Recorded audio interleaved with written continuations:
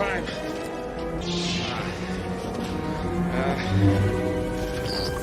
Hang on, kid. I thought they smelled bad on the outside.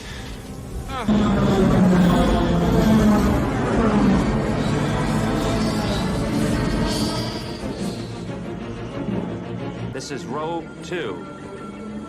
Captain Solo, Echo Base. This is Rogue 2. I found them. Repeat, I found them.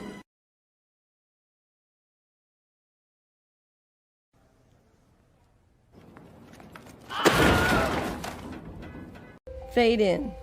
This is where the fun begins.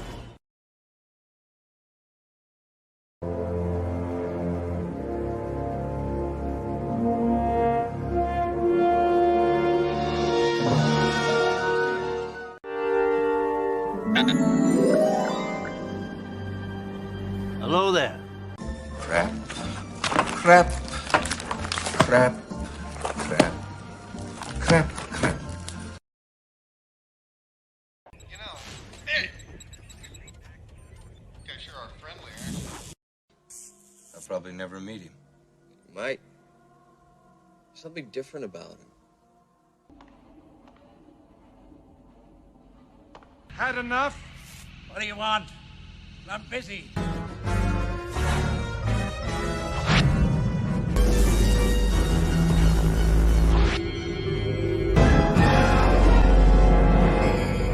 No, we have a race. No. There's nothing special about you. You're nothing.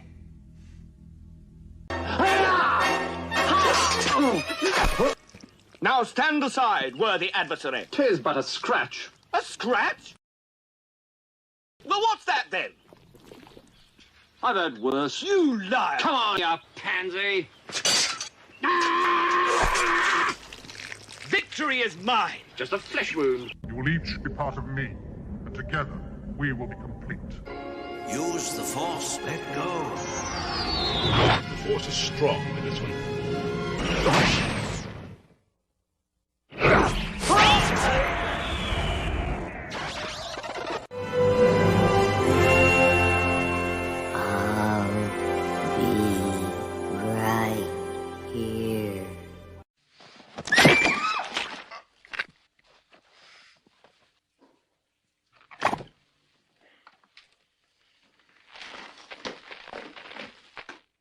Cocainum.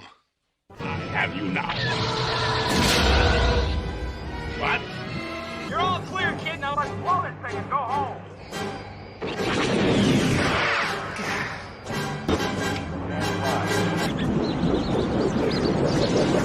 He saved us. He really did it.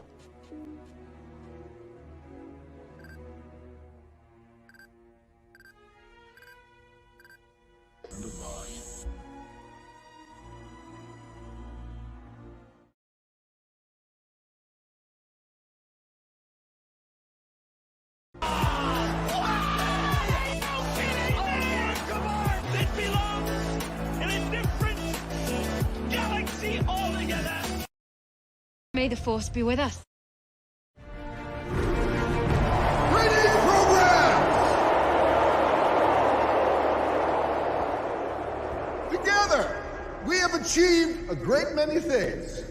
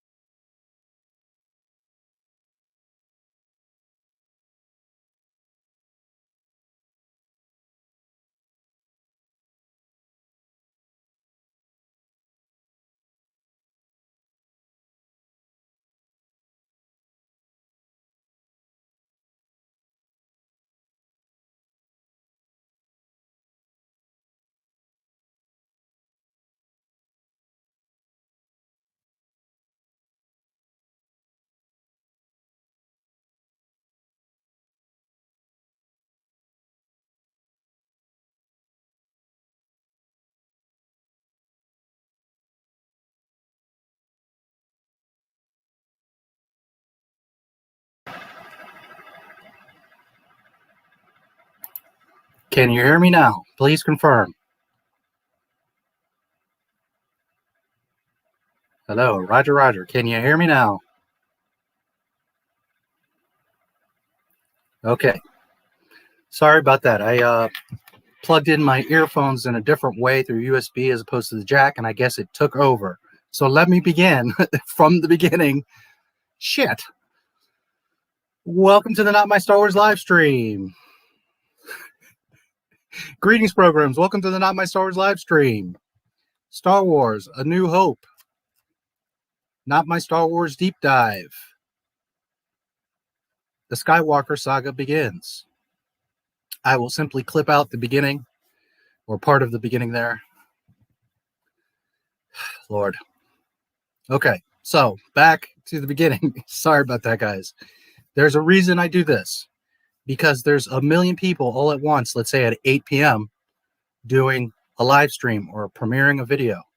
So by offsetting it at like 8:10 or 8:05, that makes your notification stand out as opposed to everyone else that was at 8 p.m. Understand? So if you're a YouTuber, if you're aspiring to be a YouTuber, if you're doing live streams, always offset the time, 8:05, 8:25, whatever. That way your notification stands out as opposed to everyone else that at 8 p.m., 10 million other people. Okay. Calling him liberal, yes. As I said, I don't know his politics, whatever. It doesn't matter. It doesn't matter if you're a Democrat, Republican, liberal. It doesn't matter. What matters is that you have a good heart and a good mind. Do you have common sense? That's what I was saying. As far as the other stuff, I don't do politics here. This is Star Wars, so. They keep blaming, yes, they blame him because they never cared for the real Star Wars to begin with. It's that simple. Let's see.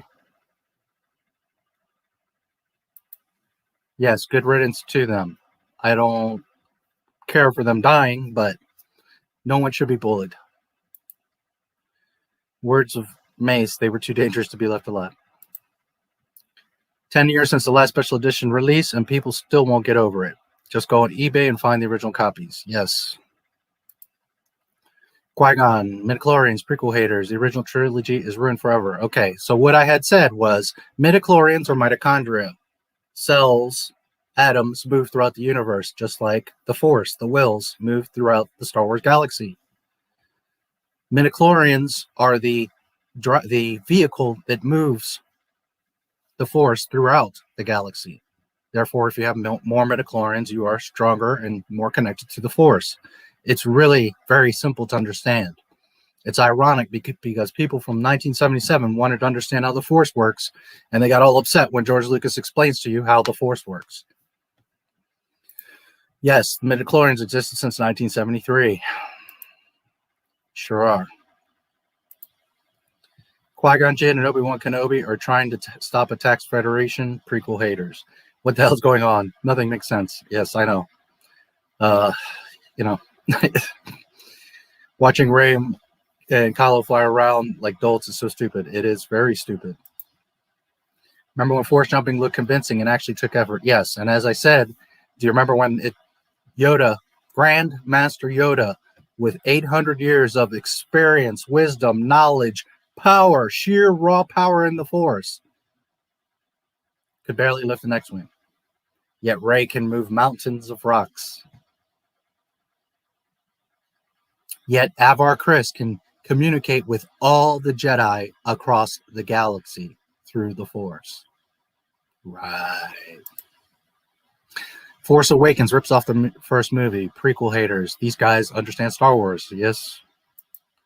Even Monty Python has better choreography than the sequels. It sure does.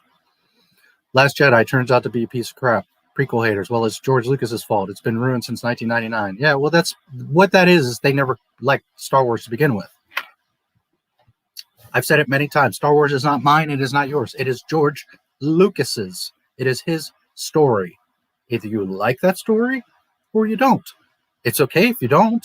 Nobody's forcing you to like Star Wars. But that's what Star Wars is. Either you like it or you don't.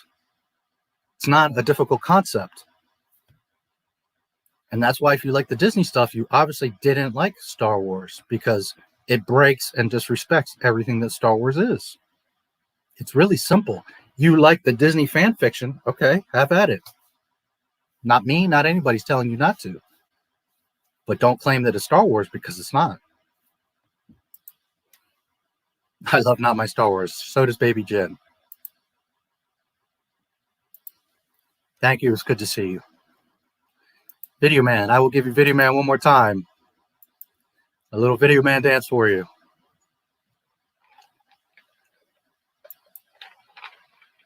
That's my homie. Okay. Yes. Now I know. You can hear me now. Silly. Electronics sometimes. Disney ruined Star Wars. Sure did. Facebook user, I'm not sure who that is. It's okay if you want to stay anonymous, but if you like, if you go to the bottom of the post of the stream, there's some brief instructions of how you can add your name, and I can see who you are. That's totally up to you, optional, but in case you want to be part of the, I mean, you'll be a part of the conversation, but just saying. So I see your name, I can say your name, whatever. It's up to you. Thank you for being here, whoever you are. Yeah, sorry, guys. I got you. I got you. Sorry. We want to hear the truth about Star Wars. Well, you're in the right place. Jeff Bridges was Ironmonger and in Tron Legacy. Jeff Bridges did a lot of great freaking films. I mean, his catalog is ridiculous. And Tron being one of my all-time favorites. If only. Yeah. It's super sad. Super chat. Yeah, it's okay. We got it.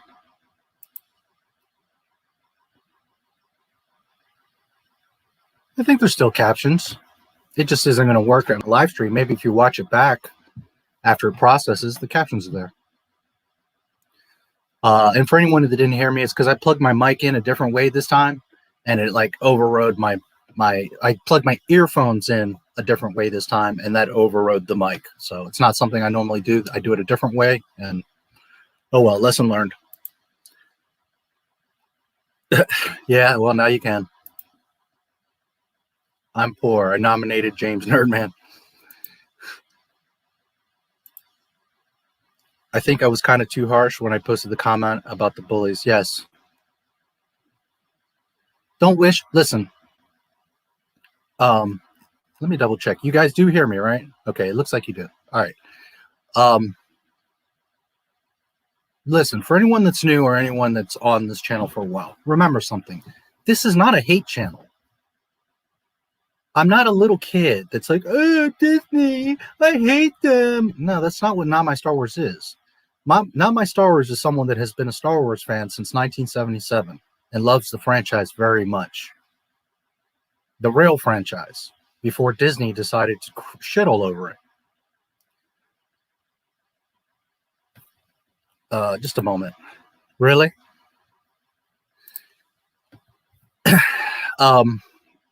I think you're just being funny, but anyways. This is not a hate channel. This is a truth and fact channel. And the truth and fact is that Disney chose to destroy Star Wars.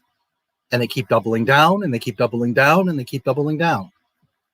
If this past week alone hasn't shown you that, then I don't know what's wrong with you. Disney, since the beginning, since Walt Disney, he had a lot of good qualities. He did care a lot about the parks and stuff like that. But he was also involved with fascists, involved with Nazis, involved with child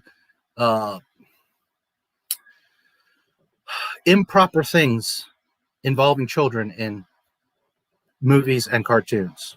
There is nudity in the cartoons. There is all kinds of stuff hidden in Disney cartoons. Dildos and all kinds of stuff. Take an hour. Spend an hour and research it. You will see it. So Disney has a long past. But I also grew up with Disney and loved Mickey Mouse and all these things. And I didn't, while I was aware of this stuff and would mention it, I didn't bring it to a limelight in the past. But now you came and you shit all over Star Wars. and that game is over. I'm not going to sit by and let that happen. So nothing that I do here is out of hate. It is out of reality. It is out of fact. It is out of truth. It is all about love for real Star Wars, for George Lucas, for the Skywalker legacy. That is what this channel is. So I want to make it clear that I don't do any of this out of hate, nor do I want people to do things out of hate or to come on here and hate each other and argue and do any of that nonsense. I don't wish anyone a Disney death. I do want Disney Lucasfilm to die. I do want it to get sold so that we can start to get real Star Wars again. I do want the people responsible for shitting all over Luke Skywalker and Star Wars and George Lucas to be punished. I don't care if they lose their jobs. They chose this path. But I don't want anyone to get hurt. And all of them have money. All of them have their houses paid off. All of them are just fine.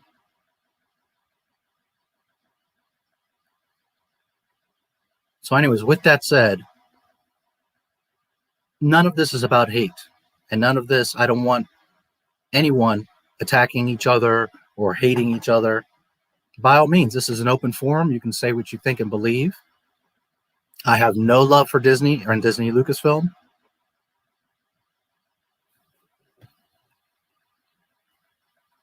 Anyways, I'm not getting on you specifically, Lightsaber. It's just, you just made me think. And yes, we shouldn't attack people. Bullies, absolutely. They should not exist. It's not a good thing. And if I see someone bullying someone, I'll smack the shit out of them myself. But that's just a misguided person. Understand something, guys. Bullies, why do they bully? Because they're scared. That's where that comes from, is fear. That's why when I see ridiculous little comments on my posts and on my videos, I laugh. Because if I was nobody, if nobody was listening and I wasn't telling you the truth, you wouldn't care. Lions do not worry about sheep.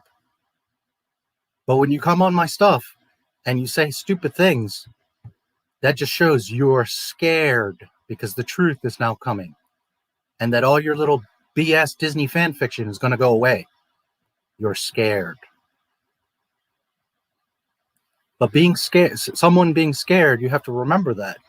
You don't have to attack them, you have to enlighten them. Notice that I call out Disney all the time and their foolish employees, but I don't attack people in my comments. People, though, feel free to attack me all the time, to say personal shit to me all the time. That shows their character. That shows their fear. I have the high ground. So remember that in life, that attacking each other isn't going to do anything. Enlightening, sharing the truth, pointing out facts, absolutely will. Banding together. You don't grow the rebellion by attacking other people or forcing them. That's Rogue One. That's not how the rebellion works. The rebellion is open arms. The rebellion is love. The rebellion is about standing up for and doing the right thing. Welcome to the rebellion.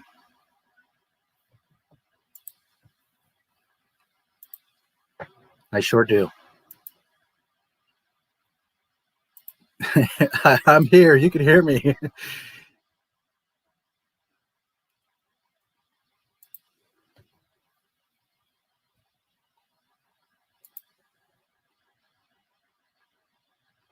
No, he did not. He was just a kid in a movie. And because you got little pansies that didn't get what they thought Star Wars was supposed to be, they attacked a child. And they have to live with that for the rest of their lives.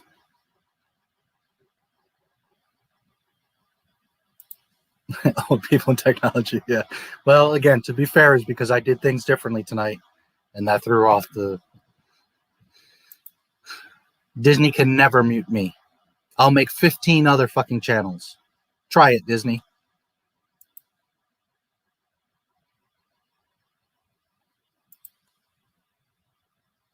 Holy shit, dude. You might as well get your grave plot, because 17, wow. You haven't even begun to start your life. Yeah, sorry about that. Greetings programs.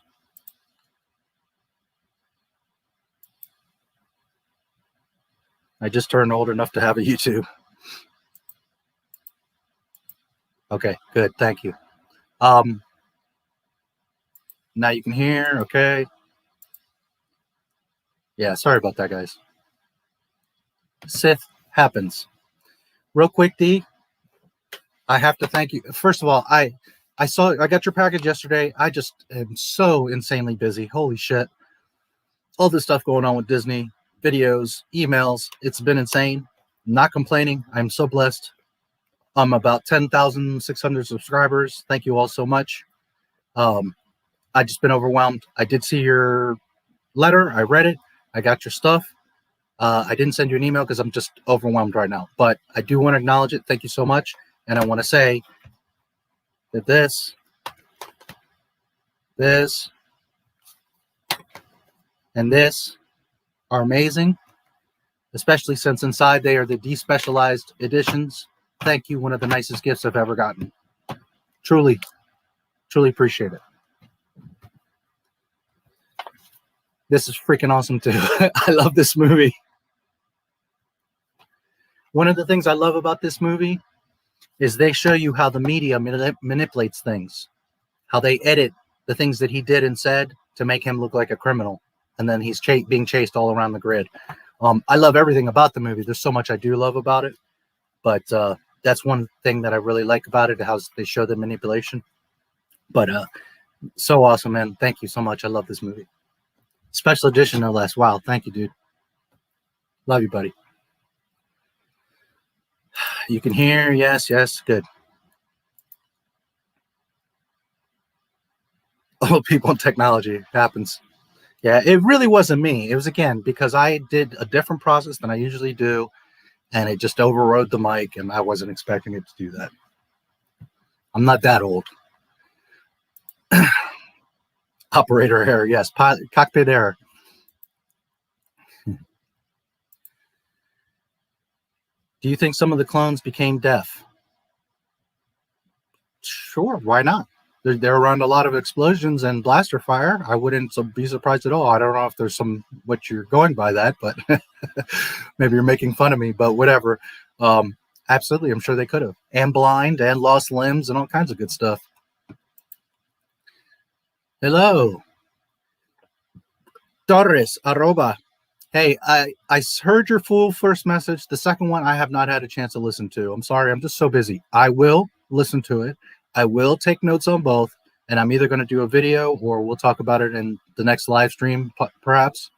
I did listen to the first one, some very good points, but just remember that most people see Star Wars like this.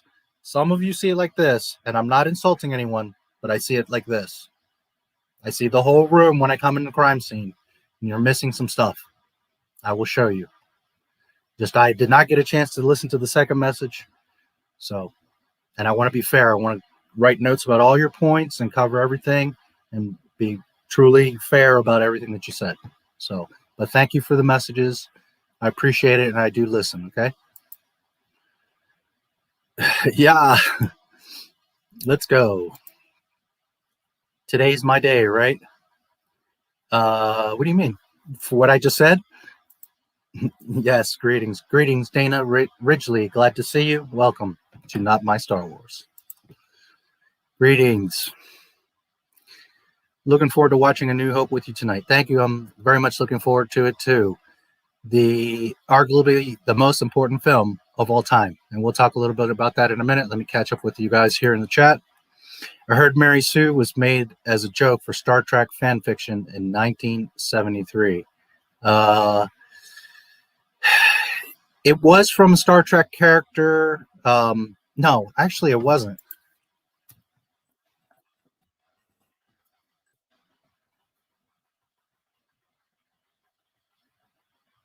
Just a moment, because as always, I like to say the correct thing and not assume. Mary Sue was coined by Paula Smith as a character name in the 1973 parody short story A Trekkie's Tale, which satirized idealized female characters widespread in Star Trek fan fiction. A male character with similar traits may be labeled as a Gary Stu or Marty Stu. So yes, it was a fan fiction related to Star Trek.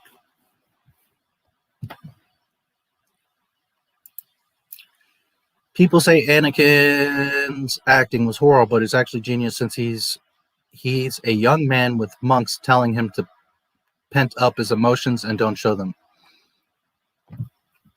I think Hayden Christensen did a fine job.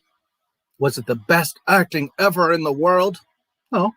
He was an unknown actor who was playing a very difficult role. And in my opinion, he played it exactly perfectly. And he played it the way that George Lucas wanted. That is who Anakin is. It's, again, ego. That's not who I thought Anakin was going to be. He was supposed to kill Jedi for 15 minutes. It's not your story, dude. It's George Lucas's. He did exactly what he was exactly what he was supposed to be. George Lucas's vision. He was a child slave, had his mother die in his arms. He's trying to impress an older woman. He has the entire galaxy on his shoulders. You do not know shit about responsibility or pressure. He had the entire galaxy on his shoulders. Of course he's going to be conflicted. Of course he's going to be emotional. Of course he's going to have all these problems.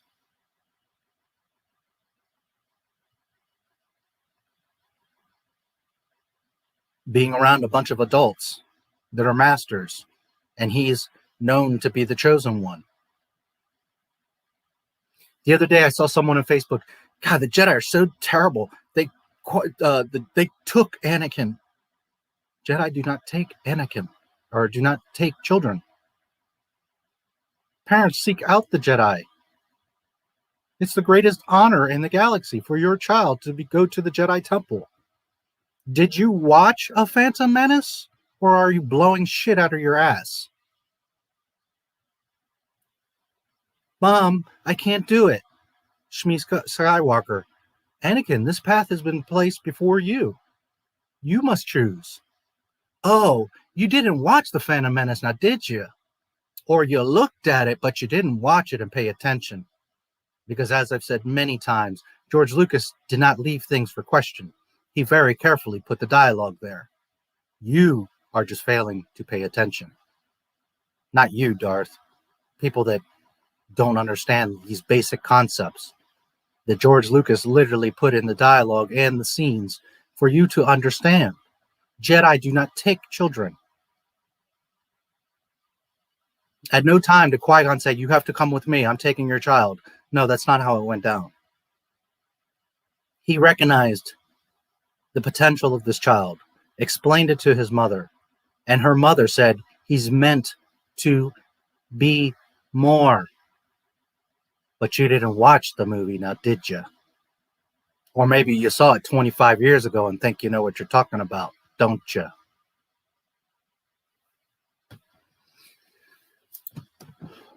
All the Jedi in the prequels act mundane. Yes and no. Simon Pegg is not a true Star Wars fan. He hates the prequels. He shouldn't call himself a Star Wars fan. Yes. And again, you don't have to love the prequels. They don't have to be your favorite movies. But if you truly hate them and say they're shit, then you weren't a Star Wars fan. It's just that simple, because that's what Star Wars is. That is the Skywalker story.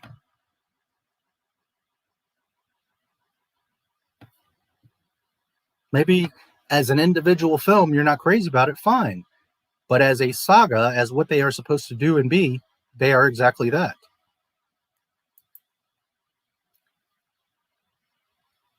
Lucas already stated that he wants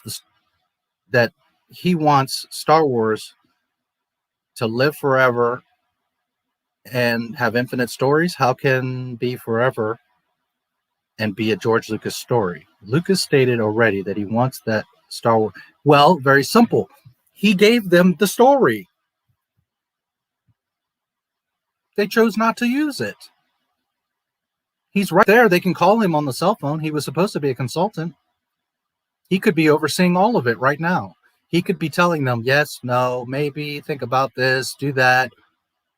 They chose not to. Disney chose that. They own it. They can do whatever they want, but doesn't mean they're not going to feel the repercussions of going away from what is Star Wars. That's their choice. Of course it can be his story. The creator is right there. He's not dead, dude. They choose this. You think George Lucas wouldn't have been like, yeah, sure, this should be this way and that should be this way. Make sure that you don't do this because that's going to hurt this. You think he wouldn't do that? Not to mention he trusted and put Kathleen and your boy Dave Filoni, who are supposed to know this. Remember, it's important to protect these characters that you've created, Kathleen. Filoni, who claims to be his apprentice and that loves the story, yet is breaking canon all over the place. Don't get mad at George. Don't get mad at anything. He put all the pieces there. He gave them all the stuff. Disney chose this.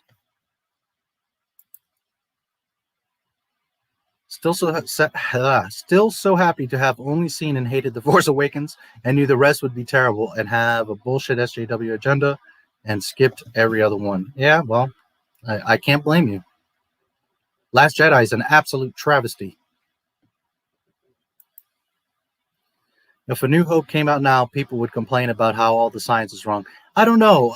One of my first live streams was, would Star Wars still be loved today like it was in 1977? I argue that. It's such a great film that all of us would still love it. Would it be weird because the CGI and effects and all that are different? Yeah. But one, it would be updated with today's technology. Remember, Lucas said I never truly got to make the movie I wanted to because I didn't have the resources or the technology. But even if you did it like a retro film, people would still love it.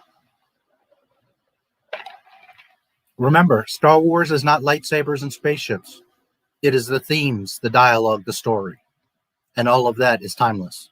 So it wouldn't matter what it looks like. What matters is what it is.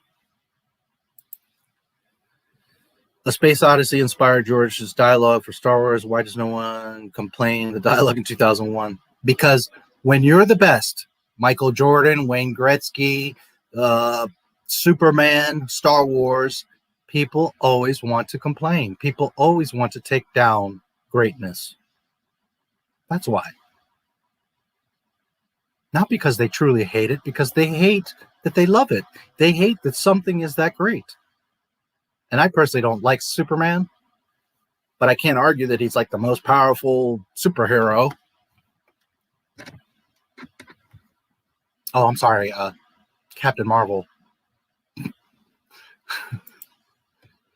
So many dislikes of the official. Yes, it's disgusting, and they did it to themselves. They get all of it that they deserve.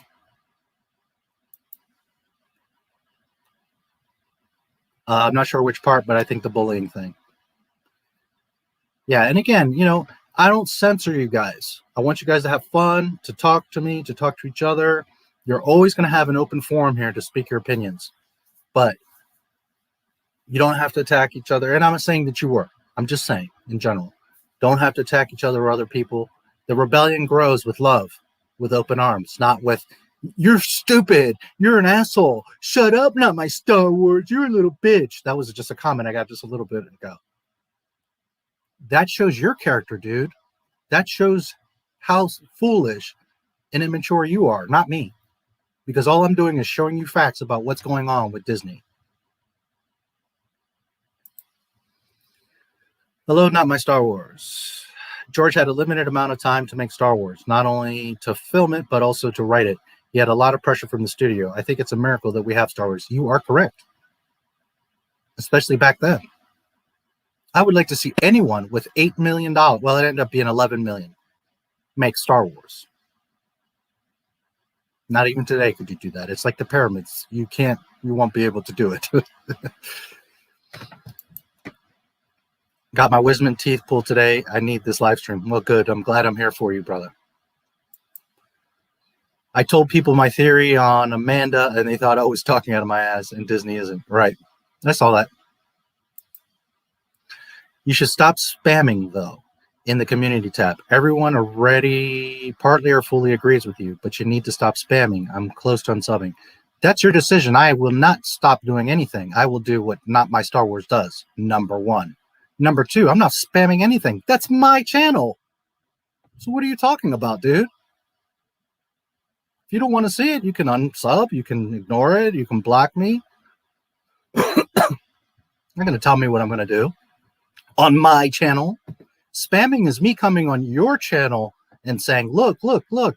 No. If you don't like the notification, take that up with YouTube. It's not me. I'm not tagging you.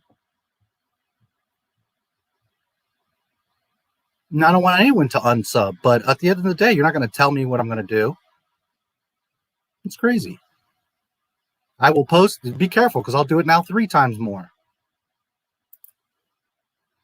We all grew up with Disney. Yes, we did. The Little Mermaid castle has at least 2 dildos in the movie. Yes, it does. Bit of an echo. How about, is it still low? What? I don't know which part. Amen for saying that about Disney, because it's the truth. Yes, there is a lot of nasty stuff at Disney. And I will say it again. I grew up with Disney. I loved Disney. I loved Mickey Mouse. I went to Walt Disney World. I watched all those films. Beauty and the Beast, Sleeping Beauty, Bambi's one of my favorites, all the cartoons. So don't ever come at me. I'm not saying you, Dana. Don't ever come at me with, you just hate Disney. No. Disney did this. Amen. Thank you to you too. I appreciate it. I was bullied a lot in middle school. No one wanted me around. I want you around, and you have Not My Star Wars. Fear is the path to the dark side. Fear leads to anger. Anger leads to hate. Hate leads to suffering. Yes, it does.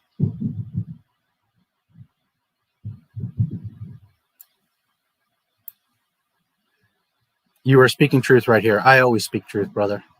That's something that Not My Star Wars will never lie. I don't exaggerate. I do nothing but truth and facts. There are people that don't like to hear truth and facts. I'm not here to tell you what you want to hear. I'm here to tell you facts. That is what Not My Star Wars is. If you ever have a question about anything, put it in the chat and I will show you where I have the absolute proof of it. Because I don't sit here and talk out of my ass. And that's what scares people. Because at the end of the day, they know I'm speaking the absolute fact. That is what rattles them. That is what gets them upset. That is what gets them to say stupid little remarks, little snappy remarks that they would never say to my face. What's your favorite lightsaber? Who is your favorite character in Expanded Universe?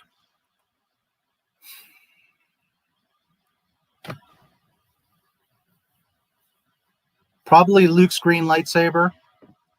And default, Mara Jade. I love Thrawn. I love a shit ton of characters in Expanded Universe. Pretty much all of them. Mara Jade. Can chickens swim? I have no idea, but I don't believe so.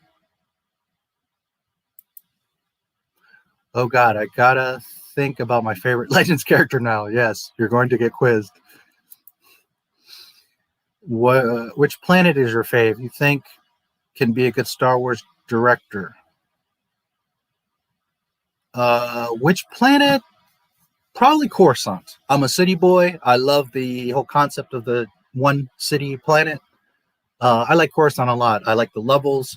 There's the whole underworld. Probably Coruscant. I think we all have a sweet spot for Tatooine, but that's because we've seen it so much, and that's where Luke is from, and Anakin was there, and you know. But objectively as a planet, obviously Tatooine's just a piece of dirt. I like Naboo very much as well. I thought Kamino was cool. Coruscant. Who you think can be a good Star Wars director?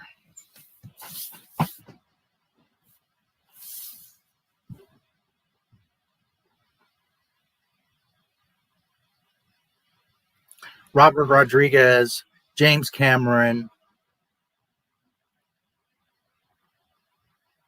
George Lucas.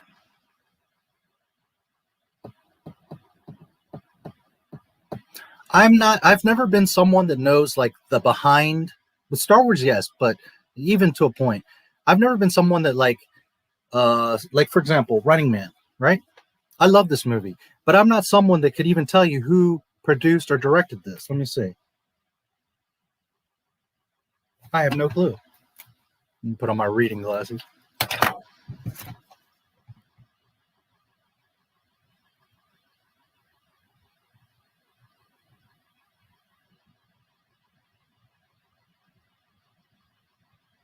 Produced by Tim Zimmerman, Paul Michael Glazer. Okay, I couldn't tell you another movie that Paul Michael Glazer did, but I love this movie. I've never been that type of movie person, nor am I a big movie person. There's certain movies I love, and I like going to the movies, but I'm not someone that like is at the theater all the time. To me, the movie theater was more so for Star Wars, Raiders of the or Indiana Jones, you know, big stuff. I'm not someone that goes to the theater every Friday just to see movies, and there's nothing wrong with that. I'm just saying that's just not what I'm not a movie person like that. I like going to the theater for big spectacles. And I'm not someone that knows like the director, the gaffer, the art designer, and I never got into that kind of stuff. So I don't know a ton of directors, or I would know people that did stuff, but I don't know the name of the actual person, right? Like I could say I like this movie or that person, but I couldn't necessarily tell you who did that movie. I'm trying to think if there's someone off the top of my head I could think of, but Arthur C. Clarke, maybe. Although I don't think he's alive anymore, right? That's a hard one for me because I don't know directors like that. Tim Burton? Maybe. Possibly. I really love the first Batman. I know it's a totally different thing, but a dark Star Wars film. I like the way he represented the Batman universe. Maybe. I would have to look at a list of directors and think about the movies they did. I can't tell you right off the top of my head, but you know, there's a few people I can think of. I don't know the exact answer. I know that JJ and Rian Johnson need to never be near anything Star Wars again. That I can tell you. Imagine if people bullied the kid who played Short Round in Data. Yep. Short Round. Brent Spiner Data. Oh, Goonies Data. Kid in Indiana Jones, Temple of Doom. Yes. My dad turns 50 this year, too. Well, I'm not 50, but I don't know where that came from. What's going on? What's going on with you? Another day at Not My Star Wars. Can't wait to watch. Yes, we will begin shortly here. I found a fan-made documentary on Gotham if it was around in the early 20th century. Huh. Interesting. Jedi Radic, good to see you. Not My Star Wars. May the Force be with you and with you. Potatoes, but chutos. Wash hands, wash hands, wash hands. Did Anakin know about the prophecy? No. I mean, he did, I'm sure, once he got to the temple or on the way, you know, maybe Qui-Gon mentioned it. I don't think he...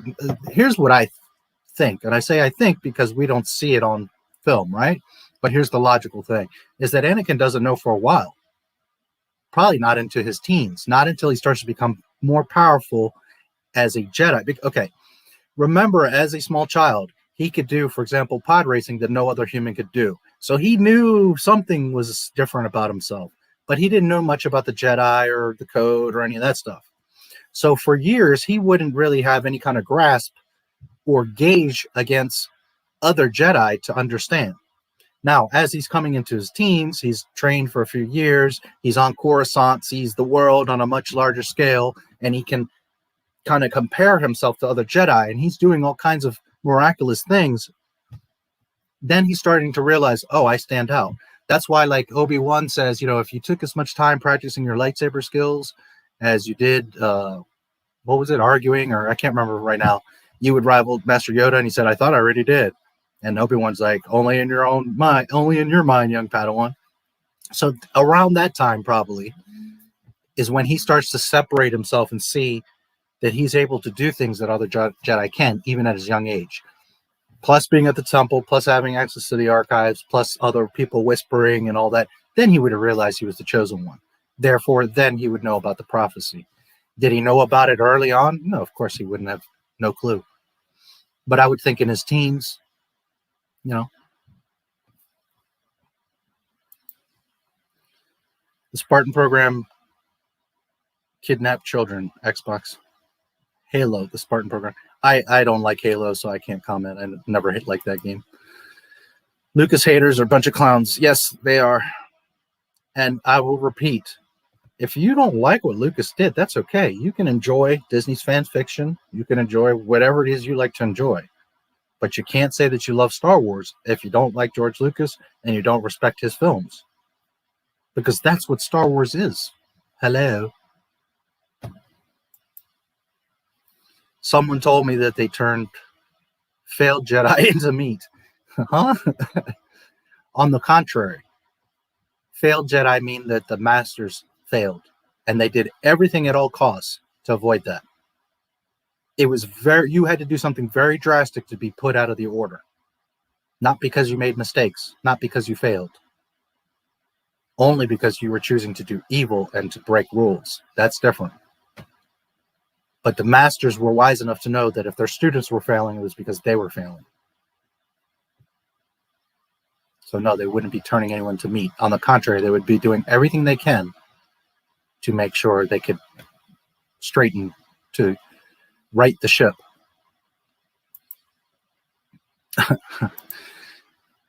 Jedi Pie. Greetings, Danai. Very good to see you guys. As always, love you guys. All is lost. Under Disney, yes. We're never going to get Star Wars back under Disney. They have proven that to us for 9 years. They've made it very clear that they don't give a goddamn about Star Wars. In fact, they hate you. That's the hate, is Lucasfilm. Not me. Not us. Under Disney, Star Wars is lost. That is absolute truth. But there's millions of Star Wars fans. And the more that we rebel and we say, no, the game is over, Disney won't be able to sustain. And they will have to sell it. And when they sell it, then we have hope again. Whoever gets it next, I can't imagine could do any worse or disrespect it any worse. So but just by that, it's going to get better. But maybe we get someone that actually cares. Maybe George gets it back. So all is lost for the time being. Forever, maybe not. George Lucas listened to his cast more than Rian Johnson listened to his. Samuel asked for purple lightsaber and got it. Mark asked Rian, listened to the fans, and Rian said, nah, fuck that. You are absolutely correct.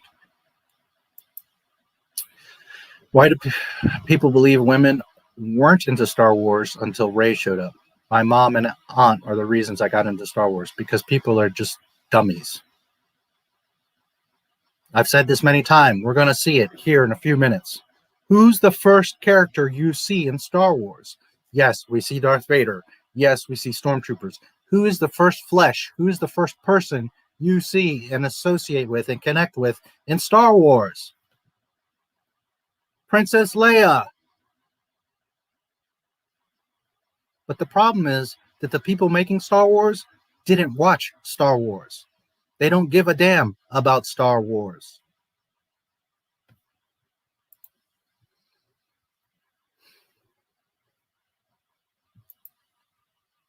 Kathy Kennedy net worth has $300 million. She can retire already. Yes, she should.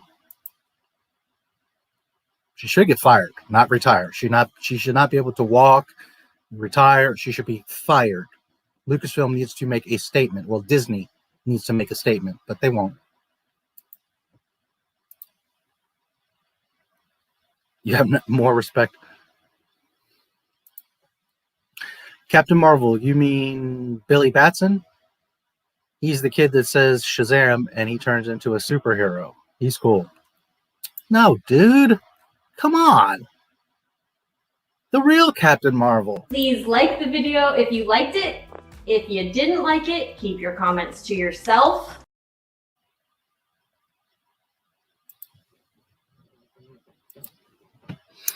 Don't want to give my age away, but I've been watching from the beginning and I'm a lady. Cool, and thank you. I appreciate you. Doesn't matter if you're a boy or girl. I figured you're a girl, or sorry, lady. But yeah, nice to have you here.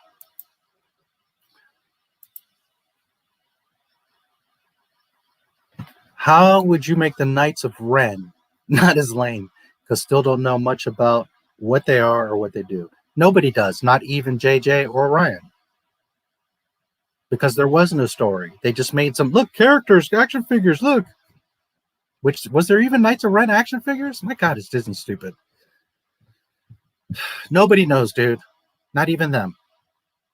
They were just some background thing to be like, oh, look. We've got some hard rock dudes in Star Wars. Aren't they scary looking? How would I make them not lame? I would delete them from the Star Wars movie. That's how I would make them not lame. The guy who said stop spamming is a really big baby. Yeah. I mean, I don't mean to attack anyone, but be real, dude. You're coming on my channel. Spamming? It's my fucking channel. What the fuck? Channel dedicated to Kevin MacLeod music got terminated for spamming. That 3 years of finding background music that has hard names wasted. Does Alec Guinness really hate Star Wars? I've never heard him say he hates Star Wars. He said it was ridiculous and crazy and silly. And on the contrary, he says very quickly, I started reading the script and was like, wow. And that's why he did the movies. And then he saw them and it's like, wow, this is really beautiful. So no, on the contrary, he does not hate Star Wars. He did at first. When he saw the script, he was like, this is kind of crazy. This is ridiculous. All of them did. Mark Hamill, all of them, they're like, man, this is just nuts. But they believed in George. They believed in the story. And then when they saw it, it all made a lot more sense. Sometimes things on paper, you know, text, people leaving comments, it doesn't come across correctly. So remember that. Sometimes when you see a comment, like I'll see stuff and people, you know,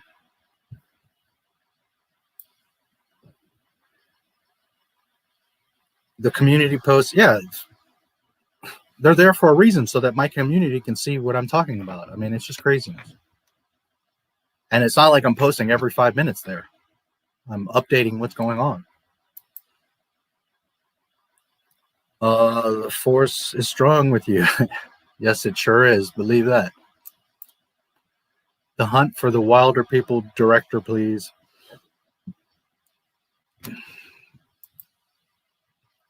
Let's get Rob Zombie to do a Sith movie. That would be awesome. I wouldn't be opposed to a Star Wars side story, horror, could be Sith, whatever, horror story. I think zombie stormtroopers could be a lot of fun.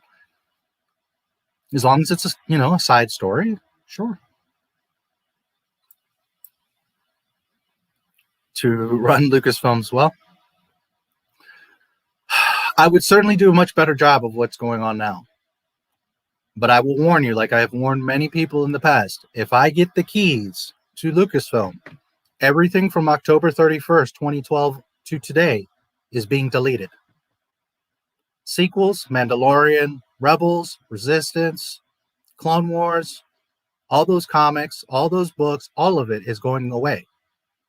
Minimum, it's being put into Legends, and EU is being brought back into EU. minimum. But my first instinct is just be careful, because if I run Lucasfilm, I'm warning you guys. Wipe them out. All of them. It's all going away. And we're starting fresh, new, from October 30th, 2012, with George Lucas's sequel trilogy treatment, and we're going to make real fucking Star Wars.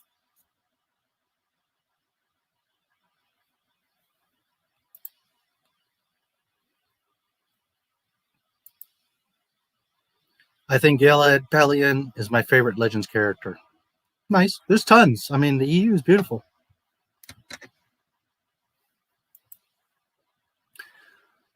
Paul Michael Glazier was one half of Starsky and Hutch, a 70s show for kiddies in the chat. Yeah, Starsky and Hutch. Absolutely. Steven Spielberg. I would love Steven Spielberg as much as anyone, but he said many times, I can't do it. I couldn't possibly do what George Lucas did. He himself is like, I would be way terrified to even try because I would mess it up. That's from his mouth. So I'm paraphrasing, but that's what he said. So while, yes, absolutely, the reality is he doesn't want to. Now, maybe if George bought it back and was like, Steve, please, I don't trust anybody. Okay, maybe I'll guide you. I'll work with you. You know, okay. Just saying that he's like, no way, dude, I can't touch that.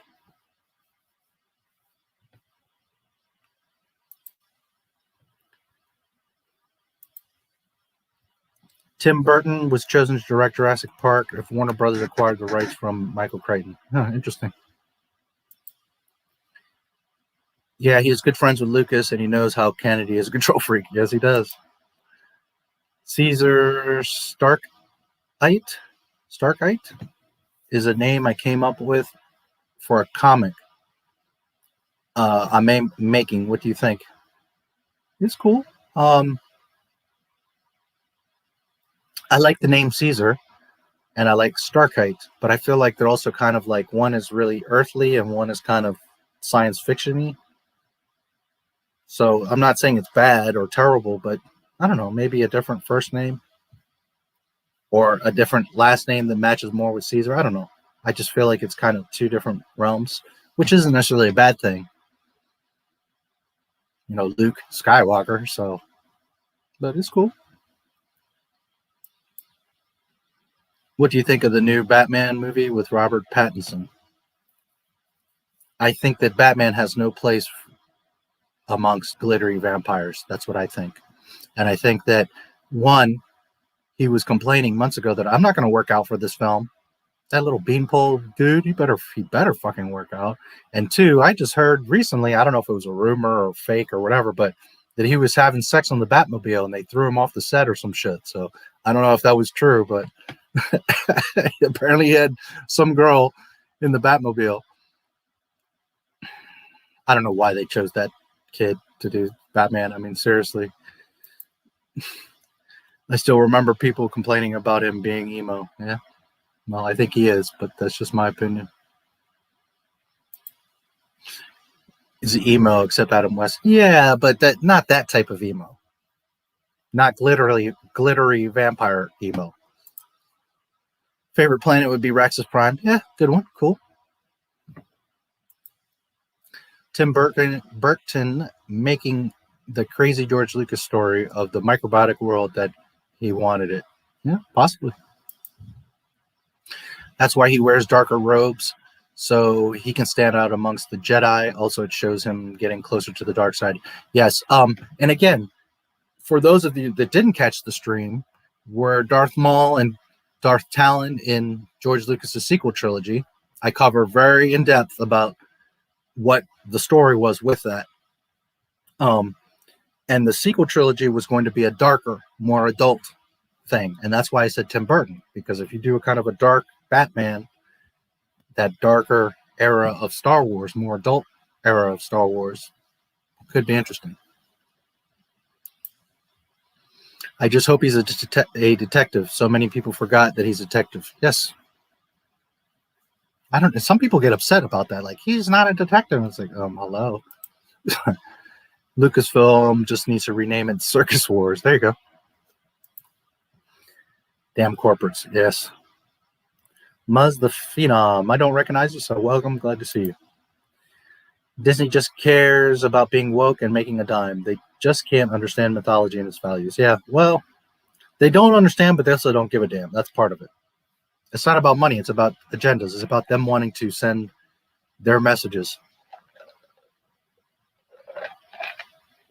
They've long proven they don't care about money because they've lost billions already. So, do you like Mandalorian? Also, what are your thoughts on the upcoming Kenobi series? I'm not a fan of the Mandalorian. I don't hate it. If you turn off your brain and just watch it, it's fun. It's not Star Wars. It breaks canon all over the place. It's one of the worst produced shows I have ever seen. Every episode has at least 100 production errors in it. It's a mess. It breaks its own canon from episode to episode. It has ridiculous dialogue, and it definitely does not fit in Star Wars canon. By the way, it is connecting the sequel trilogy. So, no, I do not care for The Mandalorian. I don't hate it. I watch it. It's fun, okay, but I don't take it seriously. The second I start thinking, none of this lines up, none of it makes sense. Boba Fett always was a Mandalorian. Mandalorians always took off their helmets. Filoni and Favreau break their own canon. The Darksaber.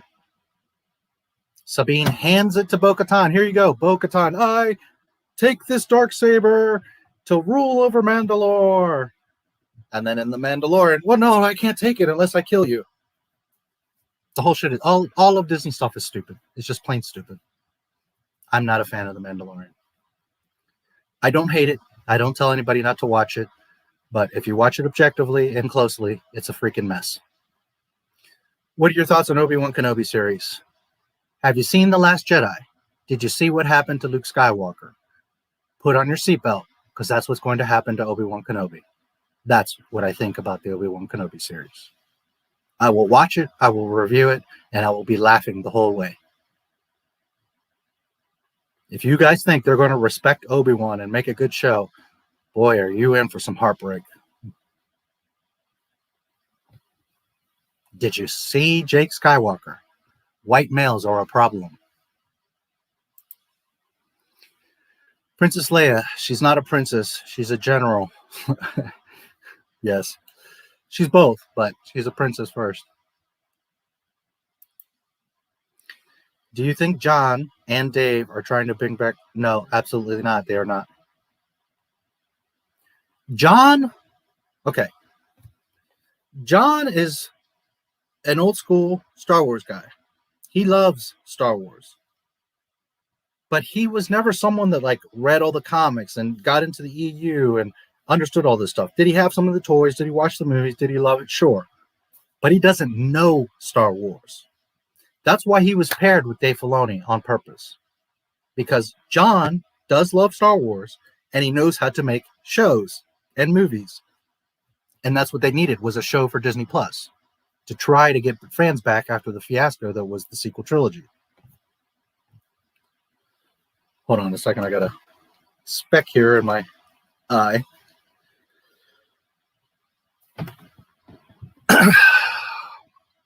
So John has good intentions, but he doesn't understand Star Wars enough that when he breaks canon, he doesn't even realize it. He's going by what Dave Filoni is telling him.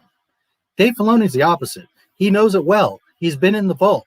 George Lucas described some, but not everything. Not a lot. I've been listening to a lot of Filoni interviews. George Lucas didn't tell him that much, guys. Out of Filoni's own mouth, George Lucas did not tell him that much. People say he's his apprentice and worked with him, and he knows. No, he doesn't. Rinzler, Jonathan Rinzler, knows more about in-depth Star Wars directly from George Lucas than Dave Filoni does.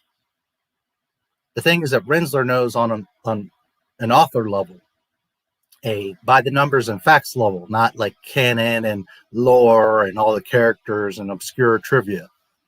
Dave Filoni knows that stuff, and Dave Filoni chooses to constantly disrespect George Lucas. Ahsoka was specifically to die before Order 66. Now we're going to have a Ahsoka show directed by Dave Filoni.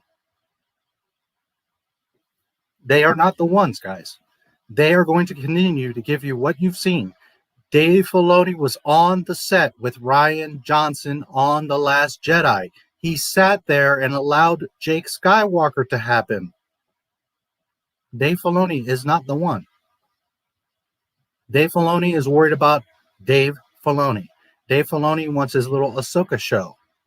Dave Filoni does not care about canon, Star Wars, or George Lucas. He breaks his own canon constantly. He's not the one.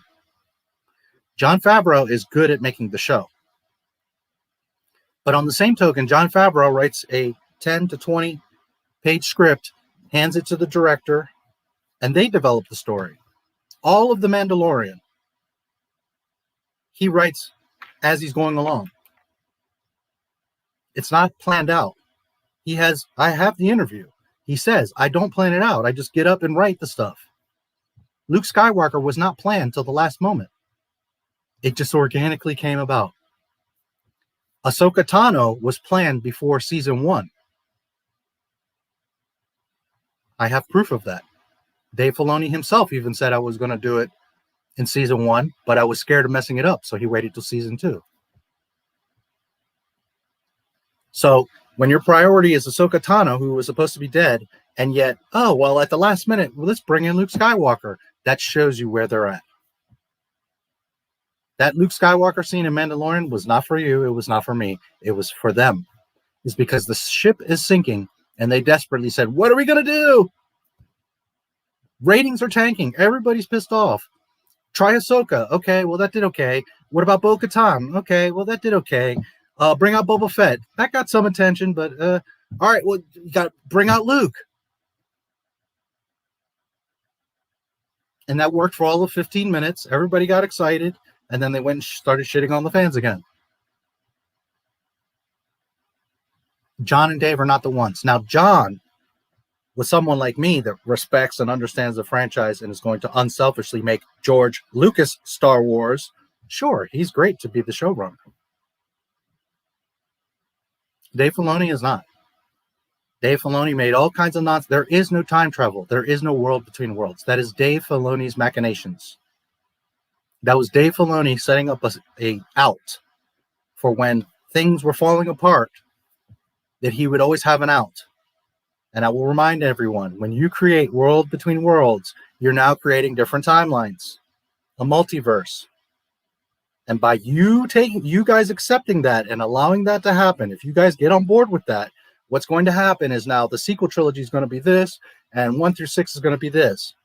And then 5 years from now, Disney, Kathleen, Bob Iger, whoever is going to say, you know that OT that we can't touch and that everybody loved? Well, we want to make our own original Star Wars. So we're just going to say that the OT, that's just a multiverse.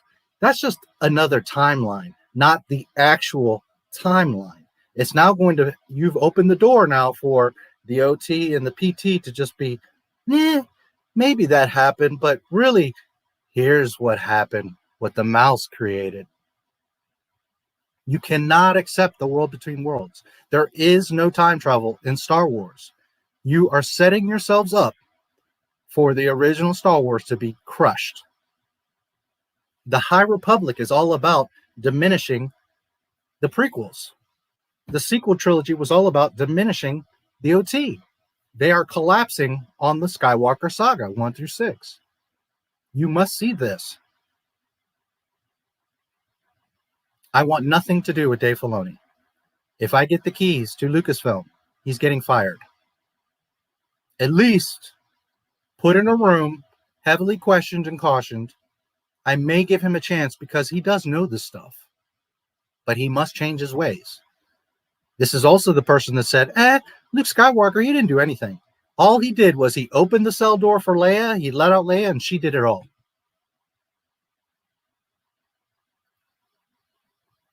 The guy that blew up the Death Star, the guy that went back for his friends, the guy that threw down his weapon and left himself open to the Emperor to redeem his father, didn't do anything.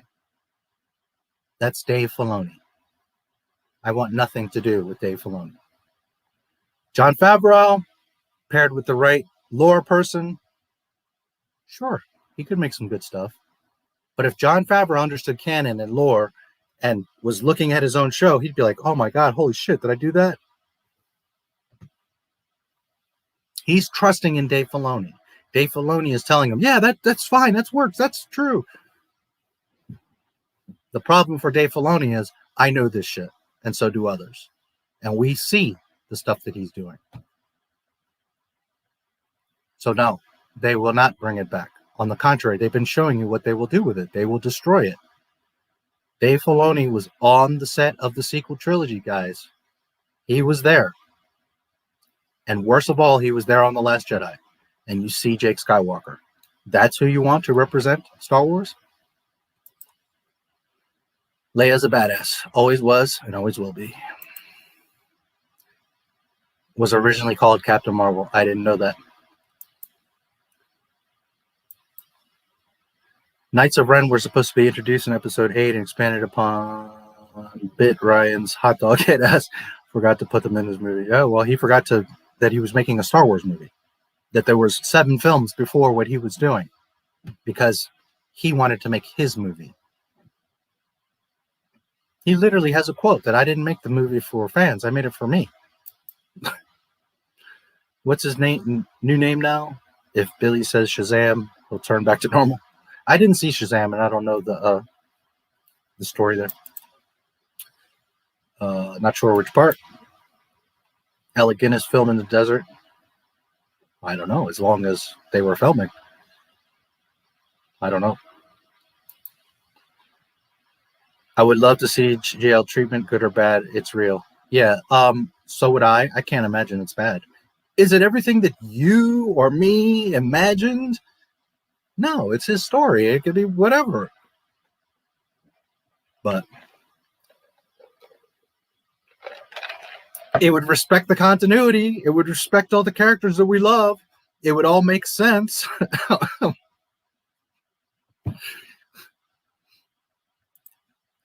If there was a horror Star Wars movie with Rob Zombie as director, it should be based on Legends, Death Troopers. Yeah, could be.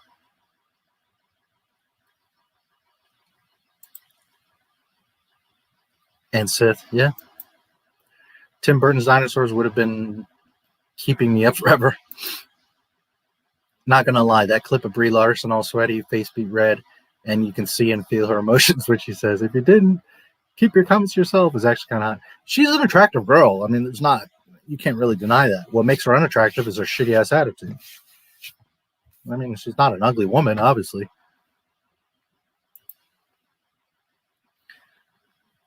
She doesn't have any junk in the trunk, so doesn't do much for me. But anyways, who was the woman Jedi who joined the Sith? Follow her story. Who was the woman Jedi who joined the Sith? I'm not sure what you mean.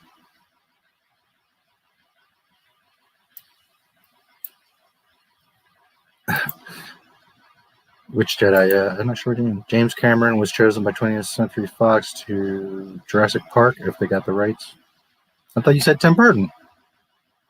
Or was that a different movie? Oh, are you quoting him? Darth Treya. I'm bad with names. Right now doesn't ring a bell. I also heard Darth Treya. Let me look at that. It does kind of ring a bell, but I'm not sure, like, not in the sense of, like, I can think of. Is she from KOTOR or something, probably? Or, okay, Kreia, right. You spelled it wrong. Treya or Kreia are you talking about? And she was, wasn't she...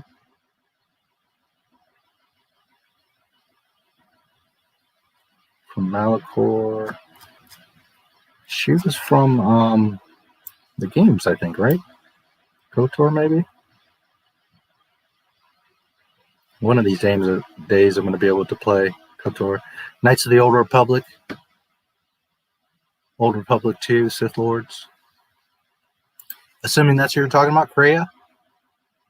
Or am I missing something?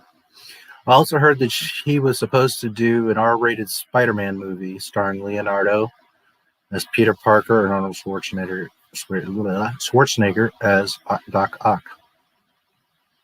Leo is Peter. Arnold is Doc Ock. Not feeling it.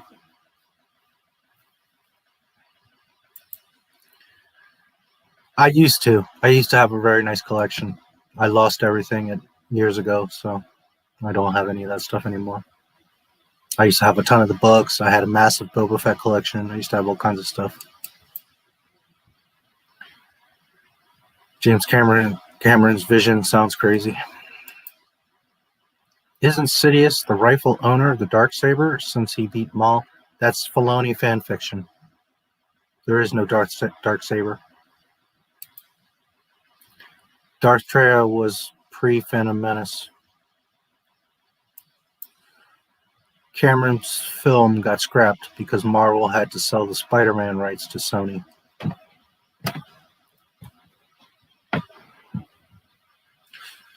Yep. He's a visionary. Which I'm not a big fan of. It's not that I dislike it. Avatar.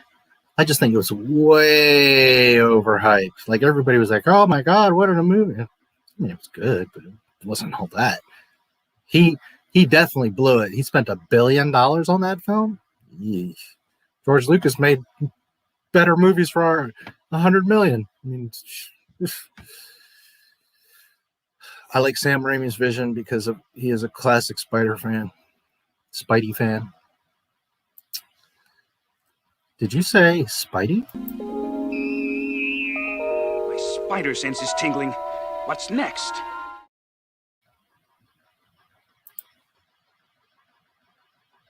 Not My Star Wars loves Spidey.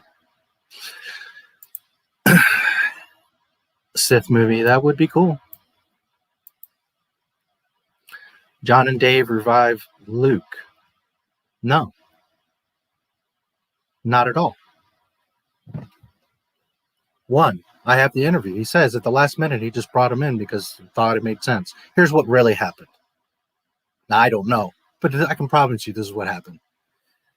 Iger, Alan Horn, Kathy, what the fuck? We spent all this money on Mandalorian. We're not getting subscribers. The ratings are down. You've been bringing in all these characters, and it's not doing it. We need you to get the Mandalorian going. We need to, at the next investor meeting, show that Disney Plus is getting subscribers. What the fuck? Kathleen. John, I'm getting pounded by the board. You've got to do something with the Mandalorian. John. Well, Luke Skywalker. Put him in there for 5 minutes and everybody gets excited. Meanwhile, in a few years, Grogu's going to get slaughtered and he's going to try to kill his nephew and he's Jake Skywalker. So what the hell good did any of that do? That was not for you guys. It was not for love of Star Wars. It was not for respect of Luke Skywalker. It was to suck you in. It was to get you to be like, yeah, see the Mandalorian, subscribe. It wasn't about Luke Skywalker. Does Jon Favreau like Luke Skywalker? Yeah, I'm sure he does. Dave Filoni doesn't. Out of his own mouth. He thinks that Leia should have been the one that did everything. Nothing against Leia. Leia's great. But the story is about Luke Skywalker. It's not about Leia. So no, they did not revive Luke, especially when he's just going to be Jake anyways. They are connecting the sequel trilogy. And in fact,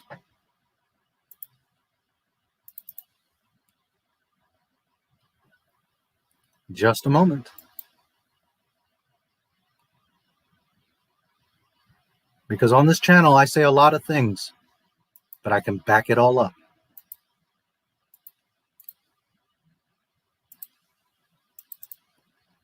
This book comes out, I believe, March 3rd. Someone got an early copy, and there's the timeline.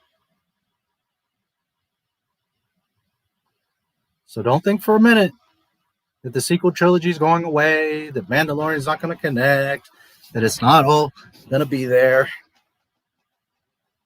Just a month ago, High Republic put out a picture with Mandalorian and the timeline with Mandalorian and the sequel trilogy. It's not going anywhere.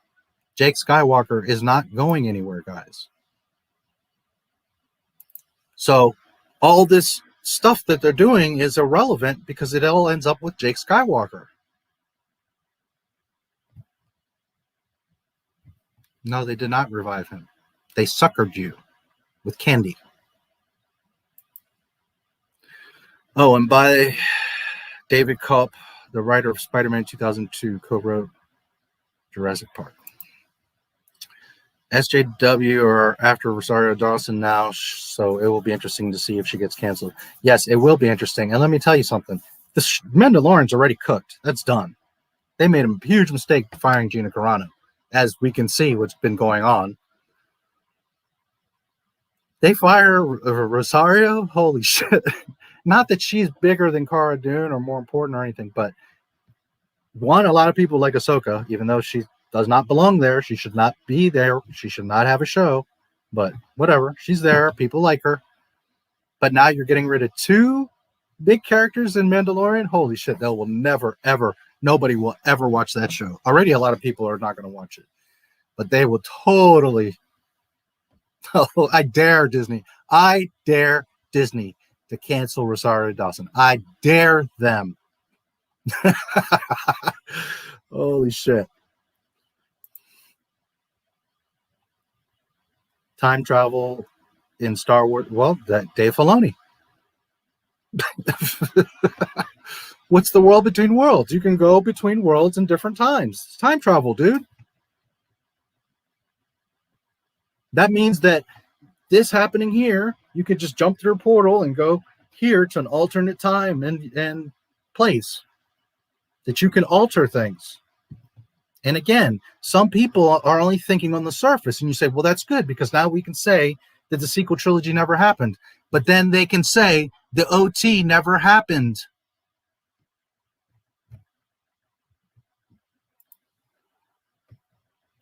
I'm going to ruin Luke, Dave, whatever, just as long as it isn't Ahsoka. She's my queen. I'm giving her an OnlyFans. Yeah, that's what Star Wars has become. Ahsoka Tano's OnlyFans. That so well put. That is what Star Wars is. Literally.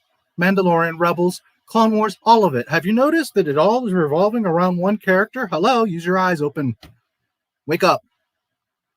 Ahsoka Tano, OnlyFans. And Dave Filoni is behind all of it.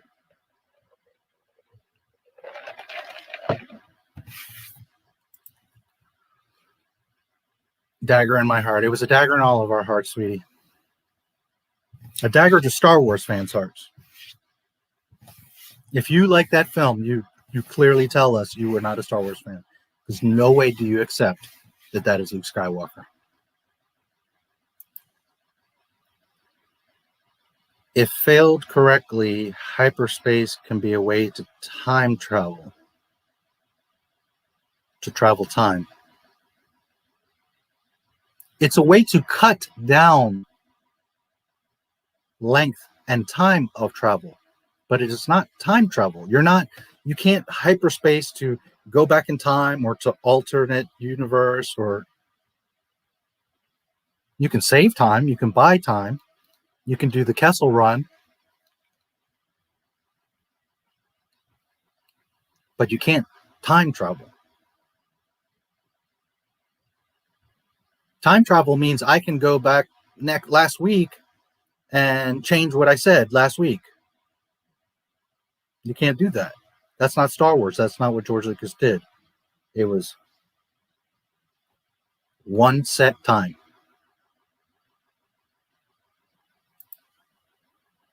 I was the one who spammed your posts.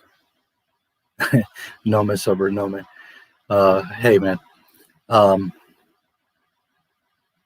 Why, were you sharing it or something? Again, that has nothing to do with me. But thanks. Rosario Dawson as Ahsoka, can hardly wait for it. I think she was awesome as Ahsoka. Don't get me wrong. I think she looked like her. She acted like her. She physically cool. But the problem is that Ahsoka died before Order 66. So the fact that she's around destroys Star Wars. That's the problem.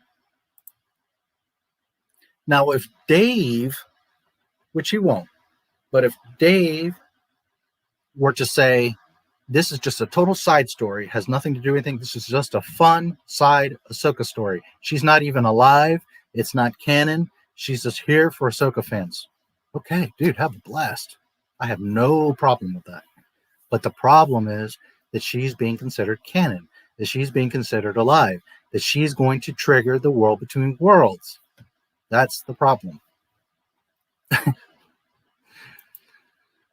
Not My Star Wars. I watched your previous stream about Luke Skywalker turning to the dark side, right?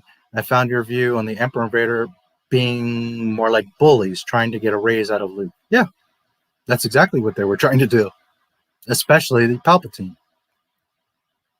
Absolutely. Luke didn't go there to fight.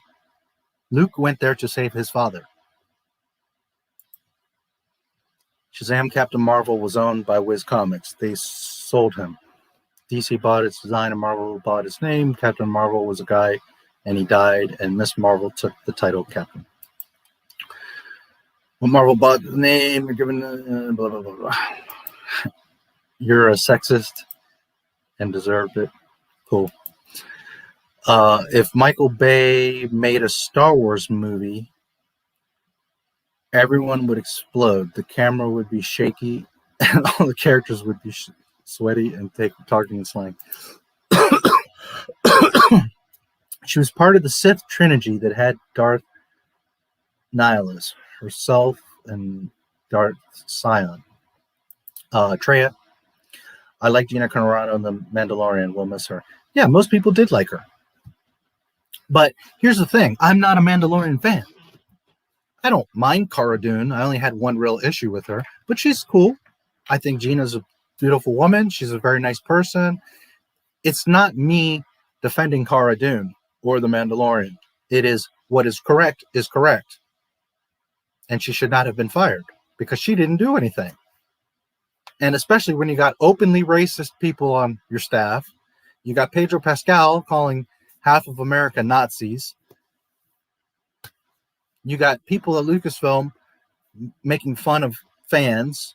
Another one is saying that kids should go in a wood chipper. So if you're going to fire Gina, well, then you got to fire all of these people. That's why I stand for Gina, not so much because of Cara Dune. And again, I thought she was cool with Mandalorian. She's fine. She's one of the better characters, and but it's not my stance of like Cara Dune. It's because what is right is right.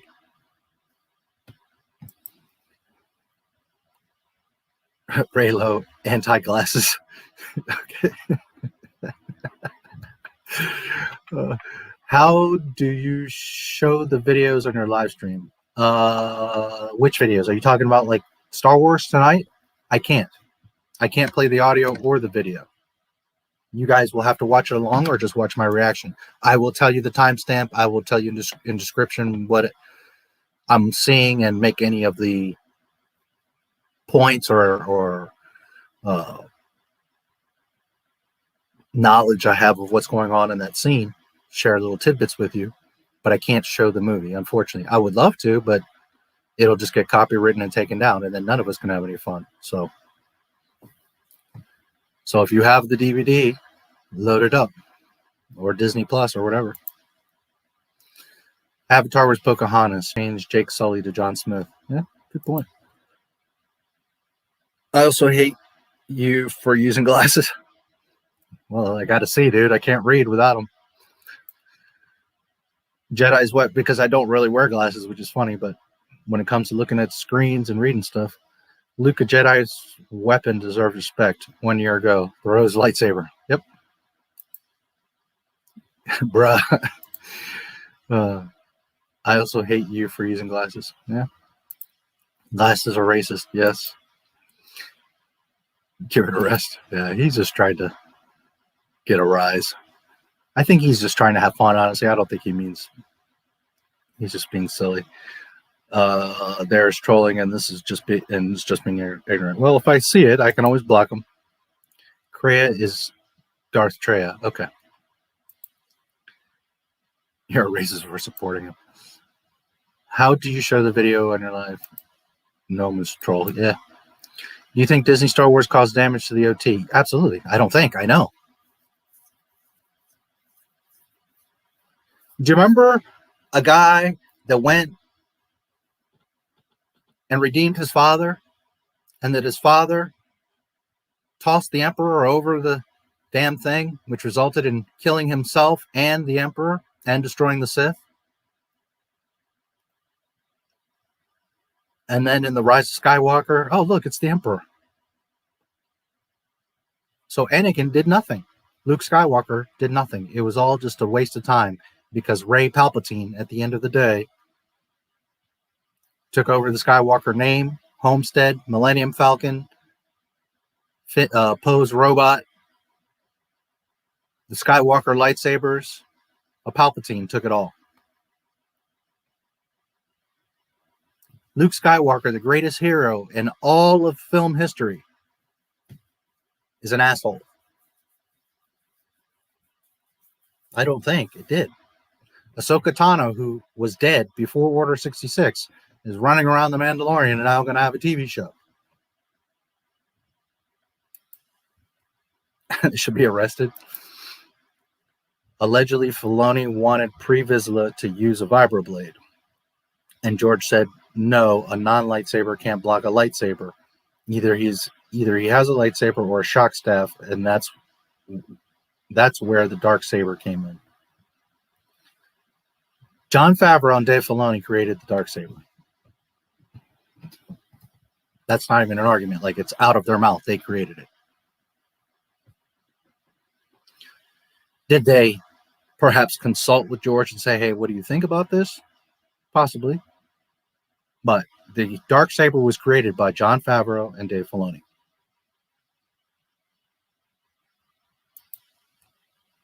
I actually want to do a Starkiller miniseries when I get older and work for Disney. When I kill him off, I'm telling Dave to not revive him with time travel. There you go. Is superior to George Lucas. Sure. First Ahsoka, then Starkiller. No. I will continue to act your racist. He's just sad and lonely, dude, you know? And he's mad that Messi's the best football player in history, and so was Maradona, and not Pele or anyone from Brazil. So let him wallow. Wait, when Vizsla said my ancestor stole this blade from the Jedi Temple, was he not referring to the cinematic trailer for Knights of the Old Republic? When the Sith stormed the temple? I don't know what Dave was thinking, but again, that's Filoni fan fiction, so what does it really matter?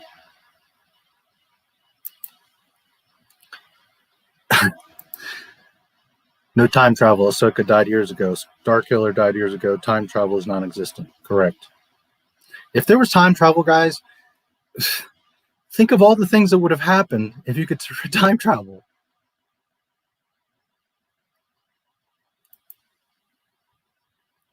Because of Gina. Yeah. Can't blame you. No Starkiller cloning. Correct. You can't clone Force users. So Snoke is another fan fiction. Yes. But it's okay because it's Star Wars. And it's Han Solo. When Ahsoka died, she died. She isn't alive during A New Hope. Rebels never happened. Ahsoka in The Mandalorian is Amanda. Correct. Was invented by Western imperialists. Pretty much. It's all fan fiction. Darksaber appeared in season 3. Wasn't George more involved? No. George Lucas was never involved in the Clone Wars, guys. This is a misconception that everybody has. Go watch my live stream with Jonathan Rinzler. George Lucas would walk into a room with key points, put it on the table full of writers, and he would turn around and walk out of the room. People seem to think like he wrote it all and was supervising and reading it all and looking at it. No, he wasn't.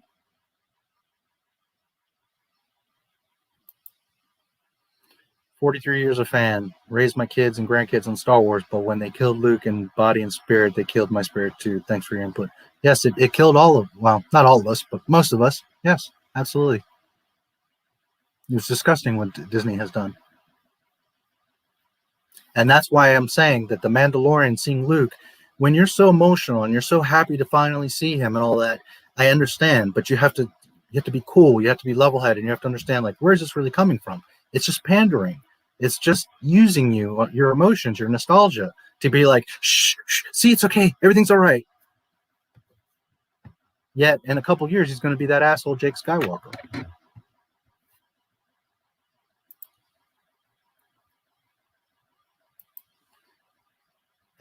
Thanks for subscribing, AZ. I love your channel. I know you do. That's why you're always here. I know a lot of people do that blah, blah, blah, blah, blah talk, but yet they're in my comments. They're watching my videos.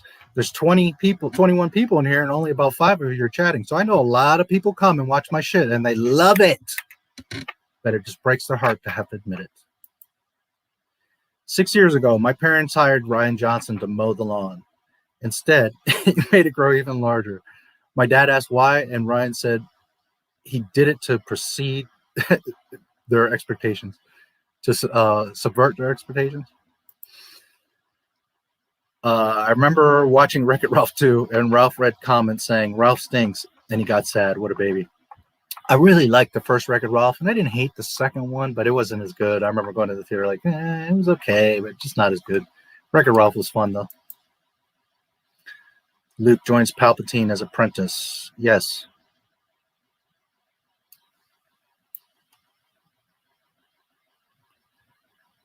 What's funny about Avatar? Mark Hamill voiced a character similar to Darth Vader. He did a voice in Avatar? I didn't know that. Mark Hamill does the Joker voice on one of the cartoons. Avatar cartoon, or? He voiced him in the Arkham games. Yep. Best voice for Joker. Yeah, can't argue that. He's really awesome. Okay, we're almost 2 hours in, so I suppose we should start the movie.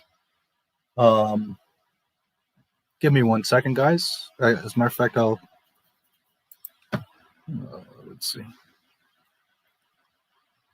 We'll take a very short commercial break, and I'll be back in just 1 minute. Historical fiction thriller called All Up. Basically, it's supposed to be, I tried very hard to make it an entertaining, page-turning book about the first space age. It comes out on July 14th. It's you can get it as a Kindle book or Apple book, and there'll be an audio book, but it won't be coming out. The audio book will be a little bit later, August or September. And it's, you know, it's a book about what I consider to be, you know, the great adventure of the 20th century, the development of the rocket happens during World War II and before World War II with Robert Goddard, and then with you know, the secret German weapons program during World War II, and MI6 is trying to figure out what the Germans are doing. There's a lot of cat and mouse and a lot of intrigue, and it's all very interesting, I thought, and it was a ton of research behind it. So about 90% of the book, I'd say, is based on what really happened. 10% is either speculation or stuff that can't be proved definitively. But and then it goes into the space race and the Apollo 11 trip to the moon. And I think people who give it a chance and read the first 50 pages will be hooked. I'll go out on a limb and say that. Obviously, no book is for everyone, but I hope people who have read my other books will give it a chance, because it's kind of it's a behind-the-scenes book in the same way that's making a Star Wars and Indiana Jones and Alien were behind-the-scenes books. This is also a behind-the-scenes book.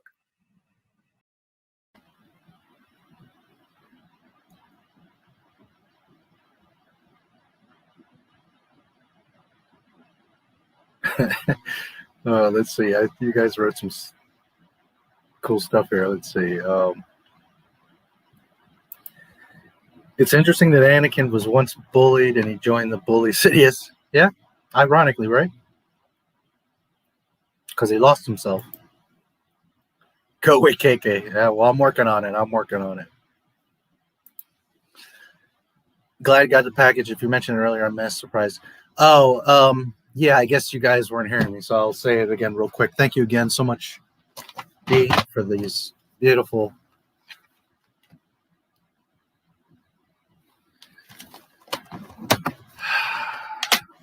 And it's actually the despecialized. Unfortunately, my laptop doesn't have a Blu-ray player, so I won't watch that tonight. I wanted to, but it won't play it. So, but I am watching your DVD. The what is it? The 97s. And this, I absolutely love Running Man. Not only thank you so much because I love this film, but man, special edition 2-disc. Wow, thank you so much. But the despecialized thank you is one of the best gifts I've ever received. Truly, I thank you, D. Appreciate it. Appreciate your friendship. And yes, I was surprised by Running Man. I was not expecting that. Love that movie. Writing a Gotham series is supposed to be Gothic noir. Sounds cool. Batman Joker. We are supposed to believe Luke, who wouldn't kill his dad after his dad kills billions, but he'll kill his nephew for what he might do. Doesn't add up. Correct. Here's the thing, guys, and this is just me. I'm not saying that you have to be like me or that everyone's mind works that way. But me, I can't watch stuff, especially Star Wars, and just be like, oh, well, that's cool. I'm always thinking, and I'm always looking at this, the entire galaxy, the EU, the 1 through 6, Starlog magazine, George Lucas's interview. I have like 1,000 things firing off at once, and I'm always, does that connect? Does that make sense? Does that break canon? And when I used to watch Star Wars, it all connected. It all made sense. Disney bought it, and it's all like break, violation, disrespect, shitted on, wrong, incorrect. So I can't enjoy it because it's just constantly breaking things. And I think that's what happens to most people today. They just watch and they're like, oh, that was cool. But are you thinking about the big picture? How does that action or that scene or that dialogue affect the overall story? And I touched on Ahsoka. And when we watch the movie, I'm going to touch on it more because I'm going to show you that Ahsoka cannot be alive. She breaks, her alone breaks the entire Star Wars universe. So I can't enjoy Ahsoka. I liked her. I thought she was cool when she first came out in Clone Wars. But the second that Order 66 happened, I was like, oh boy, here we go, Dave Filoni.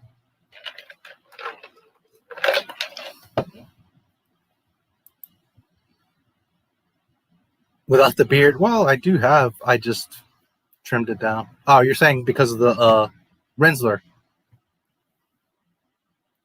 Don't assume or think that I'm old because I have a gray beard. I don't know how well you guys can see my hair. I mean, maybe you can see it looks like it's still kind of blonde, but don't ever. I knew a guy in 8th grade that had a full head of gray hair. And I also know a little short frog guy that a soon-to-be great Jedi thought was just a little frog guy. Don't ever assume anything. Don't assume because someone has gray hair or a gray beard, they're old or... Anyways, I'm not saying you did. I'm just saying generally, right? Yeah, if I shave, I look very young. I have a very young face. I'm quite the dashing young man. You look so young, even though this wasn't that long ago. Yeah, it was like 6 months ago. I still do. If I take off, I don't wear glasses, guys. And something I've noticed is when you wear glasses for a while and you take them off, like my eyes look crazy. My eyes don't normally look like that. It's because my eyes are adjusting to the light, the glasses, the lenses.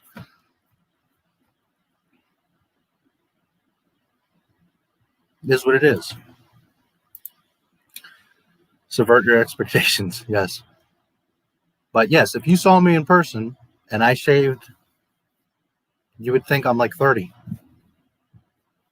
If that.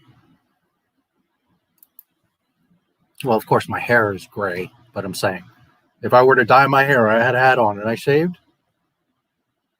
I still get carded sometimes, which I think is hilarious, but watching WandaVision. Rinzler is cool. That's a very good man. It's a good dude. Think it would work if Joker in my series acted like Trevor from Grand Theft. He's both funny and scary. Oh yeah, that is on tonight. Wanda, I haven't watched it. I keep hearing like sometimes people are like, "Oh, that was cool," and then they're like, "Oh, fuck," and they're like, "Well, that was okay," but so I don't know. I'm gonna go for now. I'll be hanging around the Discord. Cool. You have a good night, Theodore. I will be here, so whatever's clever. Last Jedi is right up there with Batman and Robin, and Never Ending Story 3 is the worst sequel that broke continuity. Can't argue that. Hello, Not My Star Wars in chat. The Running Man is on my top 10. Great movie, not so good novel. Good to see you. That guy says, yeah, I love The Running Man. Really love that movie. I heard that Disney is going to make a remake of the OT to add diversity, strong women. I haven't heard anything about that, but they will. Give it time. They will. That's exactly what they're trying to do. That's what High Republic and the sequel trilogy is about. It's a collapsing on the Skywalker Saga. They already got away with people being like, oh, yeah, that's the Skywalker legacy. So, and people accepted that when all of you should have been outraged and said, no, absolutely not. But you got airheads out here that bought the Blu-rays and were like, yes, Rey Skywalker. Oh, it's coming. Now, in the contract, they cannot touch the OT. They can't change it, edit it, do anything. But they can make other movies that destroy it, as what they've been doing. All of this stuff, guys, understand, you must start to see that everything, Rebels, Resistance, the books, the comics, Clone Wars, Mandalorian, all of it is to diminish 1 through 6. That is the point of all of it. So what they're doing is they're laying the foundation, getting people used to Star Wars is now this Mickey Mouse thing. It's not George Lucas anymore. So that when they do make the new Skywalker Saga, you will accept it. You'll be like, oh, well, yeah, this is Disney's. This is Star Wars now. It's all prepping you for the knife in your back. During the original theater release, yes, I did. Hope that's not true. I'm not sure which part, but I can assure you that everything I say is the truth. No, I have not. I've seen many pictures. I know what it's all about. And I've seen many videos of people walking around it and all that. It's a big waste of $2 billion is what it is. Do you know that if you put your salt in there? Yeah. I know there's something that, well, I'm not even going to say it. Marky J, it's called episode 7, copy and paste of A New Hope with diversity. Yep. I'm anxious for your reaction on my force healing video. I saw somewhere you commented, or I was trying to find where that is. Can you please send me an email, NotMyStarWars1977@gmail.com. Because I do want to see it. I was thinking about it like a day or two ago, and I'm like, fuck, I can't find it. I don't remember who said it. I don't remember if you left a comment. Comments are tough, guys. I'm getting a ton of comments, and some of them disappear. Some of them get buried. Some of them are replies. I do my best. I'm sure you guys see that I comment on them. I like them, stuff like that, but it's so much. So please send me an email, NotMyStarWars1977@gmail.com. Give me the link. Or at least the name so I can search it. I'll be more than happy to look at it. SJW woke trash for fans who don't give a crap about politics. Seeing Star Wars in the theater back in 1977 was amazing. Yes, it was. It was a very magical thing. And it was not just, there was so much about it. There was the buzz around the world. There was the long lines and you hanging out for some people for hours or for days, talking to other fans, the shirts, the toys, the shared experience in the theater. Everybody gasped and laughed and cried and cheered. When Star Wars films finished, people would stand up and applaud.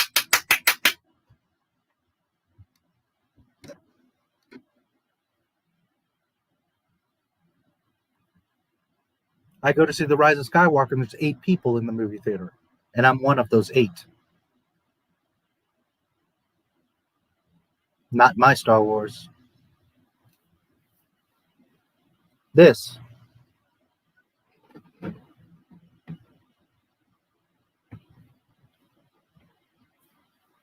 This guy. Luke fucking Skywalker. Princess Leia.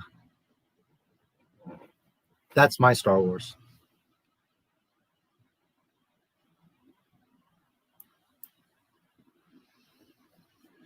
What if I put my finger in the original trilogy? Luke, I'm a transgender now, and I'm going to run it in your face for 2 hours. Success.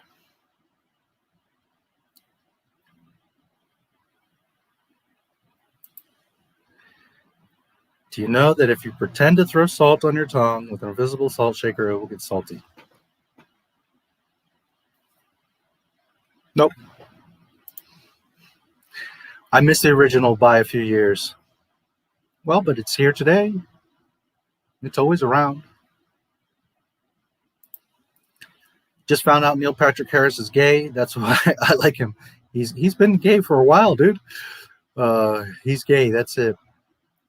It's normal, so he treats it normally. Why does Disney act like it's a superpower? It's a sexuality. That's called virtue signaling. When you have to point out, there's 2 instances. One, when you have to point out, look, we've got an Asian guy and he's gay, it's because you're virtue signaling. You don't have to tell me that he's an Asian guy and that he's gay, because if you write the story correctly, I can see that he's an Asian guy and that he's gay.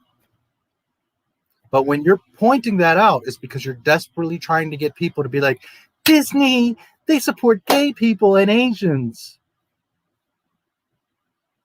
They're using you. And there's the other reality that when you've got people that talk caca and project things, it's because usually they're talking about themselves. So when I make a post about Disney and then people come on my comments and they start attacking me, in reality, you're talking about yourself, and I know it. I know that you're the one that has the hate. I know that you're the one with no maturity or self-confidence, that you're shaking in your boots. You don't have to tell us. Just show it. Just do the part. You don't have to signal to all of us that we've got a gay Asian man. Just an example, because Neil Patrick obviously isn't Asian. Tried to put Marvel humor in Star Wars. Yep, 2 different worlds don't belong together. I don't think Disney can damage the OT. Like The Wizard of Oz, it will always stand alone as great cinema. Well, yes, I agree. Nice to see you, Adela and Nicole. I don't recognize you, so thank you for being here. No argument there. Here's the issue, because I'm guessing you're new. So let me further clarify. For those of us that know Star Wars and love it, they can do whatever, and I'd laugh at them because I know what Star Wars is. So really, they can't hurt it. And that was part of why George Lucas knew that he could sell it, because if at the end of the day Disney fucks it up, it doesn't matter, because he said a long time ago, Skywalker Saga is over at 1 through 6. The story is complete. It's one film. Go watch my Skywalker Legacy documentary. You can hear him say it out of his mouth like 5 times. So it doesn't really matter what Disney does. That was part of why he knew if I sold it and they fuck it up, well, at the end of the day, it doesn't really matter because I sold them a finished product already. He pimped Disney. He literally hustled Disney. But the problem is that 10, 20, 30 years from now, children are going to grow up with Mary Sue Ray and everything breaking canon. So now your great-grandson is going to watch Mary Sue Ray and that the Palpatine is back and all these things, and then get interested in Star Wars. And then they're going to start reading books and comics and being like, oh, what more Star Wars content can I consume? And then they're going to find out, by the way, did you know that the original Star Wars came out in 1977? And they're going to be like, wow, really? I didn't know there was an original old Star Wars. So then they're going to go watch Star Wars. And it's not going to line up with any of the fan fiction that Disney has created. Everyone is going to be worthless and weak and stupid. Because real Jedi can heal each other, and they can fly, and they can use lightning, and they can do all these ridiculous things. So now you have diminished the OT. You go back and watch it, and they're not going to be beautiful films anymore because you've grown up with bullshit. So to me and you, no, they can't hurt it. We know, we laugh. But the problem is the future. And I do this for all of us, but more so I do it for the kids so that they grow up understanding correctly what Star Wars was, not growing up with Mickey Mouse's fairy tale. Because if you grow up with that, then you're going to go back and look at the real Star Wars and be like, well, that was gay. That was lame. That was dumb. See what I mean? So, no, they can't to us, but they can to the future.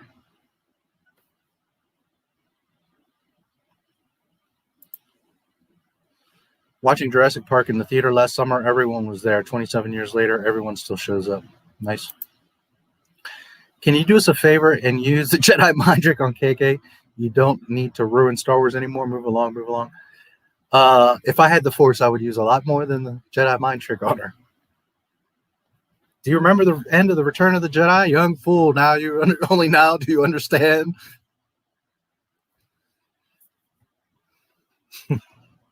That's what KK would get. If you're gay, fine. If you're trans, fine. Just don't run it in people's faces and act like you're better than everyone else. Correct.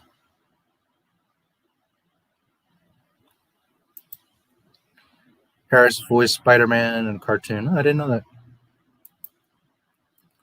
Where's Dead Girls at? Someone wake her up. Yeah, I haven't seen her. She'll pop up, I'm sure. She loves Not My Star Wars. She'll show up. Hopefully everything's okay with her. I hope she's good.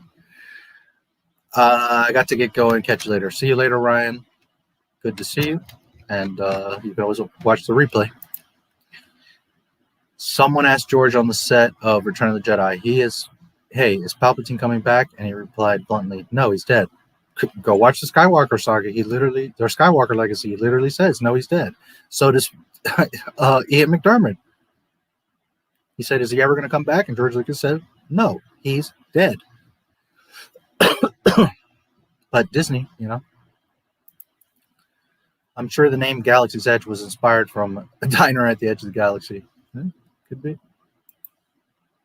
Yes, please do. World Fallen Kingdom was released. Only 3 people would show up. Most likely. Okay.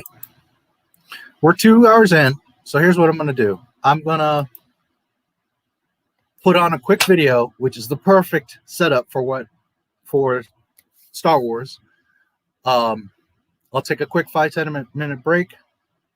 I need some liquid. I'm out and my mouth is getting dry. So I'm going to put on a quick video for you guys, which is, again, a perfect setup for us to get into A New Hope. And when I come back in just a few minutes, we'll start the movie and see where it all came from, and one of the most beautiful films ever created.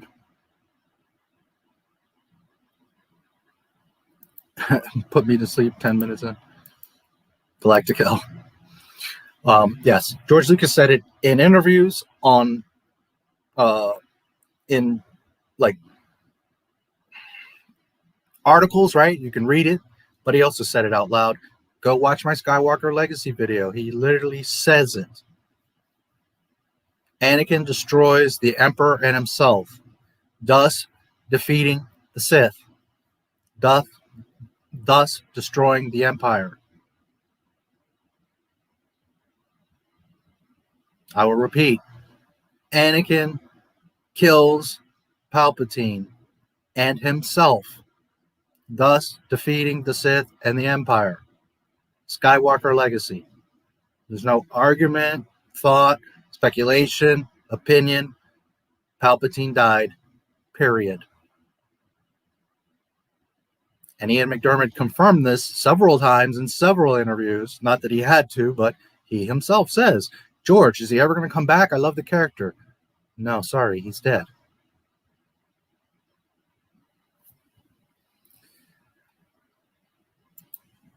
Long version of Video Man. Let's see. Oh Lord, you're so crazy, man. What a you have so much creativity. Why don't you use it for something good? Long version of Video Man. I can't remember last time I played Video Man. It like screwed up the stream. But no, I have something. A lot of you have already seen it, but it's the perfect thing to lead in, and it's I forget how long it is, 10, 15 minutes, but I'll be back like in 5-10 minutes. Just something to get you guys warmed up, and we will get into Star Wars: A New Hope. Yeah, you know I love my Video Man, but YouTube, you know, gets all stupid.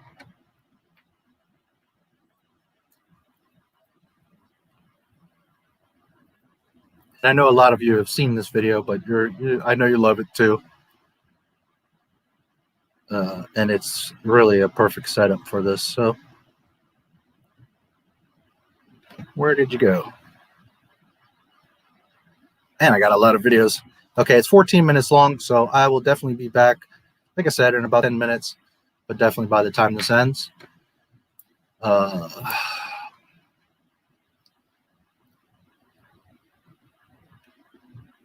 Get it set up for you guys.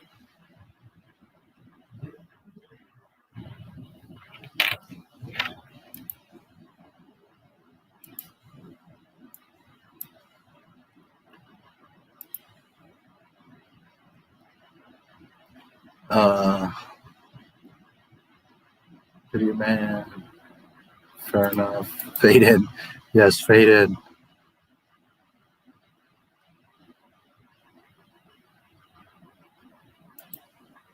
Trying to cancel the original trilogy.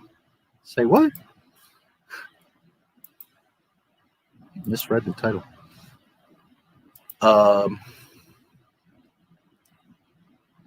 Hey, Wes. Fade in.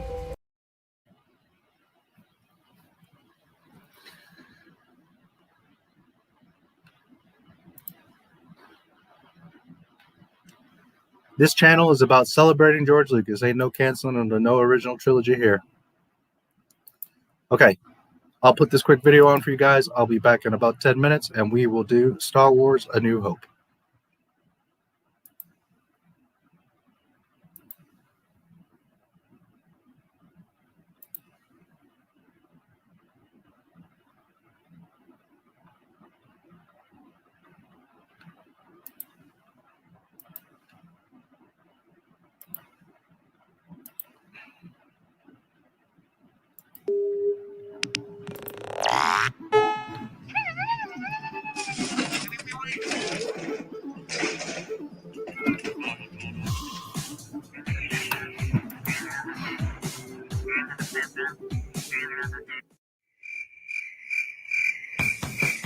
Now, even toy mavens have to sleep sometimes, right?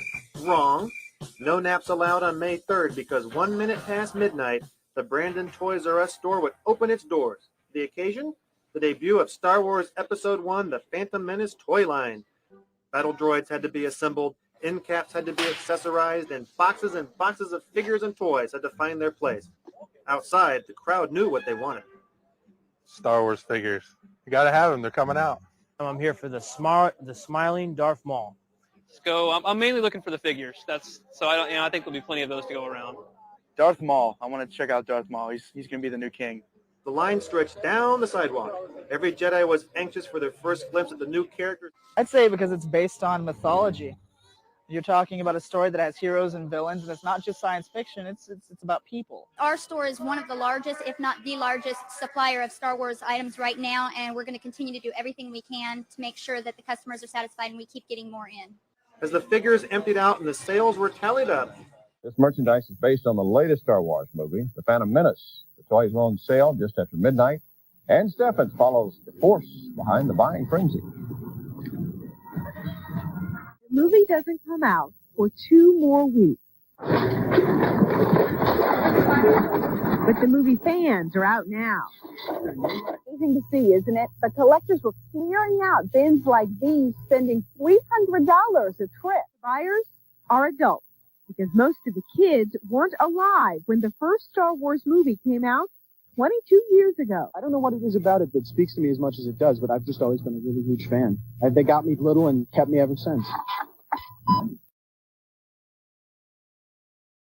It has a magic, Star Wars.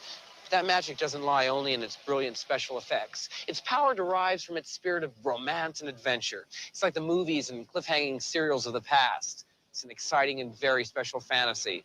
And when it came out, the world went instantly Star Wars crazy. On the eve of Star Wars release, 20th Century Fox, George Lucas, and the cast and crew braced themselves for the worst.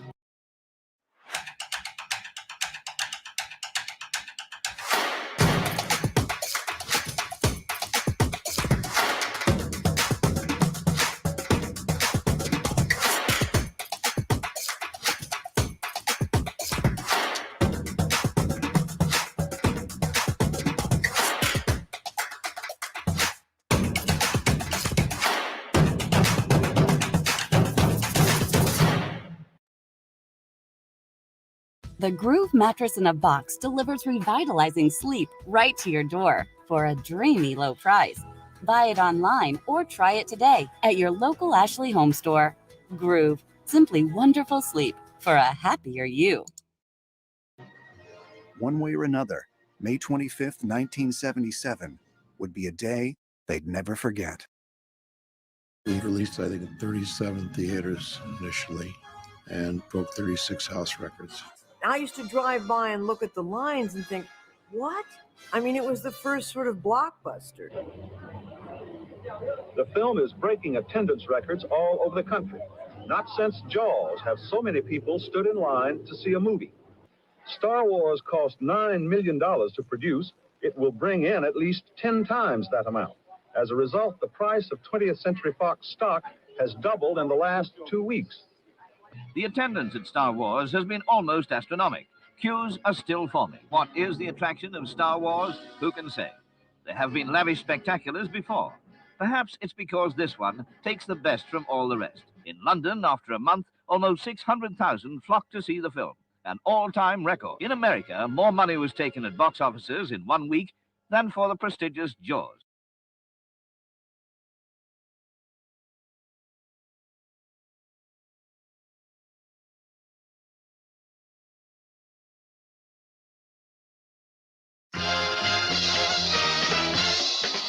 May 1977. A legion of fans are already waiting when Star Wars opens at Hollywood's legendary Chinese theater. Similar record-breaking crowds gather at the openings in Australia and England. Eager moviegoers rewrite the record books around the world as George Lucas's science fiction adventure becomes an unprecedented international phenomenon.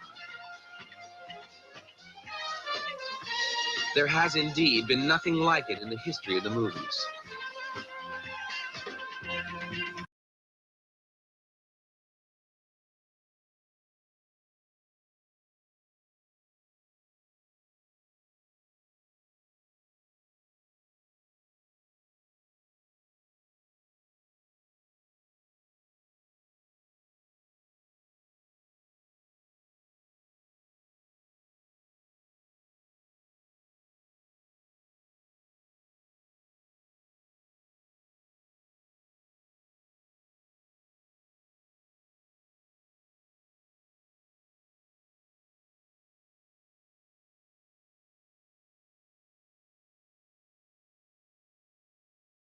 What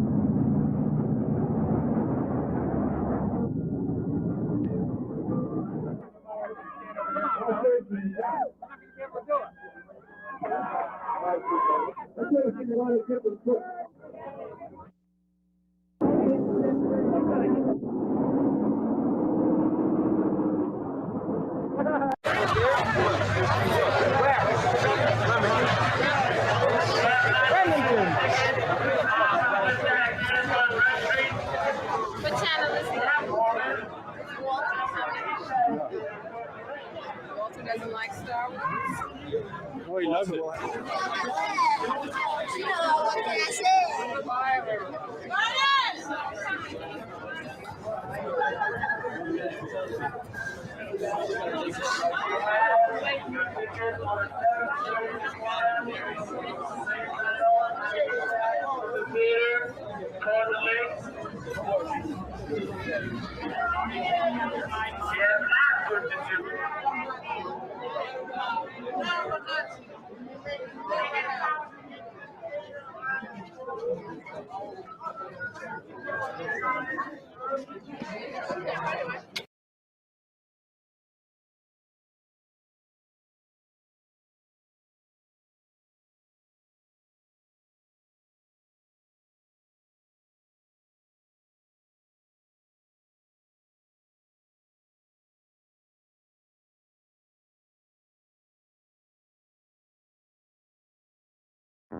People come in, and what they're going to ask me to do is help them change their partner. Hello.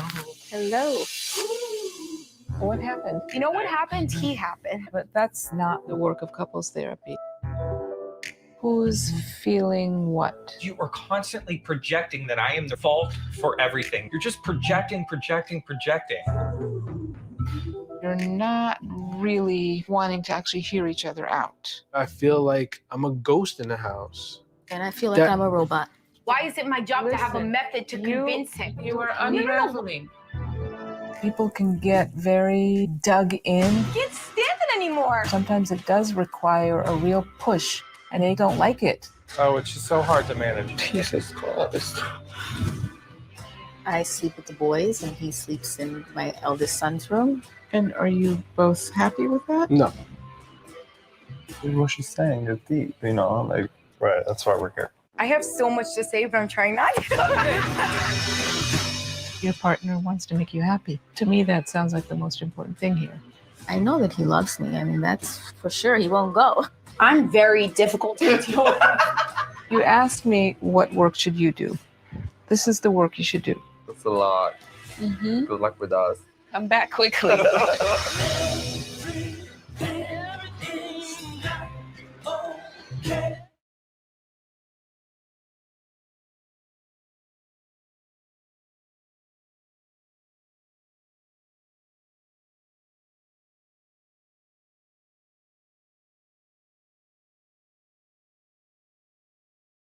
It's almost midnight and the countdown is on here at the Esquire Theater because at 12:01 a.m. Wednesday morning, the first official showing of The Return of the Jedi rolls onto the big screen.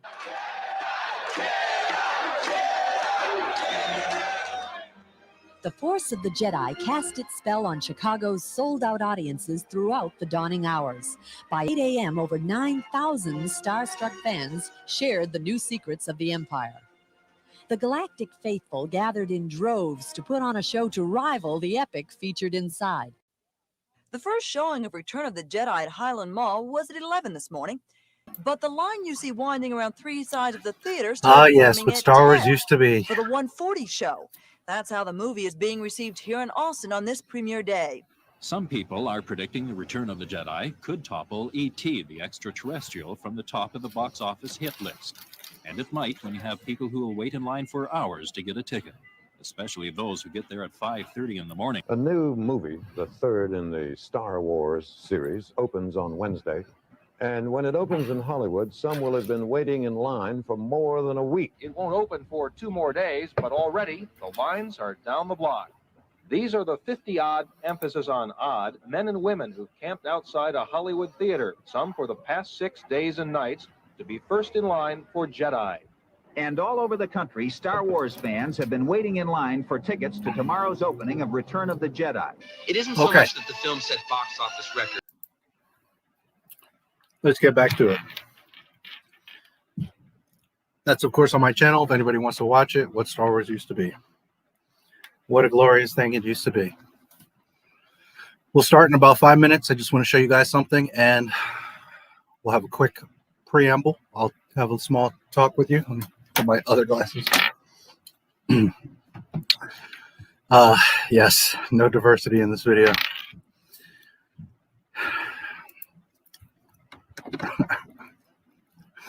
Spaceballs, the flamethrower.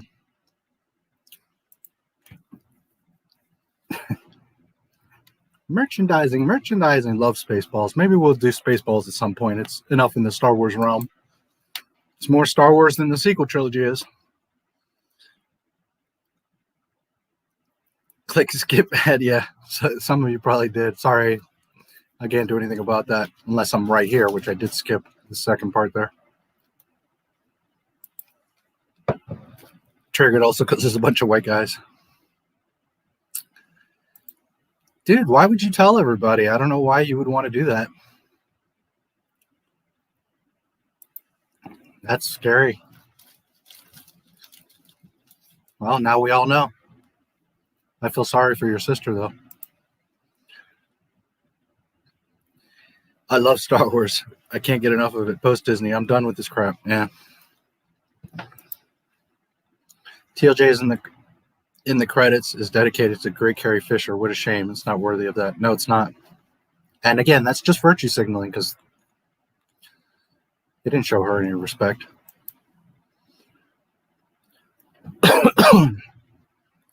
There you go. I'm glad that I am, because that's what it's all about here, is celebrating George Lucas. Yeah. Click that skip ad.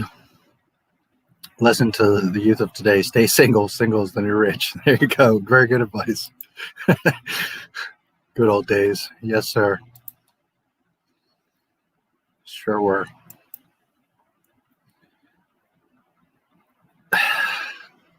Yep. All kinds of people there.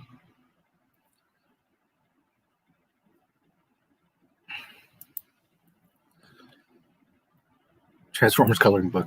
Okay, let me pull this up, which I have discussed a bit on other streams, but just for anyone that's new and just a little reminder, so that we really get a perspective of what Star Wars was and is.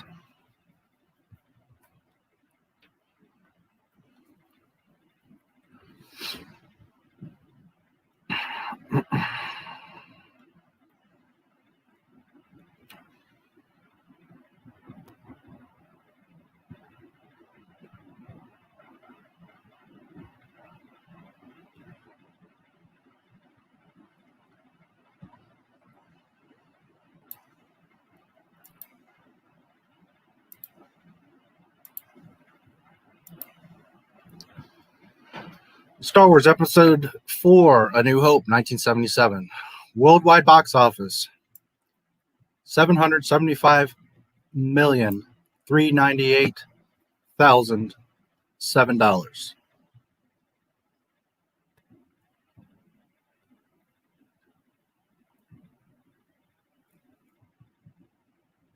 Box office records, all-time domestic box office, number 19, and that is from 1977. Adjusted for inflation today, it's number 1. All-time domestic box office. All-time domestic box office non-sequel, number 8. Top 1977 movies, number 1. All-time box office screenplay, 9. All-time box office for live action, 5. For science fiction, 8. Action adventure movies, 10. PG, 7. And 20th Century Fox movies, 3. Remember that these are not adjusted for inflation. Only this one. So in reality, all these numbers are higher. It made money, it made money, it made money, it made money, it made money. Now,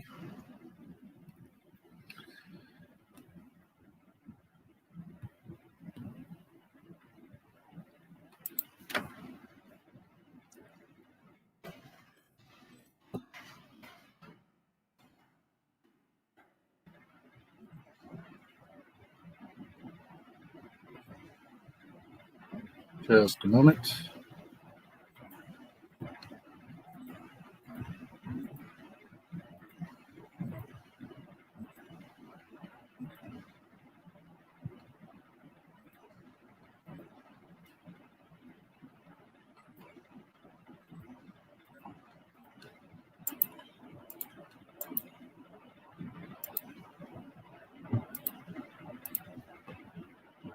There we go.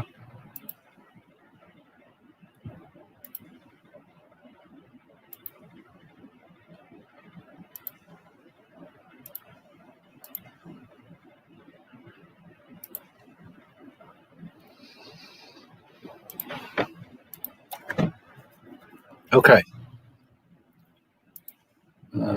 Just a second.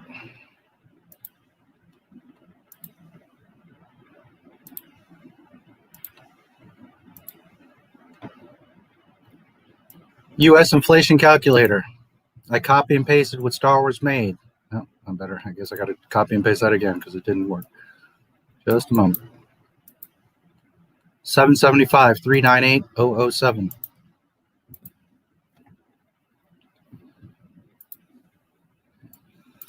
Year 1977. For this year, 2021. 3,347,032,367 with 44 cents.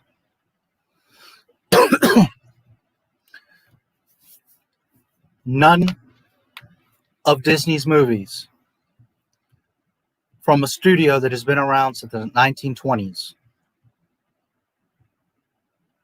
The Disney empire that is known around the world with the advantage of the internet, cell phones, social media, massive marketing dollars, 3 generations of fans, OT, PT, and the new.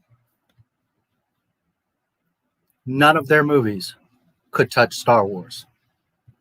And in fact, a few of their movies combined don't add up to Star Wars. So you see in perspective how much people cared about real Star Wars and Disney's fan fiction. We're about to watch arguably the most important film in all of film history. And I say arguably because some people just don't care about Star Wars, and that's fine. Very few people have ever come out of Star Wars and said, oh, that was terrible. Some people love it. Some people just liked it. Sure, there's people that dislike it, but remember, because of Star Wars, the entire model making, practical effects genre came back and was reinvented and established. Lucasfilm, Skywalker Sound, THX, ILM, all because of this movie. Because of ILM, you have Avatar, Jurassic Park, Terminator. Every big film that you can think of is because of George Lucas. The beautiful surround sound that you hear in the theaters is because of George Lucas. All the software that is creating the CGI that you see today is because of George Lucas. The digital cameras that everything is filmed in, those Sony cameras were developed for the prequels because of George Lucas.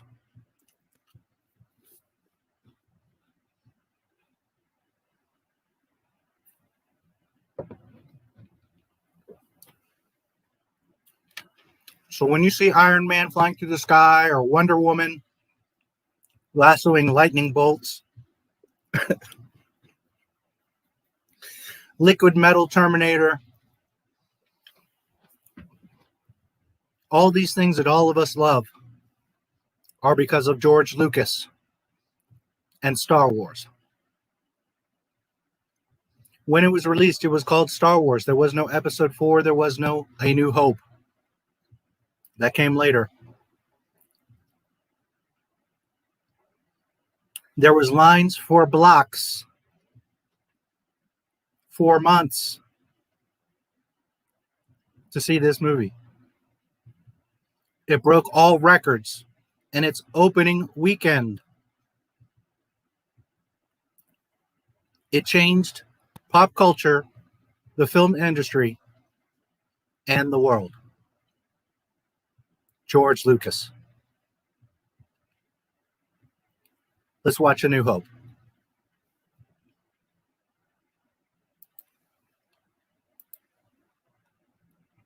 You catch up real quick with your little chats and we'll get into it.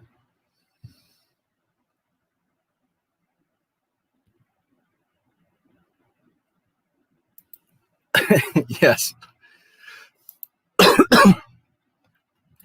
Thank you for your sacrifice, Baby Jen. Yes. Thank you, Baby Jen.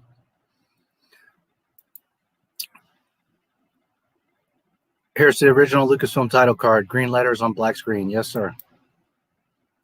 It's so funny that Disney doesn't hide the fact the actors hated working on the stupid trilogy. That's how much they don't care. Back before Disney, it was the highest of honors to be anything involved with Star Wars. To be the guy that goes to get coffee for the crew was an honor. To be in the film, a background, a gaffer, a carpenter, a cameraman, and especially an actor. It was the highest honor, the most requested.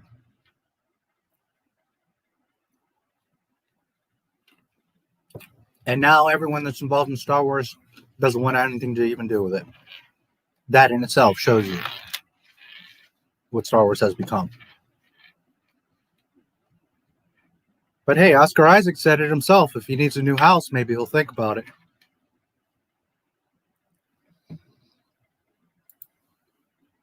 Solo lost money, lots of money. But they have my $15 for it. Huxley didn't even know his character's names. Yeah, Hux. He didn't know his first name was Armitage.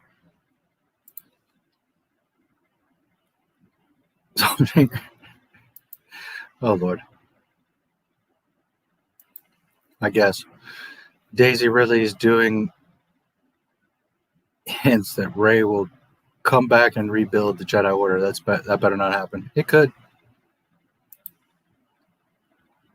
Star Wars is pretty much done with. Get into Westerns. Yeah. There's a lot of other stuff. Indie film of Lucas of 1977 made more than a corporation film. Yep. Digital editing is here because of George Lucas. Correct. Social phenomenon. Correct. Industrial latent magic. Baby. Respected. Correct. There would be a delay of 2025, maybe more years in cinema if Star Wars had not been made. Lucas accelerated the way of making movies and telling stories. Twice. OT and PT. He completely revolutionized film. Not once, but twice.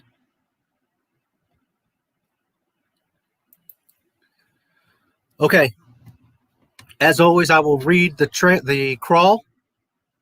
I will, from time to time, let you guys know where I'm at with a timestamp, although, as you all probably know the film very well, you will know where I'm at. I will give my commentary. If I know any little behind-the-scenes tidbits or extra details, I will comment on it. And let's enjoy. I love Empire. Jedi is my favorite Star Wars movie of them all. But if you just saw Empire or you just saw Jedi, especially Empire is so open-ended, right? But even Jedi, it's like you would see the end, but you wouldn't understand like where all this comes from. Star Wars in and of itself is a complete film. If Lucas never made another movie, Star Wars would still remain arguably the most important and best movie to ever be created. It is a complete story, and if we had nothing else, we would all be dying for more.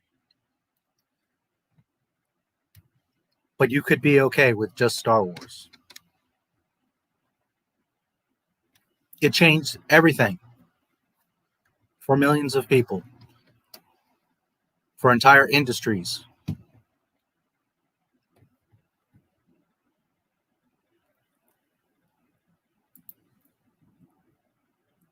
Total shock of audiences in 77 to see something so advanced and innovative. I try to understand it as a person who is 23, but I can't. Well, but you can see it.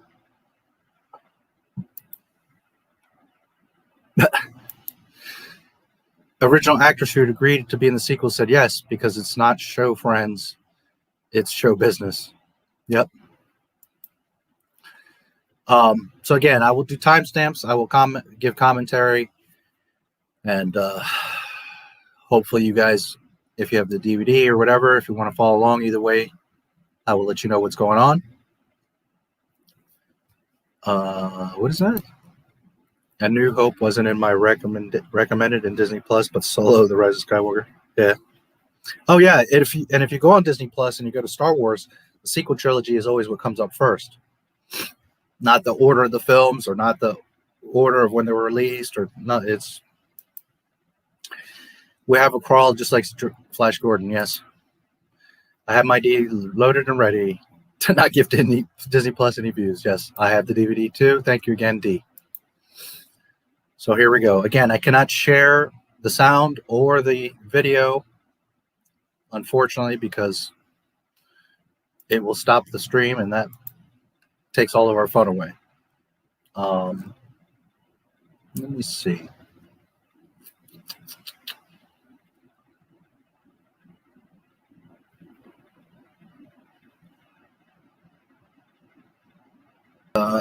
What I can do.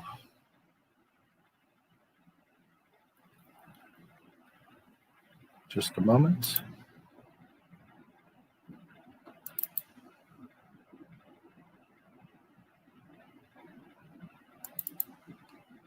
Not that this helps tremendously, but at least it's something, I guess. Well, let me see something if I can do. Maybe this will. Let me see something, guys. Maybe I can do this. Make it a little more interesting. Just a second.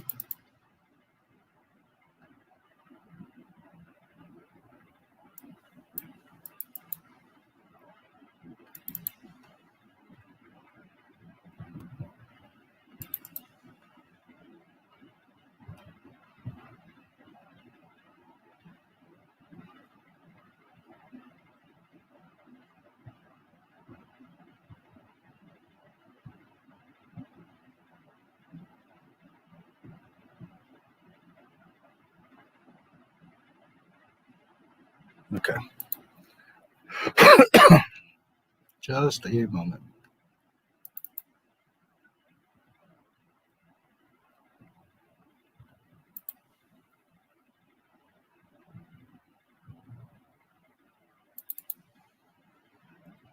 I know it's here somewhere. There we go.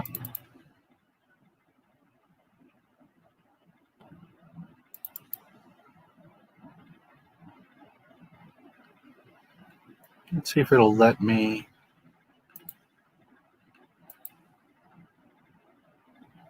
Okay. We'll continue to play.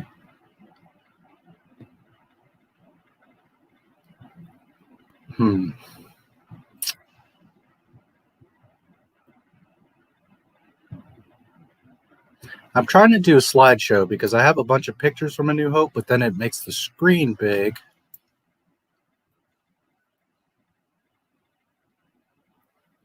And I can't see what I'm trying to do. Let me see if I can make this work.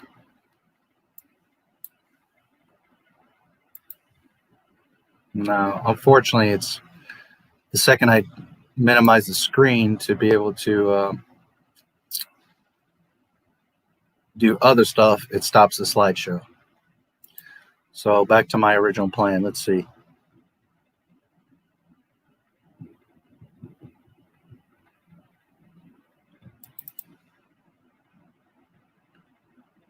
Well, maybe every so often I can change the image for you guys. I'm trying to make it so it's not just me, so you don't get bored of looking at me the whole time. There you go. There's something. Okay. So I will read the crawl, and we will go over Star Wars.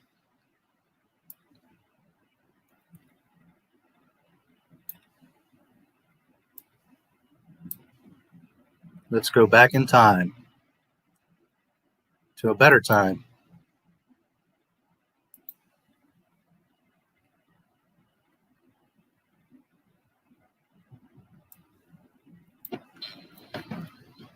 Dun, dun, dun, dun, dun, dun. Dun, dun, dun, dun.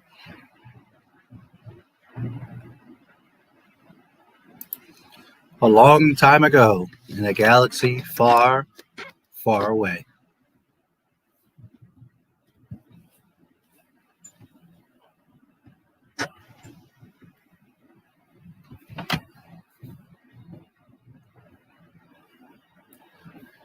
It is a period of civil war.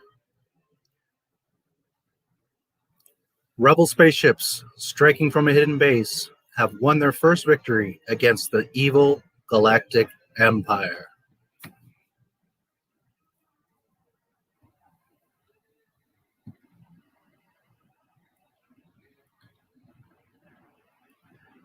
During the battle, Rebel spies managed to steal secret plans to the Empire's ultimate weapon, the Death Star, an armored space station with enough power to destroy an entire planet.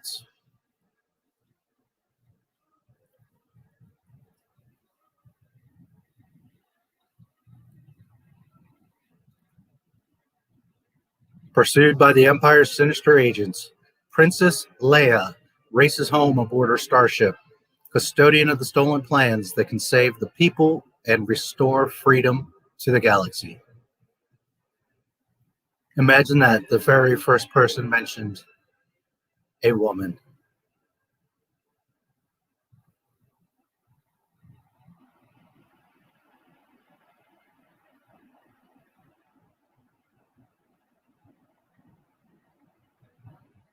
We pan down from the stars to the most striking opening ever seen, back then and probably till today. The Tantive 4 running with a massive Star Destroyer chasing it. And of course, all of us were like, holy shit, what is that?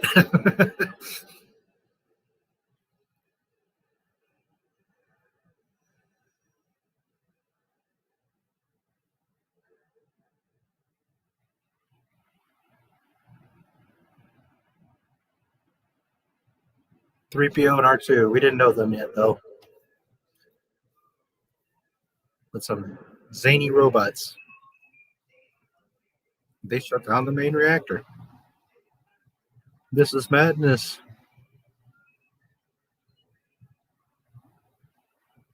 Oh, man, just the music. Disney, what have you done? We're doomed. There'll be no escape for the princess this time. Princess? Who is this princess? You hear the clanking.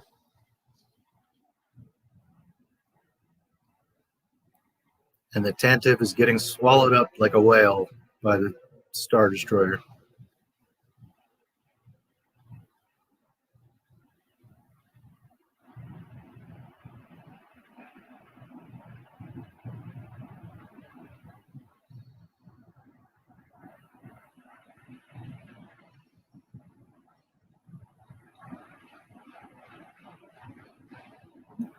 Door blasts open, stormtroopers coming through.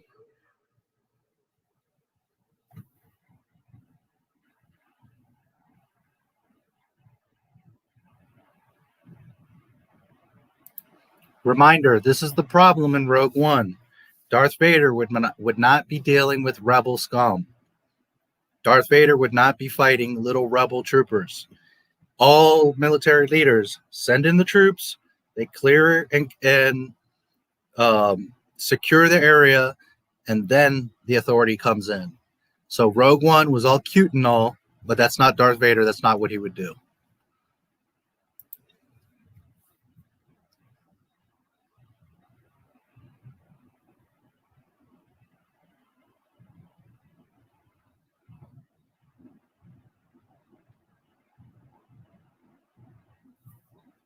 So they're coming down the hallway. Here's with 3PO and R2 run past. I love it when they just barely get through and the lasers are going all around. The door explodes. And here now comes in the boss.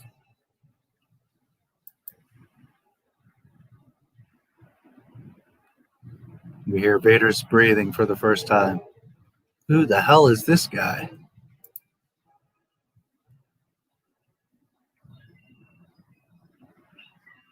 R2's beeping.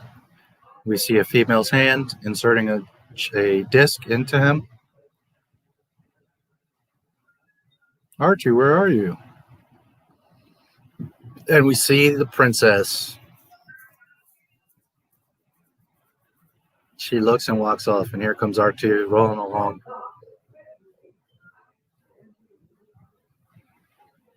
What are we going to do? We'll be sent to the spice mines of Kessel. Where are you going? And then we see the princess. She takes off her hood. Imagine that. The first main character we see is a woman with her big buns. The Death Star plans are not in the main computer. Where are those transmissions? And Vader lifts this guy up like he's a rag doll. If this is a council ship, where is the ambassador? Tosses him away.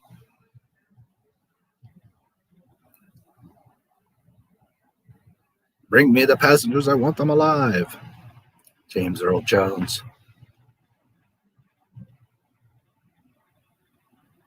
We see Leia pop out with her blaster.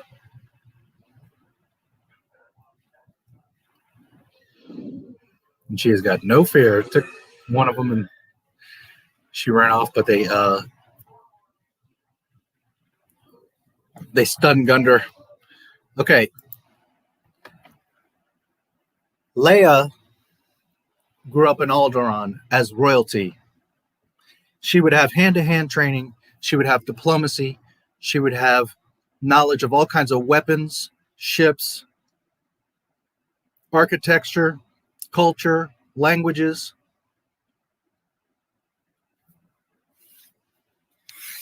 When you see her here, she pops out and she purposely shoots one and runs. Why does she do that? Why doesn't she make a stand and shoot and try to take them out or take cover? Because she knows what she's doing. She knows that she's a princess and that the stormtroopers aren't going to kill her because she's a valuable asset. Vader just said, I want them alive. Leia very cleverly is distracting and buying time for the droids. R2, where are you going? You'll be deactivated for sure. I'm at 638. What the hell happened? Come back here. My window like shrunk.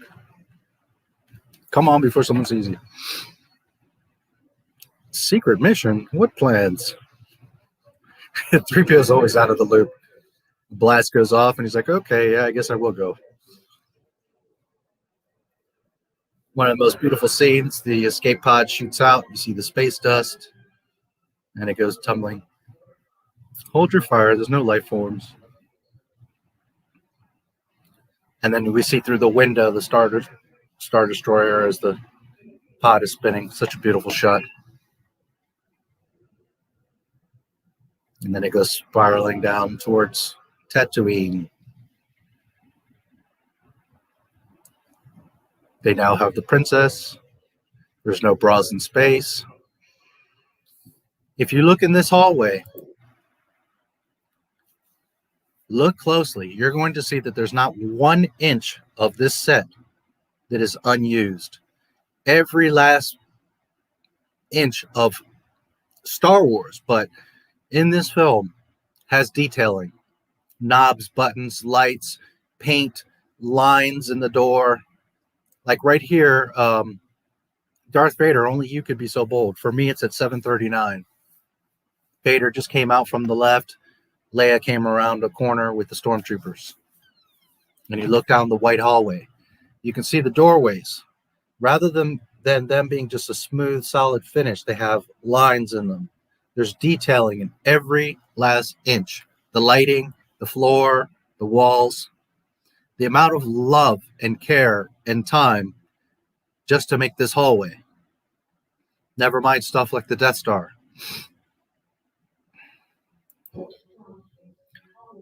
Only you could be so bold.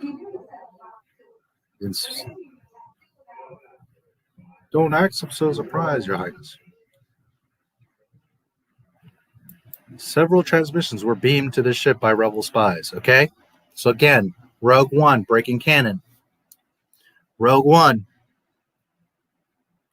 They beam to the rebels on the... where are they?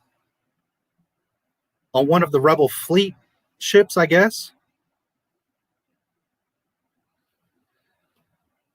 Homeboy gets a disc. He runs down the hall. Vader's slashing, killing everybody. He's trying to get the door open. He can't get it open. Help me, help me. He passes the disc to another rebel, who then the rebel then runs off, and they escape in the Tantive 4. Remember? Right here. Several transmissions were beamed to this ship by rebel spies.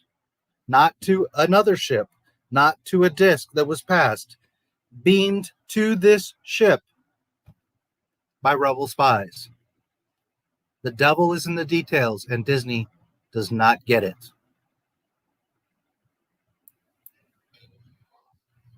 Leia's face. I want to know what happened to the plans they sent you. I don't know what you're talking about. I'm a member of the Imperial Senate. You are part of the Rebel Alliance and a traitor. Okay. Father and daughter don't know it. Yet they are acting like father and his teenage daughter.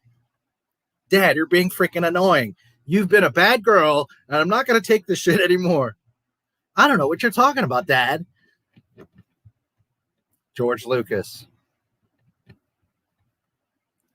Acting literally like father and daughter and don't even know it yet.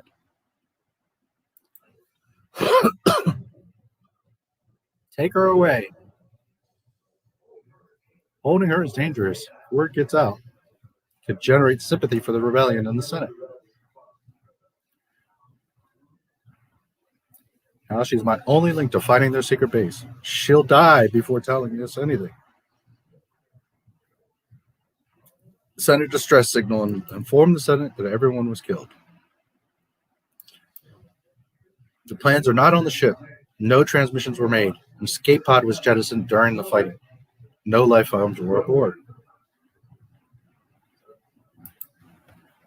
Vader, no fool. Oh, really? There was an escape pod. She put those plans in that escape pod. Send a detachment down right now to get those plans.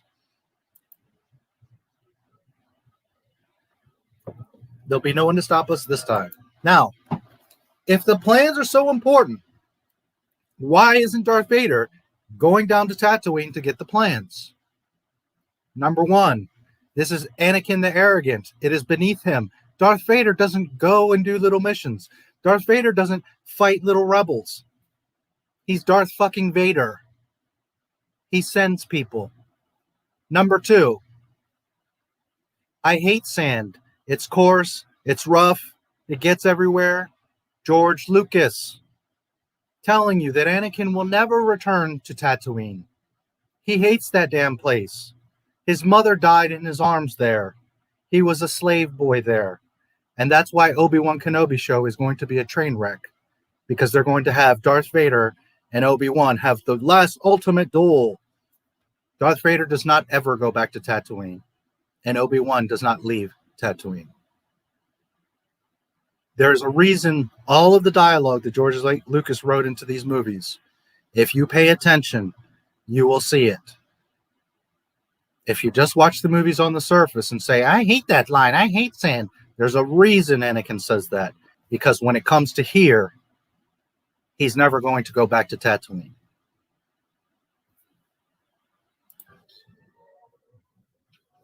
Star Destroyer flying over Tatooine, doing laps now. And we see a very famous scene of 3PO and R2 coming down the sand hill. How did we get into this mess? I really don't know. Now, I want you to think of something. You see the wide shot, which zooms in onto them, and the escape pod is up top. It's all sand, right? And then you see their R2's little tread marks and 3PO's footsteps coming down. All the sand around it is smooth. So imagine the amount of work that the crew had to do to set up, arrange the escape pod, put Anthony and the robot, or I'm pretty sure this is robot R2, yeah, because he's got the wheels, up on the hill. They had to go with like giant squeegees and smooth out all the sand, because imagine there would have been a whole crew setting this all up. So then they had to clean up all the sand, make it all smooth, no other footprints from the cast and cameras and everything else, and then have them come walking down the sand.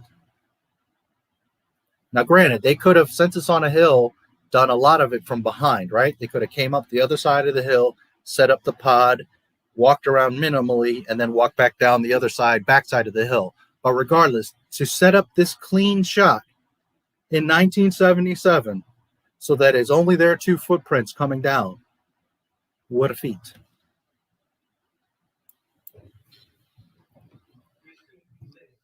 We seem to be made to suffer. It's our lot in life.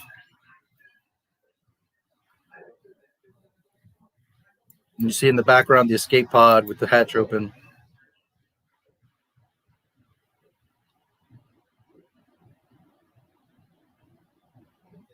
What a desolate place this is. Beep, blip. R2 whistles at him. Where do you think you're going?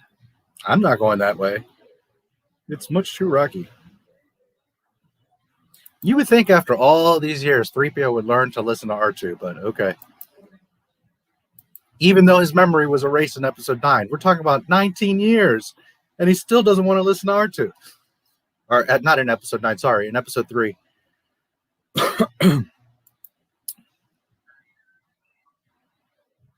Don't get technical with me. What mission? What are you talking about? R2, of course, always knows what's going on. For those that may not know, the entire Star Wars saga, real Star Wars, not Disney fan fiction, the entire Star Wars saga is told through R2's eye. He is the keeper of the wills. There's a direct quote of this in the Skywalker Legacy. Everything you see as if you're sitting with R2 at a campfire or at a bar having a beer, that is Star Wars that we see. It's R2 telling us the story. It's all through his eye.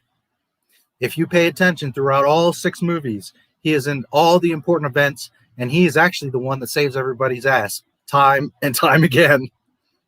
From the very beginning, Padme escaping, Naboo, her ship getting shot up, the droids come out, R2's the one that reactivates the shield and the hyperdrive, and they escape, to Luke Skywalker and Jedi. He shoots out the lightsaber. Luke grabs it, wreck shop. If you think about all the important scenes in Star Wars, R2 is there. R2 is truly the hero of Star Wars. He is the one that is telling you this story.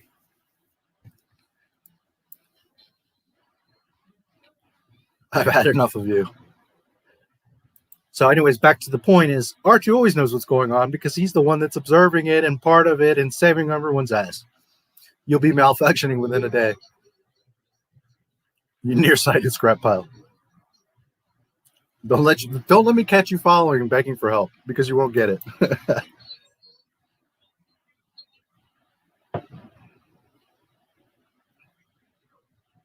He keeps whistling at him like, dude, we got a mission. You need to come with me. But oh well. So Archie's like, blip, bleep, blip. No more adventures, he says. I'm not going that way. Okay, 3PO. And Archie goes off, leaving his 3 marks in the sand. There's the wipe goes up, and then again, John Williams desert music. So simple. A guy in a metal golden suit walking through sand. The magic of these films.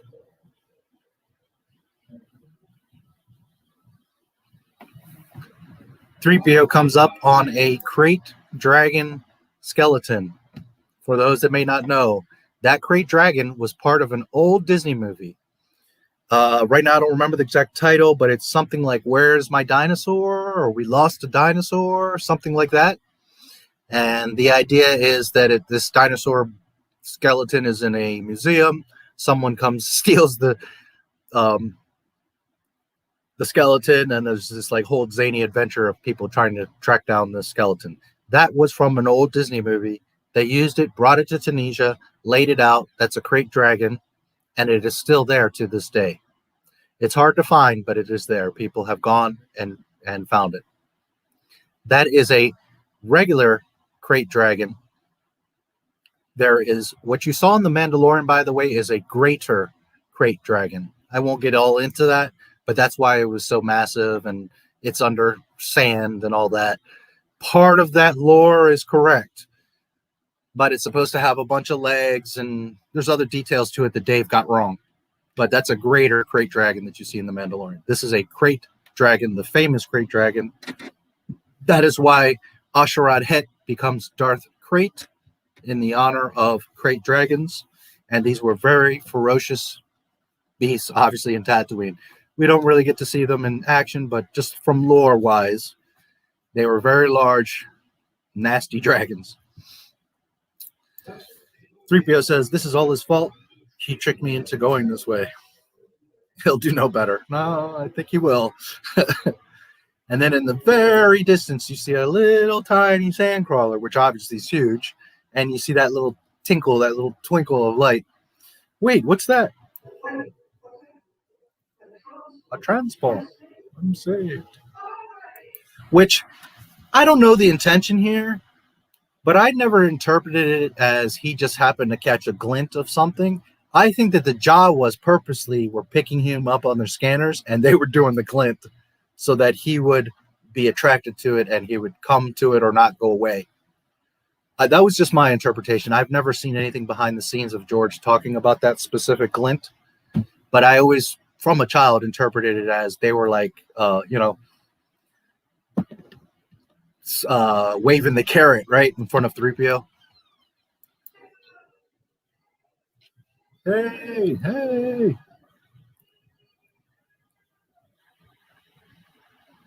Then we have a wipe in.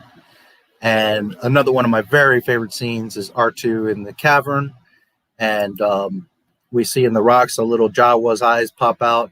I really love this scene because Lucas shows you different angles. So if you pay attention, you see R2 coming. So it's from like our view. Then you see a Jawa pop out. So you know that something's looking. Then it gets tighter in and you're seeing it from like R2's view. And you're going to see that he kind of turns and looks and he's looking at empty rocks. But there's Jawas there. Then the angle switches from the Jawa's view looking back at R2. So I always love this scene because of the cinematography there. George Lucas showing the different perspectives from each person or each character.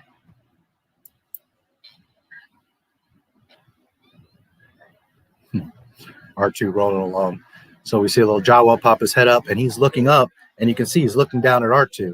And R2 stops and he turns and the Jawa goes down. Then the little rocks come down and R2's like, oh, I know there's something up. I know somebody's around. R2's no fool. So then again, they show the Jawa ducking behind rocks, and you can see the perspective of R2. Then you see R2 looking, and you can see through a narrow gap, another little Jawa pops out. And then it cuts back again. And that same narrow gap, we're seeing it now from the Jawa's view to R2. So simple and so clever.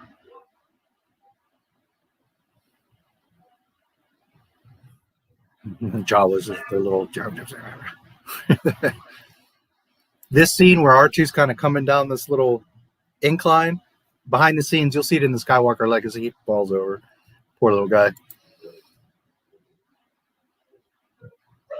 R2 was a little pain in the butt, for those that don't know. He was always a huge problem in the movies. He would fall over, and his head would come off. He would run into things. He's a stubborn little robot. So the Jawa pops up and shoots his stun at R2.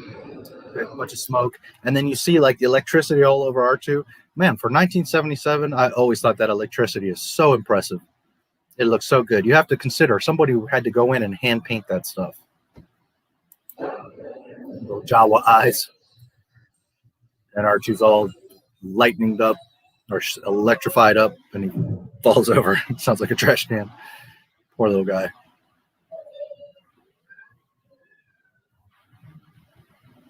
Archie's always been one of my very favorite characters. That reminds me, somebody asked me last week, a couple weeks ago, somebody asked me, and then I couldn't remember all of them. But my top 5 is R2, Luke, Grandmaster Yoda, Baby Jin, and who was the other one?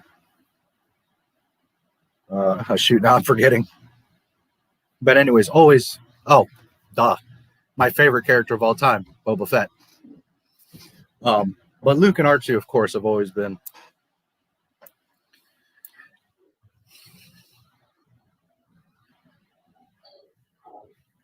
And for anybody that's new, Baby Jin is my secret girlfriend, Jin Urso. Let me look real quick at your chat. The Jawas right now are surrounding R2, getting ready to pick him up. Let me see what you guys are talking about.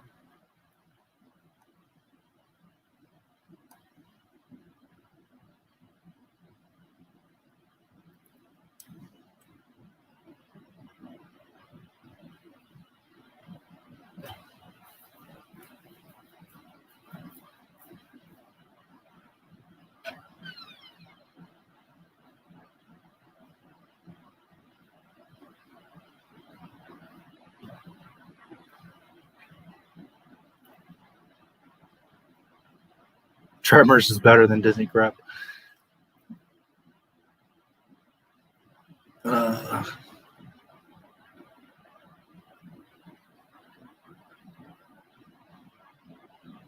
You guys need the VHS. Yeah.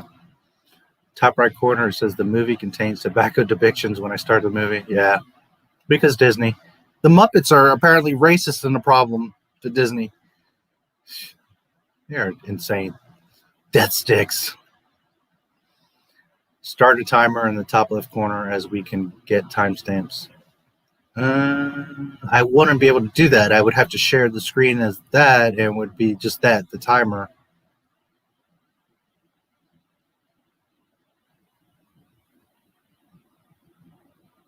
Really is proof they don't care about A New Hope. Yeah. They don't care about Star Wars. What they showed before the cast and crew screening of Star Wars? No, I don't remember. I do remember hearing something about this. Classic Looney Tunes, Duck Dodgers in the 20... You're right, yeah. When I seen Starkiller Base destroy multiple planets, I was like, nope, I'm not. Yeah, that's just intelligent laser beams. It's so stupid. I mean, how can you look at that? How can you be the director of a film and look at that and be like, yeah, let's go with that? How stupid. That ship is huge. Hey, look, it's TC-14. It's huge, but it's not mega made huge.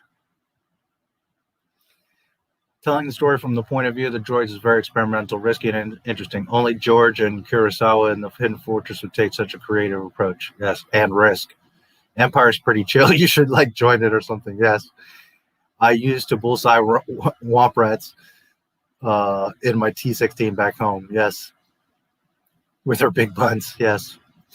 By the way, favorite episode of Lucas and Clone Wars, a little bit like A New Hope. Everything is told in minor scale, even though it is a huge galaxy. We follow characters in the middle of nowhere. Yep. 2004 version, so stuff feels normal to me. Yeah. Leia is very brave facing later. Yes, she is. Just subscribed. I don't agree with 100% everything you say, but nonetheless, you make valid points. I value your opinion as a true Star Wars fan. Keep it up. Thank you for being here, Armani Webb. I'm glad you're enjoying it. I'm watching the current. I'm assuming you don't agree with what I say about Disney. I'm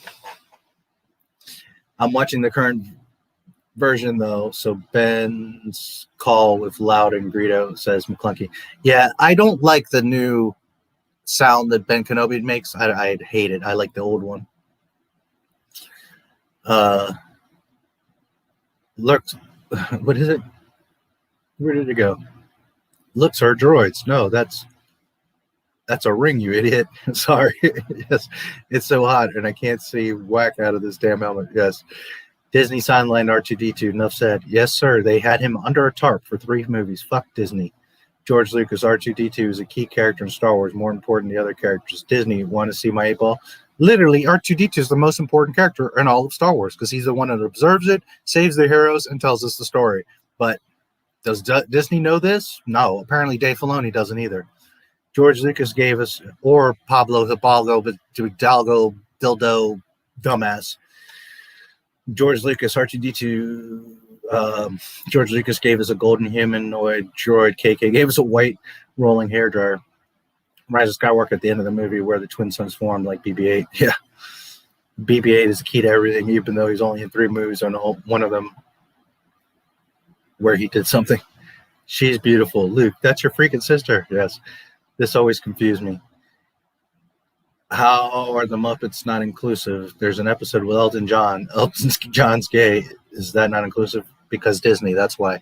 Well, first of all, you can think your sister's beautiful. Doesn't mean you want to sleep with her. Second of all, he didn't know, dude.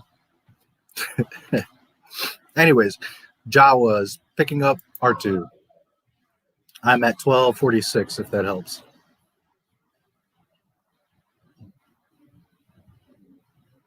How many Jawas does it take to pick up an R2 unit? Apparently 5. And now 6 because they're like, help us, dude. I would think R2 would be pretty heavy.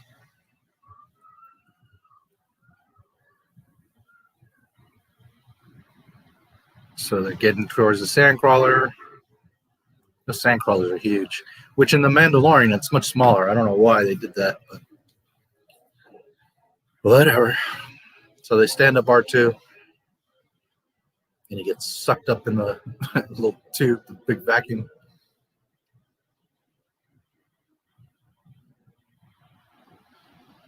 BB-8 is a Disney rent and Astromech R2 knockoff. Yes.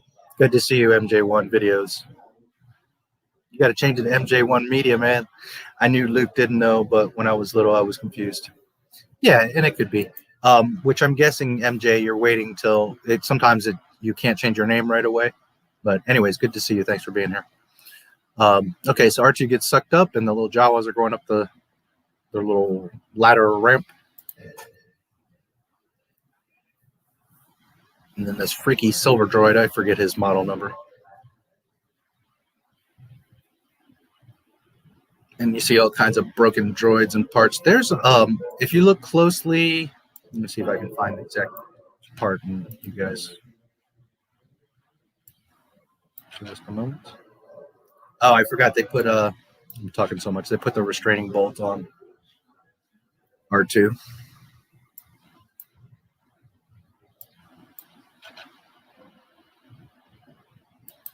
Okay, trying to see if I can find it so you guys can see it.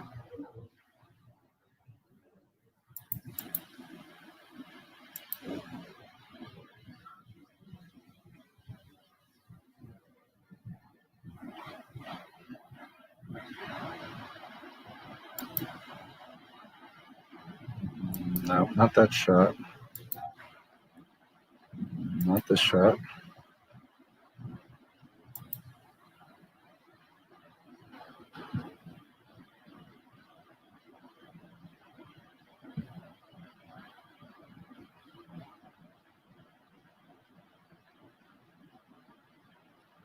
It's been a while, so I don't remember the exact spot, but I'm going to see if I can spot him.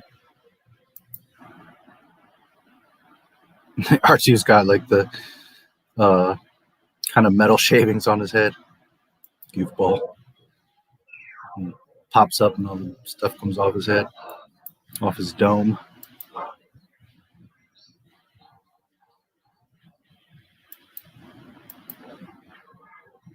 R5. Or is it yeah, R5.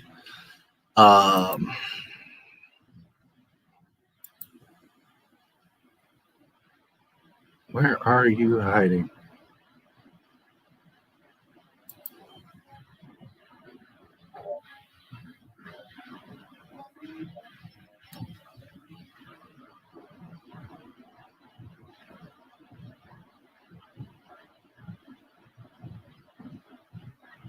I know at least some of you know what I'm looking for, but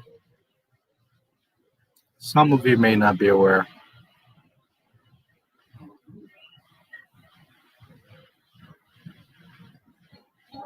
R2 and 3PO reunite. It is you.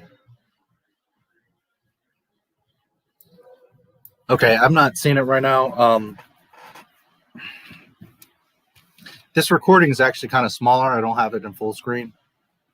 Which, D, I need to ask you about that later. I don't know what it... Did you burn this? Did you make it this way? Because it's like smaller. I'm curious about that. Anyways, for those of you that might not know, if you look closely amongst the wreckage there inside of the sandcrawler, you will see part of IG-88.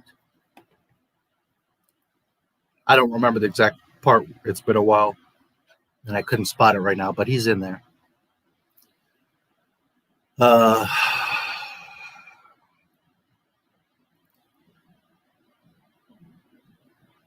Yeah, I was a little confused. No problemo, and thanks again for your help. Yeah, absolutely, MJ. If that was Jake Skywalker,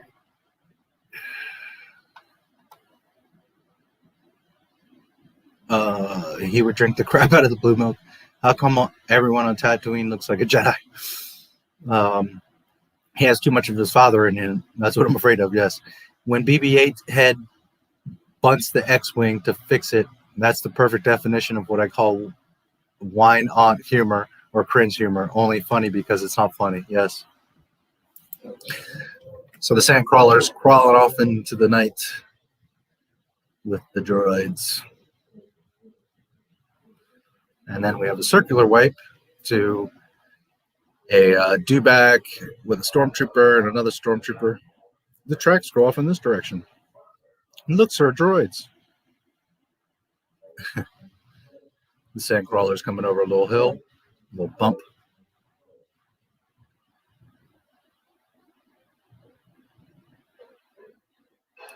Wake up.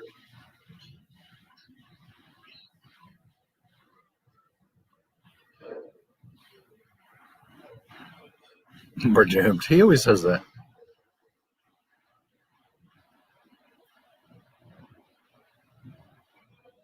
You think they'll melt us down? Probably. You got golden armor. Probably get a lot for you at the pawn shop. Lutini! Don't shoot, don't shoot.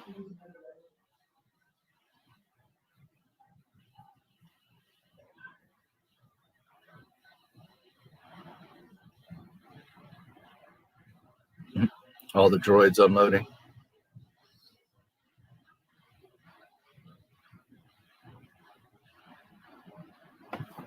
Okay, if you pay attention here, I'm at 1631.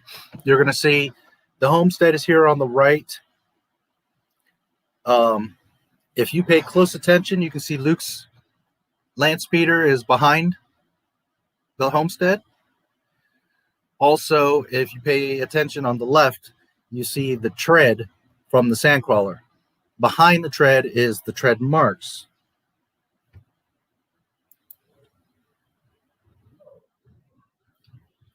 Then we go to the side. There's more droids.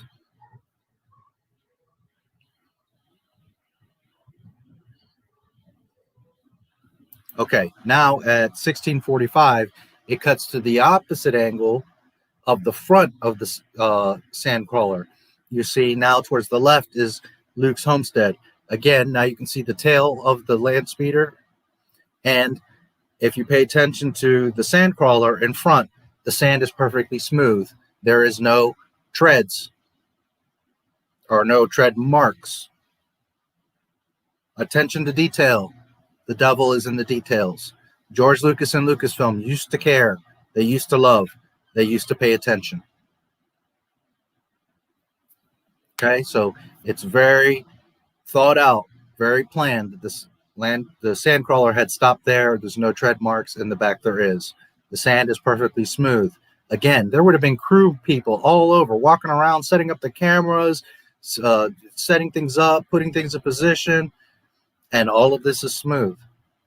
So that means someone had to go behind and clean up the footsteps and level off everything. Make sure there's not tank tread in front of the sandcrawler because details.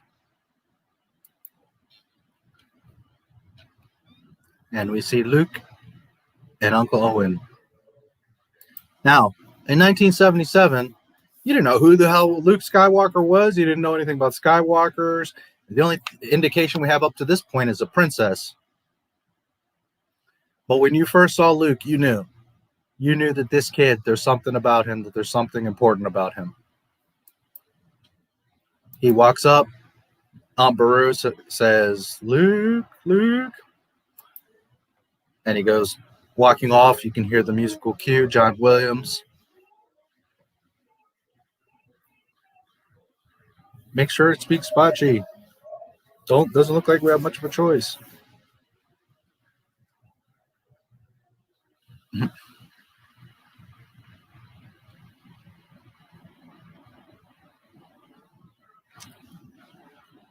Luke walks up, sees the droids. Uncle Owen is already. I suppose you're programmed for etiquette and protocol. I'm well versed in all the customs. I have no need for a protocol droid. Not in an environment like this.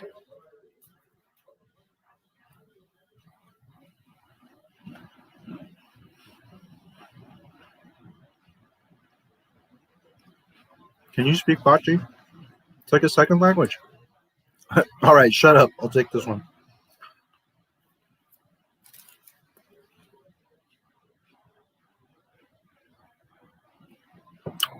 I was going to Tashi Station and pick up power converters. People love quoting that one. You can waste time with your friends when your chores are done. Now come on, get to it. All right, come on. Poor Luke. He just wants to have some fun. And the red one, come on, R5.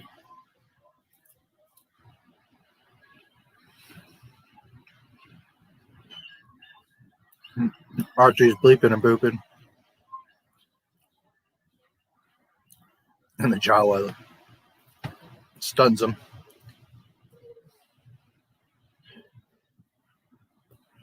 R5 blows his motivator. Okay.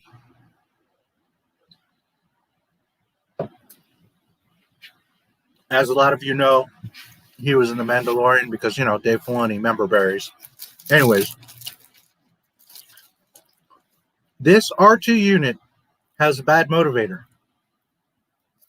Does R5 look like R2? Yes and no. But the point here is there are several R2 units throughout the galaxy. Thousands, if not millions. Remember that.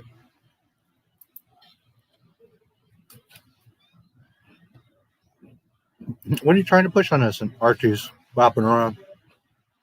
That R2 is in prime condition. A real bargain. What about that one? What about the blue one?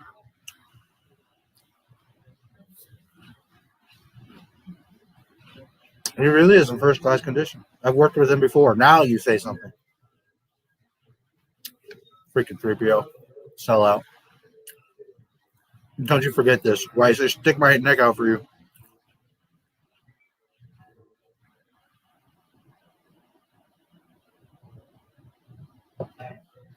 Thank the maker. Thank the maker. This oil bath is going to feel so good.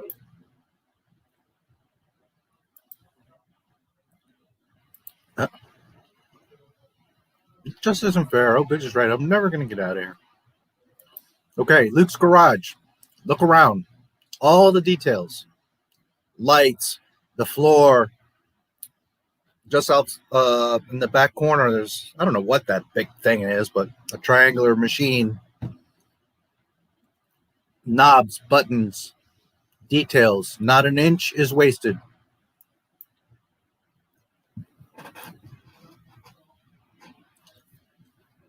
Not unless you can alter time, speed up the harvest, or teleport me off this rock. I'm only a droid and not very knowledgeable about such things. Not on this planet. Not even sure which planet I'm on. Oh, you're not so smart then, are you? You're on the planet that is farthest from the bright center of the universe. You can call me Luke. Just Luke. I see, Sir Luke. Just Luke. And I am C-3PO, human cyborg relations. And this is my counter. Now he's your homie. Now he's your homie, huh, 3PO? My counterpart, R2-D2. You got a lot of carbon scoring here. Looks like you boys have seen a lot of action. I'm amazed we're in such a good condition with the rebellion and all. You know the rebellion against the Empire? Okay. Luke Skywalker is a farm boy in the Outer Rim on a shit-ass planet. And he knows about the rebellion, and he knows about the Empire. Meanwhile, a Mandalorian bounty hunter knows nothing of the Force, Jedi, rebellion, none of it. Everyone in the Mandalorian is clueless as to the rebellion. Rey Skywalker doesn't know anything about the rebellion, and Luke Skywalker was a myth.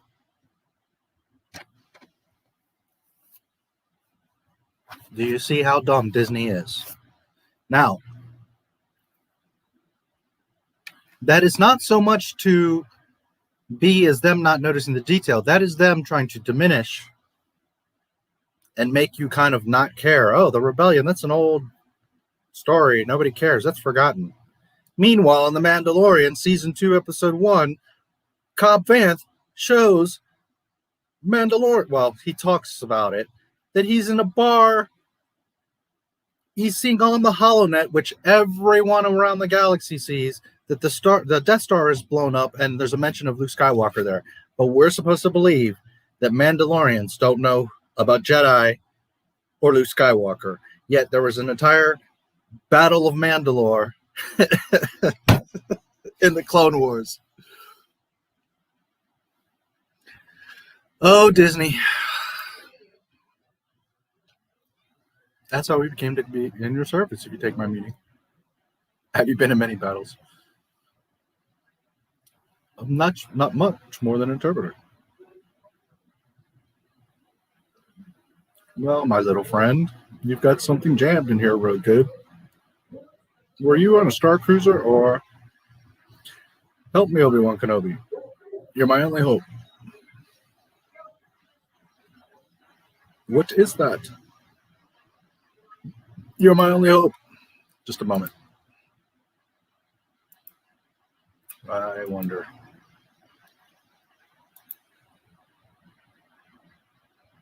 No, you're not going to let me, are you?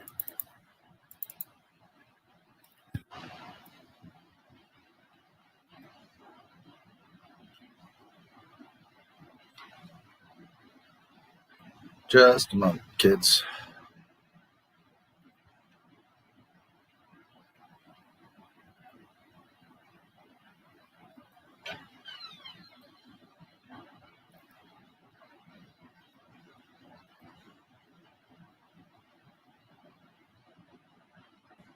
Come on.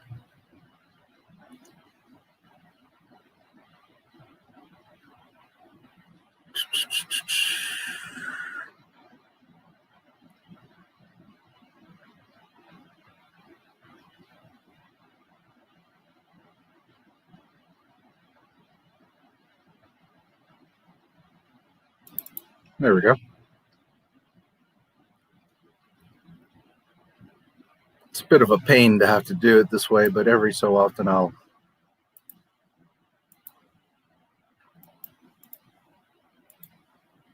There you go.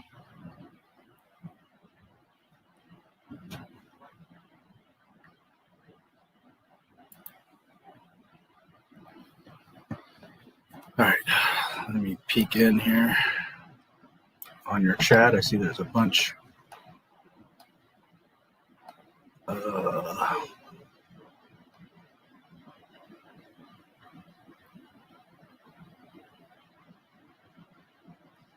Why couldn't IG-11 be IG-88? 1, disrespect. 2, if it's IG-88, they have to pay George royalties. 3, because they want to be like, oh, look what we made. Because toys, yes. Funny thing, my introduction into Star Wars wasn't a movie. It was a Super Star Wars video game for Super Nintendo. While not canon, it truly shows how overwhelming the Empire is. Yes, it did. Very cool. Tusken Raiders are like cavemen. Kind of, sort of. You could kind of say that. 2011 call. Why is it like that? June's Melody. Hey, good to see you, June's. Wow. I remember. I'm not sure which part you remember, but yeah, when my stepdad first started, maybe Super Star Wars, when my stepdad first saw Star Wars, he didn't get into it until Han showed up. I didn't get interested until Luke showed up. I knew he was the main hero. Like the stream, save the dream, yes. And that's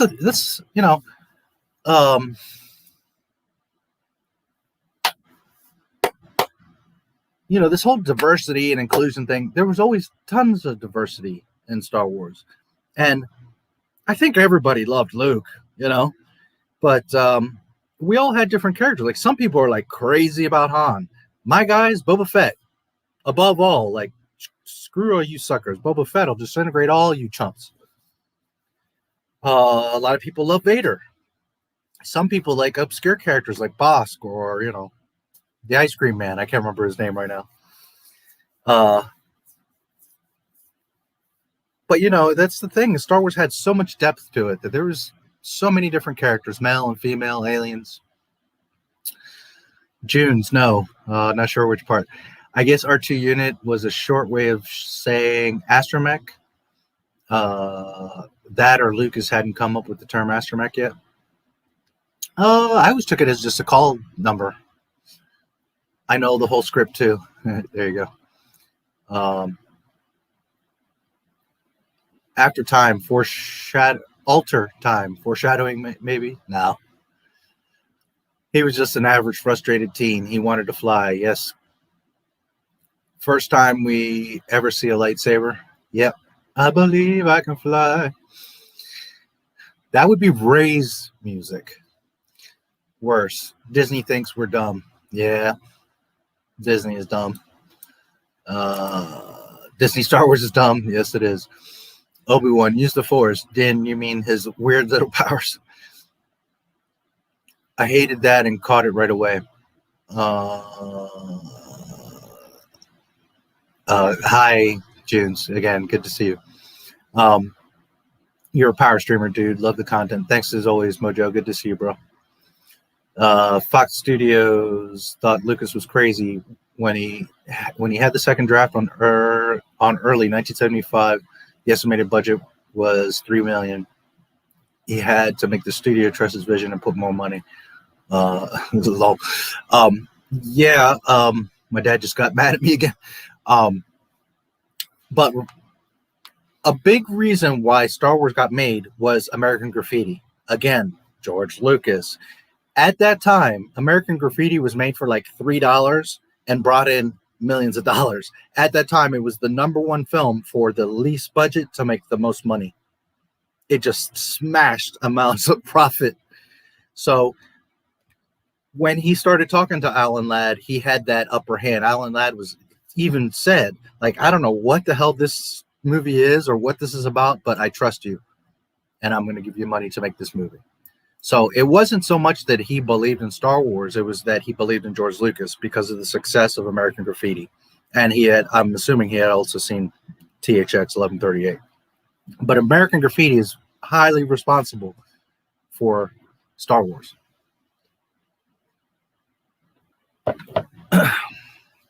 Harrison Ford was in on it too. Was in it too. Yes. Do the magic hand thing. As dumb as it sounds, I still find it funny. You're talking about Grief Karga to Baby Yoda. All right, so Leia, I am at 20 minutes and 59 seconds, according to my count.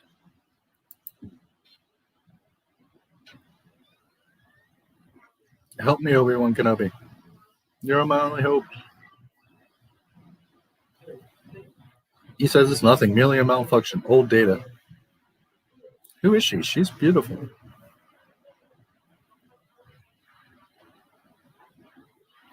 I think she was a passenger on our last voyage. A person of importance. Is there any more of this recording? You're getting us into trouble. You can trust him. He's our new master. 3PO is so oblivious.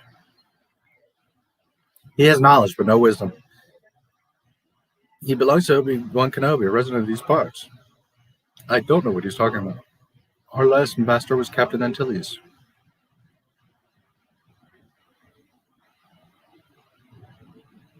I wonder if he means old Ben Kenobi. That's interesting. He said our last master was Captain Antilles. I hadn't really thought about that. Here's the thing. Well,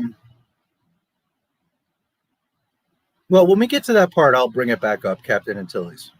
We'll think about this for a minute. But there's a key point coming up here, so. I beg your pardon, sir, but do you know what he's talking about?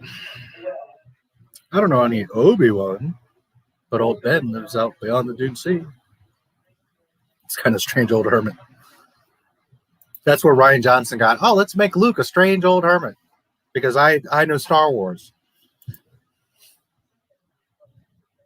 I better play back the whole thing. And R2's like, no. He says the British trailing bolt is short-circuited his recording. He suggests that if you remove the bolt, you might be able to play back the entire recording. Now, I always wondered, is R2 bull jiving there? Was he being sneaky? Because he does escape later, but is that a byproduct of like, oh, well, I can get away, so now I will? Or was he really like, man, if I can convince him to take this bolt off? I always wondered that. He's pretty smart. It wouldn't surprise me.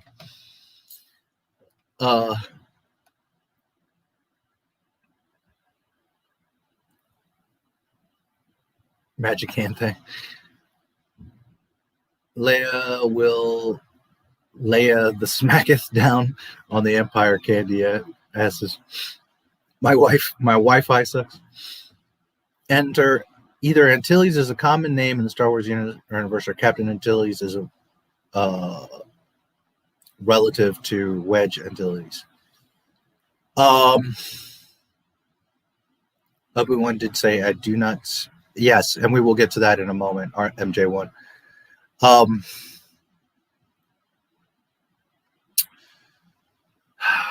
Give me a moment.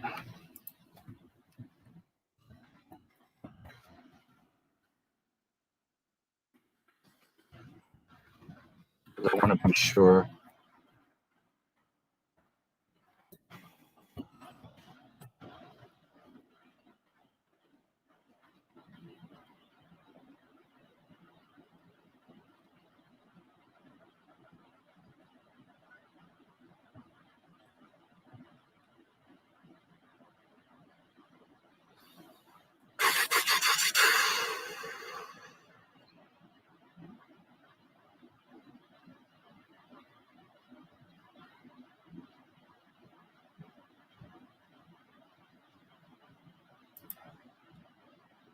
Yikes, what did a Star Wars Explained video come up? Yuck.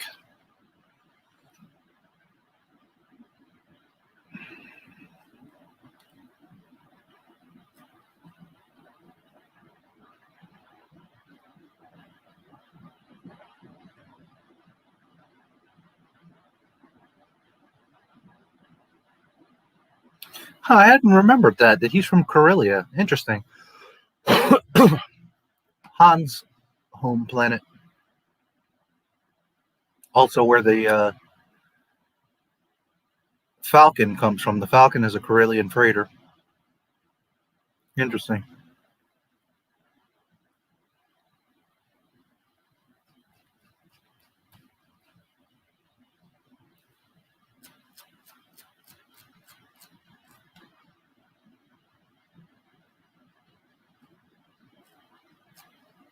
Okay, I thought I had remembered in past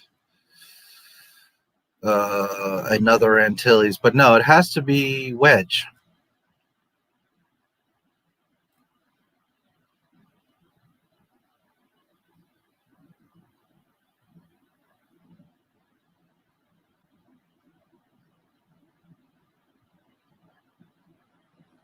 Or a character that we never get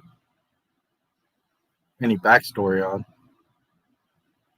But as far as we know, it has to be Wedge.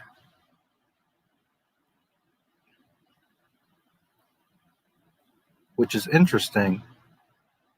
Again, we'll talk about this in a minute when we get to Obi-Wan, but it is interesting.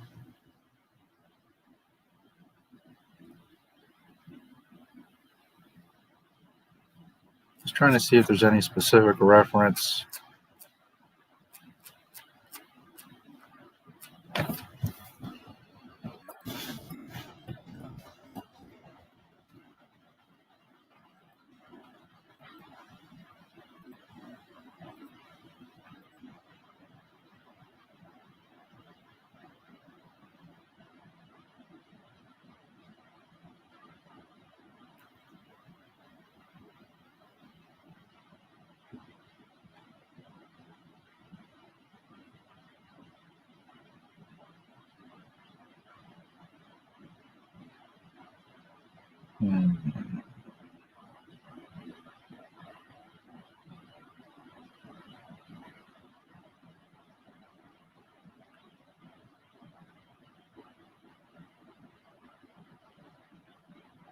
The only reference to him as Captain Antilles is later,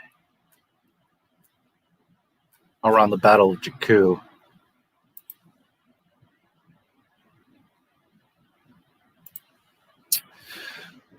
Anyways, let's keep going.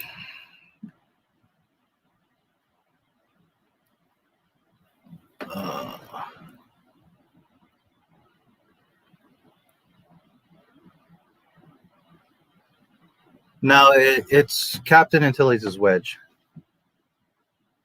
Obi-Wan did say, well, I guess that wouldn't make sense either, right? Because Wedge is Luke's wingman.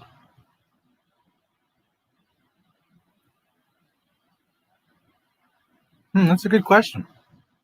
Never really thought about it. Because they're calling him Captain Antilles at the Battle of Jakku.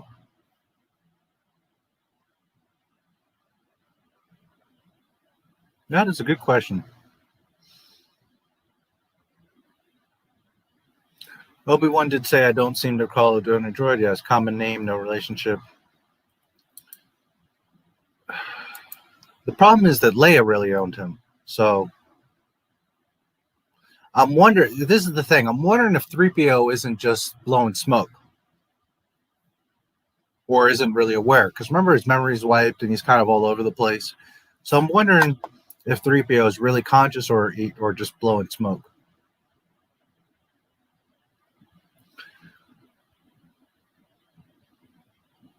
Help me, Obi-Wan, your mile help because you're kind of the only Jedi alive. Cough, Ahsoka. Yes.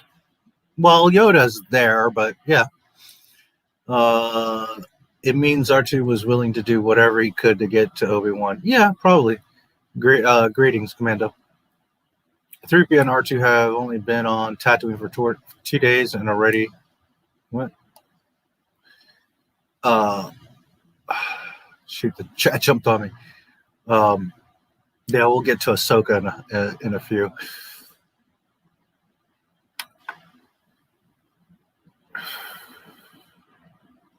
I'm Agent Johnson. This is Special Agent Johnson, no relation. FBI Agent Johnson, diehard. Yeah. Hello, Greeter. It was worse than Star Wars Explained. Yeah, I really haven't watched much of his stuff, but I always hear negative stuff about him, so I just don't really bother.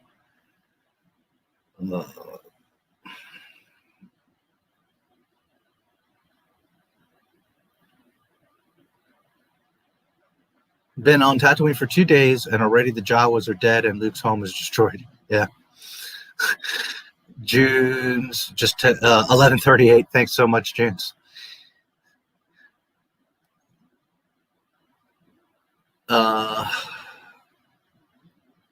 I see you saw the 11:38 reference there. I already know you got it. So almost most Corellian fighters resemble the Falcon. The Falcon is just a specific one. Yeah, absolutely. There's several of them. Captain Antilles of 10 to 4, Leia's ship. Gary killed Owen and Baru. Barbecue Baru. Captain Antilles and Wedge. We're not related. It's a common name. Yeah.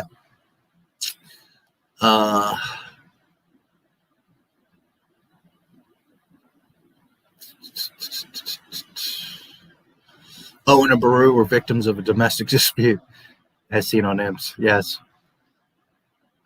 Videos, is that a reference to Hell of a Boss? Captain Antilles gets choked and killed by Vader in 10 to 4 beginning. Yeah, right. Exactly. You are correct. I had forgot about that. My mistake. I meant Troops, not Imps. Troops is a Star Wars spoof of Cops TV show. 11:38. Good reference. Yes. I've seen Imps, but I don't know Troops. I'll have to check that out. Okay, so we'll talk more about the droids here in a minute. Oh yeah, well, you're too small to run away.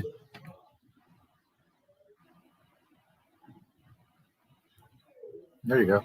By the way, for those, let me double check that because this is an older version of the film.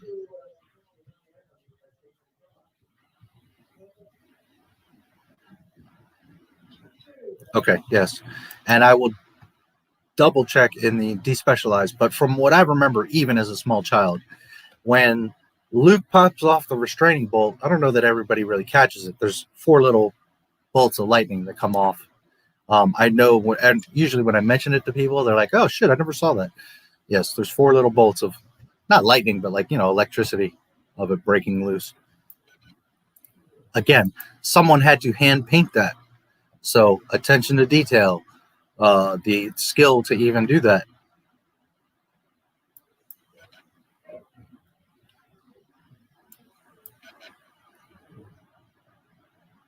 I wonder who she is. Sounds like she's in trouble. Sorry, this is a DVD, so it's kind of jumps around a little bit. I can't fast forward and rewind so normal.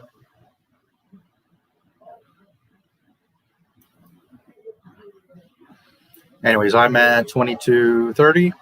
He pops the restraining bolt. There's the little electricity, and Leia goes away. Wait a minute, where'd you go? Bring her back. I haven't seen a girl in like 16 years. Bring her back. The one you're carrying inside your head. Luke. He seems to have picked up a slight flutter. See what you can do with him. I'll be right back. Reconsider playing that message. I don't think he likes you at all. I don't like you either. Oh, 3PO. By the way, right there, when he says, I don't think he likes you either, 3PO turns. And if you pay attention, his left butt cheek is like dented in for whatever reason. And you'll see later that it's smooth. So that was a little mistake. You know that R2 unit we bought might have been stolen? What makes you think that? Stumbled across a recording when I was cleaning. Belongs to Obi-Wan Kenobi. And Burrow automatically looks at Owen. Do you know what he's talking about? Wonder if he's related to Ben. That wizard's just a crazy old man. Take that R2 to Anchorhead and have his memory erased. What if this Obi-Wan comes looking for him? I don't think he exists anymore. Okay, I just got to put my 2 cents in here as a father, as a human being. Don't do that. Don't ever deny your children the truth. Don't obscure and hide things, and don't go and say, well, delete this piece of proof of something, especially something historic. Imagine if Archie would have gotten wiped. Now we're all screwed. I really hate that Owen does that crap here. Obviously, it doesn't happen, but, I always hated that.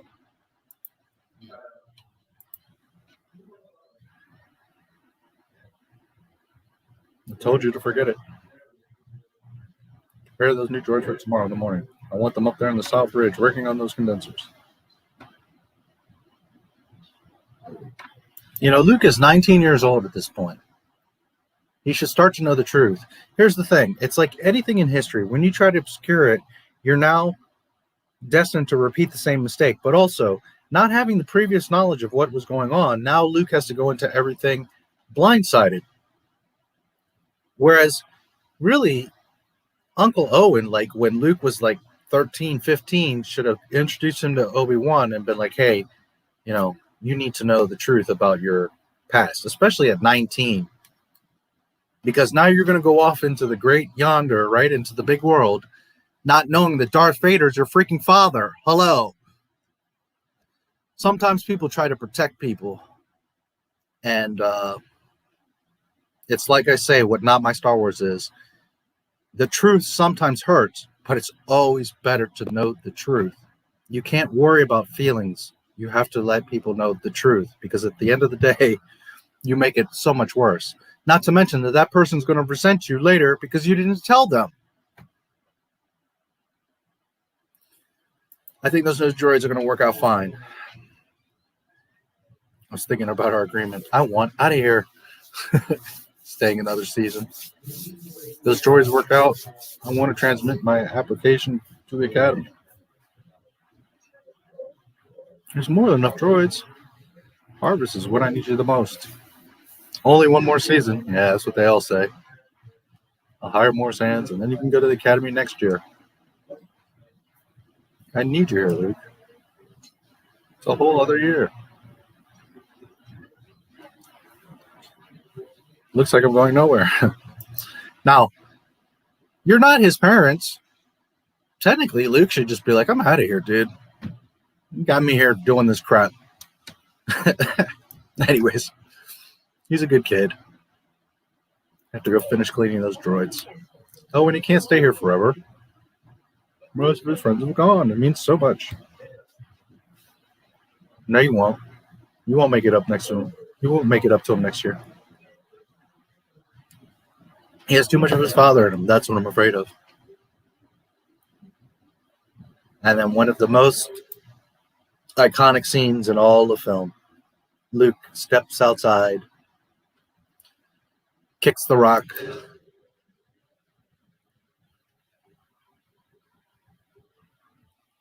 and stands on the little hill, the little incline, looks over the twin suns.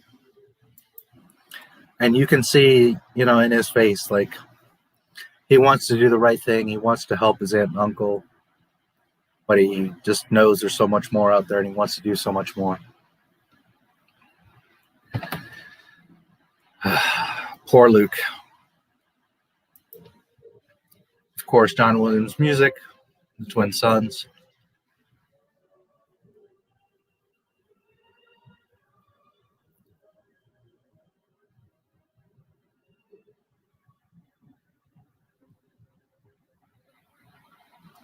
This little 10-ish seconds of Luke looking off on the twin suns and putting his head down and thinking about the future and all the things that he wants to do. He wants a bigger life. Those 10 seconds or so are greater than anything Disney has created in 9 years.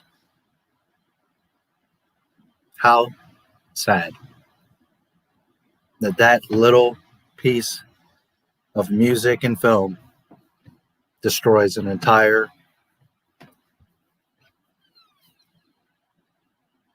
boy, Disney.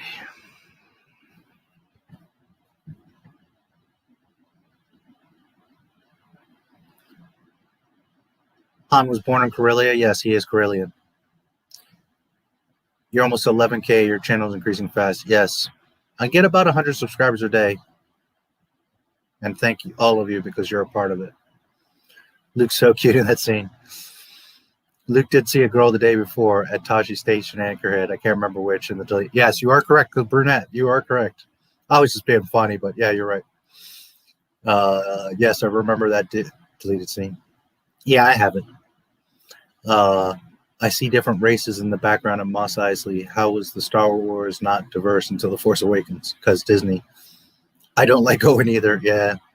Owen, I mean, I don't hate him, but to be fair, Owen likely knew what became of Luke's father and was either afraid Luke would fall to the same way or would go to his death. His hiding the truth was him trying to protect. No, and I understand completely, wholeheartedly. But it's still not right. One, he should know the truth, for better or for worse. And two, you're again blindsiding Luke into being hurled into this whole thing. You know what I mean? He should have known. I know why I did it, and I'm not saying that he had malintent behind it, but we have to take our ego out of things sometimes. We have to think about the other person. And what would have been correct and fair to Luke is that he knows. And even if he had to send him to Obi-Wan for the proper explanation, fine. But, you know, there was a black guy walking in front of Luke and Ben. Why are they acting like there were no black people in Star Wars? Because Disney. Satan's at the bar. Yes, he was. How come Vader not sense where Luke was growing up? Because Vader doesn't get anywhere close to... One, he doesn't know he has a child. Two, he was never in proximity. That's how it works. There's none of this forced Skype nonsense. You must be in proximity of someone to create a connection, and then therefore you can sense each other at distance. Vader hates Tatooine and will never go back, as was established in the prequels. So he doesn't know he has a child. He has no connection. He hates Tatooine and is keeping his distance. So that's why he wouldn't sense him. Whereas later, remember that he senses him in Empire? After he cuts off his hand, Luke, join me. It's because now they had contact. That's how the Force works, not how Disney makes it the Force work. But that's why. The scene's legacy will always be tainted. I'm Ray Rice. Yeah, unfortunately. Unfortunately. Obi-Wan dropped off Luke to Owen and Beru. I wonder if he told them, do not let this kid leave this planet. If so, Owen was following Obi-Wan's orders. I mean, you could potentially argue that. We don't know if they had any real dialogue or that was said, but you could say maybe. I don't know that he did. Honestly, I don't think that Obi-Wan wanted to put anything on them, like to give them any kind of... I don't think that he said, hey, Anakin lost his shit and turned into Darth Vader and is killing people. I don't think it was like that. I think that, and again, I'm just assuming this through all my Star Wars knowledge and what I saw. Obi-Wan comes to Beru and Owen. I always sense like maybe Beru couldn't have kids anyways because she is so excited to get this baby. You can see her face, right? And I think that Obi-Wan just very succinctly said, listen, something happened to Anakin. He died. This is his son. And he probably said his only child, all right? He probably didn't even mention Leia. So there's no connection. His only child is you know, you're the only family that his only child has. And Beru is like, yeah. So she's not questioning. She's just like, give me that baby. And Owen's like, okay. I mean, he was just probably so happy for Beru that he was like, all right, I don't think there was much of a conversation there because Obi-Wan wouldn't want to tie them up and implicate them with the whole thing. Now, over time, Owen is thinking, well, this is Anakin's kid. So I got to be careful because he could fly off the handle. He could, be aggressive. He potentially could be powerful in the Force, but I don't think that Obi-Wan's like, hey, this kid's the chosen one's child. Like he is the New Hope. You must protect it. I think he would have just kind of like said, this is your family, take him. And, not even like you got to protect him or anything. I think he would have kept as much information out of it so that it doesn't get them caught up. That old saying, like, plausible deniability. Like if you don't know, then you're not worried about it. You're not thinking about it. You're not talking about it. No one can question you about it. So therefore, I really think that Obi-Wan would have just gave them the baby, said, this is Anakin's child. Unfortunately, something happened to Anakin. He got killed. And that's that. And that he was off, watching. Now, maybe at some point, like in the cantina or at a market, Obi-Wan and Owen cross paths. So Owen knows, well, he may not know that he's even around because he even says, well, he's some old wizard. I don't know if he's even alive. Maybe he's genuinely saying, like, I haven't even seen that guy since he brought the baby. There's no indication that Obi-Wan has any other interaction with them from after he drops off the baby. And that's how I always took it, is that he's off overwatching, in the distance. The problem is, again, when you start bringing in other stuff like the EU, God bless the EU, but it causes problems. Now you've got Asherad Head got too close to the Lars Homestead, so then Obi-Wan came, and you see how it opens that can of worms of now there's interaction between Owen and Obi-Wan, when in reality the movie's showing you there is no interaction. He dropped the baby off, disappeared. See what I'm saying? So, not to say that you're wrong. I don't know definitively. That's something that Lucas would have to answer. But from what I always saw and understood, that he dropped off the baby and was like, "This is his child," and there you go. I don't think he would have given instructions just to not implicate any problems. Yes, the music is so beautiful there in that little scene. George also put his own money here in from graffiti. Yes. I just choose to ignore Disney and focus only on what matters. Lucas Star Wars. Correct. Lucas did a perfect casting. Carrie, Mark, and Harrison are so much alike. Their characters in real life. Yes. And if you watch the Skywalker Legacy, he was very adamant on not only getting the right people, but the chemistry of the people. Why is there blood from the guy Ben cut off the arm of? Okay. I think the reason you're asking is because a lightsaber is supposed to just cauterize the wound and there shouldn't be blood. I think that's what you're asking. Dramatic effect. It's the first time we see a lightsaber cut through something. So rather than Lucas being nitpicky, like, okay, it would be a clean cut, it was more so like, let's show, because technically, yes, it should have just sealed the wound. I think that's what you're asking. And I think, again, it's because of dramatic effect. By the way, there is no blood, and Star Wars is for kids. But I think that's why. Then again, like I mentioned before in another stream, when Maul gets cut in half, you see a red, like, flash. So there is indications of blood. That's something, again, Lucas would have to address specifically. Because, yes, the idea is it instantly cauterizes you. Jedi walks into a bar. The bar says, oh, oh, wow. Every other time a limb gets cut off, there's no blood. Yeah.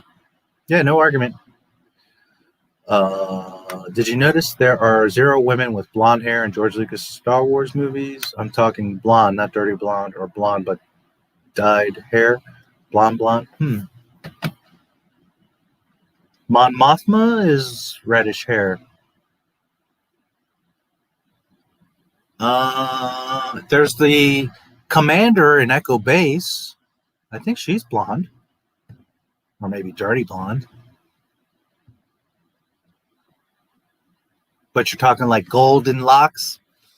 Yeah, I guess not. Maybe he prefers brunettes like I do.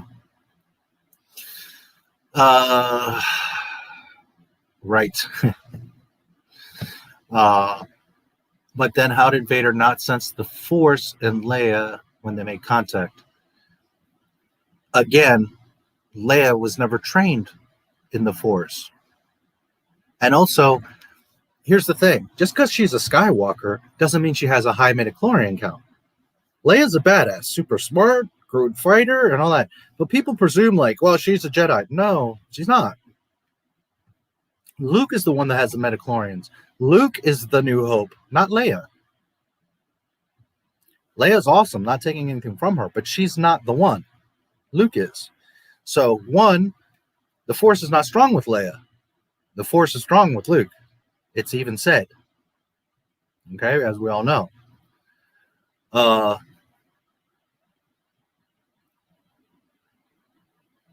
Now, later, maybe he could sense her now that they've established that contact, but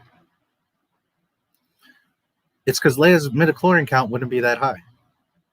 This is the thing. A lot of people assume that Leia would be strong in the Force because she's so badass, but no, she's just badass because she's badass. It's not the Force. She just isn't that connected with the Force. Not to mention that Vader, again, doesn't know he has children. So at first, he's not going to even think, never mind make that connection. But it's because Leia wouldn't have a high midichlorian count. Uncle Owen made the same mistake of Anakin to a certain degree. He was too attached to lose something. Yes. Leia is a badass because she's Leia. Because she is a Skywalker, yes, she's a badass, but not because of the Force. She was also trained on Alderaan by royalty with tons of money and the best of everything, a good diet, education, culture, travel, So Leia's going to be a badass because she's a worldly person, right? But not because of the Force. Uncle Owen, this will sound like extremely nitpicking, but I wish in the special editions they edited Luke and Leia's faces to look more like their parents, kind of like how they changed Boba's face. Nah, I don't know. I don't agree with that. You look like you look like. You don't necessarily always look like our parents. No, they wouldn't mention Leia. Just for the sake of continuity. I'm a little behind, so I'm not sure which part you guys are mentioning.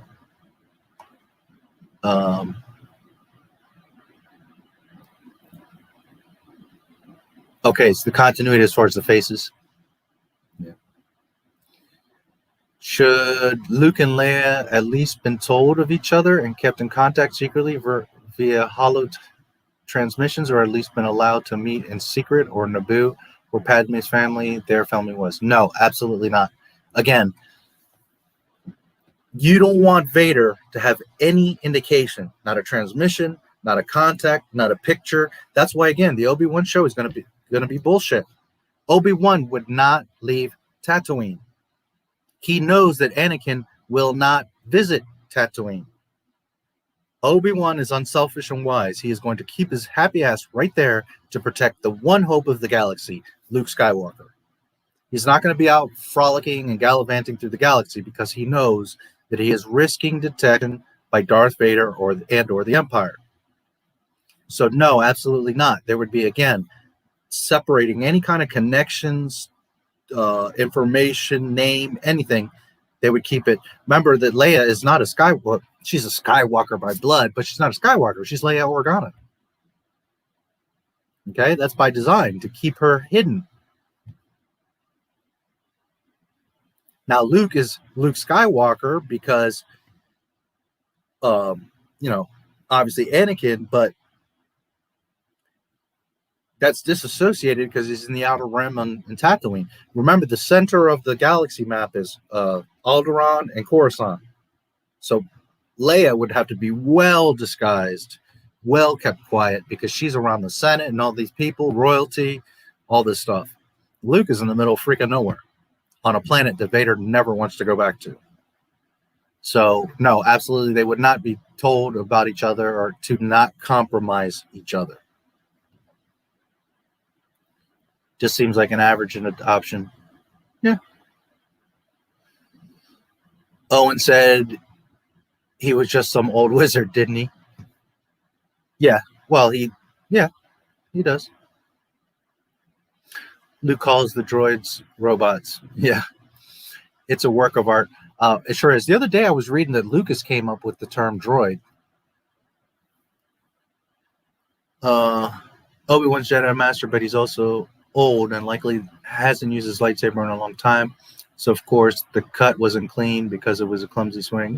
Yeah, but it should still, either way, cauterize. I think, again, it's just dramatic effect.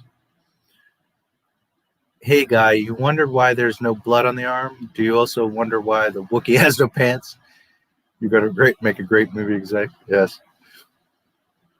That was actually something that was brought up early in days of why there's no pants on the Wookiee.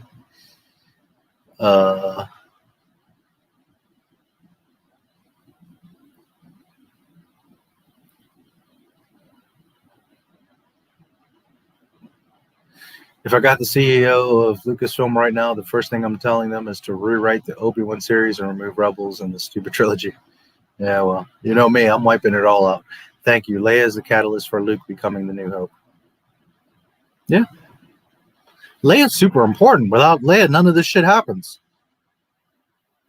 You know, Leia's one of the most important things, more so than Han and everything. Luke and Leia are obviously, you know, the twins in their own ways are the most important thing here. But just in different ways, you know. Cancel season 3, Mandalorian, edit the last Clone Wars arc to make Ahsoka die. Yeah, well, she's got to die way before, because brunettes are the best and smartest. Can't argue that. I love me brunettes, but then again, I like redheads, and I just like women in general. So, but no, I've always brunettes have been my favorite.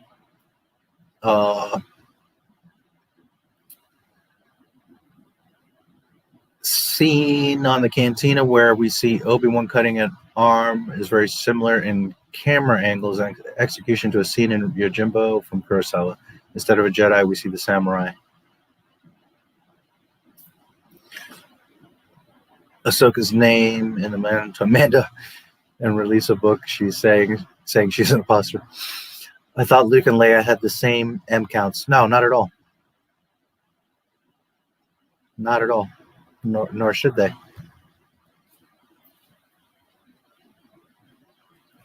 Furthermore, the Skywalker name is throughout lore, there are a lot of Skywalkers. It's an important name in the Force, but there is nothing saying that a Force user having a child is going to have Force sensitive children. On the contrary, that's not how it works. Children are randomly chosen by the Force to have are chosen by the wills, right? The Force to that have different levels of midichlorians, right?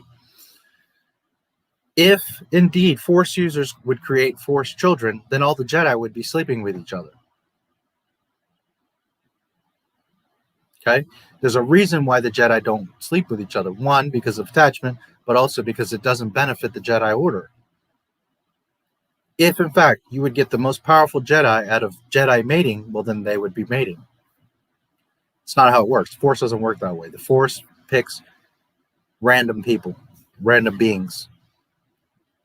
So just the fact that they are the children of Anakin doesn't mean they're both going to be the most powerful Jedi ever. Luke happens to be, but that doesn't mean that Leia has to be too. She doesn't have the same nor even close midichlorian count.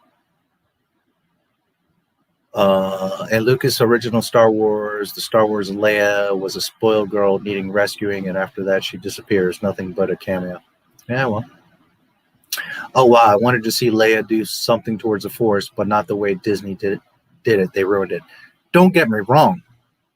Leia would still be adept in the Force. she would still be able to become a Jedi. I'm not saying that she can't. Don't get confused here. She still would have probably a higher midichlorian than the average person. She still could learn to be very proficient with the lightsaber. But she's not like the next chosen one like Anakin. She didn't get the same affinity for the Force as Luke did. Now, in the same token, the Force can work in mysterious and different ways. So she's much smarter than Luke, much more diplomatic, much more level-headed, much, she's got things that Luke does not. So remember that. It's not that just Luke is all just better than Leia. It's not what I'm saying. What I'm saying is when it comes down to the Force, like whooping that ass with the Force, Luke is, in lore, becomes the most powerful of all the Jedi in history. More powerful than Yoda, more powerful than anyone. But that's not to say that Leia doesn't have connection to the Force or that she doesn't have other talents because of it. I'm just saying that she's not like Anakin and Luke, where she would literally like pick up a lightsaber and just wreck shop. She wouldn't be able to levitate and do as many things. I bet she could do mind tricks all day long. She understands other things that Luke does not. She's a leader. Luke is not a leader. I mean, he is, right, in a way, in the battle, but Luke's not a leader of a rebellion. Leia is.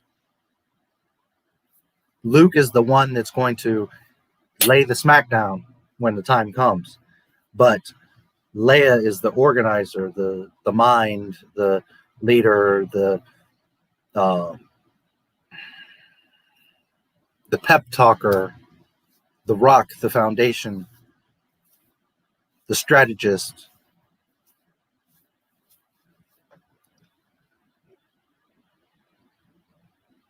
But yes, don't get me wrong. Leia could. I mean, we don't see it, so we can't say for sure. But theoretically, yes, in EU, Luke does train her, and she could whoop that ass with a lightsaber. It's just she's not going to be Luke level. That thing in Rise of Skywalker where she beats out Luke and all. And it's not because she's a girl. It's because she's not the one. Luke is. She's doing other stuff. In a way, on a grander scale, she's doing much more, right? Because she's the leader of the rebellion, for Christ's sake. Well, not the leader, because Mon Mothma is, but the effective leader.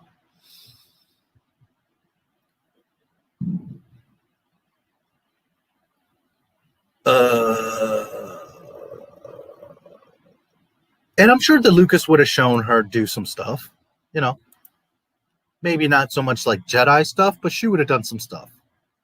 Absolutely.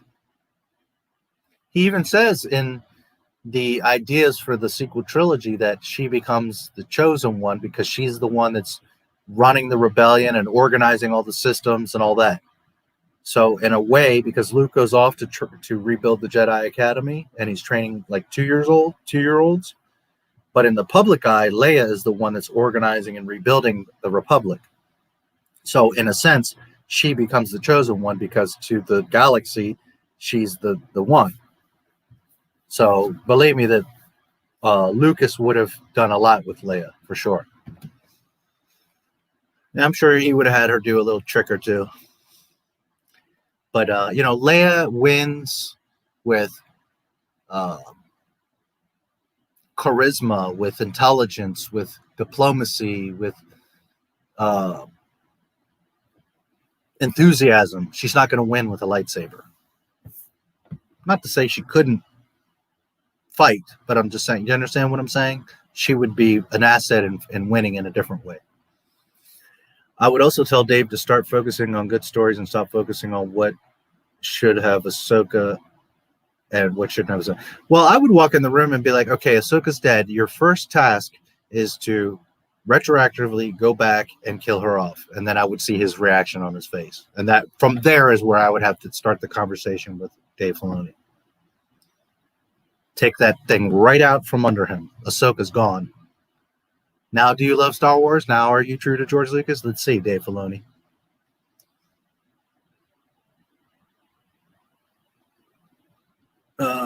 Where are we at?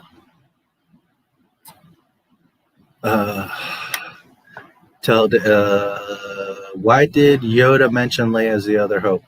Well, he doesn't really say that she's the other hope. He says there is another. So again, I'm not saying that Leia doesn't have midichlorians or that she can't become a Jedi. It's just that Luke is the primary, right? He's the one that's highly connected to the Force. And they knew that from the beginning. If Luke doesn't come through, well, then there's still some hope because Leia could potentially be trained. But notice that Luke is Mr. I want to do adventures. I want to fly starships. I want to become a Jedi like my father. Whereas Leia is not even thinking about that. She's thinking about diplomacy, the rebellion, the right thing, politics. See what I'm saying? So, but by all means, if something happened to Luke, then, you know, now remember that if Ahsoka were alive, Obi-Wan and Yoda would be like, oh, what about Ahsoka Tano? Commando, I have to go. Goodbye. Bye, everyone. Good to see you, buddy. Have a good night. I would hire Gina back and cancel all the other stuff and say, hi, Republic isn't canon.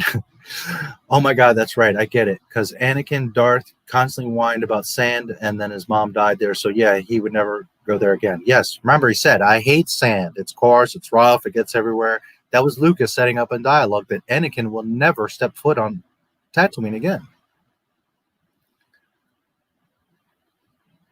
So it's all in how you interpret things. People say, oh, that's such stupid dialogue, but it's because you're not thinking of how do things affect later. Dave Filoni just does this. Ahsoka, Ahsoka, Ahsoka. George Lucas is like, if I say this, what does it mean back then? And how is it going to affect the future? That's the difference. Lucas always maintained continuity, always thought about everything. Disney is just like, just make this and we'll fit it. We'll make it. We'll explain it later. We'll fit it in later. We'll write a comic book. Don't worry about it. Yep. Vader would not set foot on Tatooine. Star Killer miniseries, Vader anthology. Buckfall says, too bad. I feel Luke and Leia were denied the life they deserved, even with the death of Padme and fall of Anakin, to be happy with their still living in love relatives. Yeah, no, those two kids went through a whole lot of shit. But sometimes that shit is what makes you strong and builds your character and puts you into the position to create, run, establish, organize a rebellion, and for you to redeem your father. That is what George Lucas is showing you. That no matter how hard your life is, that you could be a slave boy on a desert planet, that you can save the galaxy. That is Star Wars.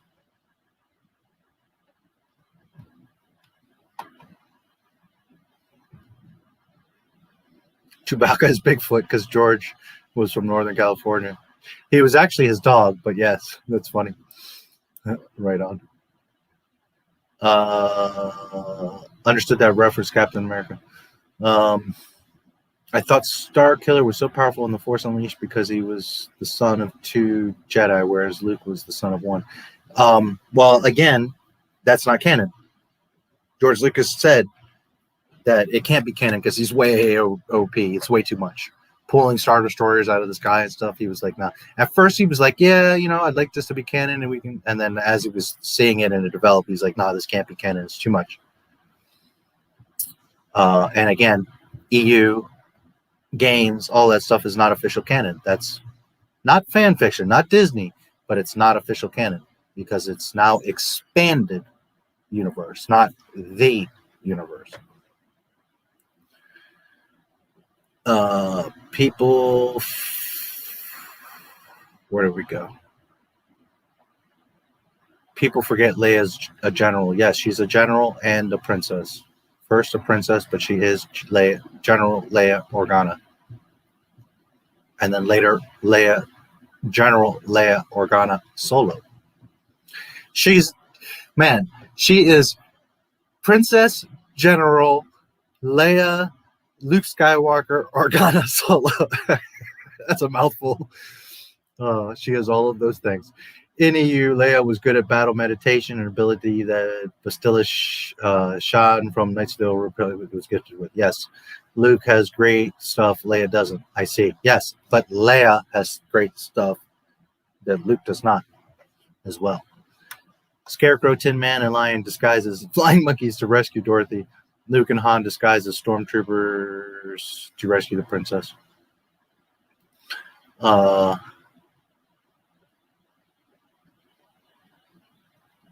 We won't see GL Star Wars sequel trilogy. Well, never say never. Most likely we won't, but Kim Kardashian is the best and smartest because she is a brunette.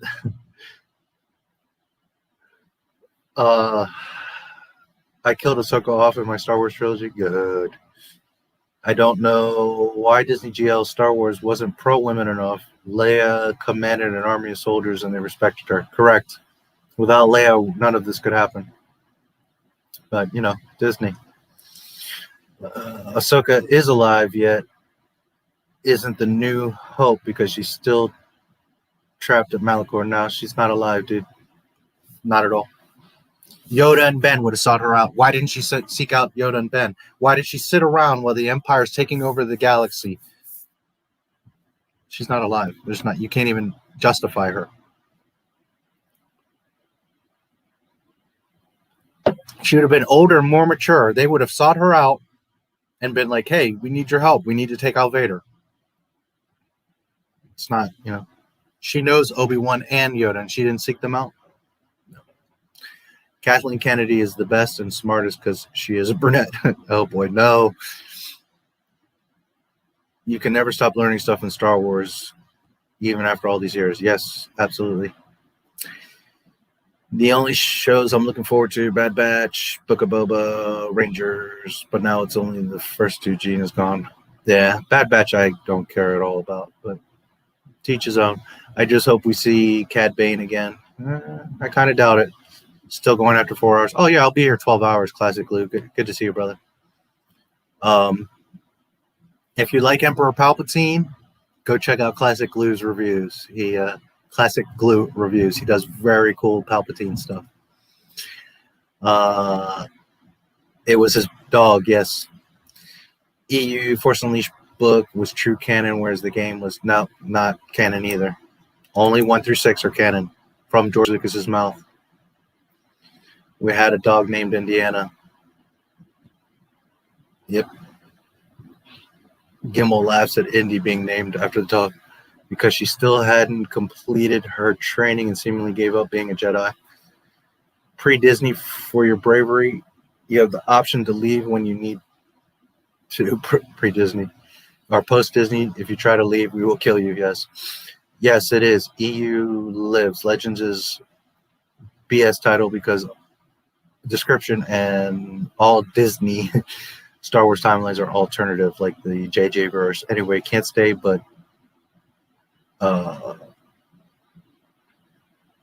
OT Star Wars is the best. Have a good night and great weekend. Yeah, you too, Classic Luke. Good to see you. Absolutely, buddy. Go check him out. He does very awesome Palpatine stuff. Okay, I get it. Not all brunettes are smartest or bestest. Well, I didn't say all of them. I just said that I like brunettes. Gimli from Lord of the Rings played solid in the first and third Indiana Jones. All right, let's continue on. So Luke's garage, again, all the detailing. He buzzes 3PO, who's hiding.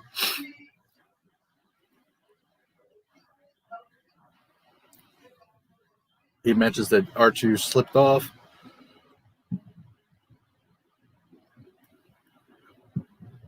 And Luke comes out looking for him with the binoculars, which I always loved the binoculars. The view through the binoculars I always thought was so awesome. He's nowhere in sight. Blast it. Couldn't we go after him? It's too dangerous with all the sand people around. We'll have to wait until morning. Shutting the power down. That little droid's going to get me in a lot of trouble. He excels at that, sir. Oh, boy, 3PO. Throwing him under the bus again. All right, so the next morning.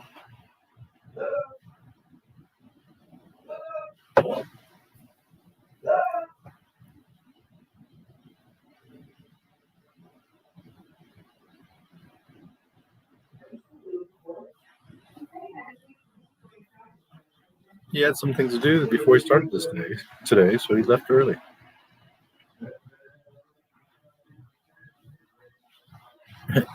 He better have those units on the South Ridge or it'll be hell today.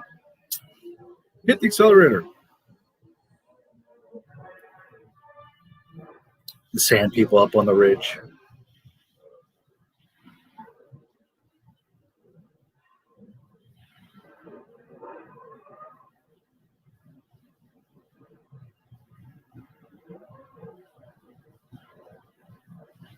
The Panthers. Where do you think you're going? We'll have no more of this Obi-Wan Kenobi gibberish. Your fortune doesn't blast you into a million pieces.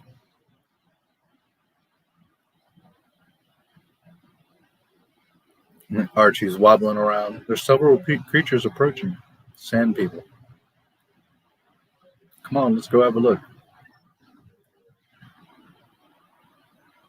You should have just gotten your damn speeder and taken off, Luke. But anyways.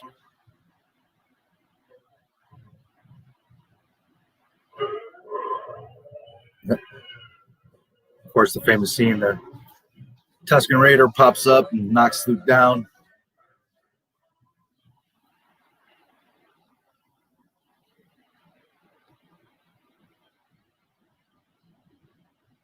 And Archie's hiding under a little crevice in the rocks. They bring Luke over and drop him off.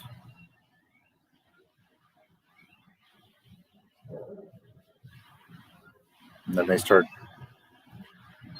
messing with his sand speeder.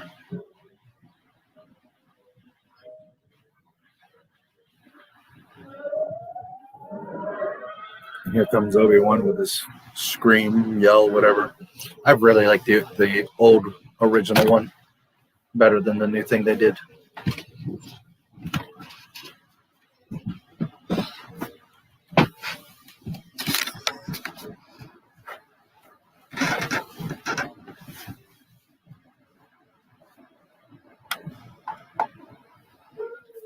Obi-Wan feels his forehead. Now it's funny. Some people say, "Oh, well, that's force healing there." No, it's not. Have you ever seen a nurse or a doctor, like when you have a headache or you've fallen down and they check your head? I mean, it's not anything to do with the force. Not to mention, if it was force healing, Luke would just pop up like, "Oh, I'm fine," like in The Rise of Skywalker.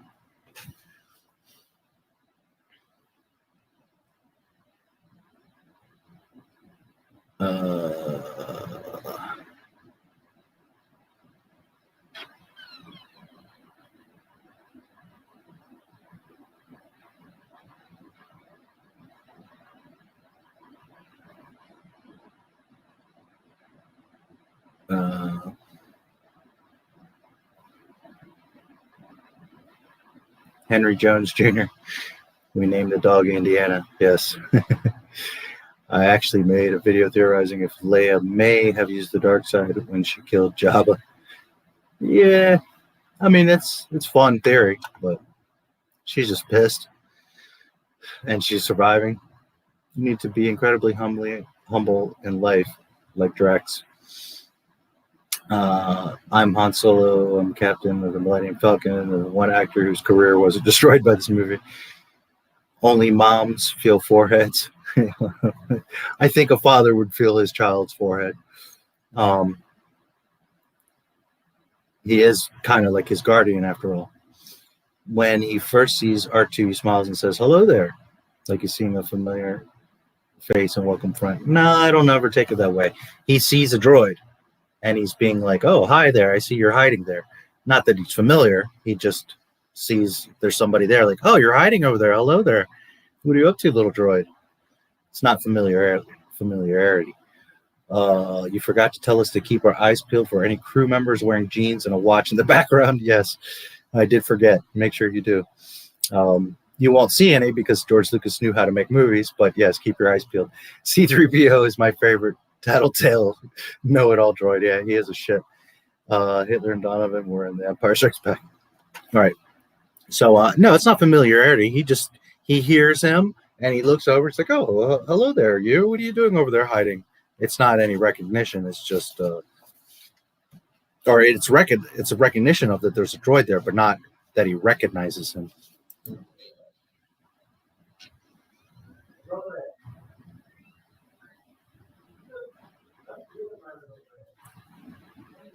Come here. Don't be afraid. You'll be all right.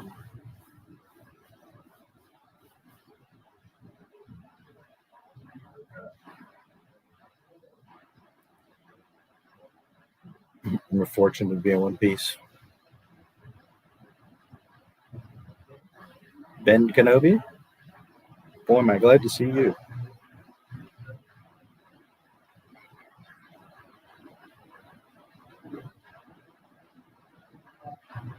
What brings you out this far?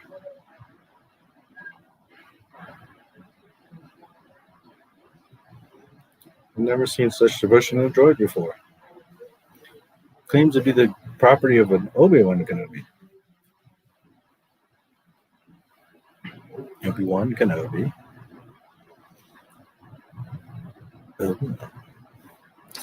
That's a name I had not heard in a long time.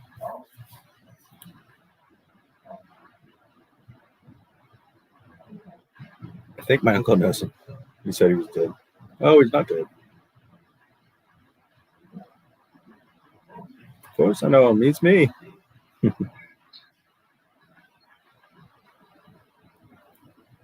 Haven't gone by the name of Obi-Wan since, before you were born. Then the droid does belong to you. I don't seem to remember ever owning a droid. Okay. Let's review. First and foremost, who owns R2-D2? Padme Amidala. Anakin does hang out with him quite a bit, but R2 belongs to Padme. Padme dies. Anakin becomes Darth Vader. The rebellion has R2. Now, I always kind of thought of it as Leia would have owned R2, but perhaps Anna Antilles had him, regardless of what is the backstory there. R2 was around the rebellion and all of them. Obi-Wan never owned R2. Obi-Wan was never that much around R2. That's Clone Wars cartoon muddling the waters. The movies are canon. Obi-Wan was never that much around R2.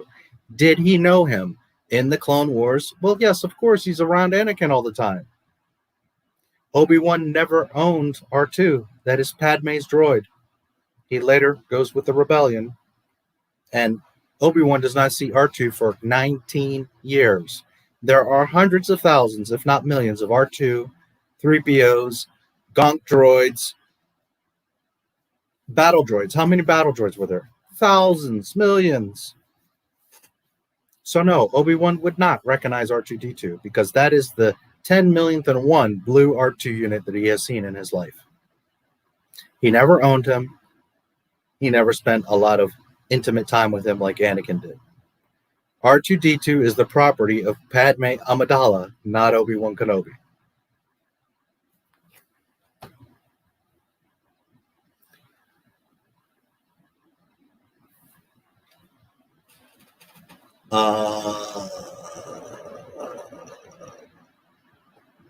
I like the first line. We hear him say hello there, yes.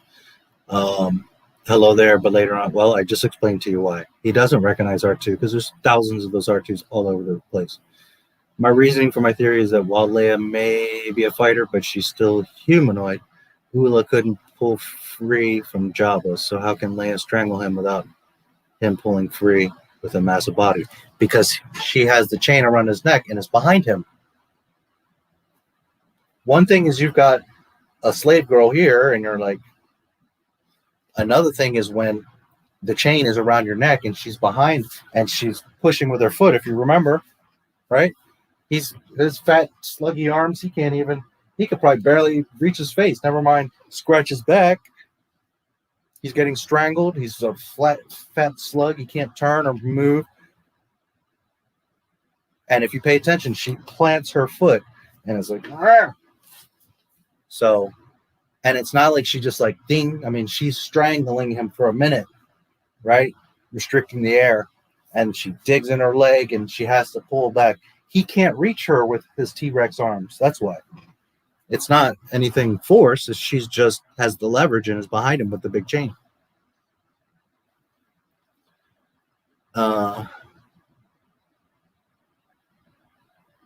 Yet he fought side by side with R2 in Revenge of the Sith. Yeah, R2 was around. I'm not saying he doesn't know R2 at all, but he's not his droid. He's not buddy with him like that. I mean, yeah, they're friends. They know each other, but you understand what I'm saying? Like, if anything, in the Clone Wars, R2 is Anakin's, but he belongs to Padme. But Obi-Wan never owned R2 or spent a lot of alone time with R2. Who calls R2 on the communicator? Anakin, not Obi-Wan.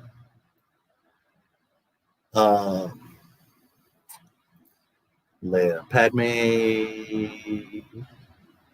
gave him to Anakin and she gave him 3PO. In the cartoons, he was Padme's ship. Yep. My favorite actor.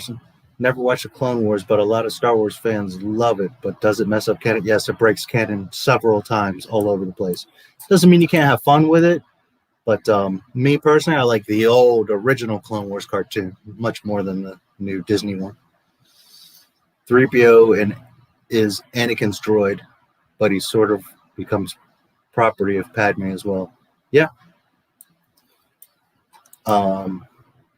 After you watch Rogue One and immediately watch A New Hope. What? Even though there are thousands of astromech doors, R2-D2 has a distinct personality that Obi-Wan should have recognized. Not after 19 years, dude. You're a hermit. You're thinking about all kinds of stuff. You're meditating. You're trying to learn how to become a Force ghost. He's just a droid. Remember that Obi-Wan gets drinks in the cantina. He's seen so many other droids.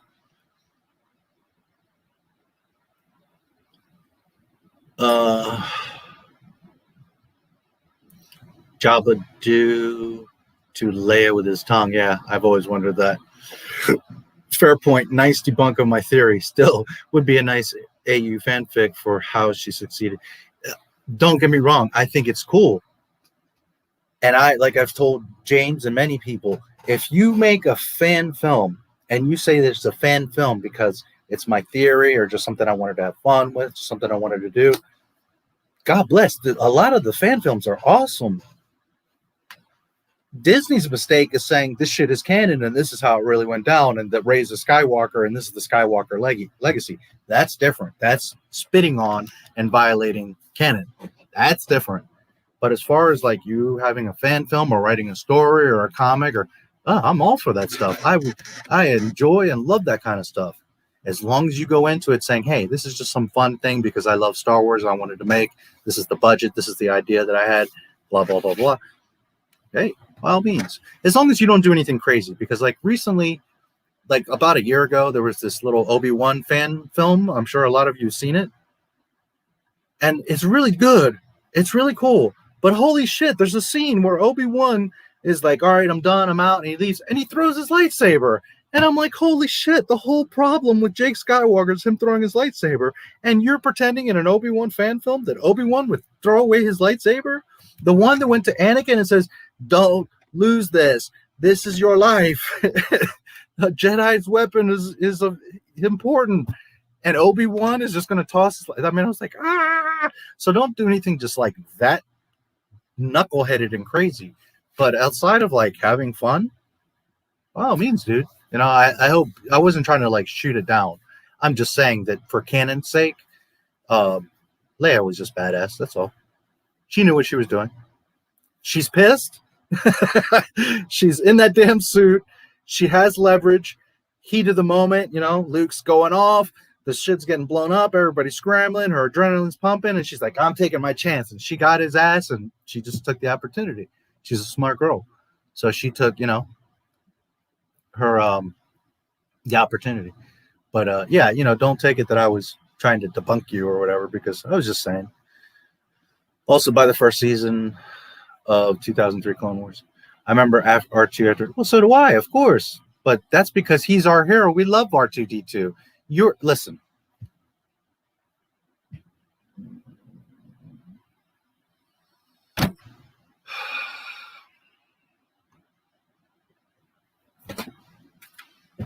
You see this? I don't know if you can see it. I got to switch here. Okay, you see this? Some of you in the chat have told me that you have this guy. So, if this guy had like a pink stripe on him and his breathing was different and, I don't know, the bottom was scratched, then maybe 43 years later, you're going to remember this guy. But what happens when you walk into Toys R Us and there's 15,000 of these? You're going to recognize this guy? No, he's another Star Wars R2, Darth Vader toy dispenser that breathes when you push his chest. You're not going to recognize R2, dude. I know that he's in our hearts and we love him. He's one of my favorite characters, but he's just another R2 unit. There's millions of blue R2s out there. Sorry to tell you. Obi-Wan would not recognize him. And there's red ones and there's green ones and there's black ones and all kinds of stuff. But as far as blue R2 units, hundreds, thousands, maybe millions of them throughout the galaxy over how many years? Remember that Obi-Wan, we know from the prequels, at least 32 BBY knows about R2 units. Plus, they would have been around before because they're already established and throughout the galaxy. So maybe 50 BBY, maybe 100 BBY. I don't know. I've never looked up like the history of when R2s were manufactured, but let's say 50 BBY, easy. So how many R2s has Obi-Wan seen since he was grown up through the Republic? On Coruscant alone, he would have seen thousands of R2s in the Senate, in shops, in cantinas, in diners, all over the place. Then he's traveling, Utapau, Felucia, Mandalore, all these places. He would have seen tons of R2s. So by the time he meets Padme's R2, it's just an R2. Now, do they have adventures? Do they get to know each other somewhat? Is he important? Of course he is. I'm not trying to diminish R2. Not at all. But what I'm saying is that after 19 years, thinking about a whole bunch of other shit and seeing like another 1,000 of these R2s, he's not going to recognize them. To us, of course, R2's beloved, and we're like, oh, that's R2. The second you see R2, you're like, yeah, because Lucas made it specific that the only R2 we see is like the red one and the green one, and then R2 blue. But in Obi-Wan's eyes, he just saw 1,000 blue R2s in the past month. That's what you got to understand. Now, granted, a Herman on Tatooine, maybe not, but over the past 19 years, he's easily seen 1,000 blue R2s. Easy. That's what I'm trying to tell you. We can't take for granted our view from the outside. You got to live in the universe, and in that galaxy, they're all over the place. Anyways, I know a lot of people get stuck on that. Like, he has to recognize R2. No, it's because we love R2 so much that we're like, oh my God, it's R2. How could you not recognize him? But because he's not like a child, guys. He's not like a distinctive face. He's an R2 unit.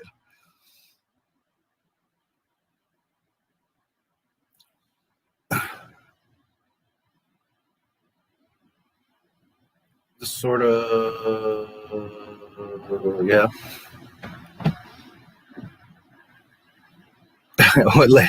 Yeah, I always wondered that if Jabba was licking Leia. Honestly, I would if I would have had her on a chain like that. Just being real. I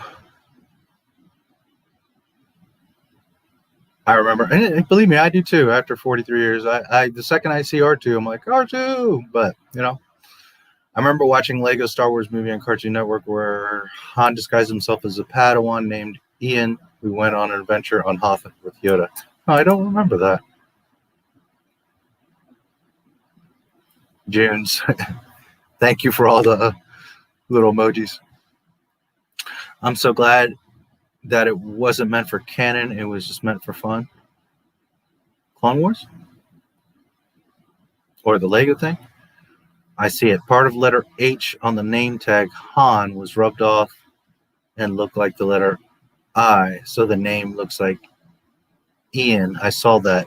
I admit that was clever. Huh? I don't remember that. I gotta look that up. I also, that is clever. I saw another one where Luke was disguised as Darth Vader and being chased down by crazy fangirls. Gives me Robot Chicken vibes. Love Robot Chicken. Oh wow, have to think about that. What part are you thinking about?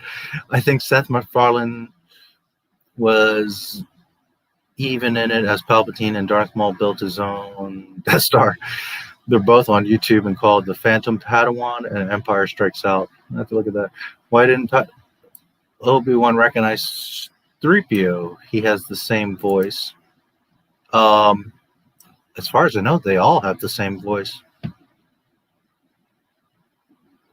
There's a male or a female version of the voice, but it's not distinct outside of that. And again, there's thousands of 3POs. Not to mention 3PO. Obi-Wan is in the hallway when they say, wipe that droid's memory. So he's definitely not even thinking about 3PO. Even if it was 3PO and he thought, oh, that's 3PO, he wouldn't even think anything of it because he was wiped. So even if Obi-Wan recognized him, 3PO wouldn't recognize himself. You understand what I'm saying? So it would be irrelevant.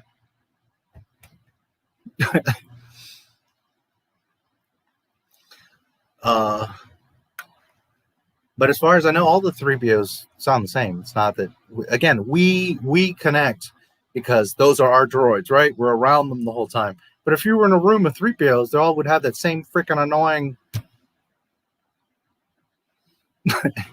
The only droids you hear speak differently is different models. Think of the battle droids. They all talk the same. Rider, rider. And in fact, all the clones would talk the same. That clone, different voices and looks and all that is Filoni's fan fiction. Because the clones are clones. They're all the same. Hello.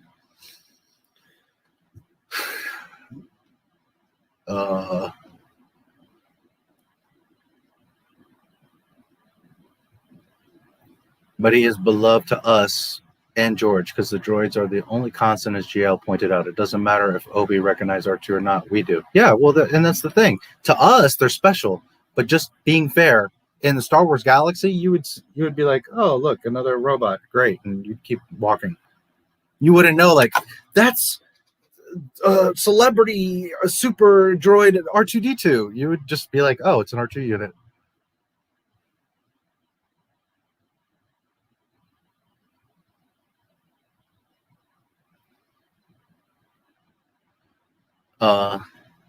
The H in Han was turned so it looked like an eye. R2 makes sense. Almost some people think this is silly that someone like Han doesn't know what is a Jedi, even in the Clone Wars. How common was that someone would see a Jedi in the galaxy? Very rare. Well, and Han doesn't say he doesn't know. He says that I don't believe in hokey religions and all that. Okay, one thing is to know all about the Jedi, what they do, the temple, their code, been around them. Okay? Han's just saying that, well, yeah, obviously I'm aware of them. I've heard of the Force and the Jedi. I don't really believe in their stuff. You know, I'd rather have a blaster, right, than believe in hokey religions or whatever it is he says. I can't remember. We'll see it in a while. But remember that Han never denies that they exist or never heard of them. He just says, well, I don't really believe in that stuff and I don't know much about it. But he never says they don't exist. Whereas Mandalorian's like, what? Bo-Katan, who's standing there with fucking Ahsoka Tano, who is a Jedi and is around the Jedi Council and all the Jedi and asks for help from the Jedi Council, but yet in Mandalorian, she doesn't know anything about Jedi or Luke Skywalker. That's different. That's totally denying that they exist.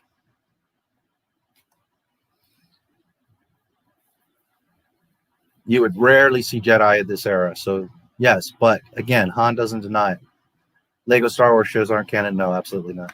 TC-14 had a female voice. The silver one on Cloud City had a different voice. TC-14 as a female, of course, is going to have a different voice. The one in Cloud City, I'll have to look back at it. You can argue that 3PO would have a slightly distinctive, but that's because for us, the audience, so that we connect with 3PO and R2. You could even argue that R2 probably has slightly different bleeps and bloops to distinguish R2. But again, that's for us to connect. You have to, again, put yourself like I'm in the Star Wars universe, and it would just be another droid. I know what you're saying, and I think you might be right that his voice is slightly different. But again, that's for us. For some reason, one of the fangirls chasing Luke was Ahsoka. But again, it was never supposed to be canon. Roger, yes. I need to rewatch the Dark Knight trilogy on HBO Max. It's been forever. Okay, we're here 5 hours. I need to take a small break. I need some liquid. I need to pee. And sorry for all the information. And we will come back and continue. So give me 5-10 minutes and we'll continue on. I'm here where am I? In case anyone wants to catch back to where I'm at. I am at, okay, right. Where funny, I don't remember owning any droids. So again, guys, just remember, Obi-Wan is older. He has seen so much in his life. The Clone Wars, droids all over the place. He's traveled to many, many planets. He was in a droid factory, probably several droid factories, fought in the Clone Wars. I mean, he's not even thinking about R2-D2 right now. Had he spent some time with R2 and started talking and thinking and reminiscing, he would be like, wait a minute, Anakin had a droid just like you. I'm not saying that he wouldn't. I don't think that Lucas would deny that. But just at first glance, you haven't seen this droid in 19 years. You've seen hundreds of other droids. They all look alike. It's not a problem. It's not a plot hole like people like to make it out to be. It truly is not a problem. It makes perfect sense that he would not recognize R2-D2. If he sat there, looked at him, checked his markings, thought about it, even if he like read his call sign and said R2-D2, he'd be like, oh shit, R2-D2? The R2? You see what I'm saying? But right now he's just looking at him like, oh, it's a pair of glasses. I've seen 1,000 of those. And, you know, he's not looking at like the model number or the manufacture date, or you see what I'm saying? I can't finish A New Hope. The Wi-Fi isn't very good. You go. Hokey religions and ancient weapons are no match for a good blaster at your side. Yes, thank you very much. And there you go. So he's not denying it. He's just saying that, you know, I don't have first person like connection or experience with it, but he's not saying that religions don't exist, that the universe doesn't exist, that God doesn't exist, that the Jedi don't exist, that the, you know, you see, he's not denying it. He's just saying, you know, you guys with your Force stuff, I don't really believe it because I don't have first world experience of it, but I've heard of it, I know about it, and I even I mention it, I reference it, which means he knows about it. And that's the point. Whereas in Mandalorian and other Disney nonsense, they act like the Force. Rey has no clue what the Force is. Luke Skywalker, he's a myth. Oh, come on. All right, I'm going to take a very quick break. I will see you guys in a few minutes. Should I put a video on for you? Let's see.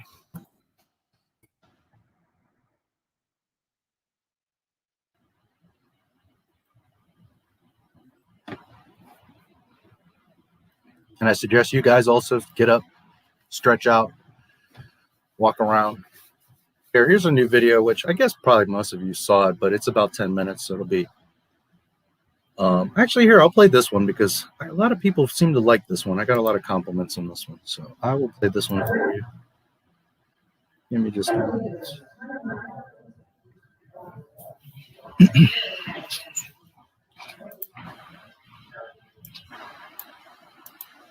A lot of people seem to be liking this one. Okay.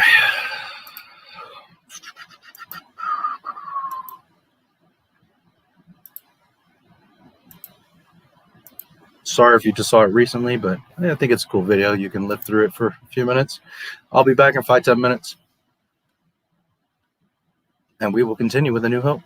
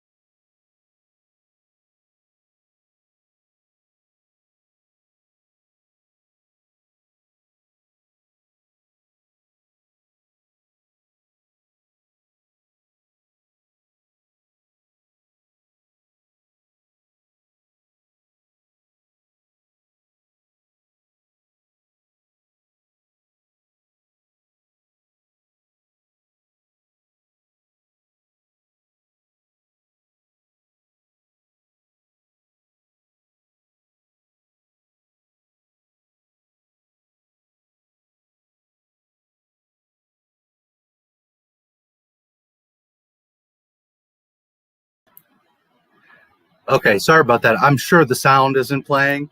Freaking StreamYard is always a pain in the butt. Just a second. Sorry about that, guys. I forgot to double check that. And you're probably watching it like, God damn it.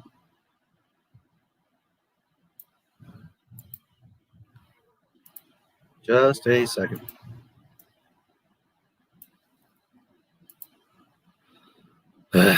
StreamYard is a pain in the butt. So I'm pretty sure you weren't hearing it. Now you will. My apologies. I will be back in a few minutes.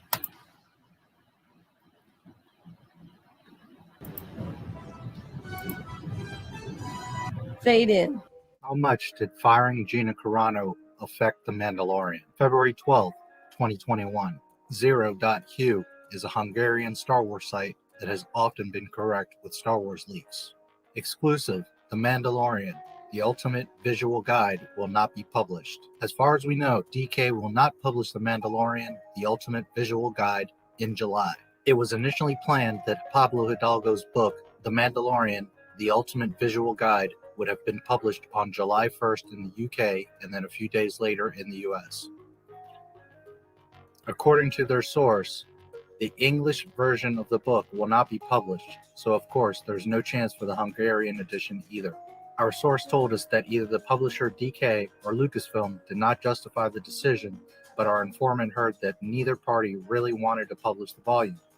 This comes as a shock because the visual guides are among the most popular reference books, containing a wealth of in-universe background information about a particular movie, its locations, characters, and vehicles. From here, we speculate. I think what's behind the decision may be that they don't want to issue more and more visual guides about The Mandalorian every 2 seasons. The decision is more logical after it has become official. Lucasfilm is creating a story flow of several live-action series. It is called Mandoverse by fans, which is connected by their story and characters. I find it easy to imagine that we will receive a visual guide after the end of the Mandalorian series, or possibly some seasons of several series in the Mandoverse will be discussed at once by the first such book. In any case, fans will surely be sad, as I may not be exaggerating if I call The Mandalorian, the ultimate visual guide, the most anticipated Star Wars book of 2021. We asked DK and Lucasfilm about the book's cancellation, but they have not responded to our request in the last few days, and the title can still be pre-ordered on some web shops. I did some checking on Amazon and a few other sites, Target, Walmart. It does appear that you can still pre-order the book, but I didn't go through with the complete transaction, so I can't confirm that. And just because you can pre-order it doesn't mean that at any day they could announce that it has been canceled. Update, February 15, 2021. Our source has new information that explains somewhat the cancellation of the book. The visual guide was shut down at the last minute because the multiple interconnected series coming to Disney Plus requires a different strategy. Lucasfilm wants to have more control over the books, according to our source. The Mandalorian, the Ultimate Visual Guide, or an updated and changed version, will not be released before 2022. So what happened in the past few days that could alter the decision of all these interconnected stories that they were going to make? Firing Gina Carano. It would appear that Lucasfilm not only fired Gina, but that they're going to delete Cara Cynthia Dune from all the episodes of The Mandalorian.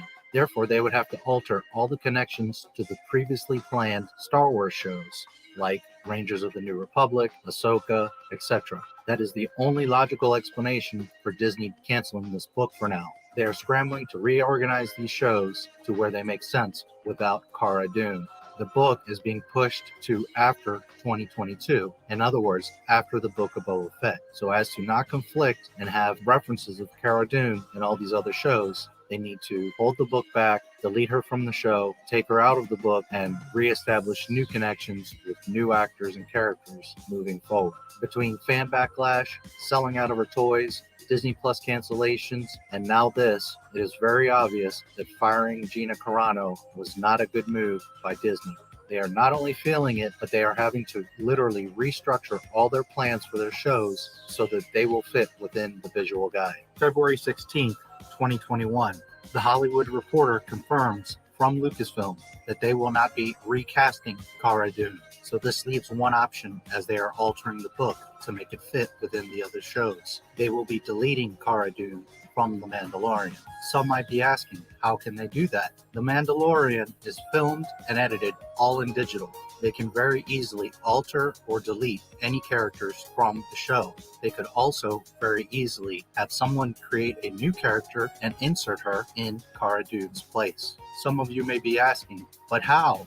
How could they do this? There's no way. Well, they already have. Mark Ratz was commissioned to do a Mandalorian promotional poster that originally featured Cara Dune. Per Lucasfilm's request, they had him change out Cara Dune for Ahsoka Tano, as you can clearly see here in this video.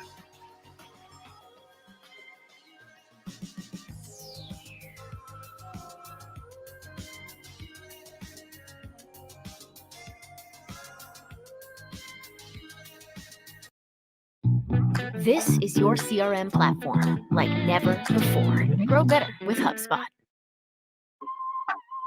To all young creatives, nothing makes sense and nobody knows what they're doing. Be creative, follow your heart, and if it feels different and weird, stick with it.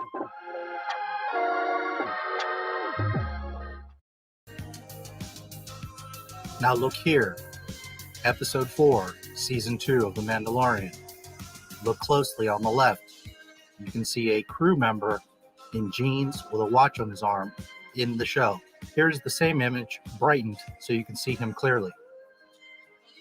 Now look here. I took a screenshot today from the show, same episode, same exact shot, and you can see that he has clearly been digitally removed from the shot.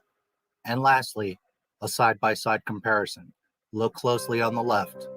One of these things is not like the other. So they will be removing Cara Dune from the show. They've removed her from the poster, and this is why they are removing her from the book, so that there is no quote-unquote cross-contamination from Cara Dune in future Star Wars shows.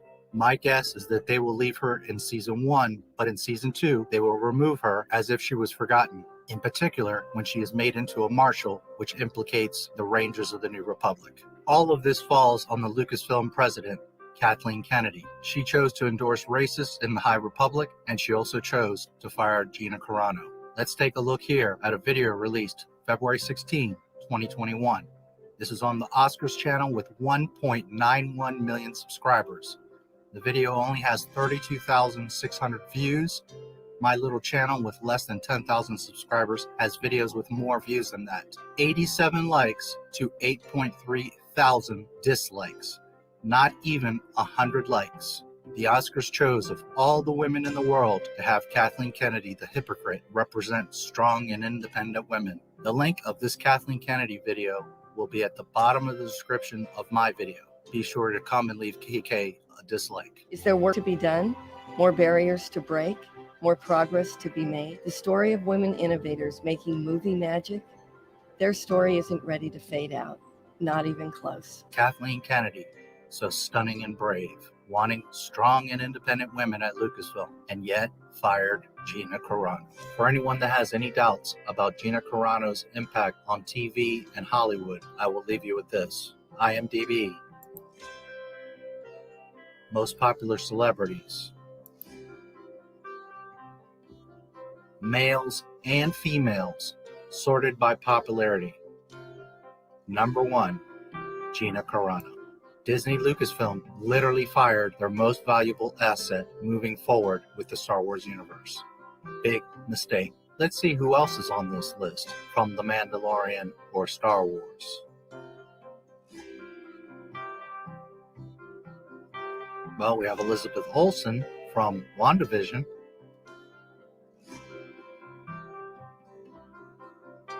Anyone else from Star Wars here?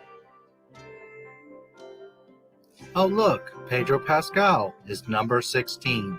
It has also been reported that he has signed on to do the Last of Us film, and that film will take precedence over any other productions. There is a good possibility that Pedro Pascal is walking away or has been fired from The Mandalorian. He has been very quiet lately, and we all know about last year how he was complaining about having to wear his helmet all the time in the show. Now in this new movie, you'll see his face all the time. So keep that in mind. Number 1 in all of Hollywood, according to IMDb, and it is not easy to go up on this list, is Cara Cynthia Dune, played by Gina Carano. Disney will now feel the effects of firing Gina Carano from The Mandalorian. Please like, subscribe, and comment on the video. May the Force be with you.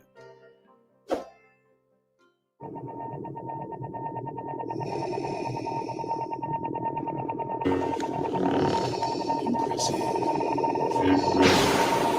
Most impressive.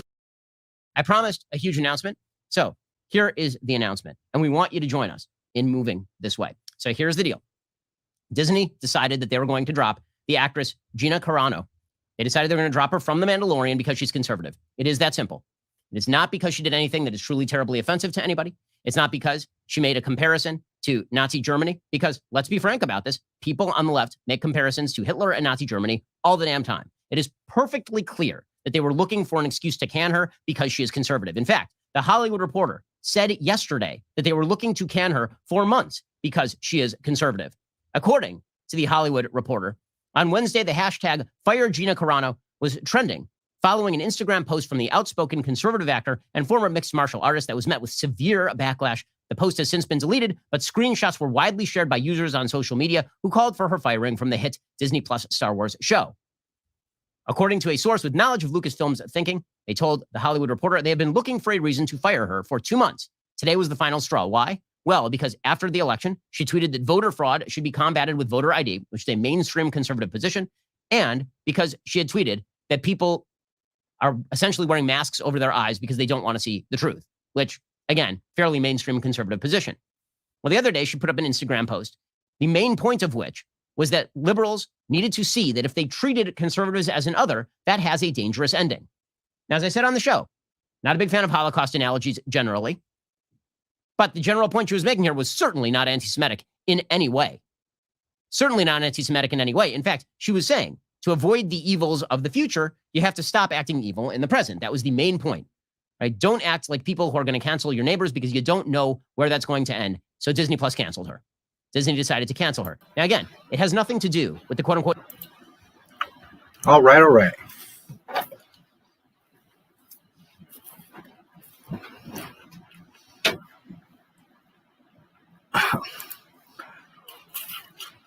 Yep.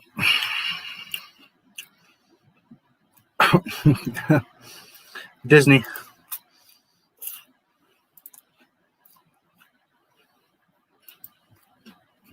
I did, thanks.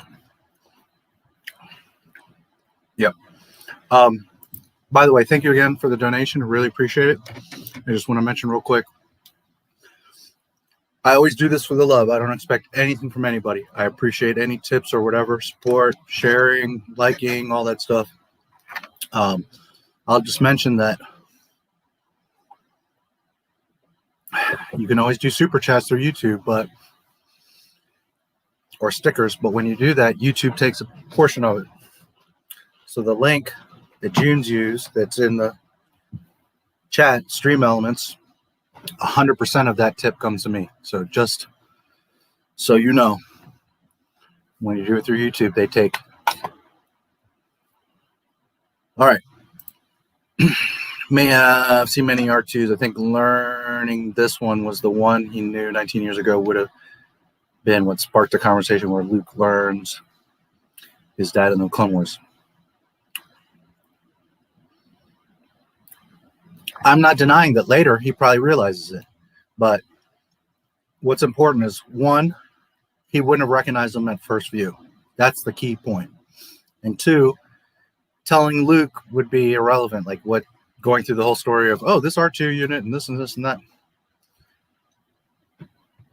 Plus, we don't know all the dialogue, right, in the back side. Maybe at some point Obi-Wan's like, hey, this R2 is important. You know, because Luke faithfully always has R2 with him, does he not?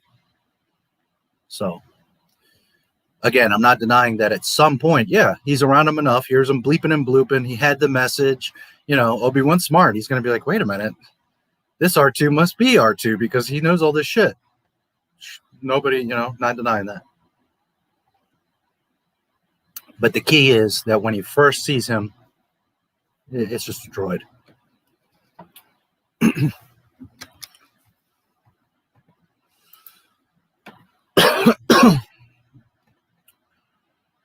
I really finished Cowboy Bebop. Desert Punk. Check out Desert Punk. Your little director's clipboard. I'm really glad to see you, Jins. I saw you commenting on my stuff the other day, and it's nice to see you here. I'm glad you're having a good time. And by the way, my streams are always like this. We hang out, we talk. I go back and forth with you guys. You know, everybody else does streams their own way, and I'm not saying they do any less or more than I do. This is what I do. I try to hang out with you guys and talk Star Wars and, you know, read your stuff and talk with you. I like the interaction. Obi-Wan not remembering R2 makes sense. Ask your grandmother if she remembers the friend of his brother when she was young. Yeah. Thanks. Tashi Station to pick up some power converters. Yeah, well, sometimes you got to do what you got to do. It's on Hulu. I recommend Cowboy Bebop. Only anime that doesn't make you feel like a web. I've seen quite a bit of it. It was cool. Yeah, I caught that afterwards. I was like, ah, damn it, the audio. Such a pain in the butt. That's one thing I hate about this. But hopefully you guys got to hear. Weeb. Okay. I was wondering, web? Without autocorrection.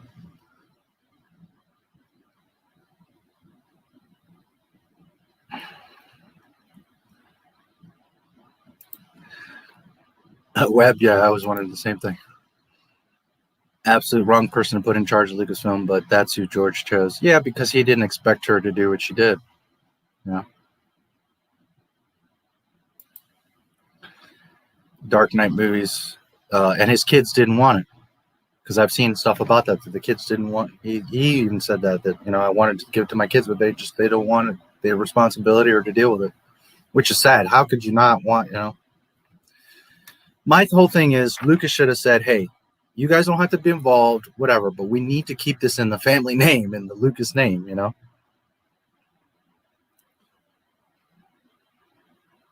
But remember that George Lucas is just human. He's just the guy, guys. When it came to space operas, he's a genius. He's the genius. But doesn't mean he knows everything or that he's smart about everything or that he doesn't make mistakes. You know, he just wasn't thinking that they're going to literally take Star Wars and stomp all over it. He figured they loved it and appreciated it like so many people did. But I like The Dark Knight, the second movie, a lot, but the third one wasn't that good. I hate the third one. I like the first two. Keaton better than Bale. Bale's Batman voice is really stupid, yes. Keaton's voice sounds fearsome and natural. I don't like Batfleck either. Don't hate them, but Keaton, that's Batman. In my opinion, in my eyes, that's Batman. Kevin Conroy from TAS and the Arkham games. To be in the Flash movie, yeah, there's rumors, which would be cool. Yeah, it sure was. One of their biggest mistakes ever. They're going to hear about that one for months. Vulture, Spider-Man, yep. Have her blown up in opening scene, new season or something. I don't think they're even going to mention her. They're just going to, just like the sequel trilogy, they're just going to step over it and keep going. Just pretend it didn't exist. Never happened. I saw something yesterday that said he would reprise his role as the Vulture in the next Spider-Man. That'd be cool. Yes. Tobey Maguire, Andrew Garfield will also be back. Cool. After seeing him meeting Scorpion, I thought there was going to be a Sinister Six movie. Then they killed off Mysterio. Most famous members of the Sinister Six. I see that guy with a goof.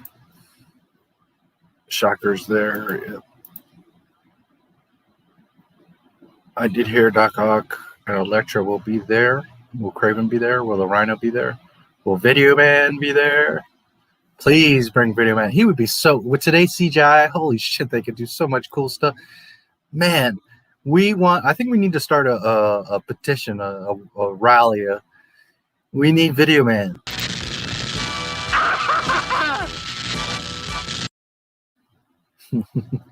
It would be so awesome to see Video Man going into the electrical sockets and across wires, and holy shit, I want Video Man. Rey Skywalker Palpatine, yes.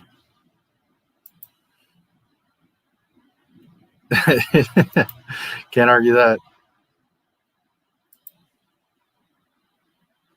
Multiverse, yeah, unfortunately.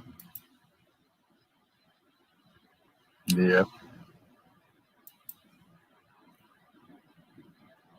Yeah, he's going to be Joel in The Last of Us. Yeah, it sure will.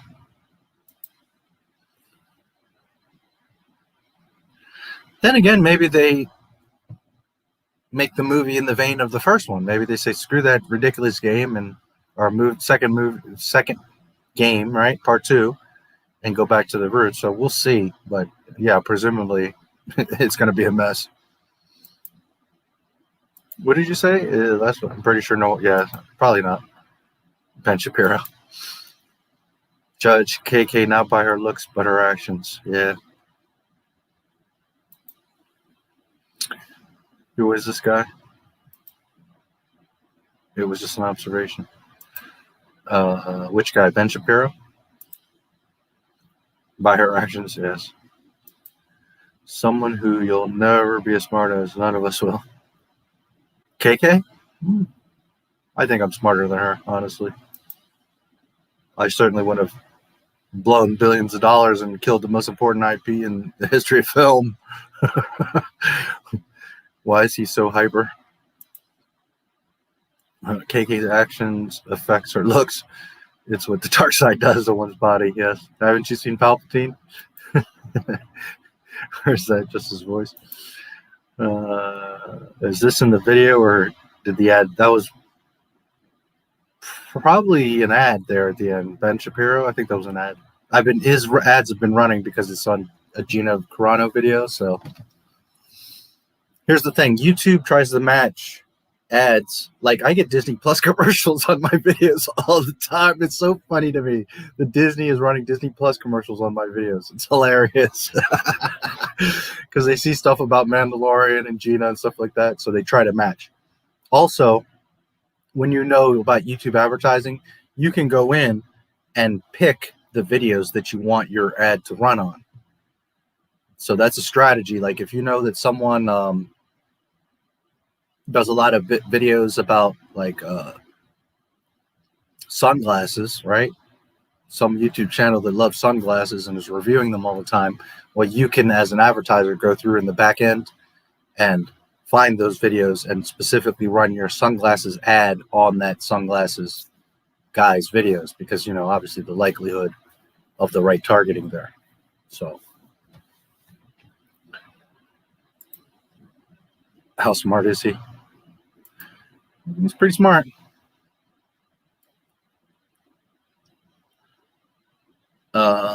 Speaking of looks, Devil Lucifer was the most beautiful angel from heaven. Yeah, at one time.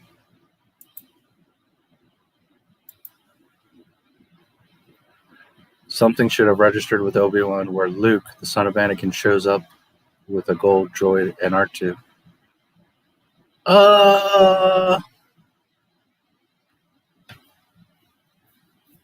At first, no, I don't think he's thinking of that. He's thinking, oh, Luke, are you okay? You know, he's thinking about Luke.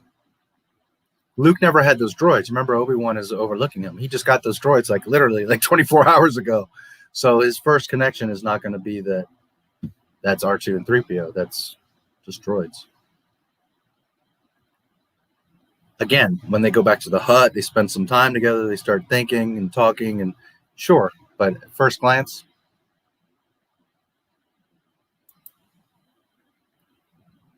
never seen your stream before? Well, there you go. Welcome. Every Friday. To go back to our Star Wars roots. Yes, absolutely. That's what I do here. I celebrate George Lucas. And yes, I destroy Disney because they deserve it and they asked for it. But most of what I do is celebrate George Lucas. Even sad that his aunt and uncle were killed, he felt more grief for Ben. I don't know. He's pretty sad. When he goes to the homestead, he's like, you know, all down. And yeah, I think he's pretty sad. Go back and watch. He's pretty sad. He also, you got to remember, he's ready to get out of there. And at this point, what's he going to do? I mean, he realizes, you know, he's got to move on. And there's other pressing matters. He starts to find out about his father, the lightsaber, the Empire, all this stuff going on. So now he's being consumed by other thoughts, by other things. He's looking much bigger scale and forward. And remember that he's adopted. They're not his true parents. They probably kind of were a pain in his ass the whole time. So not saying that he was happy, but Obi-Wan's different. That was his mentor. But he does show some grief for them. Next up on the Tossie Station strip show, give it up for the power converters. Robot Chicken, yes. Andor Man, there is something retro yet magical within the first 30 minutes. Oh, yes, absolutely. The whole thing, but absolutely. I like all three Dark Knight films, but I favor Batman Begins. I like Batman Begins quite a bit. The third one with Bane, God, I just think he's so dumb. The way he talks and his mask, and I just think he's so lame. I hate it. As for best live action Batman, Val Kilmer, man who nailed the duality of Bruce Wayne. He did pretty good. I like Keaton myself, but Video Man. Yes, we need Video Man.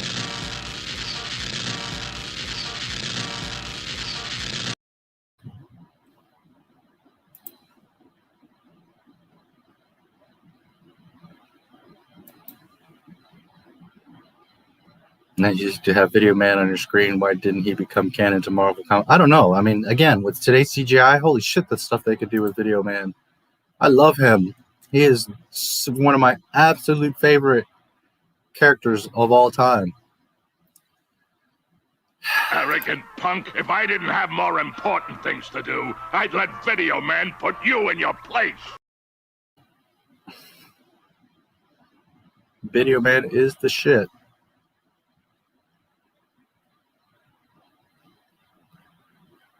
And here's a little Video Man dance for you. He's so freaking cool. He's so basic, so simple. His backside is just blue, and he's just like simple art, you know, nothing, but he's just so badass. I love him. And man, with today's CGI, they could just do miracles with that dude. He would be so freaking bad.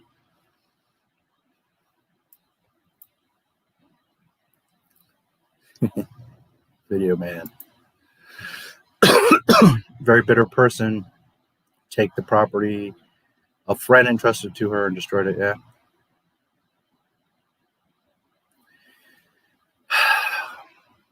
KK is consumed with proving that women are powerful. You know? And she got control of the most important IP ever. And she's like, I'm going to show boys that girls are better. And she's just not even thinking about the destruction or what it means to people or the ramifications. All she's thinking about is proving her point. Ray. She's made a fool of herself. She will never be forgotten. You know, whether she gets fired tomorrow or 6 years from now or whatever, she's going to be known through history for not having Luke, Han, and Leia on screen, for destroying Star Wars. I mean, she thought she was creating a legacy. She was going to get all these people like, yeah, see, girl power, the Force is female. And instead, she's immortalized herself as the worst executive in film history.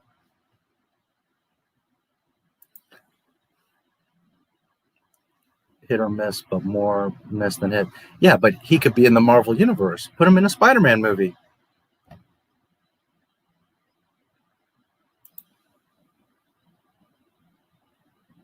Hollywood kids drinking blood.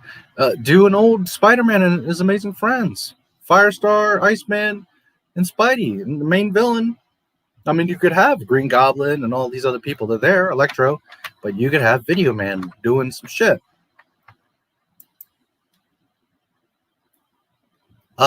Yes, they do, but you're seeing it because I'm sharing one of my videos that has ads on it. But if you were to leave the stream right now and come back, most likely you would see an ad before you came back into the... Assuming your stream doesn't get ghosted or hit with some sort of copyright. An ad for Ben Shapiro talking about Gina on a video about Gina. Yeah, well, again, that's by design. That's either YouTube matching it or the guys that do Ben's ads saw my video and are like, oh, there's the gold right there. Throw our ad on there because it's literally about Gina. Street Fighter, the movie, might not be true to Street Fighter lore, but by God, it's a guilty pleasure. From Raul Julia's performance to Zangief's quick change to channel. Yeah, absolutely. Love how Disney knows they are the Empire, yet keep digging the hole deeper. Oh, yes, they're like Palpatine. They're like, fuck it, I'm destroying it all. Anakin has fallen into the Lego Mustafar River. Boy, would he melt quick if he's a Lego. That said of the ship that Palpatine uses to fix Vader. Nice. The little shuttle. Set of the ship. The little shuttle or like the medical room? I'm curious. Wasn't an ad for Daily Wire. It was the interview or a segment video. Okay, yeah, at the end, there's throughout parts of the video, there's clips from it. And at the end, I put a little thing where he, just to give them proper respect, there's the link in the description, but I also left a section where it says, you know, be sure to go to Daily Wire and subscribe for the full interview, whatever, just out of, you know, to give them some free, you know, promotion there because I did use stuff from the interview. But I have seen Shapiro ads on that video and a couple of the other videos, so I know they are running them. Helmet on it, on, and call it a day. Uncle Owen was sort of a prick. He wouldn't let Luke go to, yeah. Burnt up Vader figure still has arm and leg. Why can't Lego make minifigures without limbs? Because they're for kids, I guess. But that's true. Why not have a half a limb or no limb? Well, I don't know. I haven't played with Legos in quite a while now, but can't you still pop their little hands out? Despite what the Disney trilogy did, I at first liked how the Burning Homestead theme played in TFA when Rey prepared to face Kylo Ben. Burning Homestead theme in TFA.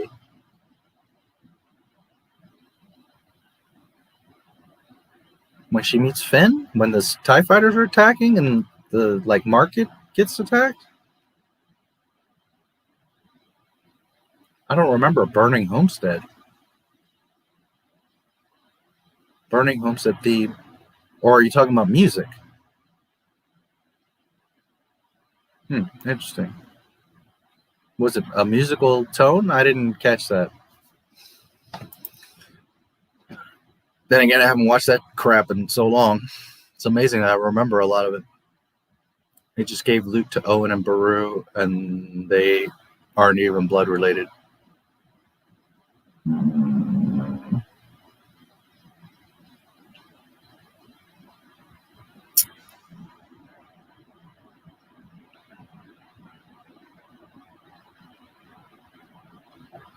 It's unclear. That was never, well, no, yeah, because I've had this discussion before. They're not blood related because Owen is roughly the age of Anakin. So Shmi naturally wouldn't have had Owen because of the age. So yes, but they are the closest thing to family. And Yoda says that. He doesn't say to his lineage or his blood. He says to take him to his family.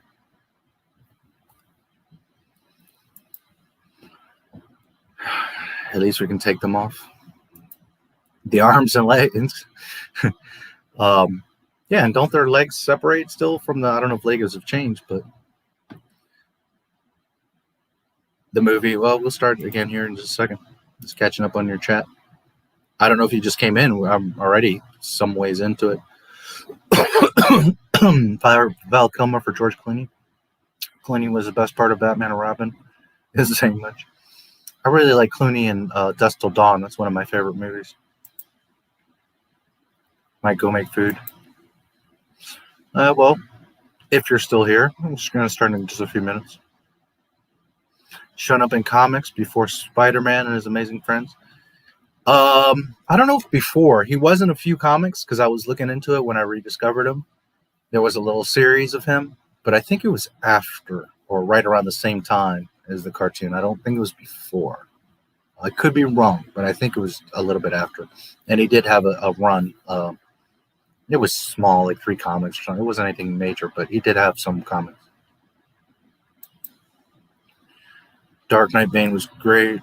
What killed it for me was the reveal that, like in Batman and Robin, he's just another lackey to very overrated. Villainous. Yeah, you know, to each his own. I really couldn't stand him. I thought he was really lame, but I know some people liked him.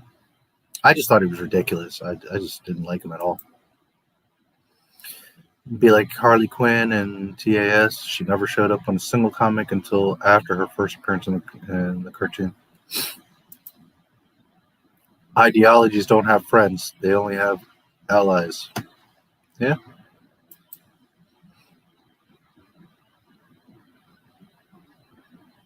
KMKennedy@lucasfilm.com. Is that her email? Video game movies miss, then hit. About The Last of Us. Oh, okay. That's what you're referring to. Yeah. Gotcha. New Mortal Kombat movie be rated R? I can't remember. I don't recall. Something tells me that I heard something like that, but I don't recall. Trying to prove girls rule and boys drool. She's deluded. As for trying to break glass ceilings, she may have graduated Shasta High School, but clearly she failed history and social studies. According to her, she was a girl quarterback on an all-boys team. which is funny because even today they wouldn't allow a girl quarterback on an all-boys team, not because of segregation, because if a girl quarterback got tackled by one of these 350 pound linebackers, her body would be broken in half. So they wouldn't even allow that, not even in NFL or college or anything. But yet KK, according to her, back in, I think it was high school, she said, pretty sure it was high school, she was a quarterback. Find that hard to believe. And I've tried to research and dig it up, and I couldn't find anything. Always wondered where the suit came from. Did Palpatine just have it in the closet just in case? That's a good question.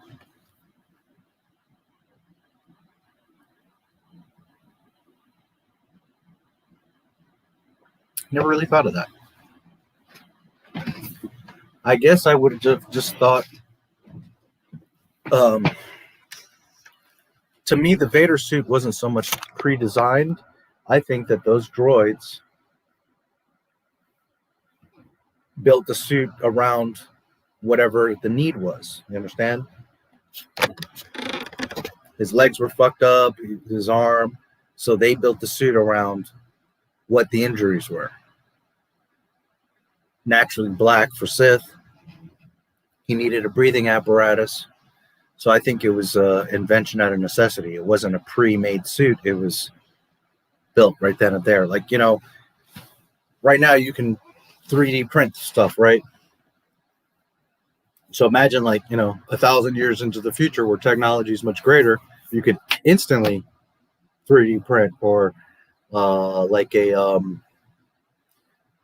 what were those things called in Star Trek? Replicator? Was it a replicator? The thing that would make the food? I can't remember right now. I'm not a big Star Trek person, but you know what I'm talking about. So you would think they could pretty instantly, you know what I mean? Maybe make the suit. That's how I never like thought about it at the forefront consciously, but just in the back of my mind, I know that I would have always assumed that the suit was created for the situation at that moment. Then again, maybe he had a bunch of Vader suits like on hangers in the closet. I don't know. I'm just saying, I think that would make sense, is that the suit was built around the patient, if you will. Spine's getting ripped out, covered in blood. Mortal Kombat, yeah, that would be pretty wicked. Fatality. Lego Terminator, that sounds fun.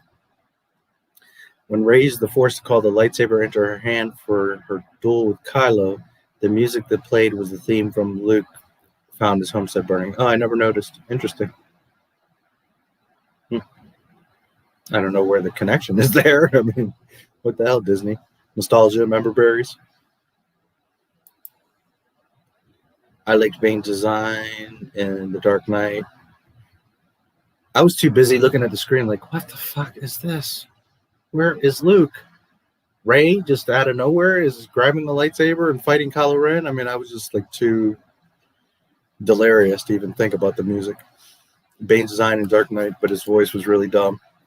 The worst part about the Dark Knight series is the voices. It's been a while since I've seen that. Maybe Beru. Yeah, I think she did. I think when she saw that baby, she was like, ah. And again, that always made me think. I have no proof or haven't heard anything Lucas say anything about it. But I always took it as, for some reason, she can't have kids. And then that's why when she saw baby Luke, she was ecstatic. And Owen, who very much loved Beru, was like, oh, well, she can get what she always wanted, was a child. Now, granted, I'm speculating. I don't know that that's true.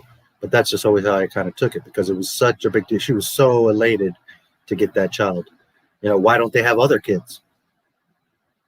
So I always took it as Beru can't have children for whatever reason. Owen was Anakin's stepbrother and the only family relation to Luke. Yep.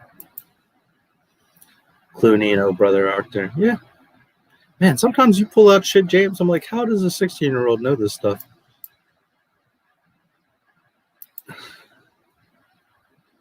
I wouldn't picture a 16-year-old saying, "Oh, brother, where art thou?" But you surprised me. Saw Batman cartoon before seeing the Burton film. I thought the blonde Jack Napier Joker was going to be Harley. Didn't know she wasn't created yet. Yep. That's another reason why I like the original Batman with Keaton, because you've got Napier who shoots the parents, and the glass flashes his face, and he falls into the vat. And I really love that, how they portrayed Joker and Batman in that. Freaking awesome. How can you call me a sexist when I love Harley Quinn? Nutsos. Girl quarterback in the Pee Wee football movie Little Giants. But then again, that was a movie. Oh, exactly. Yeah, and it's not a question. She might have a great arm. She might have pinpoint accuracy. She might have a great strategic mind. She might be able to do. But the second she gets hit by a 350-pound linebacker, it's game over. She's in the hospital. KK was an assistant who married her boss, Frank Marshall, and then formed the Kennedy Marshall Company. Now she's running Lucasfilm. Yep. And she's stunning and brave. Yes, Replicator. Yeah, thank you. It's been a while. And I never was a huge Star Trek person, so.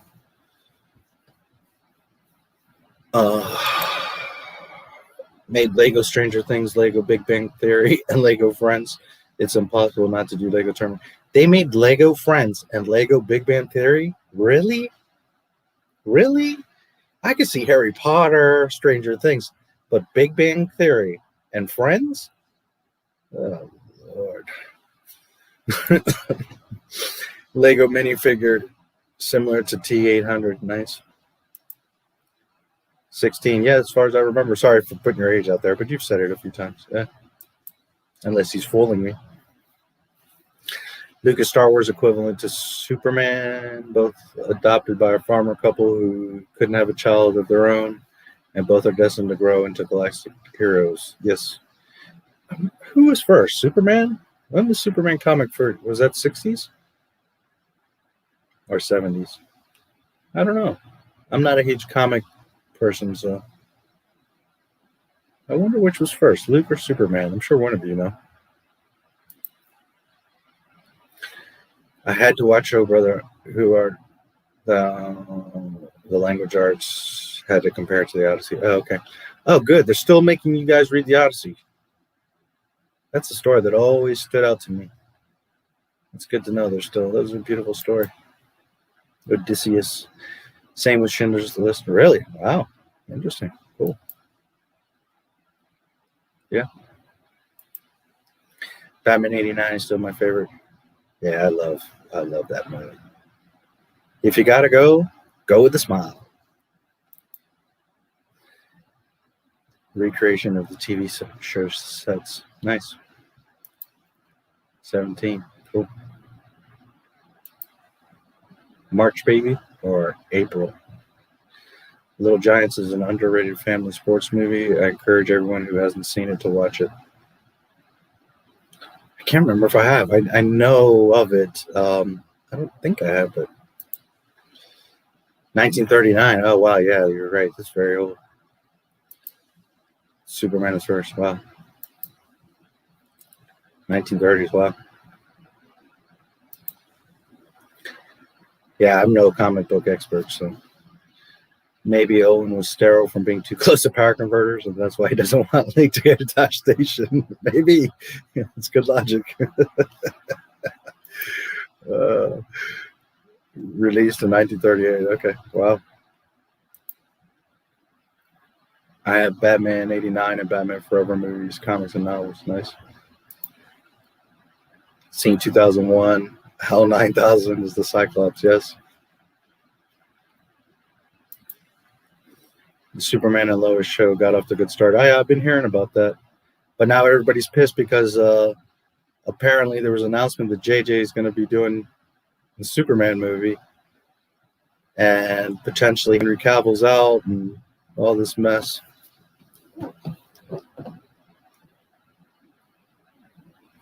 Which by default, JJ is the destroyer of franchises. So I don't know what DC's thinking. I mean, you didn't see Star Trek. and you didn't see Star Wars, but yet you're gonna bring in J.J. Abrams. Holy shit! How stupid are you? Wow. But you see, that's the thing. Hollywood is just about thinking about churn, just like make a quick billion and go. You know, they don't care about the lore, the canon, the fans, the longevity. You know, they're not thinking about that. They're just like, oh, we can make a $1 billion movie. Go. Luke is equal to Superman. He's also like Spider-Man, and he's a young hero and falls for a Red Hood whose initial are MJ. Yeah, sure indeed. First person they think of is J.J. Abrams. He ruined Star Wars. What did I just say? Yeah, I don't know, man. I don't know what's wrong with these people. Second season of Star Trek Next Generation. I haven't gotten to the Abrams films yet. I heard they were confusing. Yeah. I used to watch the old original Star Trek, the 60s one, when I was growing up as a kid. I liked them a lot. And then I used to ironically watch The Next Generation with my mom. I forget how. I think because she knew Patrick Stewart from like some other stuff. So she was like, oh, I want to see, you know, because he's coming out in the show. And he was really good. I mean, we got into that show. I think he did really well. You know, Data and Riker and all that stuff. It wasn't like, I wasn't, you know, like Star Wars, like, oh my God, but it was fun. I watched it. It was good. But after that, I haven't bothered with Star Trek, and all I hear is nightmares, so I just don't even waste my time.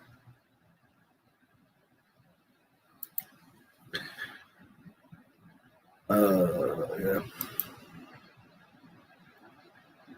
Good observation about Luke being like Spider-Man. Yeah. Great visual director, but he really needs to stop writing. And more flair. It'll be okay. Sir Patrick. Oh, yes, correct. I wouldn't call him sir anymore. He's become a freaking lunatic. I don't know what the hell is going on with that dude.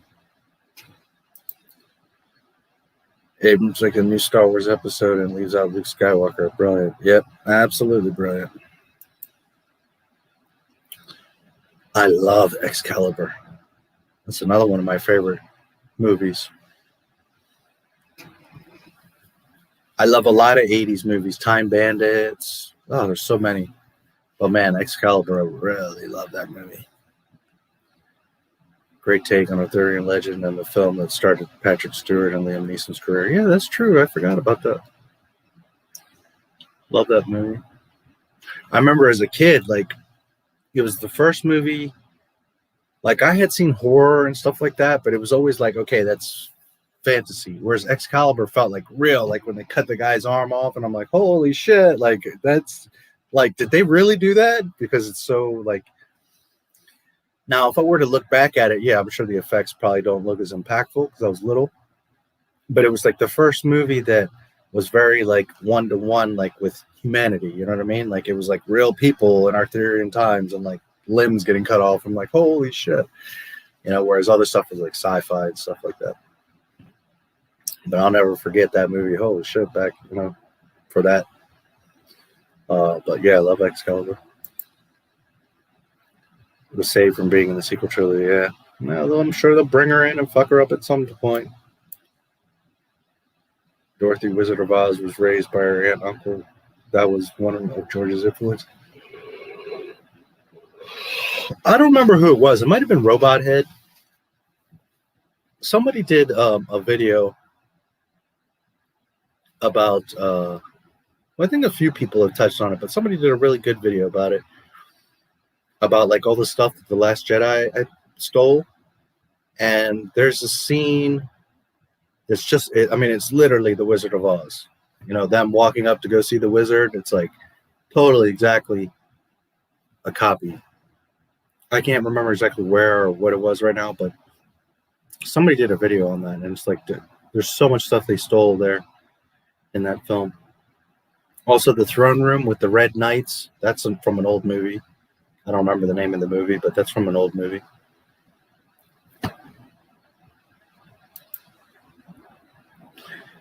Reenact the original heroes on screen, yeah. Feud ad is the closest we'll ever get to Star Wars, Star Trek, and Marvel DC crossover.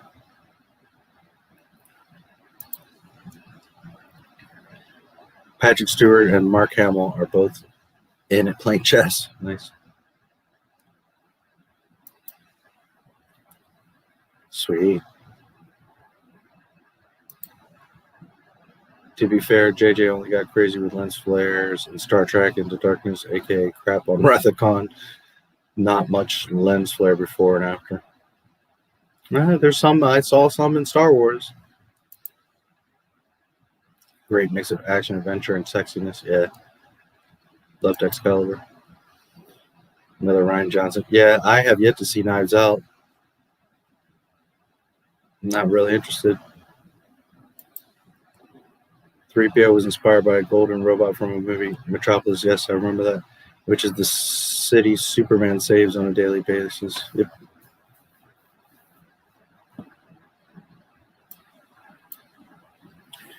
All right. I guess we can get back to the movie.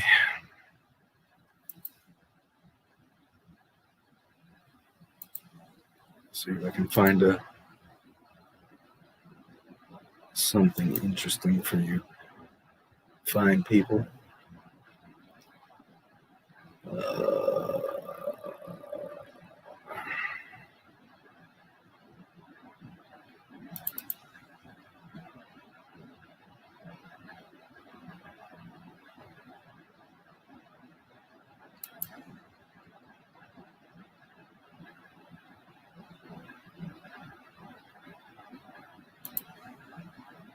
Arthurian legend, the only two things come to mind: Excalibur, Lord of the Rings. Yep. 3. Yeah, I don't really associate Arthurian with Star Wars, but yeah. But Lord of the Rings and Excalibur, yeah, absolutely. The High Republic, the first Star Trek movie, had so many lens flares, it was distracting. Maybe either people say Knives Out is good, but I don't care. Yeah, I don't care either, and I've heard like Mahler, man.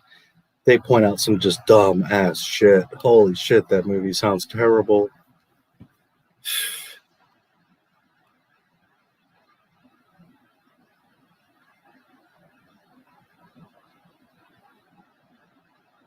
And to think there's people that are like, Ryan Johnson's such a genius. He's an amazing filmmaker. And it's like, oh my God.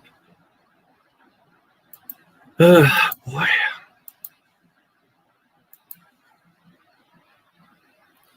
All right. So we're coming up on this scene. Let's continue on.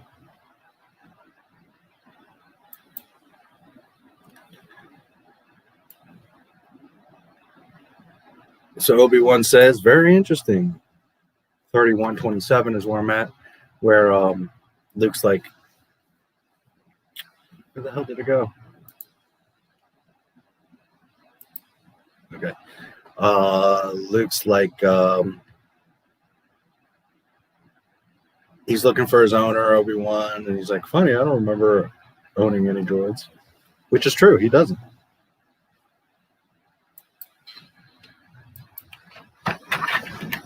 All right.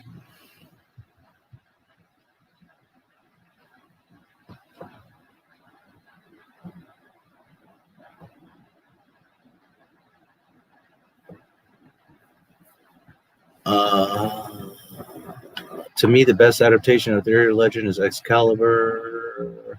Robin Hood is Prince of Thieves. Best Three Musketeers, live action Disney from the 90s. There's older Robin Hoods. So, which I'm not saying they're better or worse, just saying there's older ones. Prince of Thieves was cool. I like, personally, not Princess Bride, but is it that one, Prince of Thieves? The one with Dave Chappelle. Is it that, Prince of Thieves? Y'all know what I'm talking about. That's the one I like.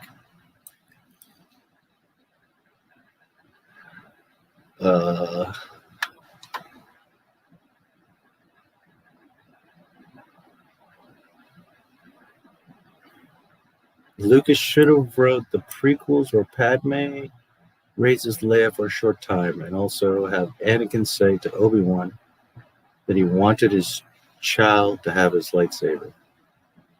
I don't know. I don't agree with that. Why does Padme have to raise Leia? This gives Leia better, higher stakes, more importance, because she doesn't know her mother.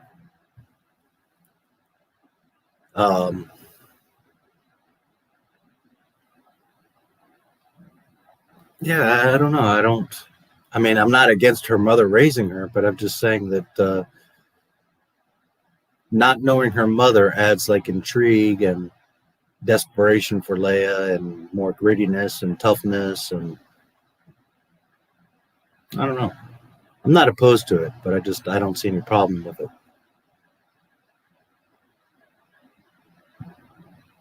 And as far as his child to have his lightsaber, well, that's implied. Why, obviously Obi-Wan is going to give his father's lightsaber to him. Wi-Fi is working. I can watch the movie again. Prequels are about Anakin, Padme, and Obi-Wan, who are Uther, Igraine, and Merlin. OT is about Luke, Han, and Leia, who are Arthur, Lancelot, and Guinevere. Yeah. Never really thought about it, but yeah. So many creative alien designs in the cantina. How do you go from Rhodians to pointy-eared monkeys? Because Disney. Season 5, episode 18. Anakin chases Ahsoka in underground tunnels, then she jumps off the tunnel into the abyss below. The scene was a ripoff of the Fugitive movie where Harrison jumps off the dam. Oh, nice, yeah. It's a cool movie, The Fugitive. Leia says that she remembers her, that she was sad. She doesn't remember Padme. She remembers Brea Organa. She doesn't remember Padme. She never had any contact with Padme. Padme held her for all of 2 seconds. It's not Padme that she remembers. She remembers Brea. I understand there are older Robin Hoods, but I got to go with the first one I ever got into, which is Prince of Thieves, the one with Kevin Costner and Alan Rickman. Ah, okay. Clone Wars, right. Died after childbirth. Yeah, like 10 seconds later. Padme could have raised Leia on Alderaan, but then disappeared. Presumably died when Leia was 3 years old. If Padme didn't die, she could reunite with her children after Return of the Jedi. But then what was the point of Anakin turning? That's the whole point of it, is that, he went through so much to save her, but ended up killing her. That's the whole catalyst for Anakin turning to the dark side. So she had to die. That's the thing. The thing is Lucas let her live a little bit more because the twins had to be born. But if it weren't for that, she would have just died of Mustafar when he choked her.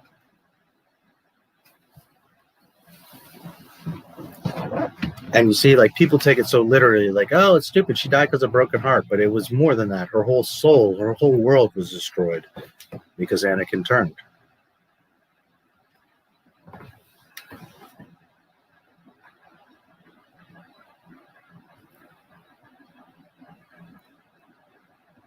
Luke asked Leia if she remembers her mother. He says, your real mother. Then Leia said that. Yeah, but she doesn't know her real mother, dude. She died when she was like a minute old. It's Brea. Men in Tights Head. That's the one. I love that one. I know exactly what you're saying because I've been through this conversation before, but it's Brea. It's not Padme. Because to Leia, that's her real mother. For all you know, Bail Organa never mentioned Padme. Okay? Just like Luke doesn't know about Anakin, well, neither does Leia. There's no reason why Bail would have said, for better or worse, that he would have said, hey, your father was Anakin Skywalker, your mother was Padme, she was a queen, blah, blah, blah, Senator Naboo, and blah, blah, blah, blah, blah. She may not have known any of that. And if she did, it would be much later. So you're kind of assuming but there's no reason for her to ever know about Padme. As far as she knows, her mother is Brea. Do you understand? Like, she might not even know she's adopted. She just knows that her parents are Bail and Brea. See what I'm saying? Leia doesn't ever say, oh, but I was adopted or this or that, or she just was brought up. And again, in this case, it made sense because by letting her know that she's adopted, now she's going to want to start retracing her roots. And then she finds out that she's the daughter of Anakin and Padme, and this whole thing, this opens up this big can of worms. To protect her and to not have any type of connection throughout anyone else in the galaxy, they kept that from her. They just brought her up as if she was their own. She wouldn't know about Padme.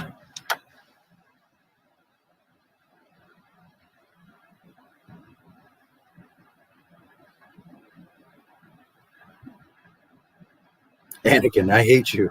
By the way, can you give my lightsaber to my son when he's old enough? Obi-Wan, you were, oh yeah, I'll do that. But I'm still telling him you died. Anakin, no. Yeah, exactly. Anakin wouldn't tell. Plus, that would be presumed that, of course, he's going to give him his lightsaber. Palpatine lied when he says he killed her. Well, yeah. Not denying that. But according to Anakin, he believes that, right? So that's the catalyst. Whether he did kill her or not, he believes that. He feels that in his heart. That's why he freaks out.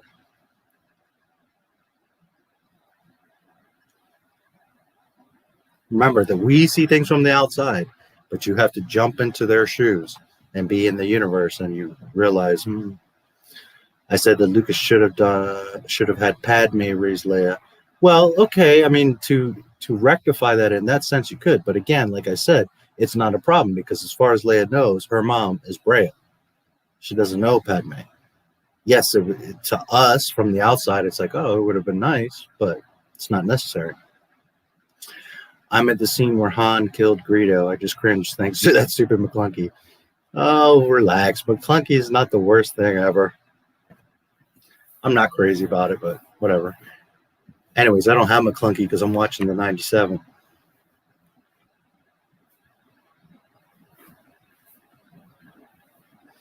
So let's continue on. They hear growling. I think we better get indoors. The sand people are easily startled, but they will be back soon and in greater numbers. Got you beeping. 3PO. Oh, look, it's an arm.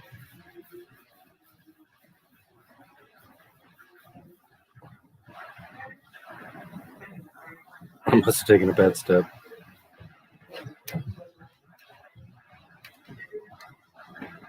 I don't think I can make it. You go on measuring. No sense of risking yourself on my account. I'm done for. What a puss. What kind of talk is that? Back to Obi-Wan's home. Wow, they changed it quite a bit in the special edition. He was a navigator and a spice freighter. That's what your uncle told you.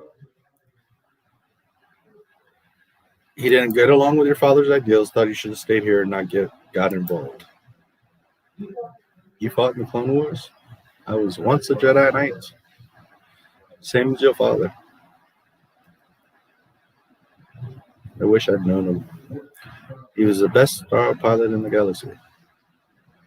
And a cunning warrior. I didn't see you become a good pilot yourself. He was a good friend. Which reminds me, don't poke your eye out, kid. I have something for you here.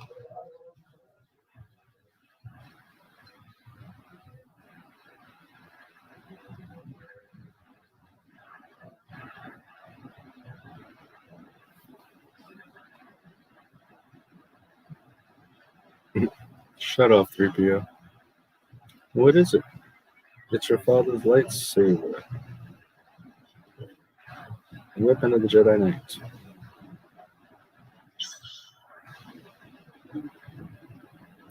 Man, he almost chops Obi-Wan in half. It's just the angle, though. If you really pay attention, he's like in front of Obi-Wan. But it sure looks like when he turns it on, it's like, holy shit. An elegant weapon for more civilized aged. For over 1,000 generations, the Jedi Knights were guardians of peace and justice in the Old Republic. Before the dark times. Before the Empire. How did my father die? A young Jedi named Darth Vader was a pupil of mine until he turned to evil. Helped the Empire hunt down and destroy the Jedi Knights. He betrayed and murdered your father. Now the Jedi are all but extinct. Vader seduced by the dark side of the Force. The Force? Okay, so some people say, well, but he tells them that Vader hunted down the Jedi, blah, blah, blah. No, he said that as soon as he's betrayed, as soon as he turns, he kills the Jedi, as we saw in the temple. That's not that for the next 19 years, he's going around the galaxy hunting Jedi. There are no Jedi. There's Obi-Wan, there's Grandmaster Yoda, and there's Luke Skywalker. There is not any stragglers, and there is not Ahsoka Tano.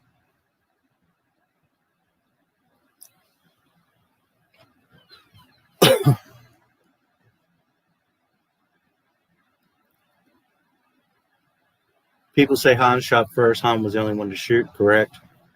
But that became a saying you could just because, like, you know, to give Han badassery. Padme's heart could have stopped for a bit, but was resuscitated. She would fake her death, be sedated for the funeral, and then secretly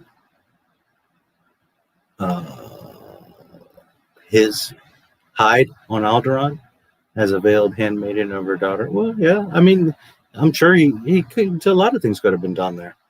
But again, why is Star Wars special? Stakes and emotion.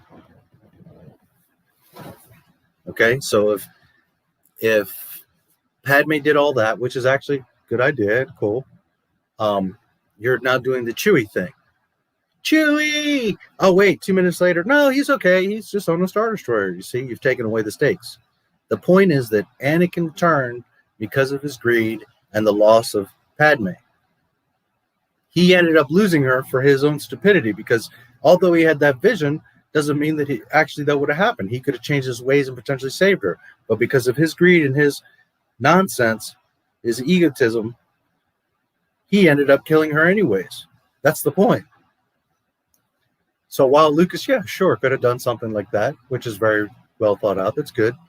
The point is now you've taken away the stake of the point of all of this is that she died because of Anakin's freaking stupidity. I think the original sound that Obi-Wan makes to scare the sound people was better than the new sound. Yeah, I mentioned that earlier. I love the old one. I think it's much better.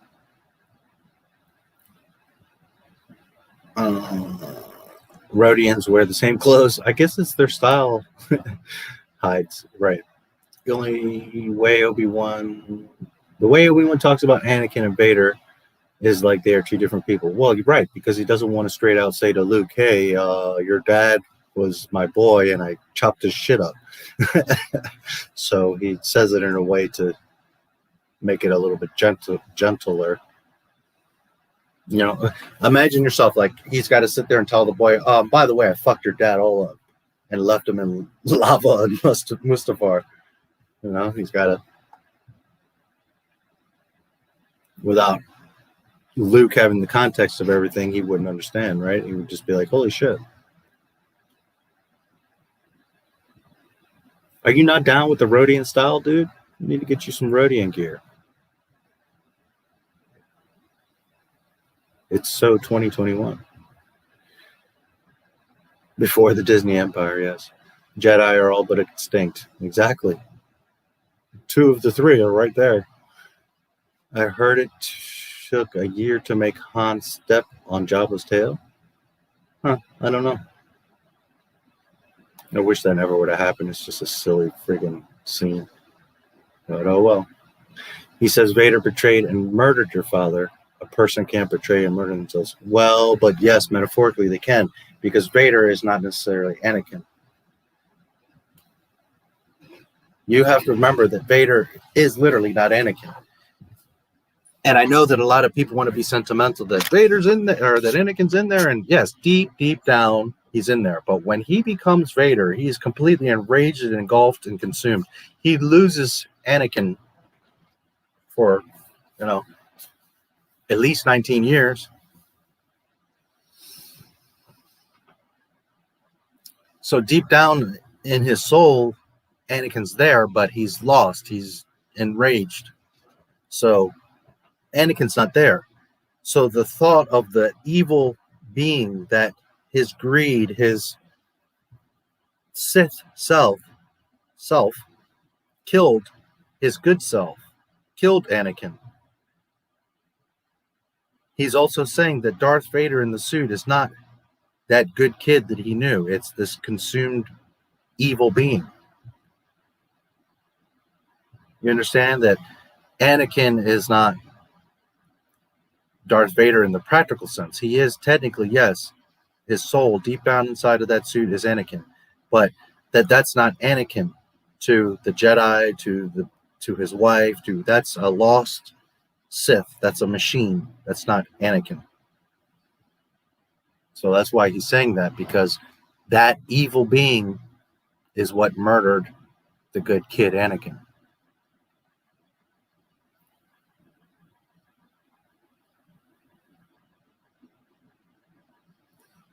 Because Vader wasn't Luke's father yet. Yeah, well, that was Anakin. Just saying, yeah. Is there a Disney comic where Padme actually lived and tried to kill Vader? If there is, I hate Disney even more. I don't know that there is. I know that there's in a comic that Vader goes to Naboo to visit her grave, which I'm not crazy about, but whatever. Anakin went from being a slave on Tatooine to an arrogant teenager. Yeah, he did. I know for a fact George initially had Leia's real mother, Padme, be part of Leia's life until she was 3, as far back as the making of Return of the Jedi. It's in a book. Okay, but you are going behind the scenes. That's irrelevant. What is canon is what's on the screen. You have to remember, you don't get to do that. You don't get to pull the wizard's curtain. We as fans are nuts to know his original notes and what he originally thought, and all of that is irrelevant. What matters is what's on the screen. That's what's canon. So you knowing that, because behind the scenes, Lucas in a conversation said that that's irrelevant. That doesn't count. What matters is the continuity of the films. What is canon? As fans, yeah, we like to know that stuff, and that's cool. But you can't pull into the conversation that, well, but in this interview he said, no, that doesn't count, dude. What counts is what's on the screen. What is canon? What does not contradict is the films. Knowing that in a conversation he said that, or changed his mind, as you said, he forgot or changed his mind, is irrelevant. To us fans, I get it. But you understand what I'm saying? That all that matters at the end of the day is what's on the screen, what is canon. And the canon does not contradict. It's all has continuity. Because we are peeking behind the curtain and finding out that in 72 he said this. Well, that's us being nutso fans. That's not the movies.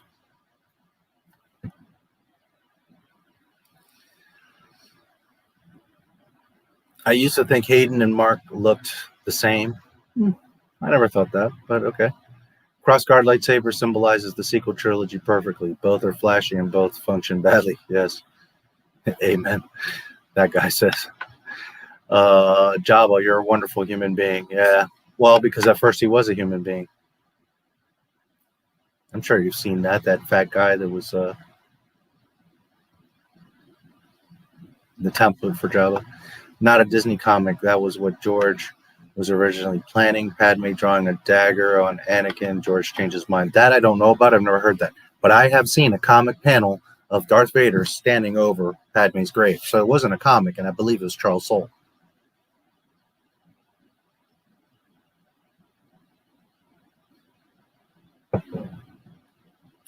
Yeah, and again, don't get me wrong, bro. I know I have seen a lot of that stuff. I have a lot of stuff that I don't mention because, again, I don't want to muddy the waters like Disney does. You start pulling on the side stories, and I heard this, and I saw this interview and all that, then it destroys the whole thing. What matters is not that he had a plan or that he originally plan Vader, or remember that Darth Vader means dark father. So for people to think, well, he didn't have any clue, he had a clue. He knew that it was going to be a father, that there was a storyline there. Did he make the actual definitive connection that he's Luke Skywalker's father till Empire or sometime in the process of Empire? Maybe, that's arguable. But what matters is the films, the canon. And you watch those movies without being privy to any of the behind the scenes stuff, and it's all there. It's fine. The only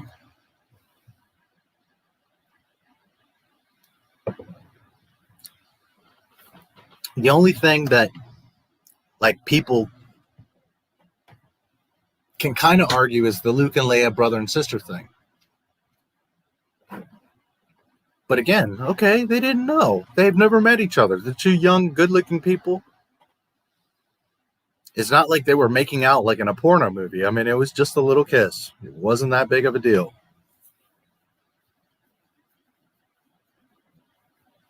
You know, so it's not, if you look at it objectively and stop worrying about what George said or what the script said, or you just watch the movie, okay, he kissed his sister, and then they find out that they're brother and sister, and okay, that's the end of it. They didn't sleep together. They didn't pursue it. They didn't go on, you know.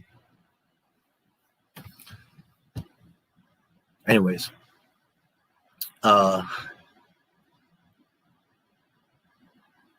hated the crossguard lightsaber, especially because it was unstable. They changed the lightsaber blade. It was the same when Rey had that double one in Rise of Skywalker. I think everyone watching the stream knows about Jabba originally going to be a Scottish fat guy. Yeah, probably. Just a little side thing. Kylo's lightsaber has that band because his crystal is broken. This was established from the beginning that his crystal is broken and his saber makes a different sound because it's broken, and it's an unstable lightsaber. Also, Adam Driver in an interview talks about how he loses to Rey because he's broken, and his lightsaber symbolizes that his lightsaber is broken like he is. Pablo Hidalgo has the nerve later on a cruise ship talking about lightsabers, and in the book they made it where his crystal is not broken, and that the reason the crossguard is there, not because it looks cool like what it really was for, but because his crystal is so powerful, more powerful than everyone else, that it needed vents on the side to release power, because it's such a powerful crystal that it needed vents. So meanwhile, JJ and the actor are telling you that he's broken and his lightsaber's broken. And Pablo Hidalgo has the nerve to say, no, his crystal's intact and is more powerful and it needed vents. Disney Star Wars.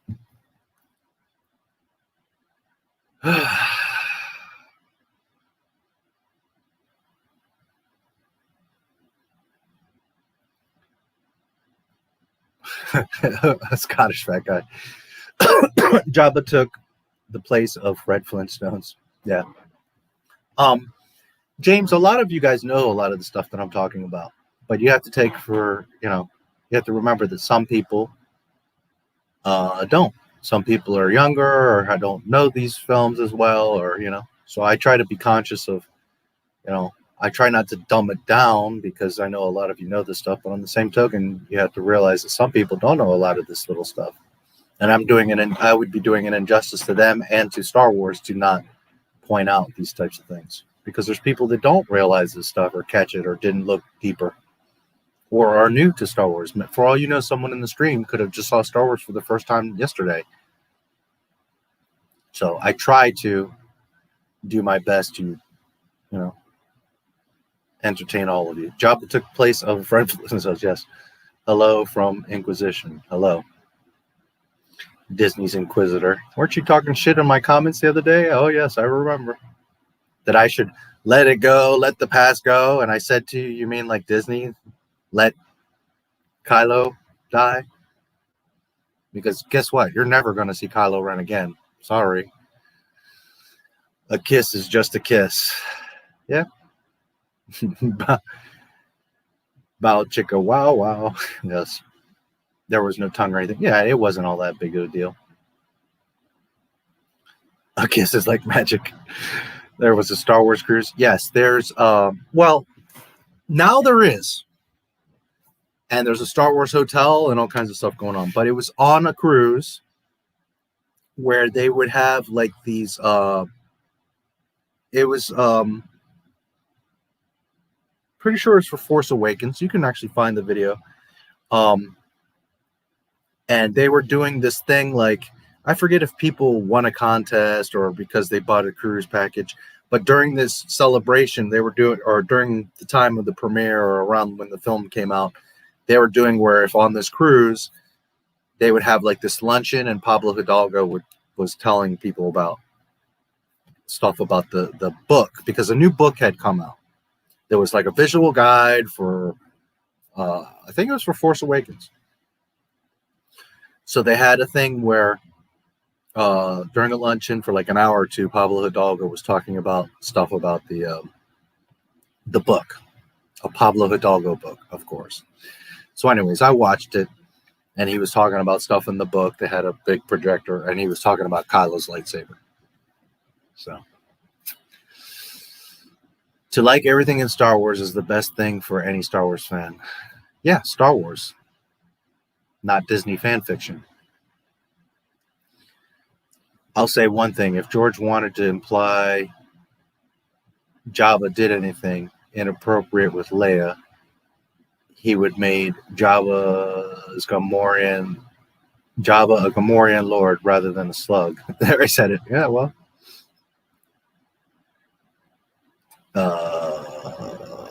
That's some BS. The Kylo thing. Yeah. In Pablo Hidalgo's words, his crystal was so powerful that it needed vents. And this is what happens when you don't plan shit out. When you don't know what the fuck you're talking about. You're just like, hey, let's make a cool lightsaber with a crossguard. We'll figure it out later. So then they throw it in the movie, and now that they forget that we're going to ask questions. So now they have to justify and explain it. So then Pablo last minute's like, well, how can we explain the crossguard? Okay, the crystal's so much more powerful than all these other Jedi's crystals. His crystal is powerful because reasons, and it'll have vents. That was his explanation. Disney's so fucking stupid.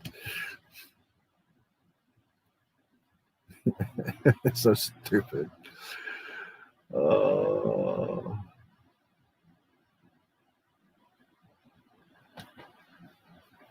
And you guys can find it. I don't remember the name of the video, but it's on a cruise ship where he's talking about the book. About the crossguards, lightsaber vents. Cool story, bro. Yeah. And meanwhile, again, JJ and Adam Driver both specifically said that his crystal's broken. That's why his lightsaber's like that. It's unstable, and that it's the metaphor of Kylo being broken.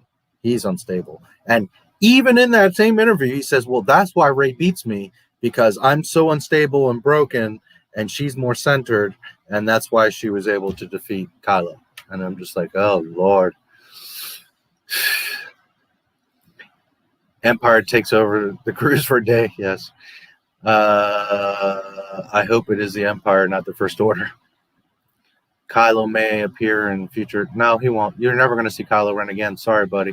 Disney has stepped over and forgotten about the sequel trilogy. You won't be seeing Kylo Ren again. Nor does Adam Driver want anything to do with it.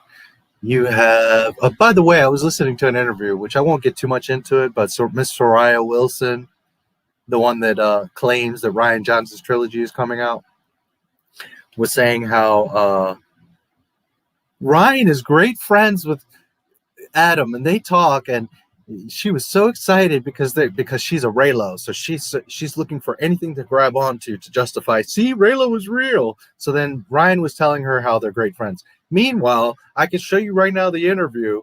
Now it's also in my videos where Adam Driver's talking about, yeah, you know, in The Force Awakens this, and then in the second movie, and he's like, he can't remember the name of The Last Jedi. This is for Rise of Skywalker promotion stuff. He cannot remember for the life of him the name of The Last Jedi. Like, that shows you how much these actors care about Disney Star Wars. They have two shits about Disney Star Wars. Because, you know, Rian Johnson and Adam Driver are good friends. It's so funny. You have to read the comics, read the books, and check out other materials to fill in plot holes in Disney Star Wars. Correct.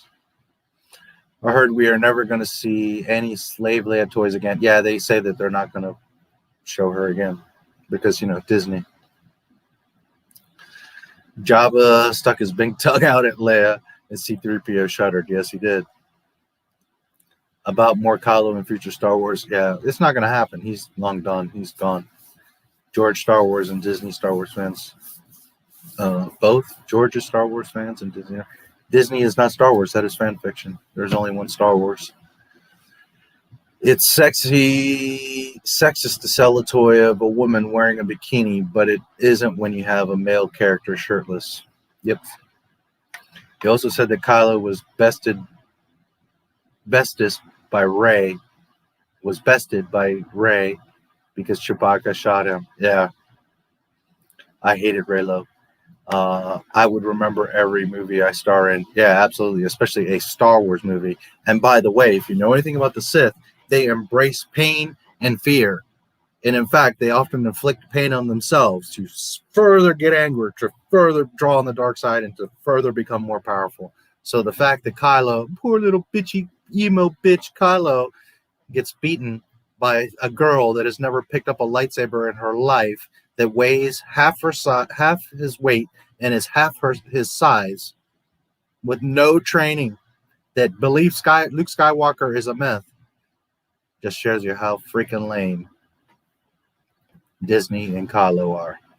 Because a true dark side, and he's not even a Sith, but anyways, a real Sith draws on pain and fear. So that excuse of Chewbacca, because I know that little excuse, and that again is they don't even know Star Wars, because that's not how it works. On the contrary, they inflict pain on themselves. That is where they draw their power from. I would remember every Star Wars movie I was in, yes, or every movie I was in. Disney might not give us Slave Leia toys, but toy company still giving us classic Star Wars will go giggity. Yeah, well, we'll see. I meant bested. Yeah, no worries, I got you. He's not even a Sith or a Jedi. No, he's not. He's Jedi killer, but he's not a Sith. He's not good enough to be a Sith. I thought Luke Skywalker was a myth. He defeated the Empire 30 years ago. Yep. He literally saved the entire galaxy. But, you know, he's a myth. Oh, boy, Disney. So lost. Anyways, the Force is what gives a Jedi his power, Obi-Wan says to Luke. It's an energy field created by all living things. Surrounds us, penetrates us, binds the galaxy together.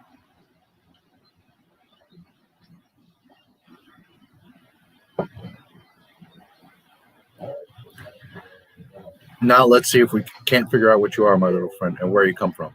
Okay, so here, R2's blipping and booping. He's been around him for a while. He sees the Leia message. Sure, I think now Obi-Wan would be like, wait a minute. How does this little shit have this message? Here you could say, okay, now he probably does recognize R2. But again, going back, what matters is when he first sees him, he ain't going to recognize R2. I seem to have found it. General Kenobi, years ago you served my father in the Clone Wars. Now he begs you to help him. Okay? Hear that? Very important, because George Lucas doesn't mess up in dialogue.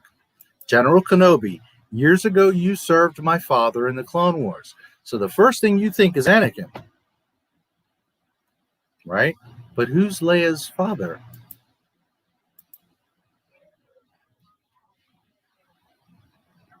Now he begs you to help him. Now he begs you to serve. What did she say? Let me make sure I tell you the exact quote. because I want you guys to think when you really look at the dialogue. When you just watch the movie, you miss things. When you really look at it, you're going to see that George Lucas knew what he was doing. Sorry, I had to go back here. So, again, General Kenobi, years ago you served my father in the Clone Wars. Damn it, my laptop is being stupid right now. Hold on, guys. Sorry. Damn it. Ugh. It's because it's a DVD and I'm doing all this stuff at once.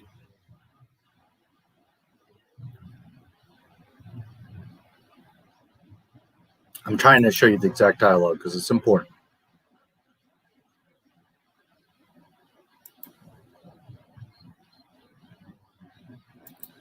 Okay, let's try this again.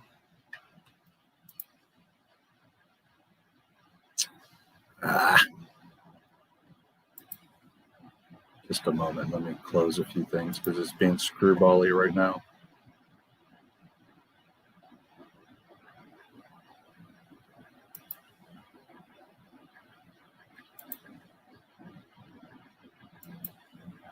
Clone Wars? What was that?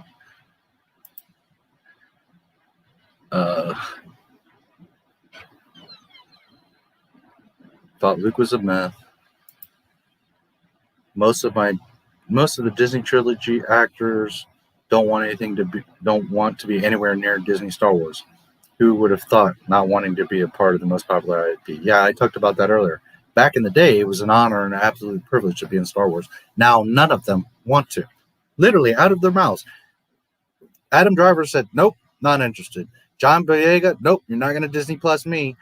Oscar Isaac, nah, I don't have an interest. Maybe if I need a house one day. Daisy Ridley, no, I don't think I will. You know, it was a perfect bow, and The Rise of Skywalker was a perfect ending. None of them want to come back to Star Wars. You will never see Kylo Ren again. Sorry. And I think it's so funny because you're never going to see Rey or Kylo again.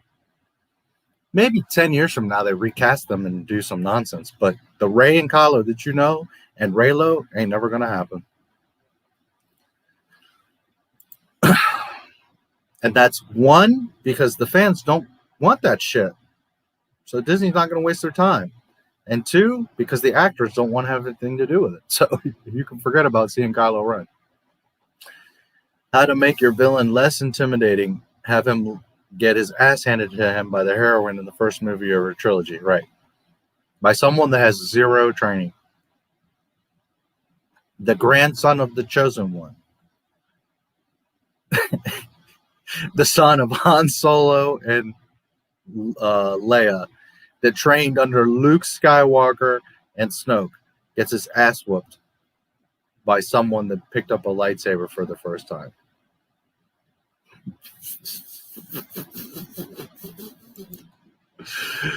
Where did Kylo even get his lightsaber? That I don't know. He probably built it. I would think he had to, right?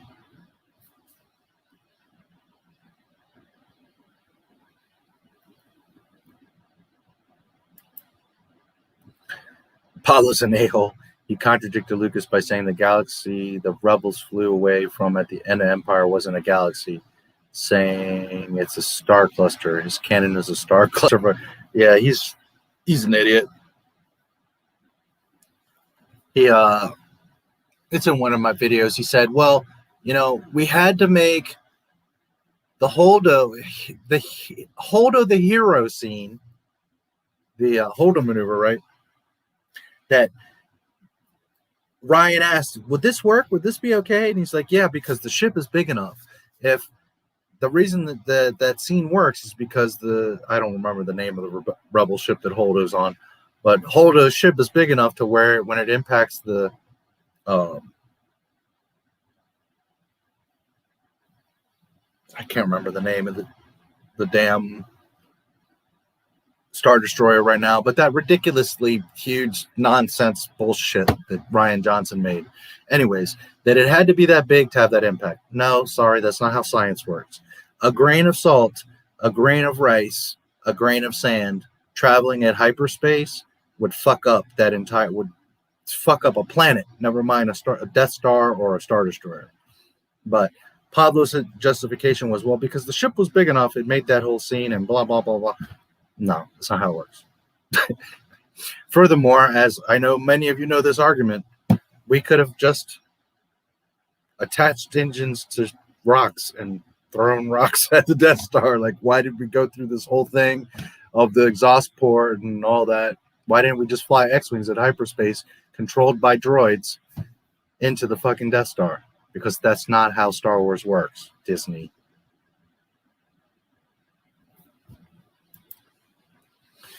A girl I worked with thought they were called Cologne Wars. That's funny. Well, I guess it smelled good. What a piece of junk, Han. Thank you. This belonged to my brother. He died of leukemia. She means Bail Organa. Exactly. She's not talking about Anakin. She's talking about Bail. So again, when she's talking about her mother, she's talking about Brea, not Padme.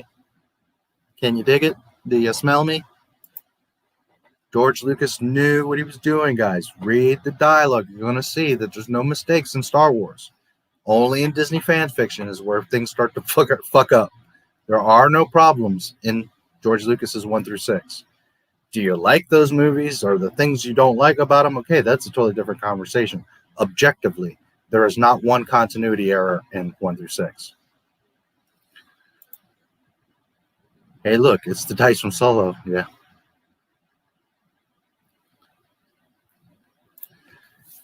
Too bad in the Clone Wars we didn't see Obi-Wan with Bail Organa to make more sense of that line from A New Hope. Yeah, a lot of things I could have done. But Ahsoka. Disney Star Wars sucks. It killed the franchise. Star Wars episodes could have gone on forever. Sure could have. I did enjoy Kylo's rage tantrums. Yeah, he's a little bitch. Little emo bitch. By rage tantrums, I mean drawing his lightsaber and slashing everything in a rage. Yeah, when he destroys the whole control room, instead of being a man and like, well, let's, first of all, punishing somebody, or let's go do something about it. No, I'm going to go in the room and... A little bitch. Worst villain ever. Like, we're supposed to take Kylo Ren seriously. Really?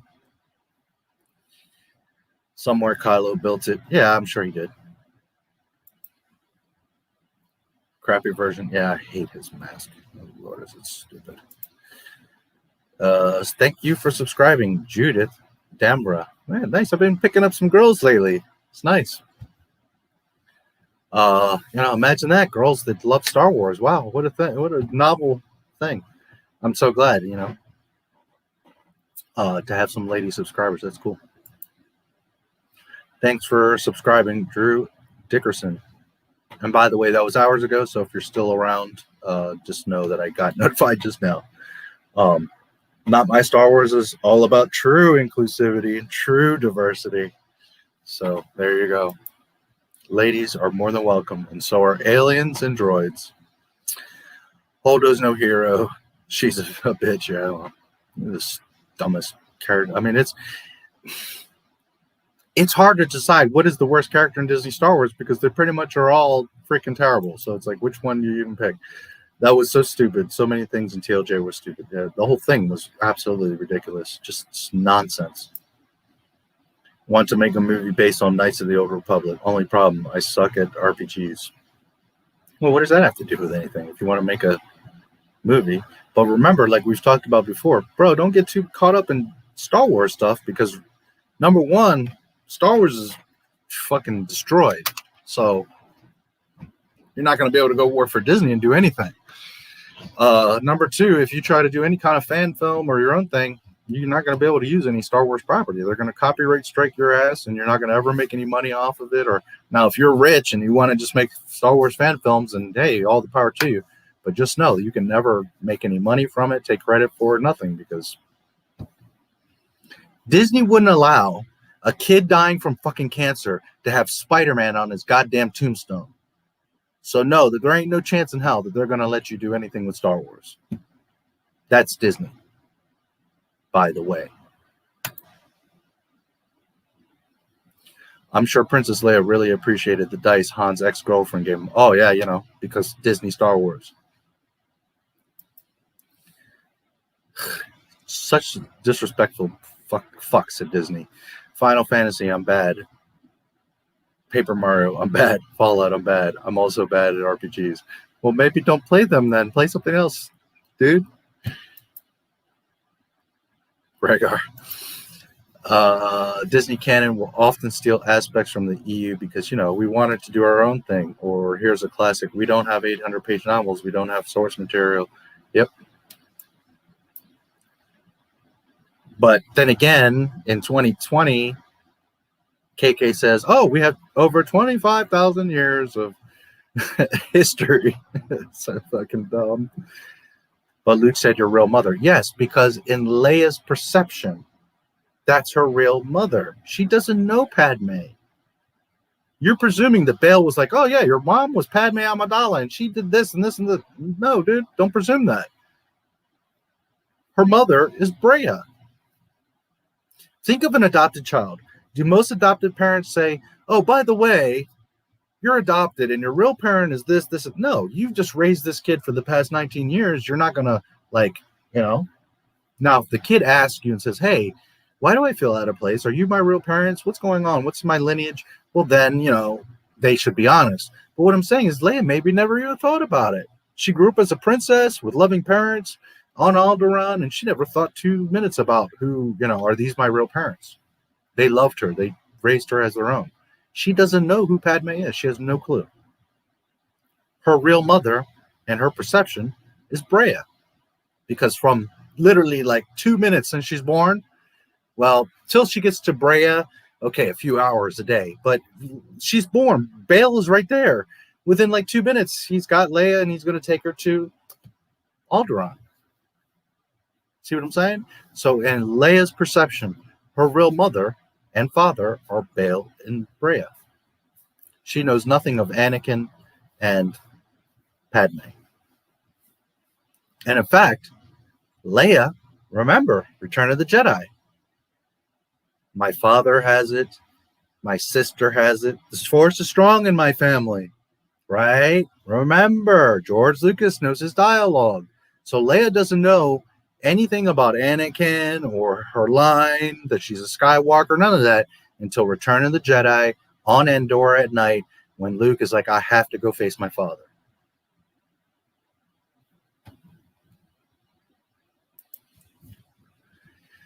Speaking of Final Fantasy, there are 2 Star Wars characters name dropped in each installment, Biggs and Wedge. Yes, true. Absolutely correct.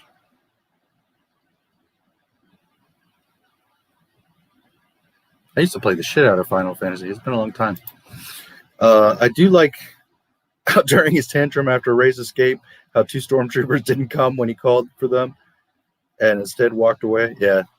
Well, they were coming, right? And then they like stopped and turned and went away.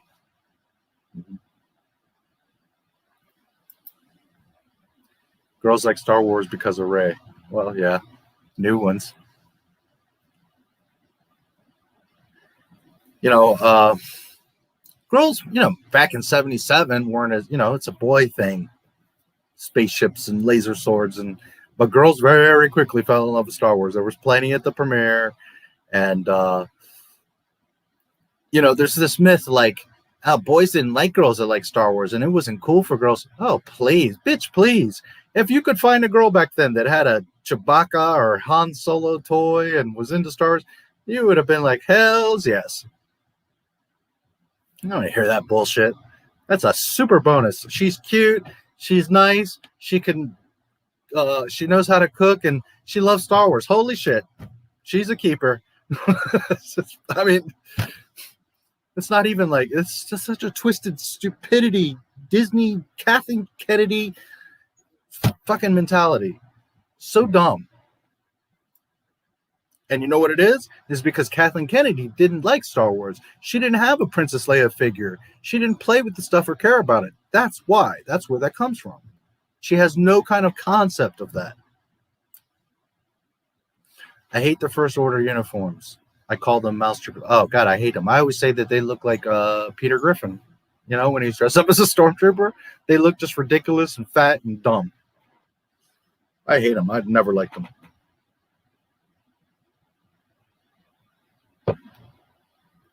I bet you go to KK's house, she doesn't have a single Star Wars toy. She probably has like a nice, formal plaque from like an award or an achievement, something like expensive that says Star Wars, a statue, a figurine, a bust. But like, does she have actual Star Wars toys or comics or? She doesn't have the first clue about any of that. She doesn't have any of that shit. Don't know who's the worst Star Wars character, Holdo, Rose, or Rey. I'll say one thing: it definitely isn't Jar Jar. Yeah, and they're all terrible for their own reasons. So it's really a toss up. Phasma was also just plain fucking dumb. Oh my God, Rustico, yes. And it's funny because what's her name? Gwendolyn Christie, right? She's a nice enough girl. She was pretty good in Game of Thrones. It's not that anybody doubts that she could be a badass and a fighter and all this stuff. But I remember her in an interview, she's like, yeah, Phasma, I get to play Phasma. She's a badass and she's going to kick ass. And they like made all these promises to her, hyped her up that she was going to be this badass. And she did absolutely nothing, got her fucking face smashed and fell into a fiery pit of nothingness. Oh, poor girl.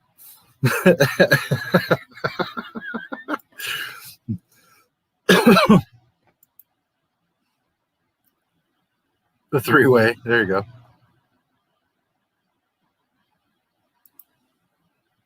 I mean, when you really think about it, they cucked everybody. So Poe sucks. Finn sucks. Zori Bliss, another silly joke. I mean, they're all freaking terrible.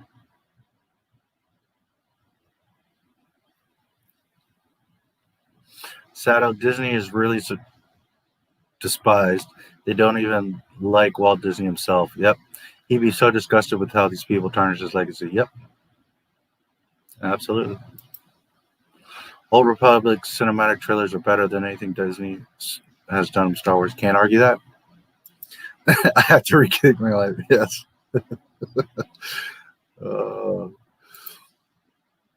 I like the games where I jump into the action and explore. I hope we can get an open world Mario game. That'd be kind of neat. What about Fallout? Have you tried Fallout? Somehow remembered what Padme looked like. Padme somehow remembered what Padme looked like. You mean Leia? Well, but again, what she remembers is Brea, not Padme. She was beautiful. She was kind. That's Brea. It's not Padme.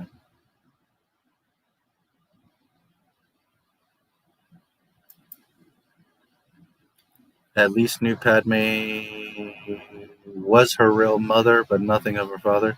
There's no indication that she did. There's no reason why she would. Again, they took her in. Why would you go out of your way to, you see what I'm saying? Here's the thing. If you adopted her at like 11, and then at 13, she's kind of asking questions, and you want to be fair and kind, you'd say, oh, well, we're really your adopted parents and this and that. When you're bringing up literally like a 5-minute-year-old baby and you raise her your whole life, give her love and knowledge and all this stuff, education, why are you going to go out of your way to be like, oh, by the way, we're not your real parents. Your real parents were this.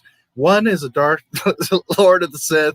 The other one died at childbirth. You see what I'm saying? They wouldn't have done that, guys. Bail and Brea are her parents. They're not her blood parents, but literally they're her parents. They are who raised her from the beginning.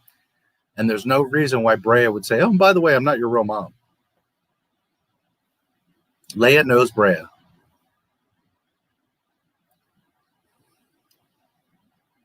It's a nice sentiment. I get it, but Leia, I mean, yeah, I know. Didn't GL say that Leia was the chosen one? Well, no.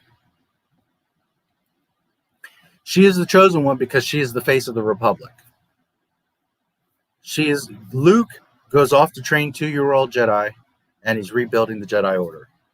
Leia is the face of the Republic. She's restructuring, reorganizing, getting everyone back together. So she's like known in the galaxy of the face, the leadership. So in that sense, in a way, she's the chosen one because she's the one that's, you know, like the face of the Republic. But she's not the chosen one in the literal sense of the chosen one. The chosen one is Anakin. Go watch my Skywalker Legacy documentary. Anakin is the chosen one. When he becomes Darth Vader, he is still the chosen one.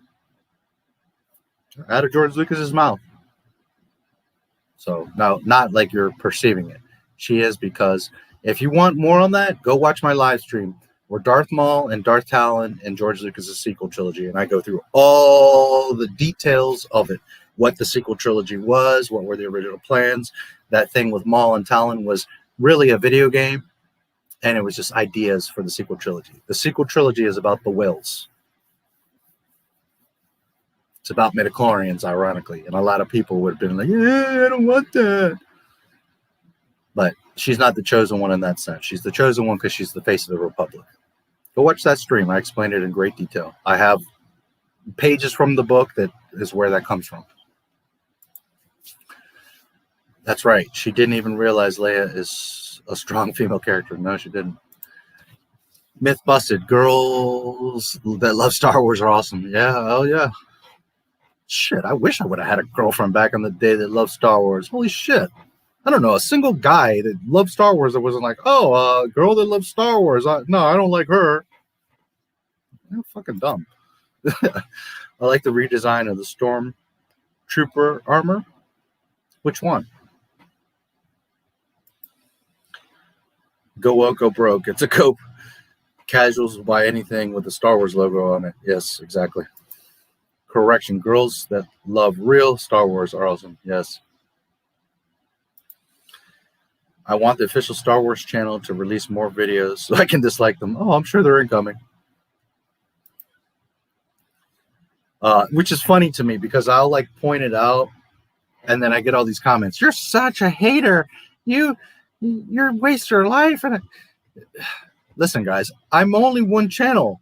I only can hit dislike one time. So when a video has 10,000 dislikes and 100 likes, obviously it's not just me. Hello. As a matter of fact, let's just take a little peek at what's going on. Because earlier, if you saw my post, I said, by the end of the day, it'll be 10,000. Like an hour later, it was at 10,000. Oh, I love being right all the time. Oh, boy. Let's see.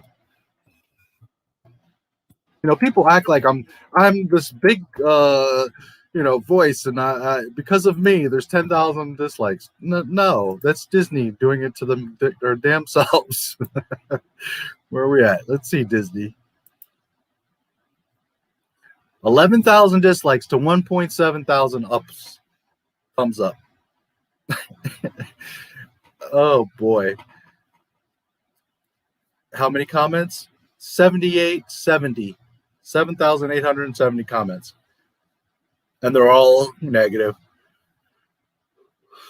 Somebody earlier said to me, oh, yeah, you're just highlighting the negative comments. And I'm like, dude, go ahead. Find me a positive comment throughout this entire thing. Go ahead. Feel free. Show me. I mean, these are people I've never heard of that I don't know that they subscribe to me or not, but, I don't know them. They haven't showed up in my comments or in my streams. I'm seeing name after name. Fire Kathleen. Don't ruin my life with lies. Bring back Gina. Fire Kathleen Kennedy. I mean, all this stuff. I'm just a little channel with 10,000 subscribers. I'm not a, Star Wars theory. So for people to pretend that I'm like this big hateful thing, wake the fuck up. It's Star Wars fans. We're over it. We're done with Disney's bullshit. Because I don't have that much influence. Let's look at the video before.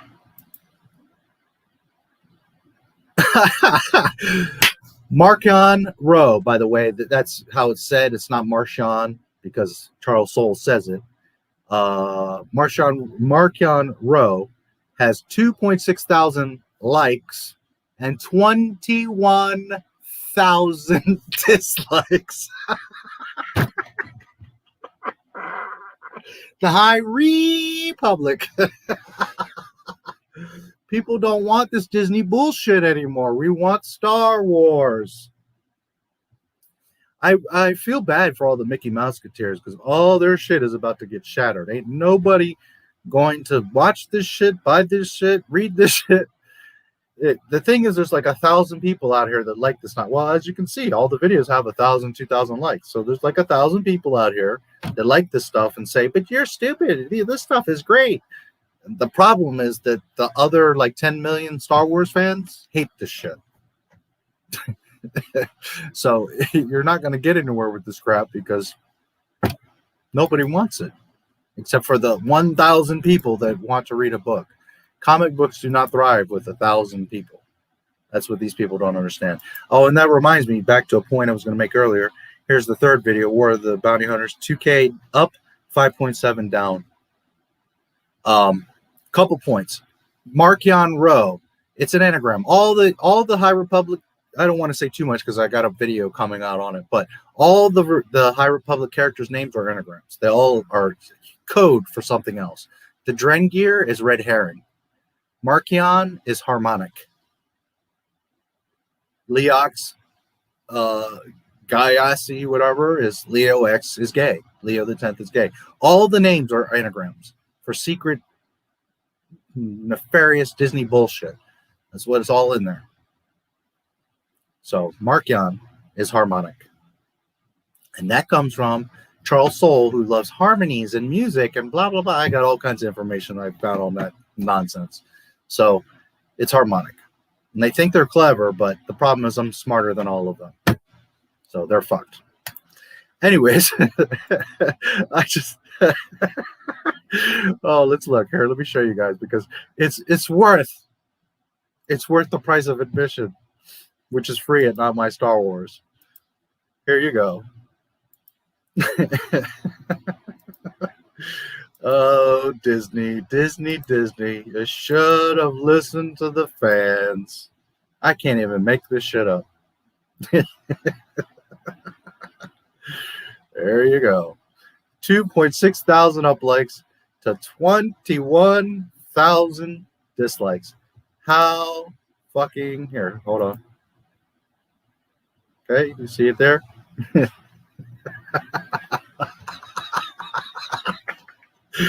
Oh my God, it's glorious. Oh boy. Oh boy, oh boy.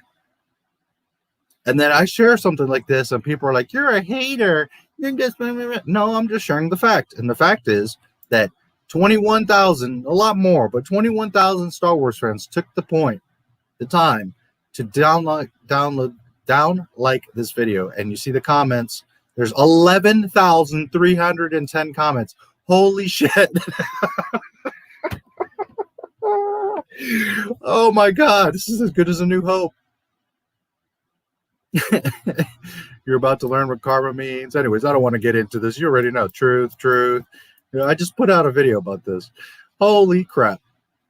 11,310 comments, 21,000 dislikes to 2.6 likes. So yeah, the High Republic, a lot of people want it, and you guys are fools. They're great stories. So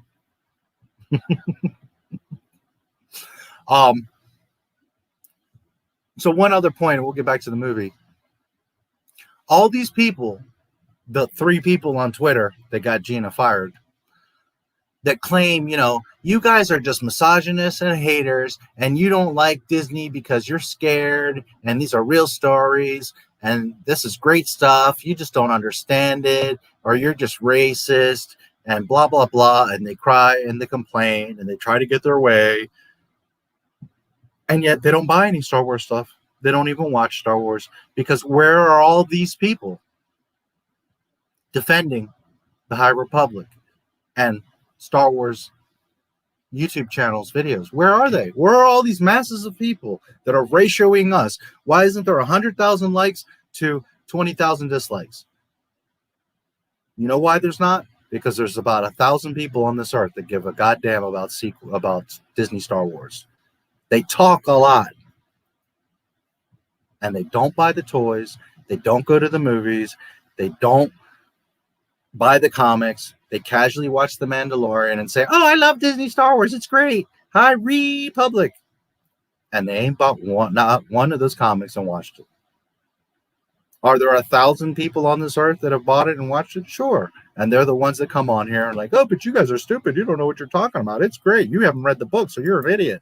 And meanwhile, 21,000 over 2.6 are showing you clearly that we don't give a fuck about this bullshit. That no, the real voices, the people that actually really care about Star Wars, ain't having it. And just for fun, we're going to check in real quick. Because here's, again, my little channel is not representative of all Star Wars fans, okay? So relax. But I'm going to remind you guys that people that say, I hate so much and you're nothing, blah, blah, blah, blah, blah, blah, blah.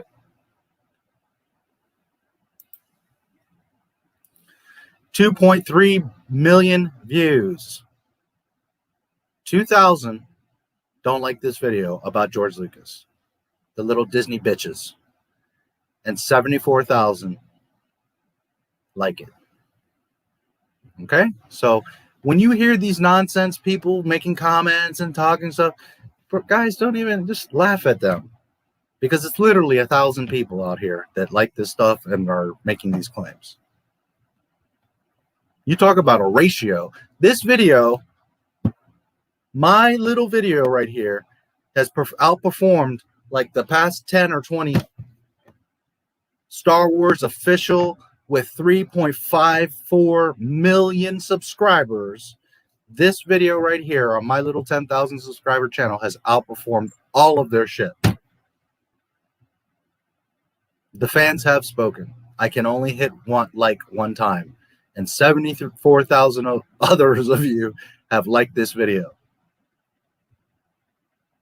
Okay? And the same 2,000 people that like the High Republic are the ones that came here and like, oh, George Lucas, let's put a downvote. Because George Lucas isn't Star Wars. He doesn't know what Star Wars is. He's just talking shit.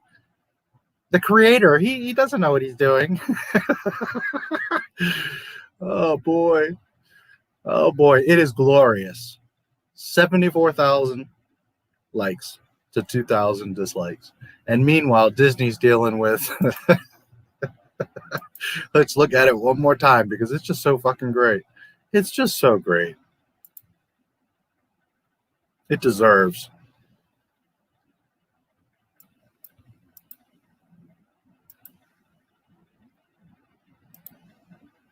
All right. So the same 2,000 people that like this bullshit are the ones that came to my video and said, George Lucas sucks. And I have more likes on that video than this has combined likes and dislikes. 109,000 views. The official Star Wars YouTube with 3.54 million subscribers has 100,000 views. And my little channel has a video with 2.3 million views. So you tell me, is Star Wars okay? I've made my point. Let's finish up this chat and get back to New Hope. Oh, man, it's glorious. So that's why I laugh when I hear like the little comments, see the comments that people want to talk trash. And I'm like, okay, right. Oh, man, that was fun. Oh, God, that was great to see that. Because I knew that shit was going to get to 10,000 and boy, did it quick. And then to see that other one at 20,000 to 2,000, holy shit.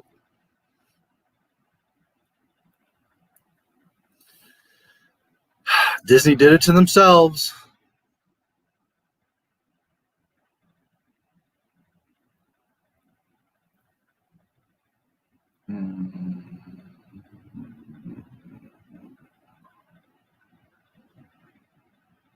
Girls that love Star Wars are awesome, yes.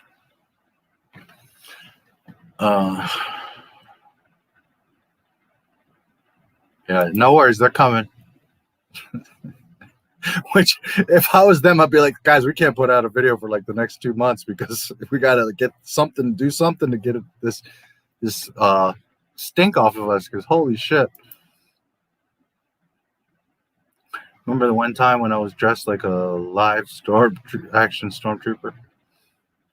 First Order trooper, yes.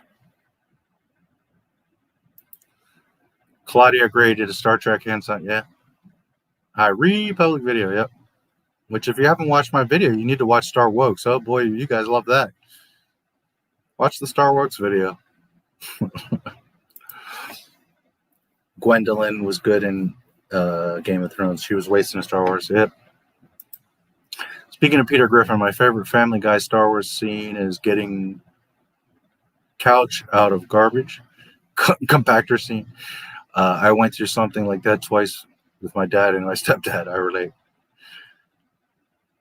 Family Guy has a lot of good stuff.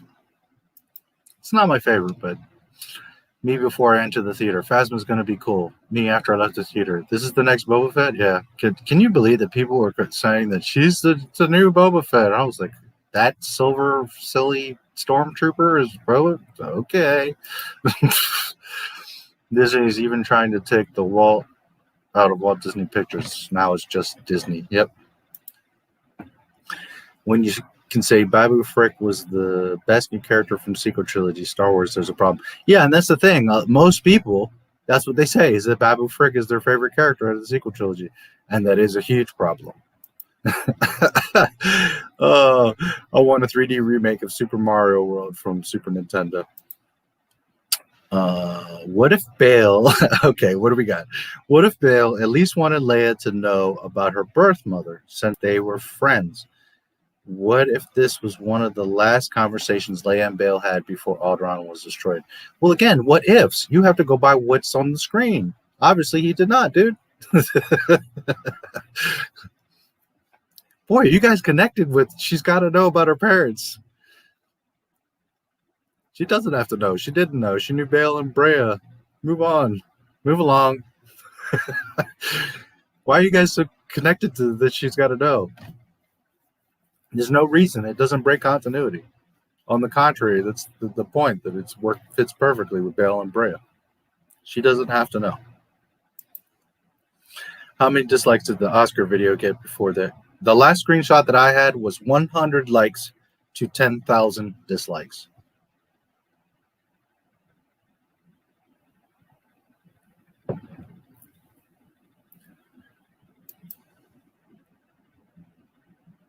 And that was just shortly before they disabled it. So right around there, 100 likes to 10,000 dislikes. Wow. Chris McLean, all right, campers. I was in the bathroom and somebody brought me a copy of The Last Jedi. Not cool, dudes. Yeah, not cool at all. Where's your Star Wars memorabilia? I don't have any. I wish I have a girlfriend, period. I have the Vader that I showed you earlier, and I have my Yoda. This is Yoda, not Baby Yoda. This was before Baby Yoda existed. But I don't have any. I used to have a bunch, and I lost it all, so. I wish I had a girlfriend, period. Yeah, well.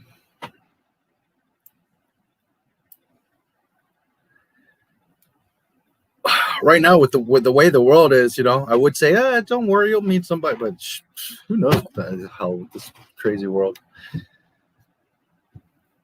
That room doesn't look. It's not. It's an office, and I don't have any Star Wars stuff. So, sequel trilogy Stormtrooper armor. The first Order troopers. You like them? God, I think they're so lame. I hate them.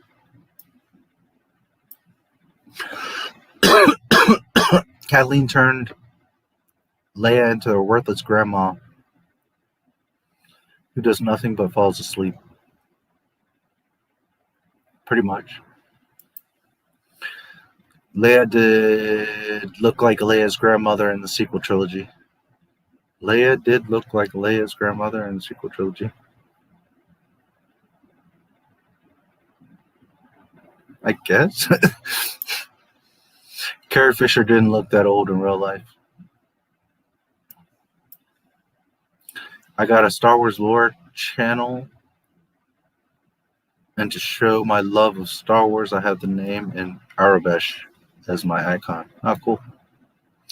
Arabic, yeah. The other day I couldn't remember the damn name of Arabic. Yes, Arabic. Also known as Basic. Leia hugged a stranger before she even noticed Chewbacca. Yep. Oh, look, it's Wonder Ray. Let me give this girl a hug. Who I have no clue. Why would she even? She doesn't even know about it. She like comes off the Falcon and she's like, "Oh, come here, I'll give you a hug." She doesn't even know like why this girl was even there. Never mind that there's Chewbacca and your husband just got killed. Disney. Anyways, they did it themselves. That was lame. I don't know which part. Where she didn't hug her. Leia didn't even look, and yep. And JD even admitted it later. He's like, "Oh shit, I lost that opportunity. I totally missed that." And it's like, that's why you shouldn't be doing Star Wars, dude. That's literally why you shouldn't be doing Star Wars. Listen, guys, I'm not a screenwriter. I'm not a director. I don't pretend to know everything. But I promise you, if you gave me the task of making a Star Wars film, those kind of mistakes would never in a million years happen. Never. Holy shit. How can you miss that kind of thing?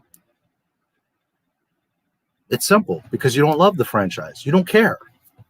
You're in love with the idea of it. Oh, look, I got a figure. You don't truly love Star Wars if you could make that kind of mistake. You would never miss that detail. On YouTube, it seems we are the majority on disliking Disney Star Wars, or at least major parts of it. Yeah, well, and again, it goes to show that there's people that make claims, right? Twitter and YouTube and this, and they're like, "You're so stupid. You're a hater. And you're this. You don't know what you're talking about. High Republic is great." That's like 3 comments. And they all think like, "Yeah, I told him. See, he's just dumb." There's people that love the High Republic. And meanwhile, the stores don't have any. They're all on reduced. They didn't sell any copies. And you go to the video and it clearly shows that people are not buying that trash. So when you see those comments, don't get wound up by them, because it's literally 3 people. They have no voice. Not when we speak up. You see, this has been the problem all this time, is too many of you have been quiet. And I'm not faulting anybody, but look at my name. All right? I don't fuck around. Not my Star Wars. Right there in your face. Like, I'm not playing games. And you guys got to speak up. When you see this nonsense, you got to say, no, dislike.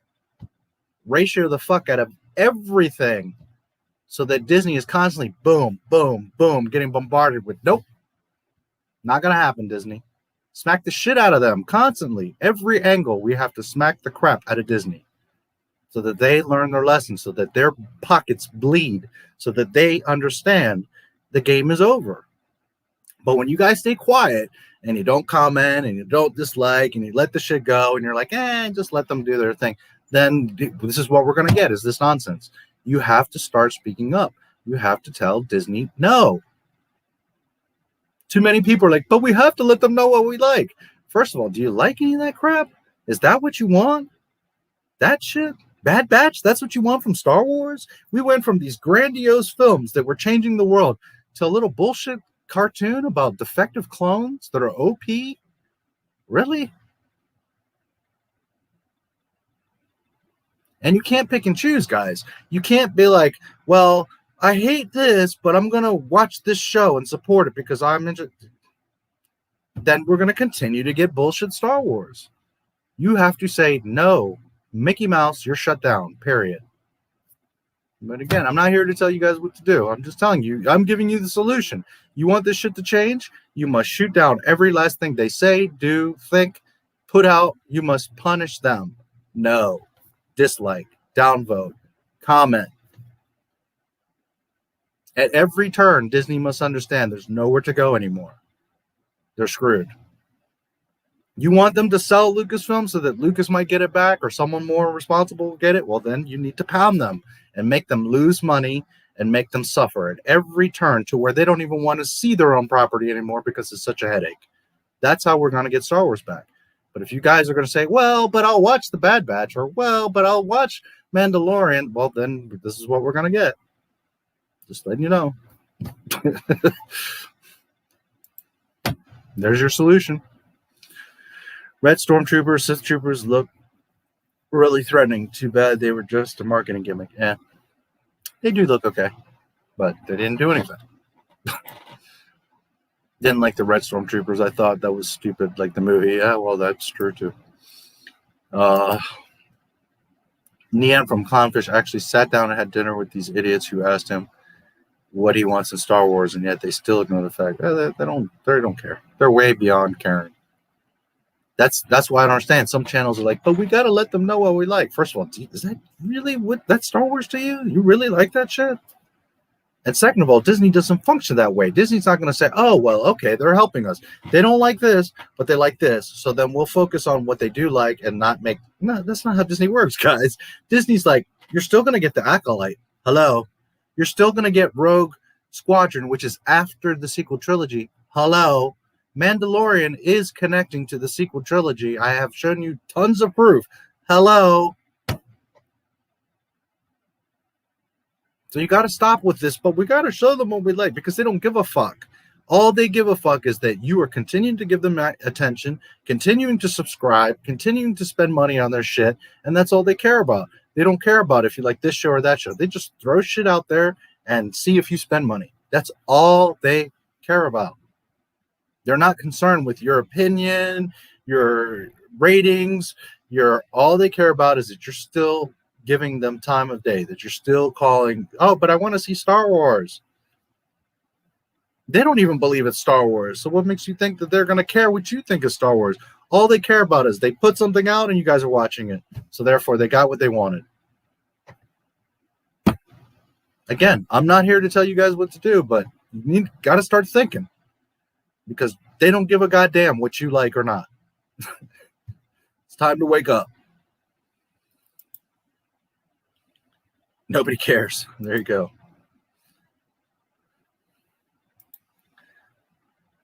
Bestest ever meme come from?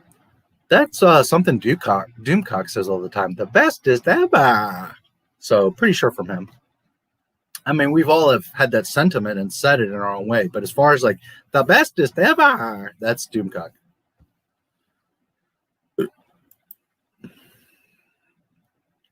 Oh, Disney, how the mighty have fallen, yes. Except the crap they want to serve us. And listen, I'm not trying to tell anybody what to like, what not to like. You know, I'm not here to control people, manipulate them, incite things, rally. I mean, well, I guess I am rallying the rebellion. But I'm just saying, guys, if you want to change, then you need to shut Disney the fuck down on every front. There is no, but I'll watch this one show. We're going to continue on with the bullshit. You must shut them down completely. Everybody's like, how can you be excited for the Obi-Wan Kenobi? Have you seen Jake Skywalker? You guys, a year, that show has been in talks for like 5 years, and you all keep going on like, I can't wait for Obi-Wan. So Disney hears this, and they, well, we can shit on them all day long because we know all we have to do is bring out the Obi-Wan show eventually. We'll make it at some point, and they'll be on board. You guys got to think, man. You got to think. I didn't dislike. I just don't watch it. Hilarious. The bestest ever meme originated from Doomcock. Yeah. They even had to change the Old Republic to the High Republic. Yes. This is what happens when people like KK run Lucasfilm. I honestly think at this point she has some dirt on Iger.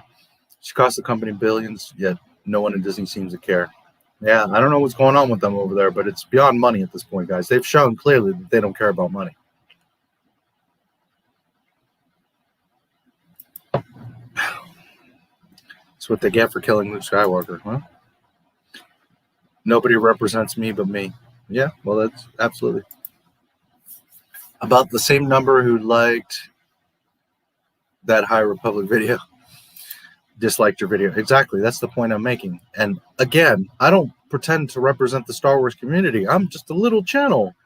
But when my channel has a video with millions of views and 70,000 likes on it, it just goes to show you guys. when the official YouTube that has 3.54 million subscribers is getting barely 100,000 likes and is getting ratioed. We are in control here.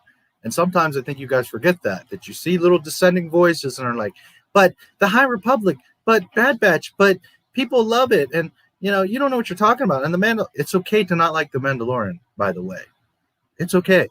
You don't have to like it. It's not very good. If you genuinely like it, okay, that's cool. But it's okay, guys. You can admit that it's not that good because it's not. Be honest. Be honest. Is that Star Wars to you? That's the level of Star Wars that you want? And everybody's excuse, well, but at least it's a step in the right direction. It's better than what we've gotten. At least now, well, maybe we'll start to get... No, guys. This is Lucasfilm, 2021, Disney Studios. They could make a fucking amazing Star Wars. It's not an excuse. It's them not giving a fuck. It's them suckering you in with fucking nostalgia, member berries. It's not that good, and you know it. Be real. And as long as you guys are like holding on, like, but I need Star Wars and Mandalorian's the only good thing, so I'm gonna support it. Well, then we're gonna continue to get half-assed Star Wars. Do you guys want real Star Wars or not? Well, then you need to start taking a stand and say, no, this shit is bullshit. That is not Star Wars. You think George Lucas would make that Mandalorian fluky fucking facsimile of Star Wars? No, he wouldn't. Absolutely not. So is that what you want? That half-ass shit? Or do you want Star Wars? You guys got to make up your minds. I'm with you. I feel the same way. She must have XXX pics. Maybe. There's something. I like Leia, Padme, and Ahsoka, but I don't like Holdo, Rey, or Rose, so I'm sexist. Yes, you are.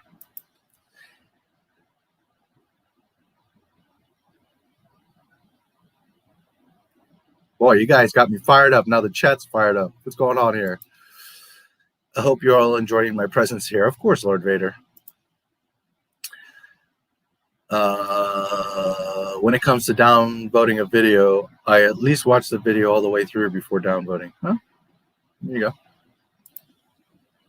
I like Batgirl, Wonder Woman, Raven, and Starfire, but I don't like Starfire's daughter, so I'm sexist. Absolutely. I like Black Widow, Wanda, and Gwen Stacy. I don't like Captain Marvel, so I'm sexist. You better believe it. You must bow to the queen. Please like the video if you liked it. If you didn't like it, keep your comments to yourself. The nerve of that girl. Oh boy. Welcome to Lower Decks, the shittiest place around. A double meaning of the quality of the show and the fact Lower Decks is the Blige, which is full of shit. I'm trying to remember,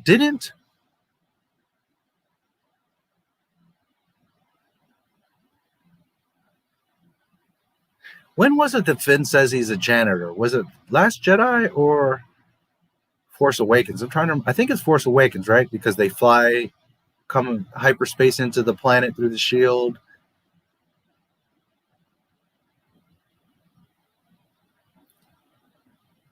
So they established Finn as a janitor, right? Because they go to infiltrate Starkiller. So I guess it was Force Awakens. Who the hell's Babu Frick? Nobody.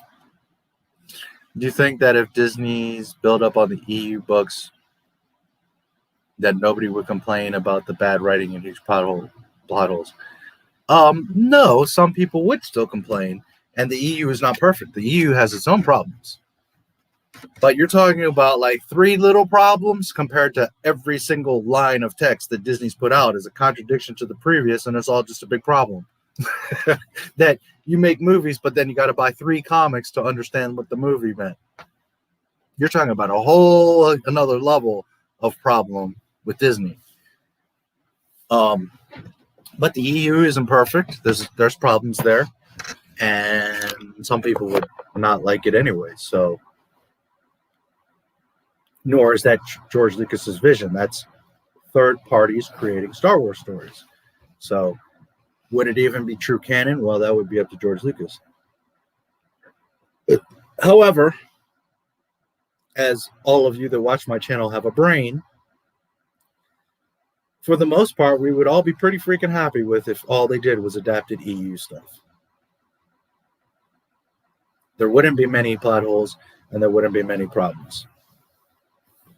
There's always going to be someone that's going to complain, oh, and somebody that's unhappy, but you're talking about 3 people that aren't going to like the EU stuff compared to the 3 people that like the High Republic stuff.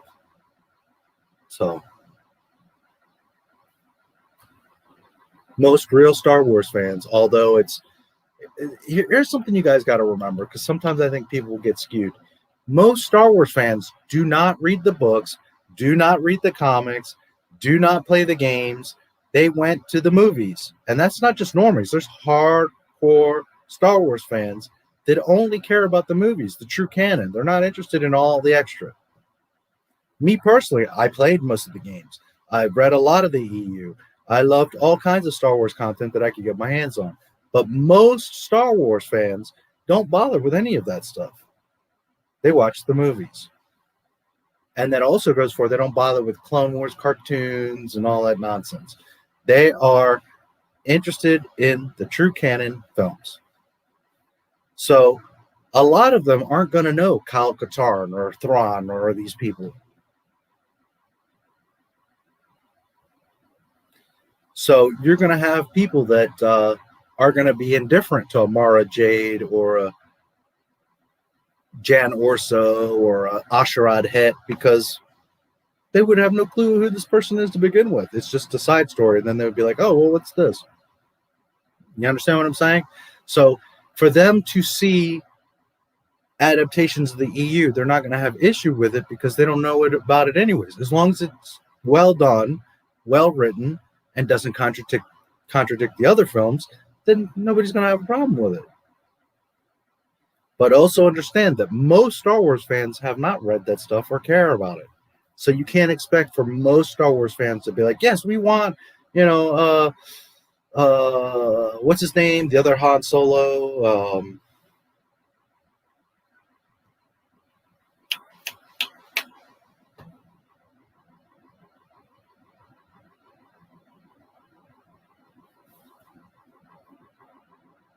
Right now I'm going blank, but Mara Jade. A lot of people aren't going to know who Mara Jade is, so they're not going to care. As long as she's well done, she fits within continuity, then fine.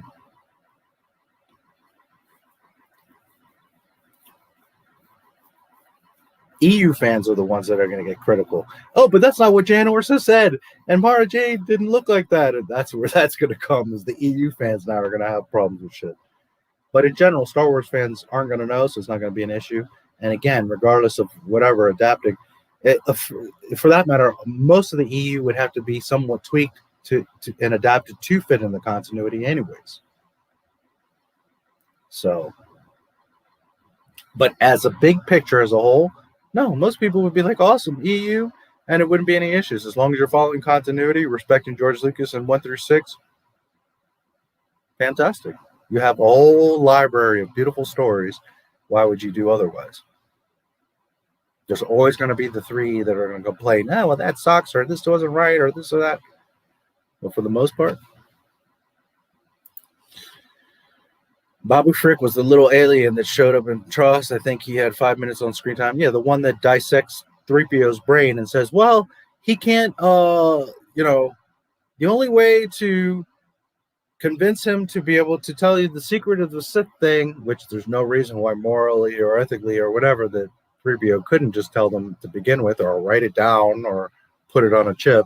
But the only way for him to be able to tell you about the Sith legend thing so that we can find Luke, which is the most important thing right now, and 3PO needs to just do it because we all need him to. No, he's got to follow his little bullshit protocol, so we got to wipe his memory out. So again, stakes and emotions. Well, there's no emotion because he says, first of all, I'm saying goodbye to my friends. None of them are his friend. He knows them for 5 minutes, and none of them give a shit about him.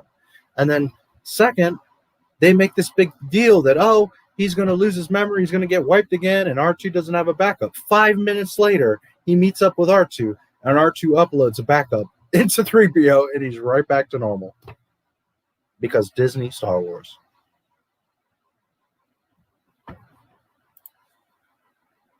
It's like Canto Bite. We go through this whole thing about, oh my God, 3PO can't read the blade, and it's a Sith secret, and we have to wipe his memory. This whole fucking bullshit waste of time for 5 minutes later, R2 to just literally re-upload his memory banks.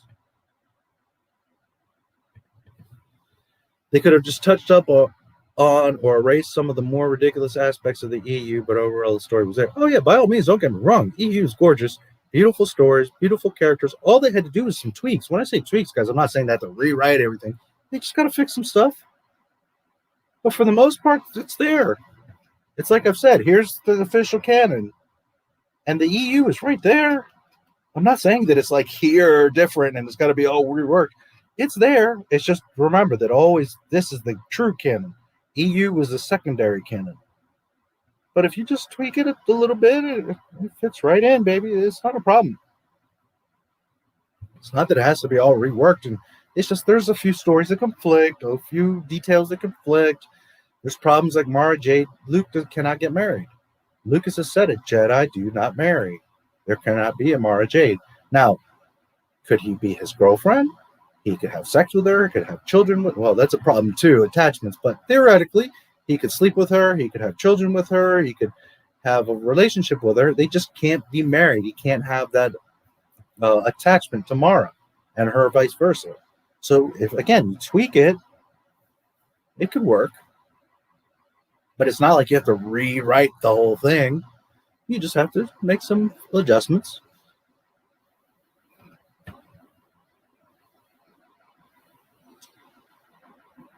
But yeah. That's it. What about, I told you, I lost everything, so I don't have any of that stuff. Baby Yoda is Grogu. Yeah. He's also a myth that never existed, but okay. Yeah, Baby Yoda. Fade in. We are the embarrassment of Hollywood. Fade out. Yep. The world is going to end soon. Who knows? I like the redesign of them. The stormtroopers. Yeah. Again, to each his own. I think the First Order's troopers are so lame. They look like Peter Griffin in a stormtrooper outfit to me. Disney didn't do it because they don't like paying royalties. Just look at what they did to Alan D. Foster. Oh, yeah. Yeah, it's like I've said many times. When they use Lucas's stuff, they have to pay him 25%. They, on purpose, avoided all costs using the books, the EU, his characters, all that. Why do you think The Mandalorian exists, guys? It was a Boba Fett movie. Then it was going to be a Boba Fett show. And there was Underworld. It was all about Boba Fett. And there was the 1313 game. It was all about Boba Fett. The original suit of Boba Fett in 1313 is literally the Mandalorian suit. I mean, not one for one, but I mean, they're literally like, you could see that it's the same fucking suit.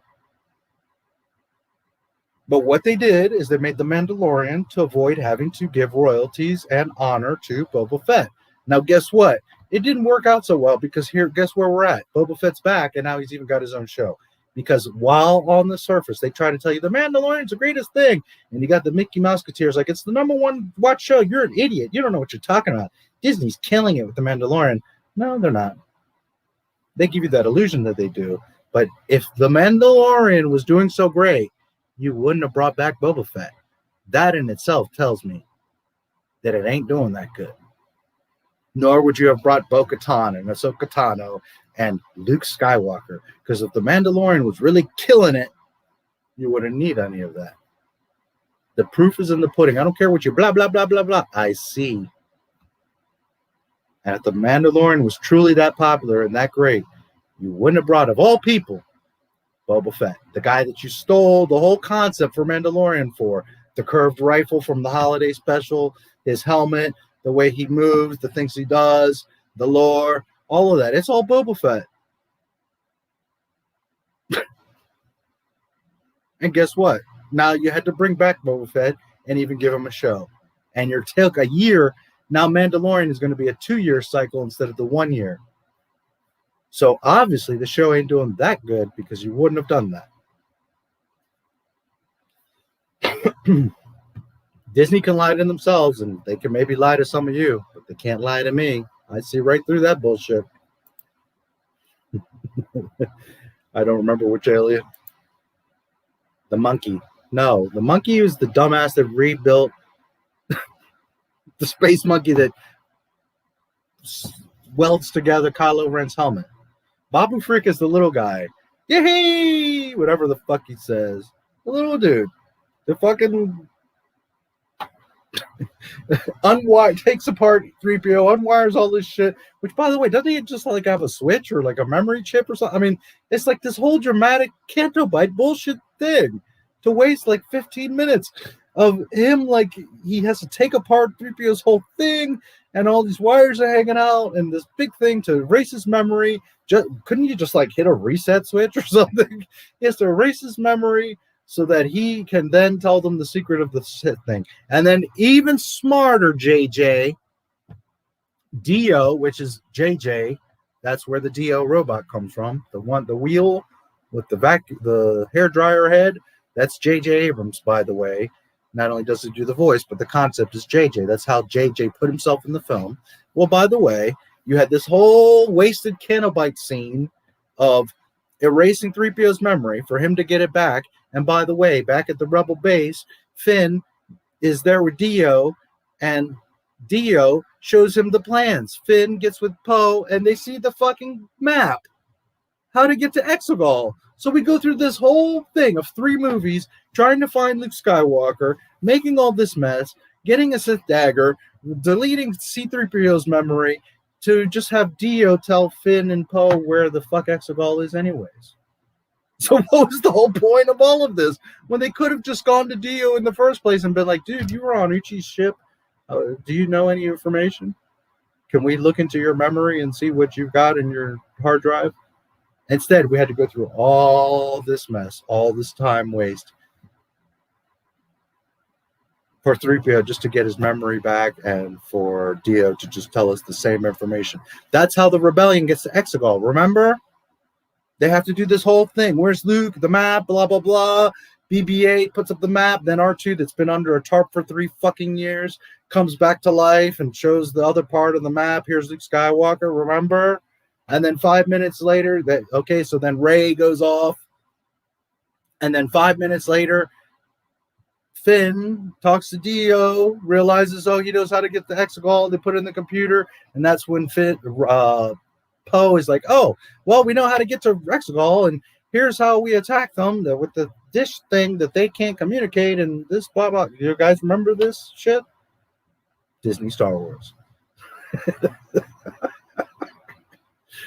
A child could write a better story than this nonsense. It's ridiculous. But some of you want to cling on. Some of you want to say, but Bad Batch, but this, but the Mandalorian. Okay, well, when we continue to get the stupidity, remember, I told you so. When they connect and they show you that the Mandalorian is going to introduce the beginning of the First Order and that it connects to the sequel trilogy, don't cry for me, Argentina. Don't come to me and be like, but how come and what can we do? And I've been telling you, not my Star Wars.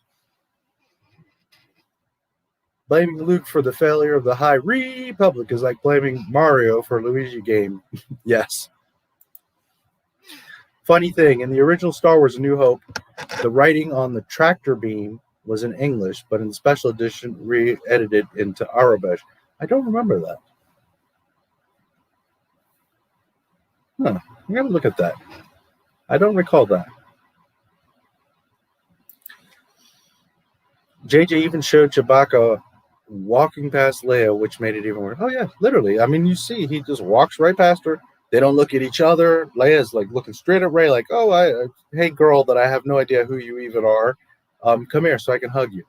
That's the other thing. It's not even like they had spoken or she knows her or she gets off the ship and Finn or Poe is like, oh, Leia, this girl's important. This is Rey. And it's just like she literally walks off and Leia's like, oh, come here. Let me hug you. Why? Because girl power? Because girls bond together? I mean, what? Chewie, who she has loved and known for decades, in the freaking holiday special, she's hugging Chewie and singing with him. And she's going to look at Rey before she looks at Chewie. The fuck is wrong with you, Disney? I wouldn't run Lucasfilm. I'd rather run creative. I have some ideas that would help, but I would be wise to run them by George first. Oh, let me tell you something. If I own Lucasfilm, first thing I'm doing is a public apology to the fans. Even though I don't have to, but I would personally apologize for KK and Iger and all these fucking idiots. I would apologize to the fans and say, hey, we're going to fix this. Real Star Wars is back. I'm so sorry for what Disney did. Don't worry. We're back now. Number 2, EU is back. That Legends shit, no, it's EU. Furthermore, probably all the Disney stuff I would immediately say that's Legends. So they learned their lesson. All that Disney stuff that you guys made, all of it is Legends. It's not canon. And that's if I don't hit the delete button. And then I would immediately get on making the proper sequel trilogy. And it wouldn't even be what I would want. It would be, where's George's sequel? Where's the treatments? And this is what we're making. And get me George on the phone right now. I wouldn't be making anything. It would be George Lucas's. Now, how much is he going to get involved or help? I don't know. But as much as he's willing to help, all I know is what's going to be made is that sequel trilogy treatment. Not anything that JJ or KK or anybody else wants to input or story group, or they're all getting fired anyway, so they're not going to have anything to say. George's sequel trilogy treatment is going to get made. So, anyways,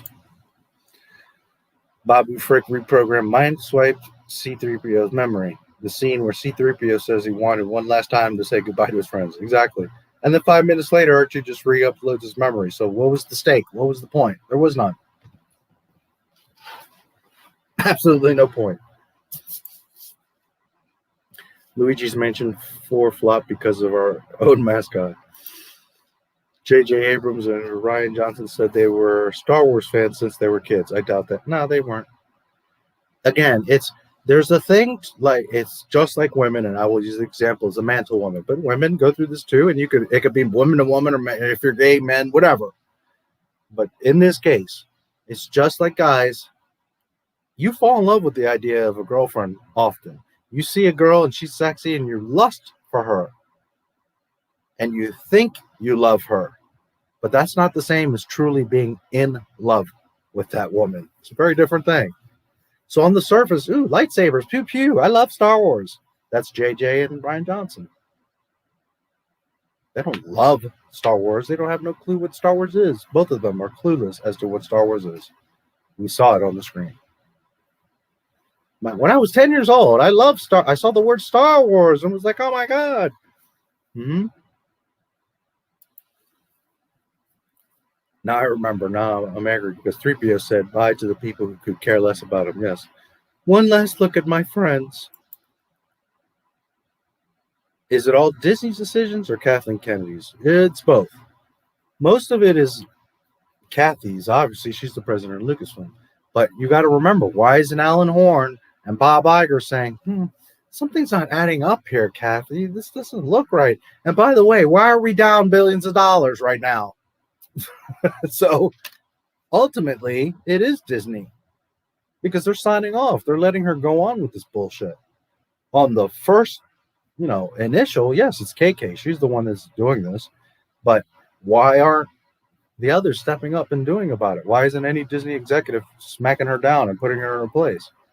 So obviously there's something in her contract, or she's got some dirt on somebody because nobody wants to touch her or say anything.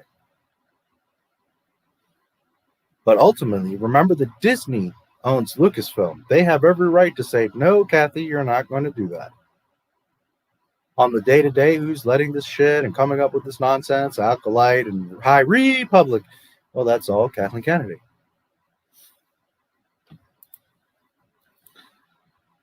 That was pretty infuriating. The whole thing's infuriating. It's also fucking dumb. And I don't understand how people can be like, oh, I love it.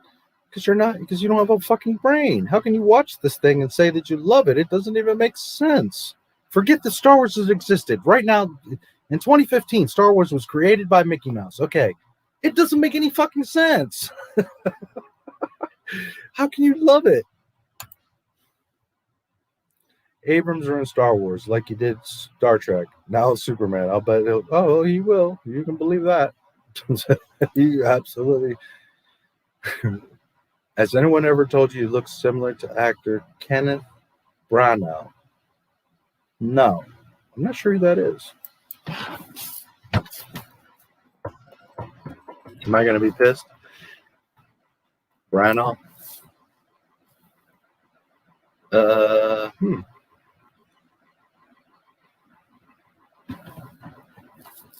He looks familiar. What is he from?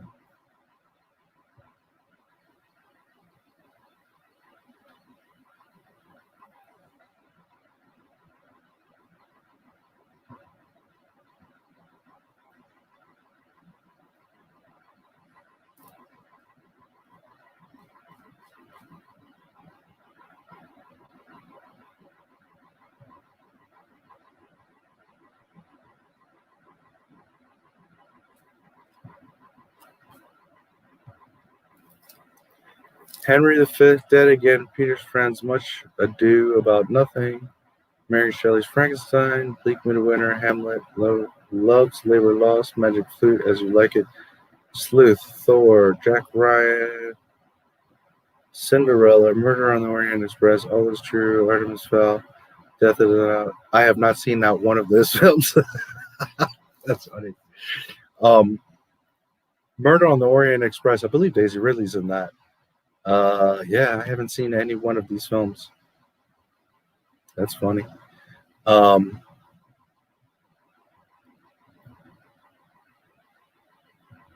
Belfast. Huh, that's interesting.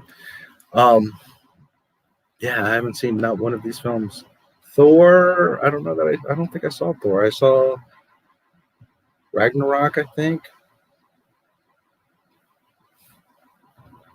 which was very unforgettable. So I don't think I've seen any of his films, but I see his picture. I don't know. I guess maybe kind of, sort of.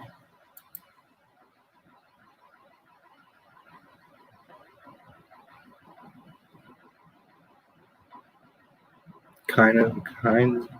Not really, but kind of.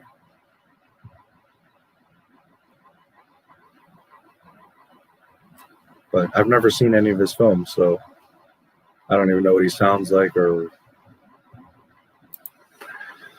It's interesting. Archie wasn't even there. His oldest friend wasn't there when he said bye to his friends. What a joke. Yeah, and they're taking 3PO around. 3PO is the most fucking worthless robot. You know, we all love 3PO, but what the hell does he do? He's always complaining and lost. And why would you have Archie with you? He's a mechanic, a tech. I mean, he saves the day. Again, they're so lost, so fucking confused over there, JJ. Seems even when we tell Disney no, they ignore us and keep peddling crap. Well, because you guys don't give them a firm no. You just kind of know, and then, oh, but The Mandalorian. Oh, but The Bad Batch is coming out, so I'll watch that. You know. Again, I'm not trying to make anyone feel bad. I'm not trying to tell anybody what to watch. I'm just saying the reality of the situation is when you guys, Disney, again, does not look at it like, oh, well, we made 10 things. They hate 9 of them, but this one thing, so because they hate 9 of them, oh, we're in trouble. No, Disney's like, oh, we still got them because there's that one thing. That's why Disney's making 11 shows. Not because they believe that all of us are going to even watch all that shit. It's because they're trying desperately to throw whatever they can at the wall to see what sticks. And if they get you with even one of those shows, that's what they want, is to keep you and bring you in. And the thing is, you got to shut it all down. But hey, to each, you guys do what you feel is right. A mix of both. KK just oversees the projects and directs people. Yeah, you know, and again, on the day-to-day, this is Kathleen. You know, nobody's arguing that. But just remember that Alan Horn is certain. She doesn't really even talk to Bob Iger. This is the thing. There's been a misconception for years that Bob Iger's her boss. He's not. It's Alan Horn. He's really the one that's responsible, because he's the one that should have a fucking leash on her, and he doesn't. So he's the one. And he's been staying quiet, and he lets Bob Iger take the heat. And Bob Iger, you know, takes the heat because he never threw Alan Horn under the bus. But technically, you can say, look, I'm just the CEO of Disney. I don't oversee her. But Alan Horn's the one that needs to answer to that. So they're all smoke screening for each other. But in reality, Alan Horn is the one that should have her on a leash. It's in her contract. I have shown you guys, and I have it. And it says clearly that she answers directly to Alan Horn, no one else. So, you know. But on the day-to-day, they're just letting her do her thing. So all this nonsense is Kathleen Kennedy. It's also the employees. It's also fucking Dave Filoni. Because Dave Filoni should be the first one on the set of fucking The Last Jedi telling both KK and Ryan, no, you cannot do that to Luke Skywalker. On the contrary, he went right along with it.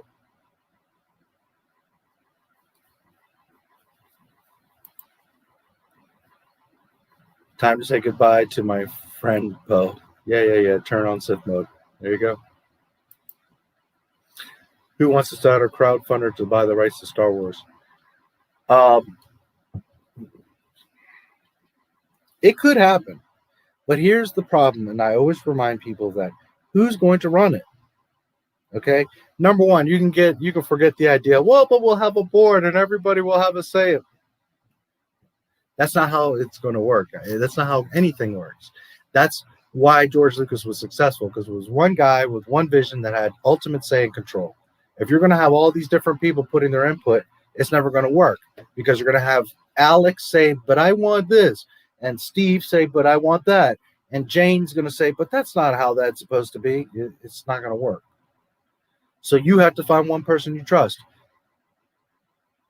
I can't tell you. Believe me, I would respect the shit, and we would have the most amazing Star Wars you guys ever seen, but I have haters. Some of you may not trust me, and I will remind you, as I've said many times in all of my streams, if I get control of Star Wars, Wipe them out.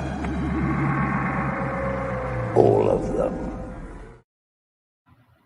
So be careful what you ask for and who you get to do it. Because if it's me, everything from October 31st, 2012 forward is being deleted. Rebels, Resistance, Mandalorian, Clone Wars, sequel trilogy, comics, audiobooks, all of it is going bye-bye. I'm firing all kinds of people. And we are starting zero back with George Lucas Star Wars. So be careful what you want, because I will show the fury of fucking Star Wars on Disney. I will just delete their shit faster than you can blink.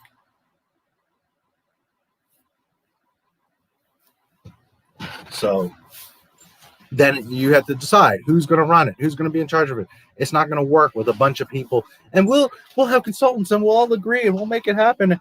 You're right. When you get at the table and people start saying, but this is what Star Wars is, but this is what Star Wars is, but no, this is what I think Star Wars is. It's going to be a mess in the first hour.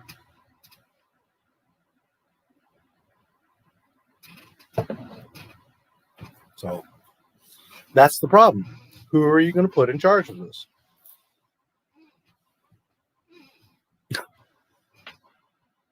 Are you going to put thousands of dollars towards buying it and then you don't have any say? You see, because all the people that put thousands of dollars into raising money to buy Star Wars are going to all want to say. So now you're going to have 50,000 people that are saying, but no, Luke is this, but we want this episode. We want that show. Oh, but, you know, it's all a mess. We wanted to get rid of Disney, but I still want Ahsoka Tano. I still want to see Bad Batch. You see, that's the thing. Are you going to be able to separate and say, bye-bye, Disney? All that shit is nonsense. Gone. We're bringing back EU and George Lucas, and that's it. We don't want to hear none of this Disney bullshit. No, you're going to have some people say, but I like the Mandalorian, but I want Grogu. Even though Grogu's a whole fucking mess that breaks canon. You see, that's the problem. So you have to be careful because it's not so simple. Is there someone that you trust to take it and do the right thing? That's the thing. You have to put your faith in one person that's going to do it right. For me, that's George Lucas. A stream or two ago, somebody asked me, well, who do you trust to run Star Wars? And I told you the truth. I don't trust anybody. I trust me. That's the only person that I trust is going to truly respect George Lucas, wipe out all the Disney nonsense, and start fresh and clean from zero properly from October 31st, 2012, and make real fucking George Lucas Star Wars. I'm the only person that I trust for that. So that's the problem. Because I've heard a couple other channels say, well, we'll raise the money and we'll do it. And it's like, oh, Lord, I don't trust you for 2 seconds with Star Wars. Holy shit. We might be in worse than we are already. So that's the problem. Who's going to run it? Who's going to be the board? Who's going to make the decisions? Who's going to... It's a great sentiment, but...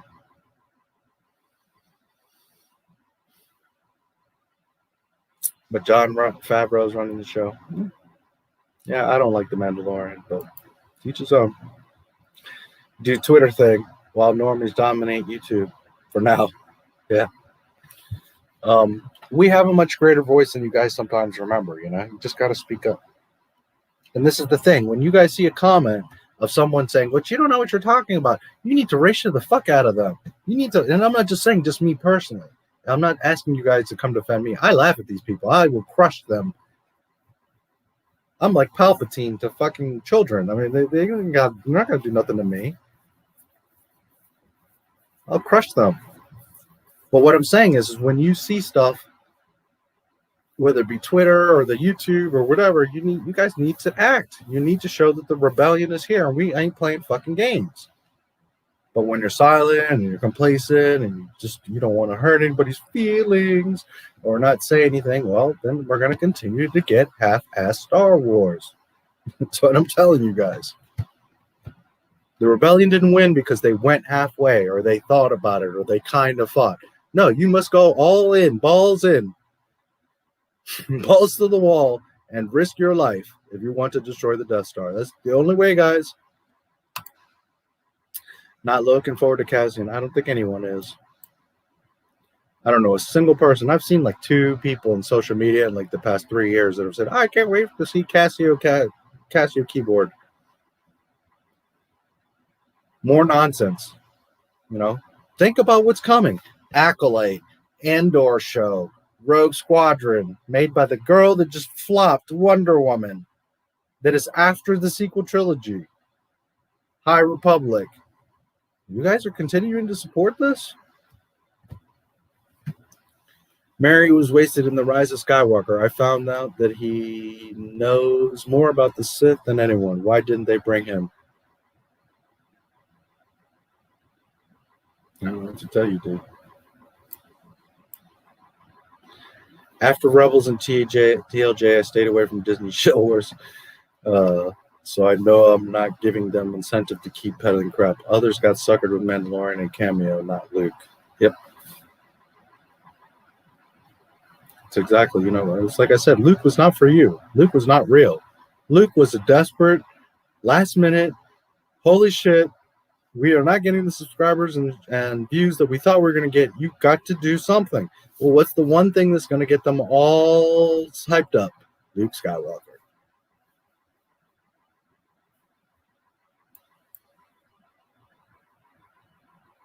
You know, but Luke wasn't genuine. It wasn't so because we love the fans and we respect Luke Skywalker and we need to properly represent him. It was because, holy shit, what are we going to do? And what's the one thing that we know is going to work? Because we tried Ahsoka, we tried Bo-Katan, We tried Boba Fett. We tried the Quarrens and the Mon Calamari and, you know, the spiders from the EU.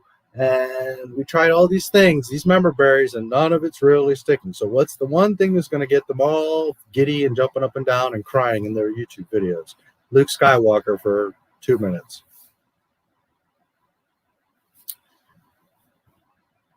Dodgson. We've got Dodgson here. See, nobody cares. Dennis Nedry, Jurassic Park. I love Luke Skywalker as much as the next person. It was great to see him in the hallway destroying shit. But I didn't cry. I didn't get all emotional about it because I know better, guys. It's Jake Skywalker.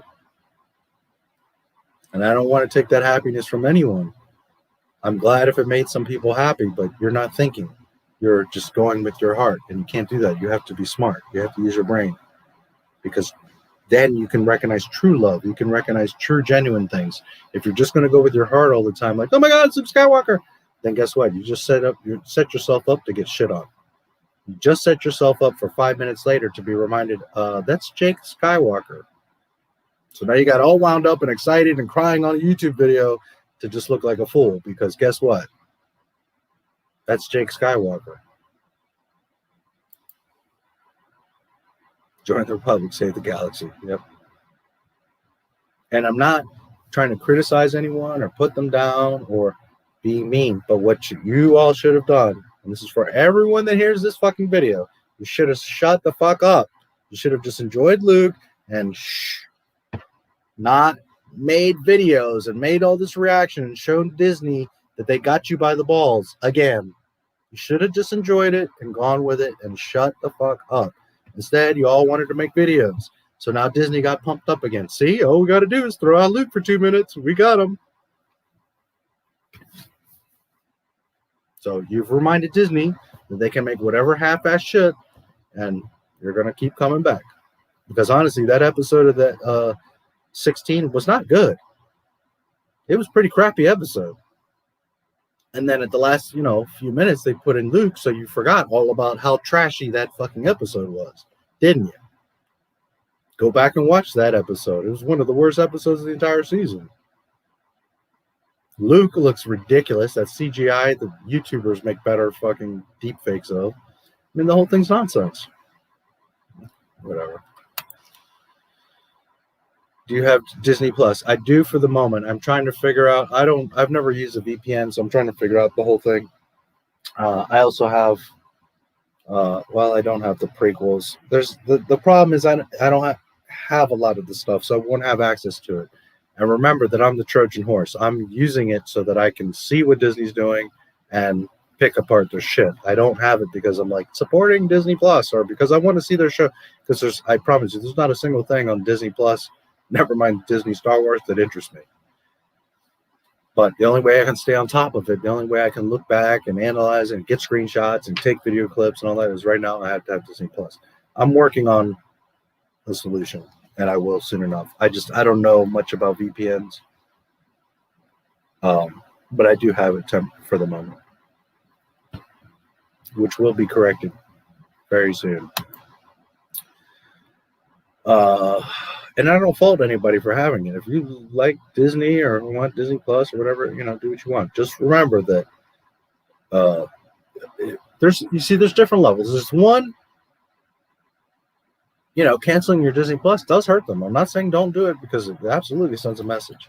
But there's also the other level of buying their toys and their shirts and that stuff that also kills them.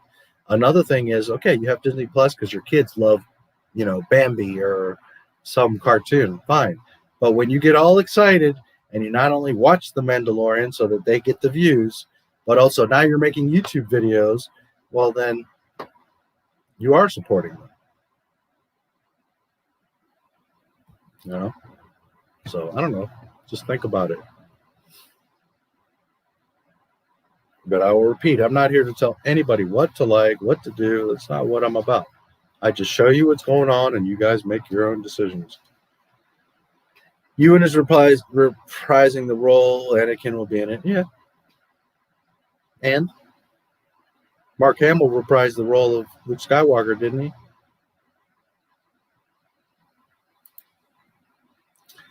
Here's my obvious prediction. The Boba Fett show was only cleared because it's going to be KK's device to get an Asian actress over. And KK might replace Fett completely, maybe even killing him off. No, I think the exact opposite. They fucked up. First of all, they should have made Boba Fett from the beginning, but they resisted, and now they realized they had to. And now they brought him in, and now they're fucked because everybody's going to forget about Din Djarin like that. Once they see a real Mandalorian, a real bounty hunter, but Din Djarin's finished. So Boba Fett has years, decades of lore and love. Din Djarin's already out of the game. Then they fucked up by pushing season 3 back a year. You're not even going to get Mandalorian until 2022. So by the time people have been thirsty all year for Star Wars and December comes and you get Boba Fett, everybody's going to forget all about the Mandalorian. Now you're looking at a real Mandalorian anyway, so why do you even need Din Djarin? Grogu's gone. Ahsoka's going to have her own show. There's not even a point to have season 3 or any more Mandalorian. What's the point? Not to mention Pedro Pascal signed an exclusive deal for the Last of Us film, which is the priority over all of the productions. So he might not even be available for The Mandalorian. So really, The Mandalorian show, I would be highly shocked if you even see season 3. Because Boba Fett is going to just destroy it, and people are going to not care about Din Djarin. There's the nostalgia, the memory berries of Boba Fett. So you're going to be doing the same thing, but instead this bounty hunter is going to be a little bitch, and he's going to know about the Jedi, and he's going to have Slave One. All the things that Din Djarin is not, Boba Fett is. Y'all are going to forget about Din Djarin real fast. So what's going to happen is Mandalorian's going to go away. There's no point to even continue it. And if they do continue it, what are they going to do? Bo-Katan's quest for the Darksaber, correct? Mandalore and all that. So then what's again the point of what's the point of the Mandalorian if the Mandalorian isn't even the focus of the show? He's never been the focus of the show. The whole fucking show has been about Baby Yoda.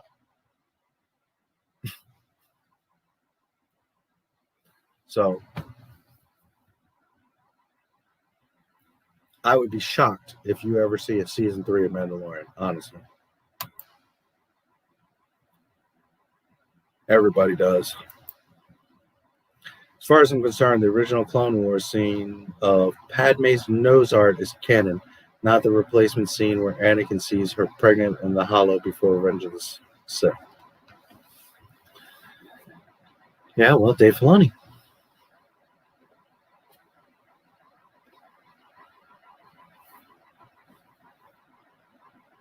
And as I discussed, I don't know if you were around for Sith, but I went through a whole thing where he wouldn't have seen her. He didn't have any contact with Padme for months.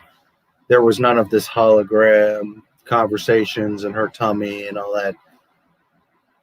Use your brain. You'll see that it doesn't fit in the timeline. It doesn't even make sense.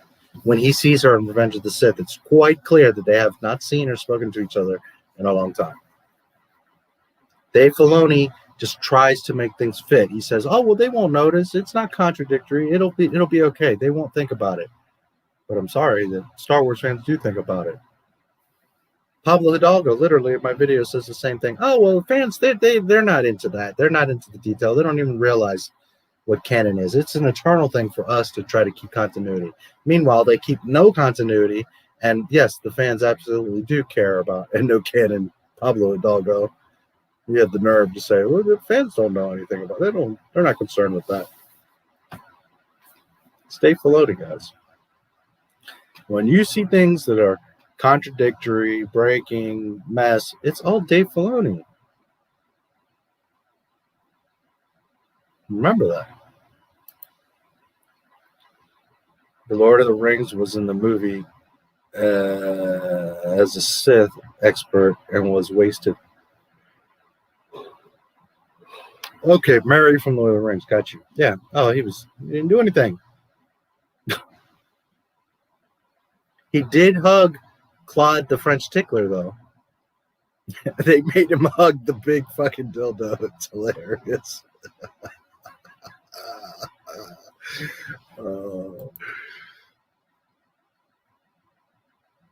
Oh, right. I remember him. Yes, Mary. Well, he hugs the big dildo. They just shit over everybody. It's amazing.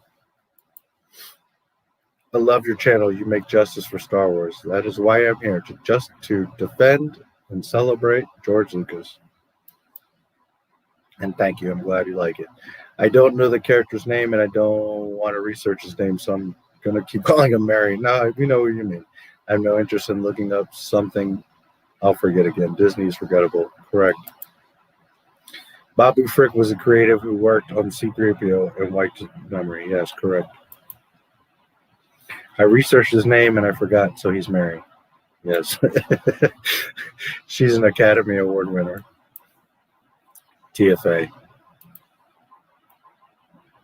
I got whiplash turning my head away from Brie Larson just now. Wow, that was a while ago. And guys, I want to remind you of something. I don't pretend to know everything about Star Wars, and I don't talk to you guys pretending that you don't know about Star Wars. But there is one thing that is true, and I say this truly humbly. I know Star Wars like this. Okay? In great detail for 43 years. And most people maybe see it like this. Well, not even most people. Let's say like hardcore fans see it like this. Then you got the normies, and then you got the Mickey Musketeers. So when you guys say stuff, by all means, if you have questions, you have doubts, whatever, theories, whatever you want to talk about. But know that I'm not like trying to shoot you down or be mean, or it's just that I already thought about this for like 10 years ago, 20 years ago, last week. This is what I do every day, all day, researching it, looking at it, checking it, double cross-checking it. And can I make a mistake? Can I forget something? Absolutely. But just know that a lot of times you guys are maybe thinking about stuff, but you're thinking about it isolated. And this is what Disney does. It makes you stupid. You start thinking, well, but this episode of Clone Wars or this episode of The Mandalorian, but you got to remember that this is Star Wars, not The Mandalorian or not Clone Wars. When you look at Disney stuff in isolation, it looks real good. When you look at Star Wars as a whole, holy shit, is Disney a fucking mess.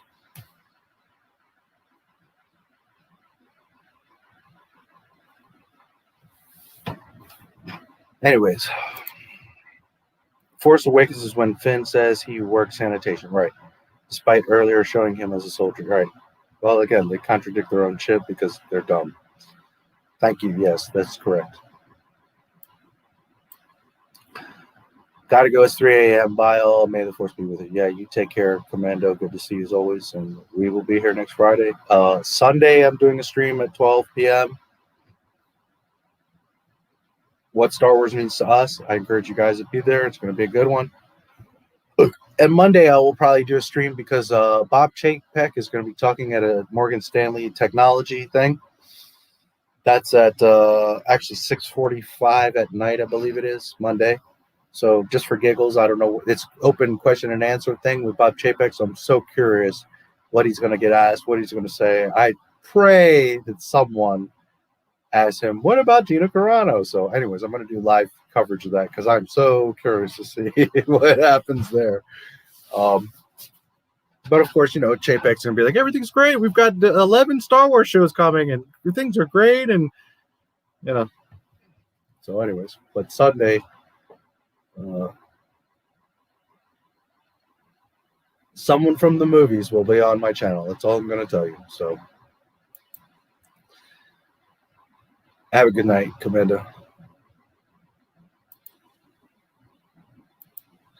While I didn't read the books, I watched the movies and played the games growing up. But I did at least hear about Mara and Solo twins to know about them. Yes. Well, Ben Skywalker was Mara and Luke's son. There is no Ben Solo. Ben Skywalker, Leia and Han had Jaina and Jason Solo. Wonderful characters. And then they later had Anakin.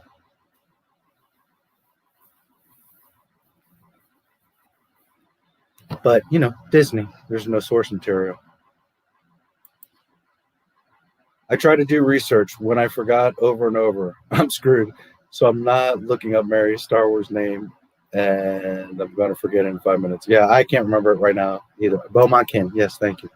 I actually made a video about this. That's how important it is, that fucking dumbass character. Which, for giggles, James, it's one of my older videos.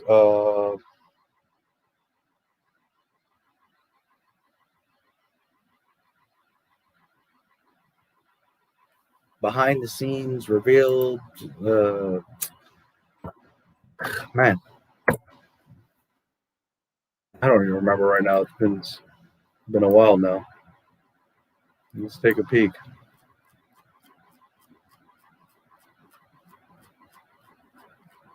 Behind the scenes secrets revealed or something like that.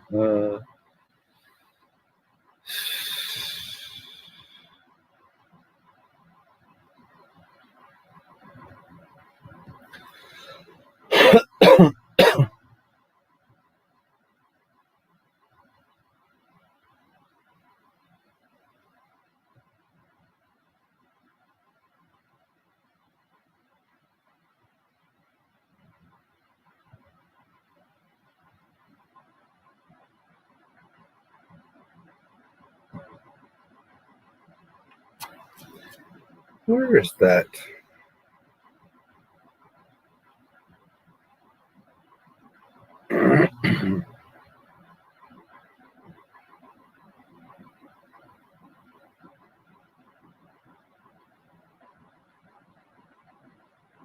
The Rise of Skywalker deleted scenes exposed 1 year ago. It has JJ with like a piece of film, and KK's in the back editing his shit. That video focuses on a interview of WIMKIN, Mary, and how he's talking about how they changed all kinds of shit and cut out shit, and he didn't know what was going on and blah, blah, blah. It's this whole thing about with Mary and deleted scenes that I exposed because in the interview he talks about them. So there you go. If you want a good 34-minute laugh, The Rise of Skywalker, deleted scenes exposed. It's my 4, 5, 6, 7, 8, 9, 10, 11, 12, 13th video. Have fun. Dominique Monaghan. Yes, correct. That is him. Yeah. I mean, they had all these actors and they just shit all over the characters, the story, everything. So, what are your thoughts on George Lucas's Clone Wars series? Some people dismiss it because it's animated, but it's honestly pretty good. I'm not a fan. I like the original Genndy Clone Wars. One, yeah, it's a cartoon, dude. Star Wars is a massive film, not these goofy little cartoons. It breaks canon all over the fucking place. So I can't back it because anything that breaks George Lucas' canon, I don't support. I can't do it. So, is it nice artwork? Sure. Are there some fun, cool things in it? Sure. Are there little arcs that are neat? And sure. But as an overall product, it's not my Star Wars.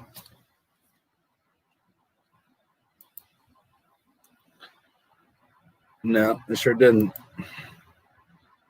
I related more to Mara Jade, Jaina Solo, and Thrawn than I did with the greatly overpowered, with no reason, Mary Sue. Everybody did. Everybody that read those stories back then fell so deeply in love with those characters.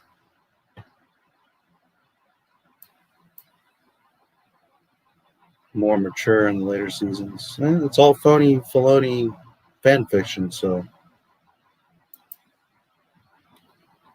Thrawn, yes, of course. Absolutely. Thrawn's one of the greatest EU characters. And then they made him a little bitch fucking piece of cuck shit in Rebels. There is no Mara Jade. Well, depends how you look at it. I mean, she definitely is there in the EU. George wasn't crazy about her, and again, she's a problem because Jedi don't get married. So again, you would have to tweak her. But I mean, she's definitely there in the EU. You know, if you here's the thing: if you don't want to acknowledge Mara Jade, then you can't acknowledge Thrawn. So, are you sure? See, those are the kind of things you got to think. You know, things are interconnected. You can't just pick and choose, and that's why I get pissed off with Disney, because people are like, Disney sucks, but I'm going to watch The Mandalorian. You can't do that, guys. Either you're going to support Disney or you're not. You can't like do that half-ass shit, because as long as you watch one of their shows and you say that this is good, well, then you validated Disney, and they're going to continue making half-ass Star Wars. Remember that. I didn't understand why C-3PO couldn't do that without erasing his memory. He could read it, but he couldn't tell them what it said. That's called J.J. Abrams. There's your answer. Whenever anyone dies in Disney's movie, they'll come back anyway, unless they're the villain. I'm so glad that they didn't bring back Tony Stark in the most cliche fairy tale way imaginable. You might see him in a Star Wars movie as a Marvel character, so you never know. To be fair, Luke represents a new Jedi Order, so he'd learn from the mistakes of the old so that he and Mara could be. Now, George Lucas specifically said absolutely not, that he cannot get married. And again, that goes back to the problem with the EU. You've got third-party authors writing stuff and saying, oh, but this happened. And I'm not even talking about that he established that rule before Mara. After Mara, he said there is no Mara Jade because Jedi do not marry. This is the thing. You guys got to start accepting that is the way Jedi are. It's not because they were this way in the prequel or they were this. No, that's what Jedi are. That's what they've always been. What they always will be. He cannot absolutely not marry Mara Jade. And this is George Lucas. It's not me. George Lucas specifically says there is Palpatine is dead and there is no Mara Jade because Jedi do not marry. Luke cannot marry Mara Jade, period. It's not to say that I want that. I would love for him to have his redhead, have kids, them be a badass couple. She was the Emperor's hand. I love all of that. But it doesn't matter what I want or think. What matters is what George Lucas said. And absolutely not. They do not get married. Tony Stark will come back. They will use part of the draw for the movie Iron Man Returns. Yeah, and again, well, Favreau said it himself. There could be a crossover, so hopefully they actually do retcon the Disney trilogy, Flashpoint style, just say that it's an alternative reality or something. Okay, but it goes back to what I said earlier, and I don't know if you were here.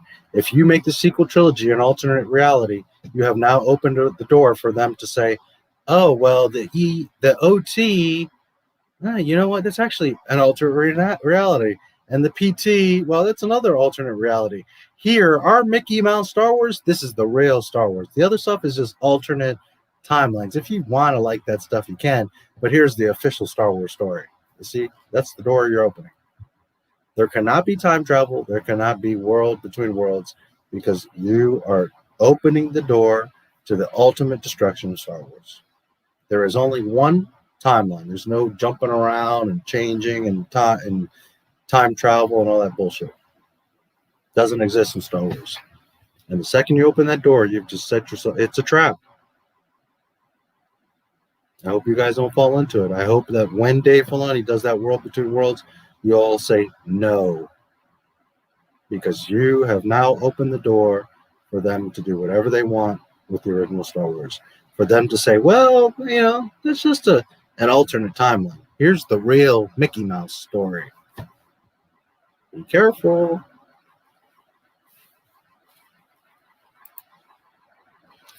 Force Awakens wasn't original, even George Lucas said there's nothing new. It should have been a red flag. Yeah, absolutely. That's literally what he said, because they didn't do anything new. It was a rehash of A New Hope. George Lucas prided himself on every film to move things, to advance things, to introduce new planets, new characters, new vehicles, and Disney did none of that. Robert Downey Jr. said he was done. Iron Man isn't coming back. Okay, but if they offer him $10 million to come in and do a Star Wars Marvel mashup, you think he wouldn't come back?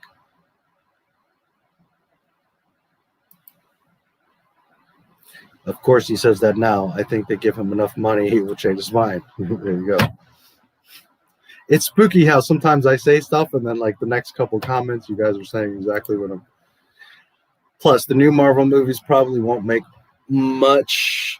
as much compared to the original movies. If Black Widow and Spider-Man, No Way Home fail, the MCU is dumb. We'll see. Black Widow's already gonna fail because that's way too late. Nobody's gonna care. They blew that whole thing. Mando actually did reunite a bunch of fans, but it isn't perfect. I don't know. I hear people say that, but did it? I don't know. I don't think it did. I mean, I know there's people that like it, but I also know people a month ago, they're like, Star Wars is saved, Star Wars is back, Mandalorian, Luke Skywalker. And here we are, right back. Not even zero, we're several steps back again because Disney shows their colors again. Everybody was all happy, and then Cara Dune got X'd out. You know, are you sure that it brought people together? Or did it just, you know, again, here's some candy. Come on, suckers. Force is Freebell. Also KK. Treats Captain Phasma and Rose Teacup like jokes. Turned Leia and Holdo into unlikable characters. Fires Gina Carano for not complying. Yes. Here, let me put it to you this way. And again, I'm not here to tell you guys what to like or what to do. And I'm not downing you if you were happy or excited about The Mandalorian. But me personally, I saw through that garbage from the beginning. I have videos destroying it, and it didn't do nothing for me. It just continued to show how lazy and terrible Disney Star Wars is. That's just me. If all of you liked it or enjoyed it or thought it brought the fandom together, okay, well, not me. And that's okay. Yeah, I'm not telling you not to like it or not to do it. I didn't like Dio. Yeah. That's J.J. Abrams. He's literally in the credits, by the way, of Rise of Skywalker. That's who did his voice. JJ was completely behind the super dumb knife. He didn't see any problem with it. Yep, the old Sith dagger. My God, is that shit dumb? Okay, first of all, the secret location of the holocron that will give you the secret location to Exegol, but you have it on a knife that anyone could pick up and find, and then any droid could just read it. And then anyone could go and match it up to the Death Star and find the holocron. I mean, the whole concept is just fucking stupid. Why would you put secret instructions and or a map on a fucking knife for everyone to see?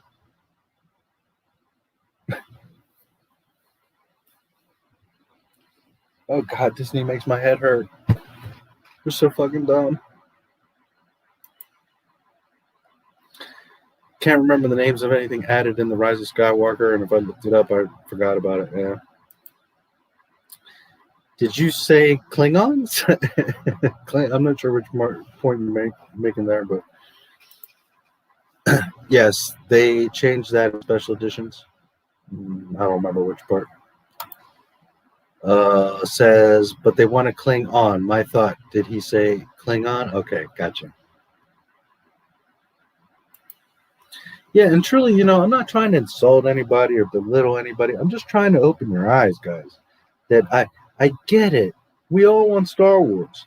And you see, we all have different tastes. So for some of you, Bad Batch might be cool. For some of you, Mandalorian. For some of you, this or the other. I get it. Believe me, I do. I go into this stuff and I truly am like, can this be something? But then I watch it and I'm like, that breaks canon. That's a lie. That contradicts. That doesn't make sense. I mean, I'm just like, fuck. So I'm just trying to show you guys the reality of the situation so that you can make your own smart decision on the stuff. I'm not trying to sway anybody or tell anybody what to do. Just saying that, are you really objectively, honestly looking at this stuff? Or are you just so desperate to have Star Wars that you're saying, half-ass Mandalorian will do. Yeah, we got Star Wars. You see what I'm saying? But if you're going with half-ass Star Wars, then what you're going to get is half-ass Star Wars. Why not instead say, I mean, it was okay, but we demand real Star Wars. Get your game up, Jon Favreau, KK. I mean, it was cute, but we want real Star Wars. That's what I'm trying to instill in you guys. Not to hate, but to push and insist that we want real Star Wars. Not half-ass okay, but it's better than what we got. It's a step in the right direction. That's not going to get you Star Wars, guys. That's all you're doing is saying, okay, you see, that's what you're saying. And what Disney's hearing is, oh, as long as we do half-ass shit, they'll hang around. Are you understanding? Disney's not hearing that, oh, okay, well, this is the right direction. Now we got to step it up and make it better. No. Disney's only hearing and seeing, we got you with Luke Skywalker. Okay, now we can do whatever we want. That's what Disney hears and sees. And you guys got to make it loud and clear that, nope, that's not good enough. You're going to have to do much better. That's all I'm telling you. And then the day you guys do what you think is best. Sith Dagger, One-Eye Willie's Compass for Greenies. Yes, indeed. Ruin Johnson actually had Luke reacting to Han's death as a deleted scene that was less than 30 seconds long. Correct.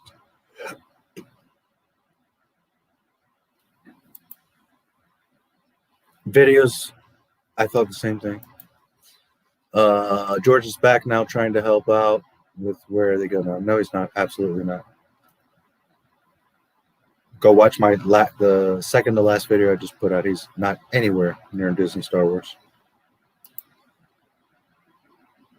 It's also a line William Shatner said in an episode of Boston Legal. It had tons of Trek references. Hello, Greedo on Star Wars Explained. Oh, Lord. Would be mad and think you removed 3 very important parts of a 9-chapter saga. They believe the Super Trilogy was planned after New Hope. Yeah, they're also smoke crack on the weekends and dress up like Slave Leia. The crack thing was a joke, but I don't know. Is it? I wouldn't even call it Disney Stuff Legends. I'd rename it Star Wars Alternate. I wouldn't even call it Star Wars. Again, guys, honestly, Wipe them out. All of them. That's what I would do. Get it all gone, out of the way. Forget about your confusing canon, but this said and that and this. No, all gone. We're starting from zero, and we're going to make George Lucas Star Wars. No alternate, no legends, no. But if you like it, and okay, it goes back to the Jon Favreau quote that we're making. It's fun and interesting to see how we can connect the Mandalorian with all existing Star Wars properties. The OT, the sequel trilogy, the prequel, the EU. He mentions all the stuff that he's tying it all together. Do not doubt for any moment that the Mandalorian is connecting the sequel trilogy, because Jon Favreau himself said he's doing that. And then he continues to say it's great because there's different flavors of ice cream for different people. There's this flavor of Star Wars and that flavor of Star Wars so that everyone can enjoy it. And that, just by principle, it destroys Star Wars and is not Star Wars. Because Star Wars is not different flavors and putting in an Asian and a black and a Hispanic to fit everybody's. That's not how it works. Star Wars is what it is. Y'all like it or you don't. Star Wars is not something that you can do like research panels and figure out like how do we get everybody to be into it so we can sell it to everybody and make money. That's not how it works. Star Wars is what it is. It's Star Wars. Some people aren't just gonna like it. Some people just aren't gonna give a shit about it. Some people are gonna casually like it, and some people are gonna love the shit out of it. But that's like saying, you know, strawberries. I don't like them or I'm allergic to them. So because I want strawberries, but I don't like them, you need to change the color and the taste of strawberries because you have to cater to me. Huh? That's not how it works. Strawberries are fucking strawberries. They're red, they look like a strawberry, and they taste like a goddamn strawberry. And if you like them, great. And if you don't, well, then go get some fucking other fruit. But you don't change strawberries because some fucking asshole somewhere is like, but strawberries have to be for everybody. That's what they're doing with Star Wars, is that they're trying to twist it and turn it so that everybody would like it. You can't give a fuck about people's feelings. Make fucking Star Wars so that the people that really care about Star Wars actually watch it, love it, and spend money on it. Not everybody likes strawberries, and that's okay. But Favreau, that's what he wants to do, is to make different flavored strawberries so that everybody will like strawberries. How fucking stupid is that?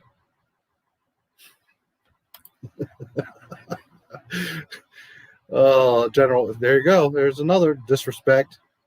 Not even a mention, not even a scene. Just like, oh, fucking General Akbar. He's nobody. Fuck him. Disney Star Wars.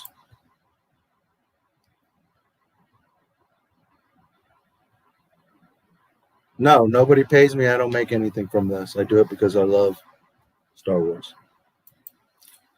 Hello there, Mauricio. No, I do not get paid. Yeah, I'll get a couple ads on the replay and make $3. But no, I don't get paid anything. I do this because I care. Because I genuinely love and know Star Wars. That's why I do this. Because it ain't for the money, let me tell you. He directed the first Thor movie. General Akbar deserved better. Also, the actor that played Akbar deserved better. They pranked him by locking him out and said, yeah, the whole thing was just fucking... Oh, God, Disney is just on every level. It's just cringe. Remember that Disney is the same company that thanks concentration camps and that supports racist authors. And, I don't know what more it takes for you guys to make a stand, but... Gilderoy Lockhart from Harry Potter. Shakespeare movies. 3PO is fluent in over 7 million forms of communication. It used to be 6 million. Yeah, well, Disney. 3PO seemed useless for a while, but then he was needed for Leia infiltrating Jabba's palace and saving Luke and Han from being eaten by Ewoks. Yeah. Which, he has his purpose, and a lot of us love 3PO. He's part of the original gang and all that. But if you're going to go on an important mission, are you taking 3PO or are you taking R2? I mean, for Christ's sake. He almost was too slow in shutting down the garbage compactors on the detention level. Yeah, well, no droid is perfect. We don't have that kind of money. What, to buy Star Wars? Clone Wars is George. No, it's not. It's absolutely not. And people continue to have that misconception. It is not. No, it's not. That's where you're confused. George Lucas paid for it. George Lucas had the intention of it being canon. But again, go watch my Jonathan Rinzler live stream and you're going to see George Lucas would walk in the room with notes, put them on the table for a room of writers. He would turn around and walk out the room. He was not involved in it. He was not writing for it. He was not overwatching it. He had other people make it for him. Therefore, canon started to get loose and get broken. And then remember that he sold Star Wars, and Dave Filoni continued making Clone Wars. Dave Filoni breaks canon all over the place. It is not George Lucas's. He created the concept, he began it, and had the intention of it being canon and being his, but it very quickly went away from that. Dave Filoni himself says in several interviews, when he first came on, he was going to see George Lucas 3 times a year. That George Lucas wasn't there overseeing and everything. Dave Filoni and the crew were responsible for making the Clone Wars. Go to Rebel Force Radio. Start listening to all those interviews. You're going to see that George Lucas was not. It's not George Lucas's. Ahsoka dies before Order 66 out of George Lucas's mouth.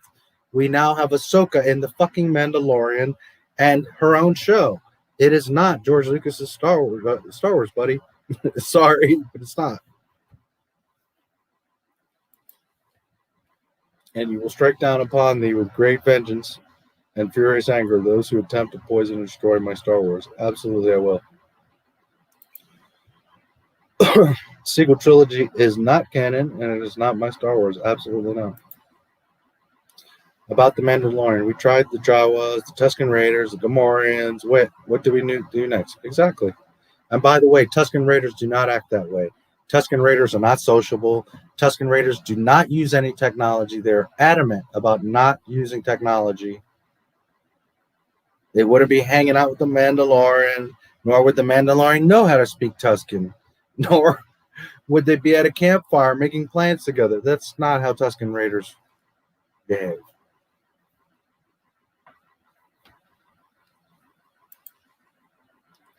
Hypocrisy of Gina firing a KK on the Oscars was the final blow for a lot of people. The timing is idiotic because there's no content for a year now. So for a year, they have to deal with this. Oh, yeah. Well, it's going to be more than a year. They're going to suffer the consequences of that. By the way, man, you guys are chatting me up.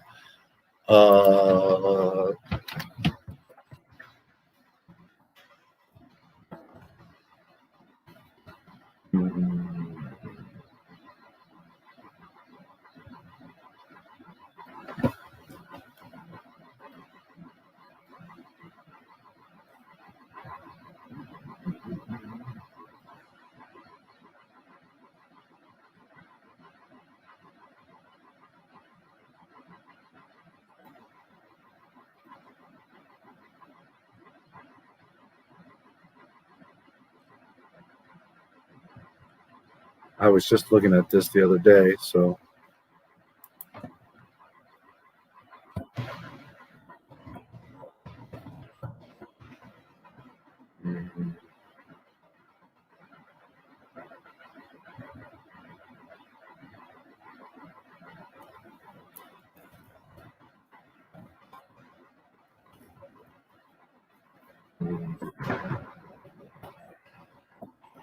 I don't remember how I had searched it.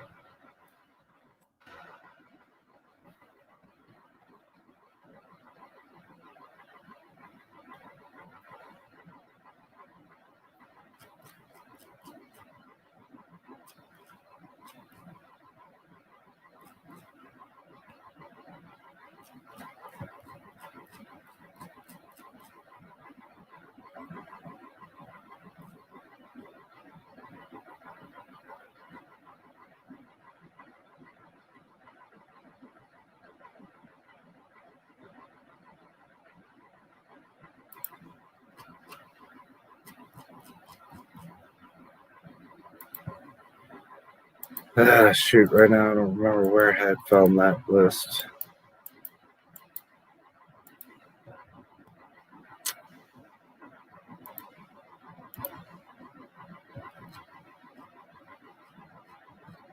Maybe here.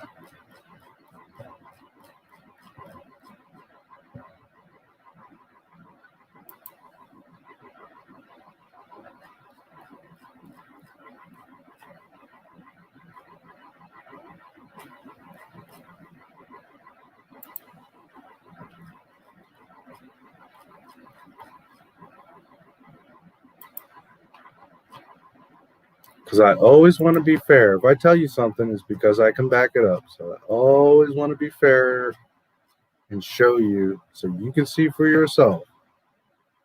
And right now,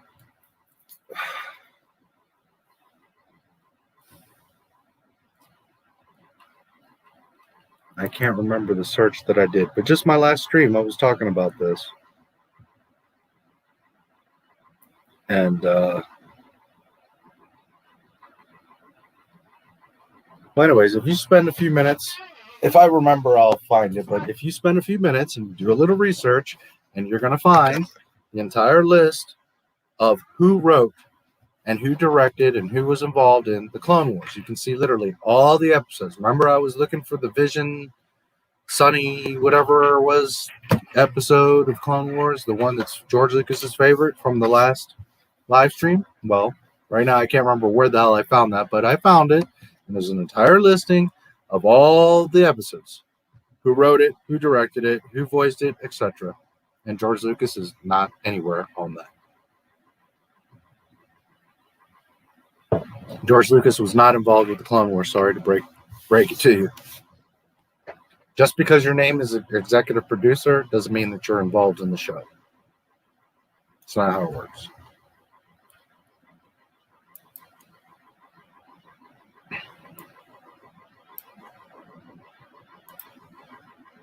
Anyways, it's there. If I find it again, I'll let you know. But it's there. If you do a little bit of research, you'll find it. You can find the whole listing of every episode. I'm off Disney Plus. Oh, you are still around. I haven't seen you in a while. But I don't know where to get the original trilogy in 4K. Okay, well, for one,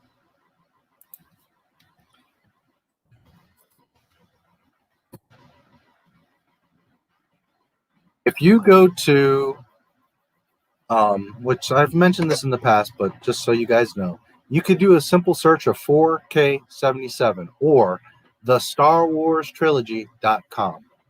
And what it is the original trilogy, remastered, cleaned up, etc., in 4K, but it's the original despecialized edition. Okay? The Star Wars Trilogy.com, Project 4K 77. If you just do a Google search, 4K 77, you will find it. So that's one place. There's also the Harmy despecialized, but the Harmy, I don't know that it's for 4K. I think it's just the despecialized Blu-ray, maybe. But if you want the 4K OT, the Star Wars Trilogy.com. They don't sell it because technically they can't, but they ask that you make a donation, and then you get access to the download.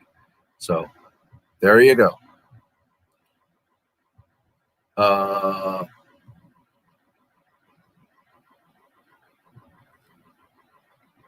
Is this an upscale? No. 97% of Project 4K 77 is from a single original 1977 35 millimeter Technicolor release print, scanned at full 4K, cleaned at 4K, and rendered at 4K.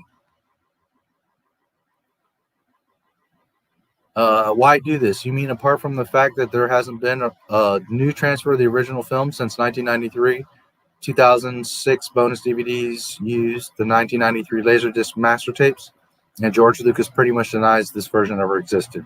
This is the version I grew up watching over and over again, and I'm afraid technology has moved on to the point where the old VHS, Betamax, CED, Laserdisc, and 2006 bonus DVD just don't look good enough to watch on modern HD TV and 4K UHD televisions, home theater projectors. /home theater projectors. I wanted to show the film to my kids, and I wanted them to see the original version that I enjoyed at their age, not the one with the already dated looking CGI, oversaturated colors, and strong magenta tint. So anyways, if you want to go there, you can see all about it, and you can get the OT in 4K.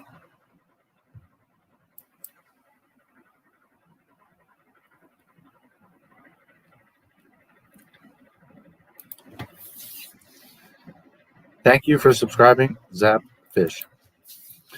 No, they're gonna fire Gina Carano. Yeah, probably. Or Rosario. Yeah, probably they will.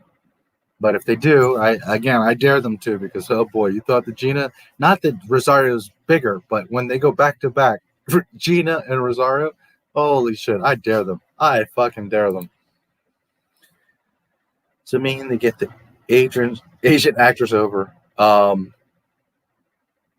like to slip her in, to get her accepted, to like get her in there.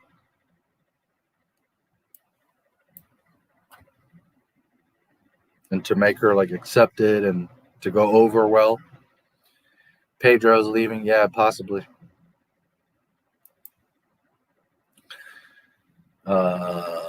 Getting someone over means make them look good, yeah. Claude the French tickler, yes. Mary had a nice snuggle session with Claude. I can't stay awake. All right, James. Yeah, this always happens. We get distracted from the movie, but it's okay.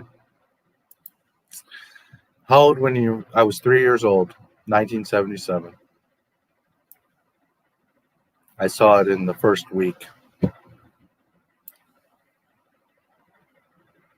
Good night, Commando. Why did JJ call Han and Leia's child Ben? Han barely met him that day because Disney fan fiction. That's why. There is no Ben Solo. It is Ben Skywalker. That's why. Don't hurt your brain. Don't think about it. Just know that it's fan fiction, that it's wrong, and you don't need to waste your time with it. That's all you need to know. Don't try to justify it or figure it out, because they don't know. They're just making shit up. That's the thing. So don't bother racking your brain, because you just already know that by default, it's all wrong. Save yourself the energy, dude. Because Disney Star Wars is dumb. That's why. Ben wasn't even his real name. They should have named him Obi-Wan if they did, to honor him. Yeah, well, again, Disney Star Wars. Good night, James. Yes. Up too late. I wanted to see what would happen to Rey and Finn too, but then they dropped the ball. Yeah, they sure did. So many opportunities there. That's a good point. They did barely know him.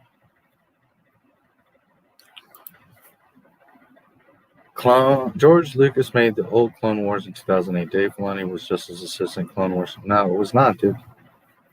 I'm sorry to break it to you. No, it was not.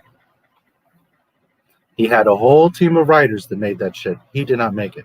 Furthermore, go watch the Rinzler live stream.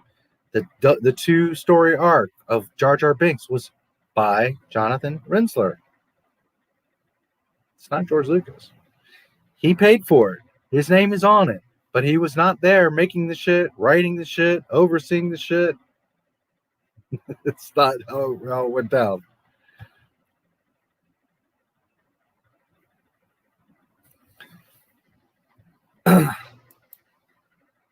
George Lucas created the Clone Wars. Dave Filoni made it. What you see, the show, that's Dave Filoni.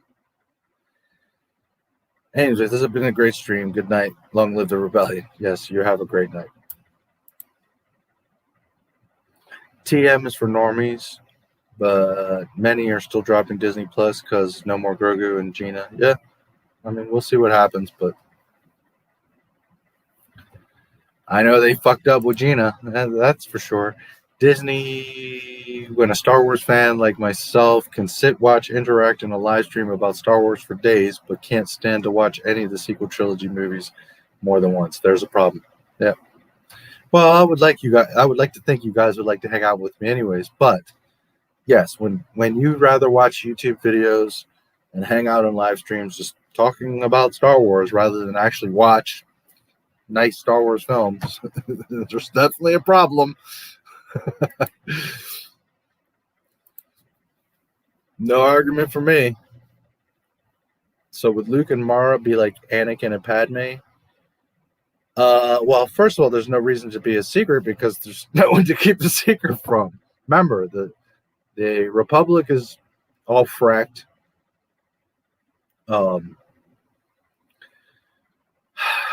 they would have to start rebuilding the Republic at that point, right? Because the Empire had been in control. There's no Jedi. The Jedi Order and Temple are gone. So there's no secret. But the point is that Luke would respect the code, that he would understand that you can't have attachment, and that he would also know that he not only would he kind of instinctively know this, but remember that Obi-Wan's Force Ghost, Anakin's Force Ghost, and Yoda's Force Ghost would be talking to him and communing with him, and they would be saying, dude, you can't, son, do you know why I ended up this way? Do you know why you had to come and redeem me? Because of a woman. So, you see? It wouldn't be that it's secret. It's just that it can't happen. And Mara is sexy as hell. But it can't happen.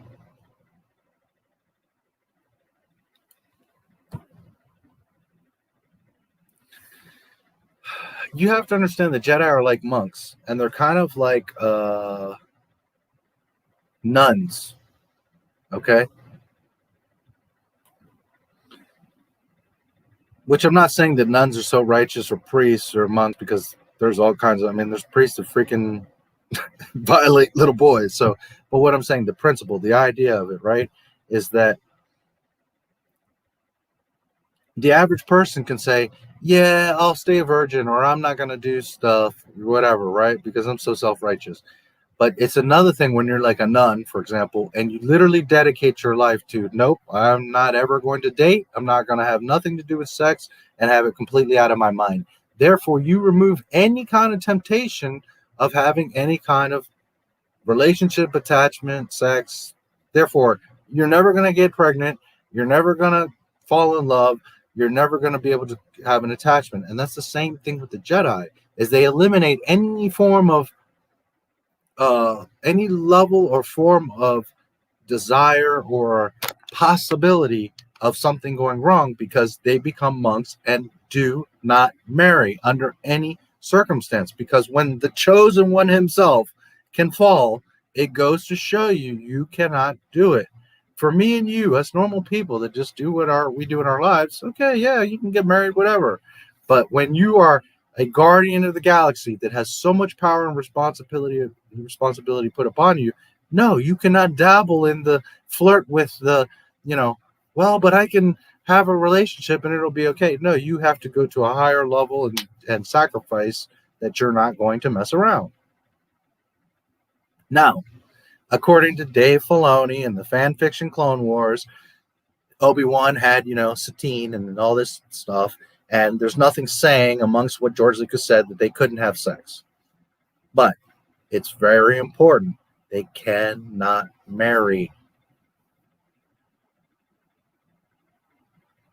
So it wouldn't be a secret. They would either just be very loosely in a relationship or just not in a relationship at all. They cannot marry. They cannot be committed to each other, because both are very strong-willed and minded, and they also are both very powerful in the Force.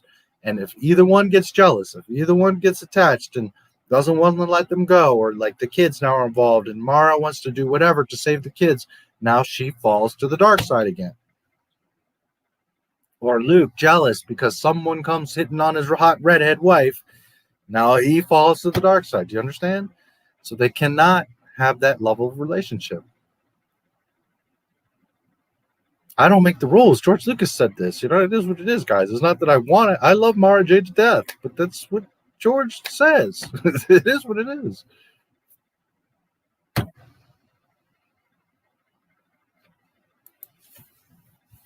I'm never going back to Disney Star Wars. They are a trash company with garbage people running it, with frightened employees enslaved there. Yeah, that's another thing.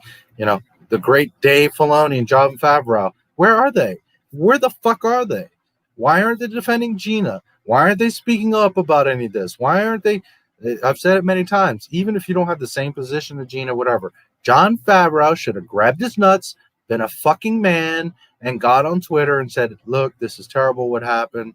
We hate that this happened with Gina. It's unfortunate that she's gone. it wasn't in my control, or we just have to do whatever is best. Something. Make a fucking statement, dude. So the great Favreau and Filoni, like little cowards, are sitting in the corner because I don't want to lose my Ahsoka show, so I better not say anything. Because they both know if they stand up and say something, they're going to get fucking canned. 2 millionaires that don't need the money anyways. So that shows you their character. That shows you who they are. Because of everybody, Jon Favreau himself, who created The Mandalorian and brought in Gina Carano, he should have gotten on Twitter, Facebook, whatever, and made some sort of a statement. He has not.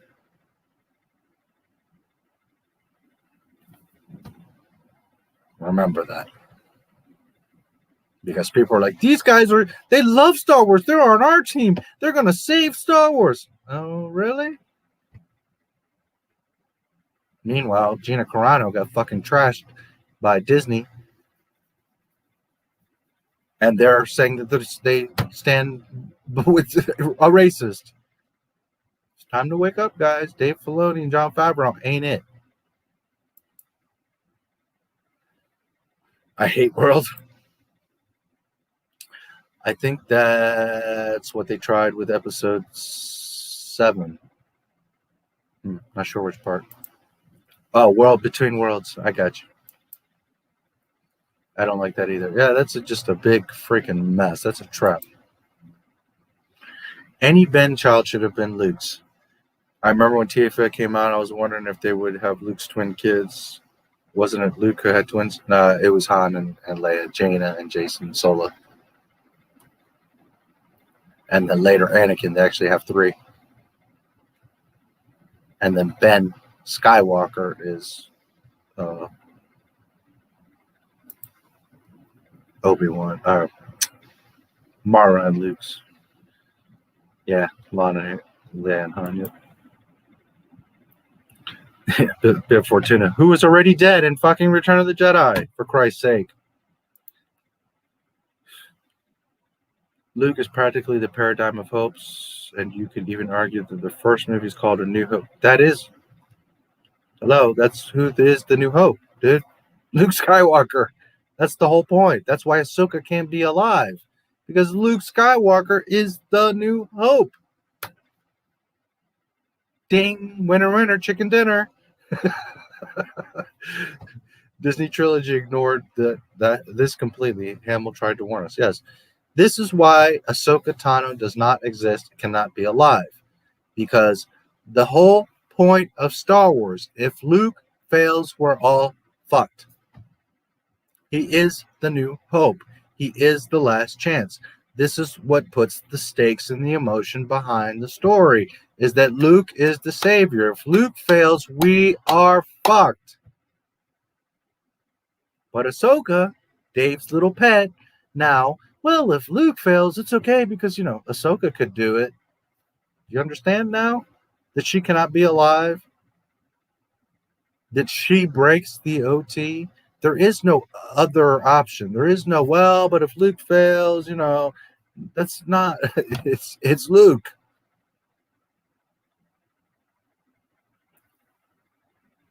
He is the New Hope. He's not practically the paradigm. He is literally the New Hope.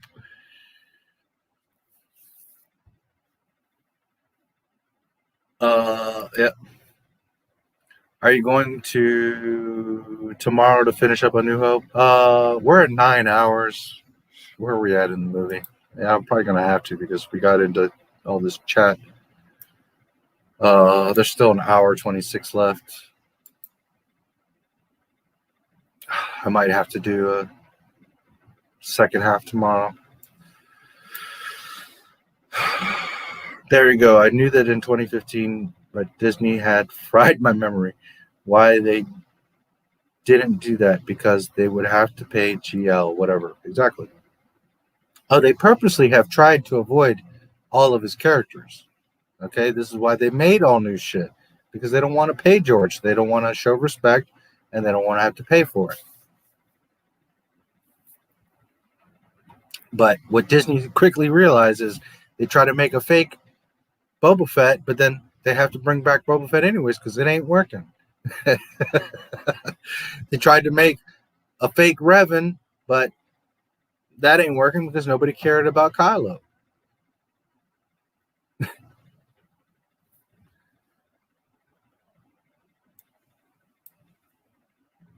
I thought the Last Jedi was the worst Star Wars movie, but then I saw Rise of Skywalker. No, Last Jedi is definitely the worst, but Rise of Skywalker is the fucking best. Last Jedi is the worst because it's the most disrespectful. It's the most blatant, like, fuck you, Star Wars. We don't give a shit. Break the franchise. Rise of Skywalker is a mess because it's a mess of a movie. But worst is it's The Last Jedi. I mean, that's the one that blatantly just says, fuck you. Disney had a poster of Luke with a red X drawn over his face. It's like LM is in some witchy cult. LM, you mean like Lucasfilm?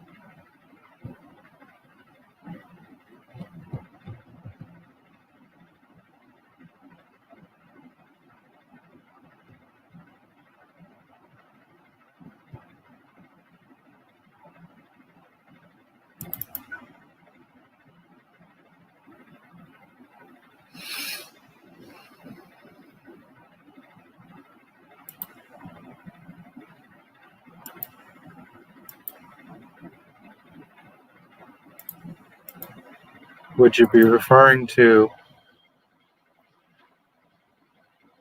this Luke Skywalker in the Lucasfilm fucking office and Andy fucking dumbass fanboy tears? Holdo's the greatest. I love her character. Right here next to Luke Skywalker with his face X'd out. Okay, so when you tell me, but the Mandalorian, but the Bad Batch, but the people that have Luke Skywalker's face X'd out with red fucking marker.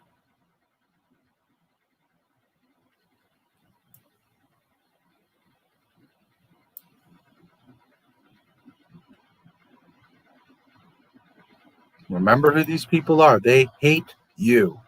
They literally fucking hate you. So remember that when you praise the Mandalorian and you want to watch their shit, and they hate you. Was a cluster duck. Yeah, sure was. People love Luke and Mando simply because they haven't seen Luke be Luke in like 40 years. That's what he should have been in the Disney trilogy. Now I'm getting triggered every 10 minutes by the sequels. Yes. From the get-go, that's what we should have had from Luke. Absolutely.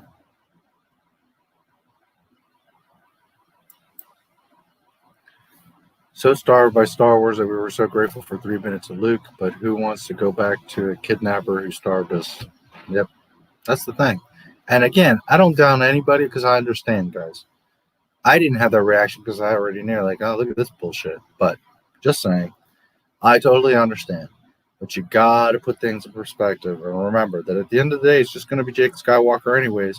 And you can't, even if right now they fix it all, you can't just let them slide with all the disrespect that they've been doing for the past 9 years when this is what they should have been doing in the first place.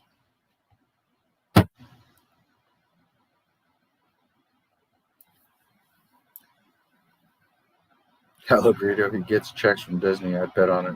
I don't know. I don't think I've ever watched a whole one of his videos. I've seen like 2 minutes of his stuff, and I just like, why does anybody watch this? And I go away. But to each his own. Strawberry analogy. Well, and that's the thing, guys. Remember that anything, a fucking cell phone, a pair of glasses, a piece of fruit, not anything is for everyone. I love Baby Jin, but not everybody likes Felicity, Jones. Not everybody is going to like the women that I like or the food that I like or the car that I like. I mean, it is what it is, and that's okay. If you don't like Lamborghini or you don't like McDonald's or you don't like Star Wars, it's okay. We don't have to completely redesign the Lamborghini because everyone has to like it. That's just plain stupidity. And that's the same thing they're trying to do with Star Wars. Well, we got to make it so everybody likes it. And that's why nobody likes it.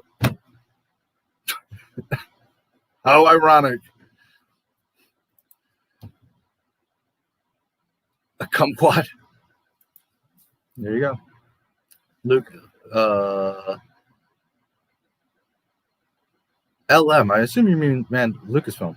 Keep surviving on failing movies because there's people that just won't let it go, that won't tell the truth, that won't say, wait a minute, that's not good enough. There's most people are like, oh, thank God we just got something. And then, of course, you got the airheads that are like, the best Star Wars we ever got was from Disney. Oh, Lord. Oh, Lord. I think she means Lucasfilm. Little Mermaid. Is it snowing where you are? No. It actually has been kind of okay the past couple of days.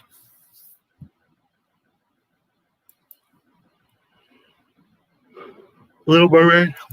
It's a trap. Yes, it is a fucking trap. I loved your expose on that chick who said she was in contact with Ryan Johnson and Daisy Ridley. That was you, right? Yes, that was me. She just did another interview, and I'm thinking about totally dissecting it and taking her quotes and making her look totally ridiculous. But then again, I'm like, do I want to even take the time? And I don't want to attack anyone, but holy shit, the shit she says, it's like so clueless. And then she's like, I've been a Star Wars fan forever, since I was a little kid, little girl. My father was a Star Wars fan, and I've always been a Star Wars fan, and I love it, and I know all about it. And then she's talking about Star Wars, and I'm like, holy shit, you don't know a goddamn thing about Star Wars, Raylo. It's unbelievable. It's unfucking believable. Ryan Johnson's a genius. That script he wrote was fantastic. And the whole time she's like, JJ sucked and he screwed up Star Wars. Ryan Johnson did a fantastic job. And I'm like, 5 minutes ago you said you're the huge Star Wars fan, but yet you're okay with Jake Skywalker. It just goes to show.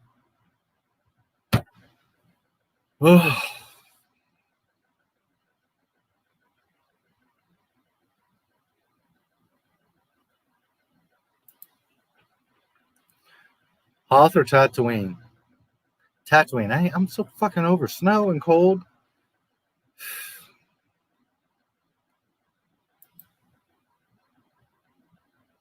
I want to live on Naboo with pretty handmaidens in lush gardens, but Tatooine.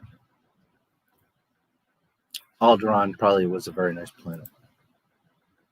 Yeah, Naboo. Gandhi didn't work.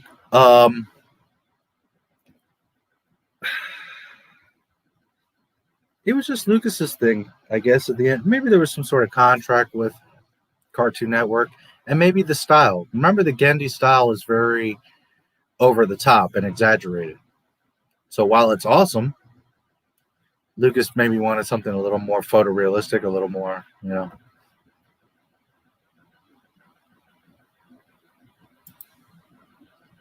Oh, really? I don't know which part, but did the Tuscan? I don't know, but it's not impossible. There's no direct,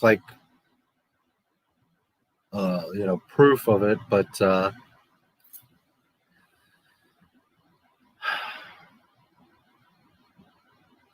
it's not impossible. I don't think, though, that was the motive. They just took her to take her, but I think it was more so to get her to do labor and do stuff. I don't know that it's,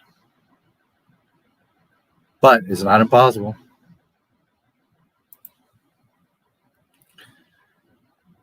Creative bankrupt, the Disney Star Wars story, yes. Financially bankrupt, yes. I think it says based on characters. Yes, exactly. Clone Wars, yes. So does Mandalorian. So does all this shit. Don't have to worry about canceling Disney Plus. I was wise never to get it. Yep. Good. Lucasfilm. Yeah. Figured. Live mode and Naboo. Let's go. We'll go to Naboo. I'm down. I see. Prequels were also hated before. No, they weren't. And that's where you're absolutely wrong. And no, not everybody likes them. And no, it would never happen in the sequels. First of all, most people like the prequels. That is a total lie and misconception. That is the news, the media spun that and said, everybody hates the prequels. That was not true. Because I've been a Star Wars fan since 1977, and everyone that I talked to was like, Darth Maul, the pod races, the clones, Anakin. So that's absolute lie and falsehood. Some people didn't like them, no argument. But no, they were not hated like that. They did that.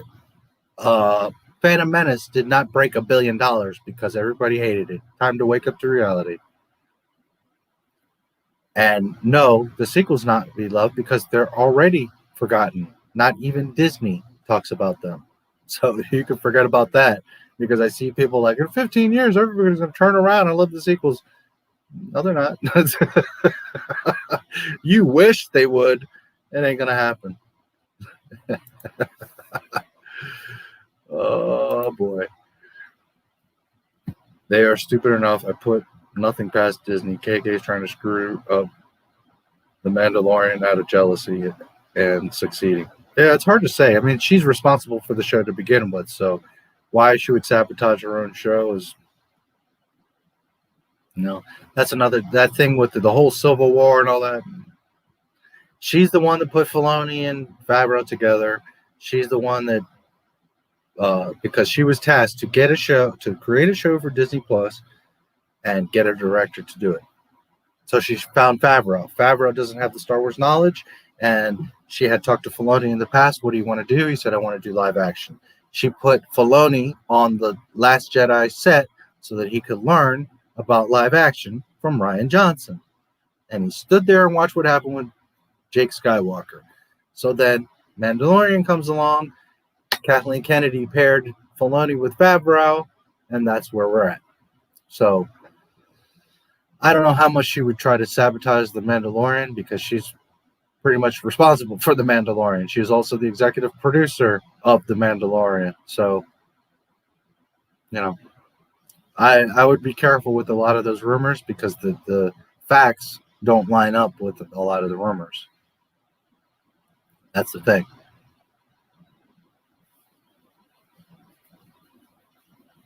That's the problem, is that it doesn't add up. KK put the Mandalorian together. She is in charge there. So don't insult fan fiction. Yeah. The whole story sounds great, right? That she got mad because of Luke Skywalker, and she's like, I'm going to burn it all down and all that. But she's the one that put the show together in the first place, so it contradicts. It doesn't make sense. Now, I'm not there. I can't say. Maybe she is pissed off about Luke and wants to burn the whole thing down. But that's what's saving her job is the success of The Mandalorian, the little bit that it had. So it doesn't make any sense for her to attack it. Now, did she target Gina Carano and make that happen? Yes, absolutely. Did she go over Jon Favreau's head because she's the fucking president of Lucasfilm and fire her? I'm not arguing that. That's probably exactly what happened. But that's not her trying to sabotage the show. That's her showing, hey, John, remember that this is my show, and I will decide who acts in it and what happens. That's what that was. I got the Lego set of Boba Fett's helmet. It's awesome, fairly cheap, and recommend it. Yeah, I've seen it. It's pretty good size, right? Cobra Kai does for the Karate Kid what the Disney trilogy should have done for Star Wars. Exactly, correct. Had we had the people that make Karate Kid, the Cobra Kai, doing, for example, Mandalorian, now we're cooking with gas. By the way, I mentioned in a previous stream, man, there's a really awesome Lego throne room. It comes with a little Palpatine and Luke and Vader and two Imperial Emperor's Royal Guards, and it's fucking badass. It's like $100, $90 or something like that. It's so awesome. I don't have the money for it, but man, does that look awesome. I would have some fun playing with that. There's like little lightning attachments for Palpatine's hands. It's really awesome.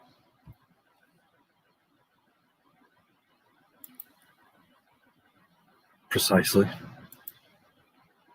I hope that Rian Johnson's trilogy will tell about Jeremy Black, a Broom Kid. There's never going to be a Rian Johnson trilogy, but keep hoping. Well put.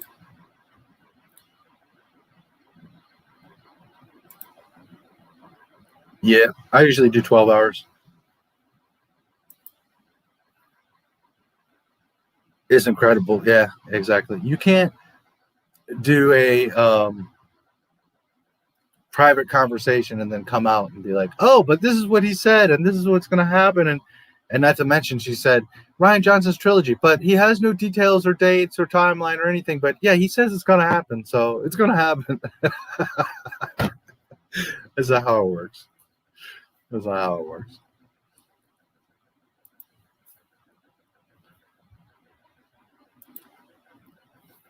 Yeah, there's no reason she can't put out a 3-minute clip or a 30-second clip of Rian Johnson saying, oh, yes, my trilogy is going to happen. Right now, we're all going by, well, Soraya Wilson said in some private conversation with Rian Johnson, if indeed she even had that Zoom meeting, that he's getting his trilogy.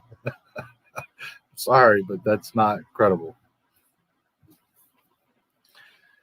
And again, I'm not saying that it didn't happen, but you need to prove it. That's like me coming. Just imagine, guys, if I out of nowhere was like, oh, I had an interview with KK and she told me her contract is expiring next month. And I know a lot of people would fucking be like, yeah, hell yeah, thanks for telling us. But is that credible? Well, do you have a transcript? Do you have a video? Oh, no. She told me. You just trust me.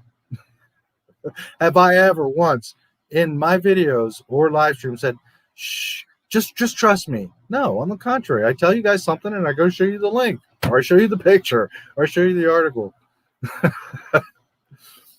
So you can't come out and make some news like that and be like, oh, well, but nobody can see it. I'm calling bullshit. I'm getting tired too. It's 5:30 a.m. Eastern. I'm typing this, so have a good night. And may the force be with you always. Now make like a tree and get out of here. Yeah, it's 5:42 here, so why what? Why Disney? I don't know. TLJ, for the first and only time, I thought to myself, what did I just watch? This is a joke. Yeah, well, unfortunately, it wasn't a joke. It's really what they came up with. Distraction? What, the KK thing? What a waste that Obi-Wan is celibate because Ewan McGregor is so hot. Well, Mara is so cool. I remember recently somebody saying, damn it, Padme, why Anakin? Obi-Wan was right there. Oh, it's funny. They are cowards. I think Favreau and Filoni, is that what you're talking about?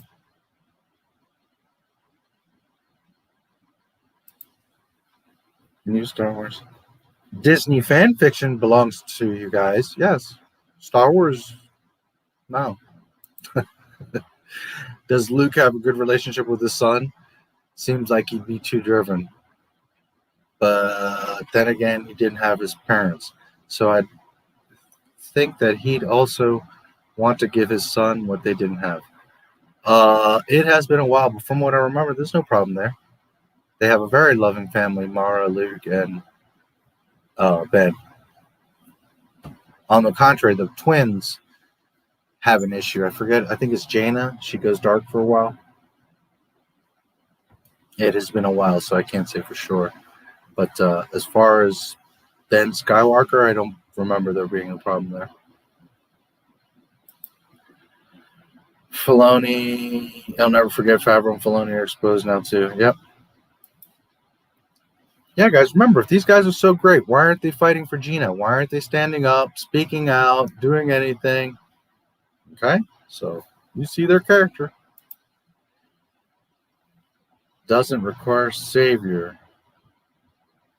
Well, it's okay if you want Disney's fan fiction, enjoy it. But that's not Star Wars. I'm sorry that you don't understand that. Disney hates heroes. Yes, they do. Actually, we don't know if Bib Fortuna died. Some jobless people might have jumped barge.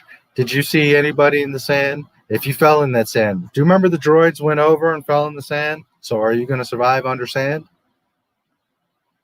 When they were leaving, did you see any tracks, marks, barges, anyone moving around or escaping? Would Luke Skywalker, that just took out the entire barge because he's pissed off and had to save his friends, would he leave some Jabba thug straggler?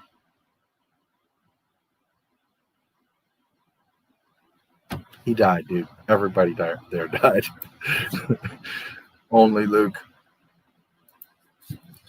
After episode 6, everything could happen to Luke because he finished his path in Return of the Jedi. No, that's not how it works. You don't go from saving the galaxy to not caring about anything. It's not how it works.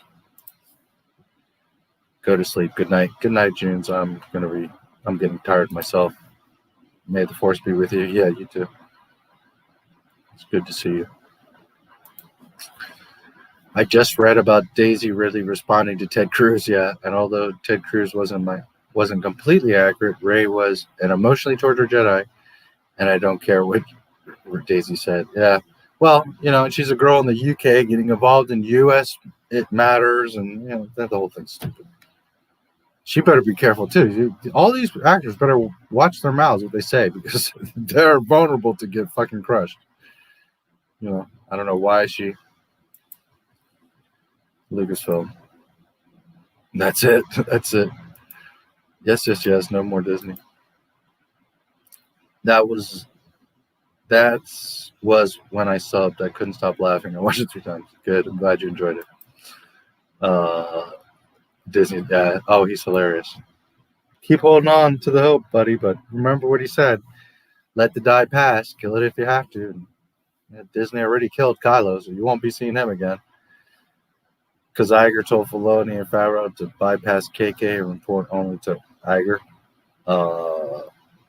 She reports to Alan Horn, actually, not to Iger.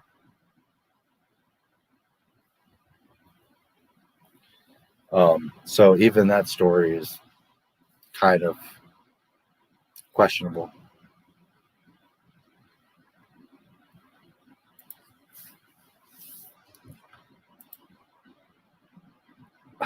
Hell yeah.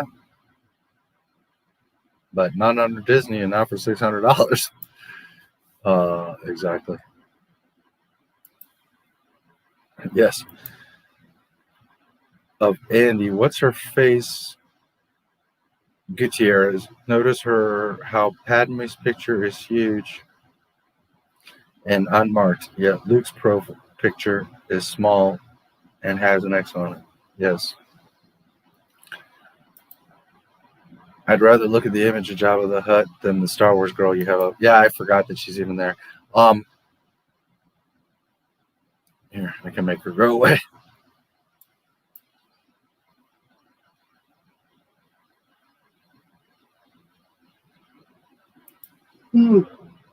Must be that female force no one's buying. Mm-hmm. Now, Jeremy from Geeks and Gabers claims, and I'm not saying he's not telling the truth, but I'm just saying that he knows the guy at Lucasfilm whose desk that was, and that he's a fanatic about the Empire and doesn't like the Rebels, and that's why that picture's there, that he X'd out Luke just because he's an Empire guy. Okay.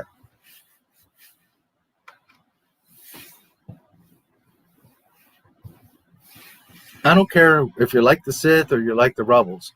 I didn't X out Darth Vader or Jar Jar or Mon Mothma or whoever. I love all Star Wars. I would never X out a Star Wars character. Number one. So you're not a real Star Wars fan? Okay. Number two. In my office, my corporate culture would not be having the face of the fucking franchise X'd out. If you at home want to X out Luke Skywalker on your poster, okay, that's fine. You like the Empire. But God fucking damn it, in the office of Lucasfilm, you would not be permitted to have Luke Skywalker's face X'd out.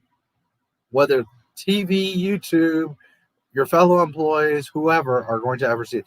If I was Robert Iger or Alan Horn or KK and I walked in the office and saw a red X on Luke Skywalker's face, holy shit, is your ass getting chewed. So I don't know that I really buy Jeremy's story. Not because Jeremy is exaggerating or making it up, but the person that told him that story is full of shit. I believe that Jeremy is saying what truthfully he was told. Okay, just to be clear. But the person that did that shit is full of shit. Because not even jokingly do you X out Star Wars characters, and especially not the literal fucking face of the franchise.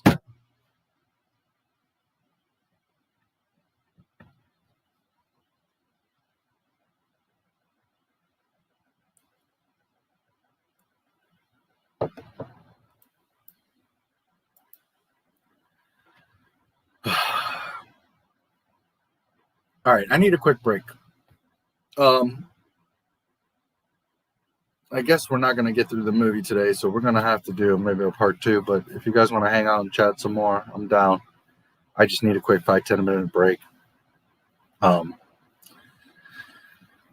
I'm so derailed with the movie, and I'm kind of tired, so even trying to pick up the movie right now would be kind of pointless. And I don't know if I'm going to be able to continue tomorrow. I got to do a stream on Sunday and Monday. I don't know. Should I spoil you guys with 4 days of streams? Are you guys worthy? We'll see. Maybe tomorrow. If not, worst case, we'll do next Friday. We'll continue A New Hope, or maybe, sometime in the week. I don't know. Let's see. Let's see what happens. I just feel like even if right now I picked it up, we're not going to enjoy the second half of it. I'm tired, and we're going to be crunched. So, no one is an Empire guy. No one who is an Empire guy would go to those lengths. No, of course not. Whether you like Luke or Vader or an Ewok or whatever, you're not going to go around Xing out the other characters because you. No, dude, that's not how Star Wars works. You loved Star Wars and you loved it all. Is every character your favorite? No. Is every planet your favorite? No. I understand that a lot of people had issues with the Ewoks. Okay, I get it. But not even Mahler would have all the Star Wars characters on his wall and be like, oh, well, fuck the Ewoks and X them out because they're not Star Wars. Fuck them. No, that's not how a Star Wars fan acts. Would they be at the bottom of his list and uninterested and he thinks they're silly? But that's different from Xing them out with big red marker and saying, fuck you, disrespect. You don't, that's not. And especially not an employee at Lucasfilm who has visibility, who could be caught on camera, who an executive could walk in, a shareholder, a visitor, a guest to Lucasfilm is walking through the office and sees a giant red X on Luke Skywalker's face. What the fuck?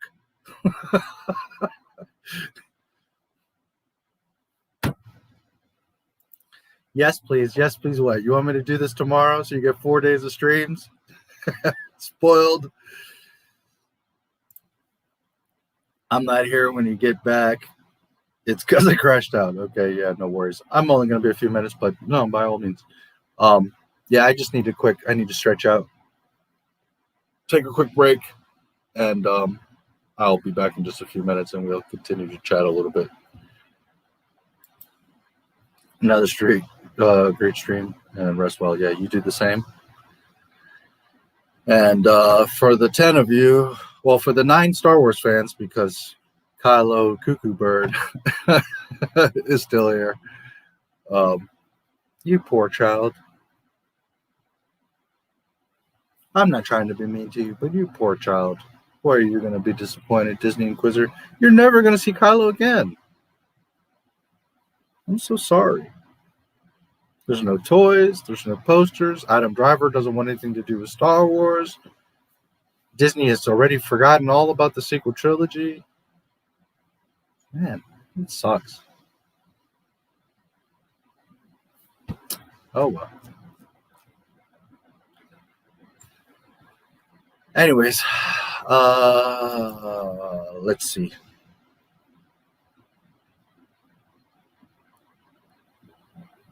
Let's see.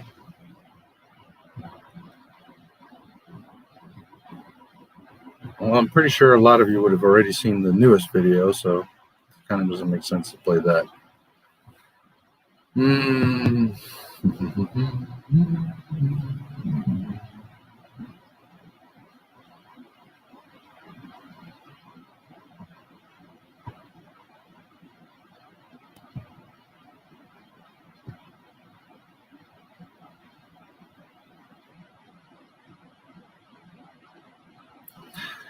I put all of you guys to sleep.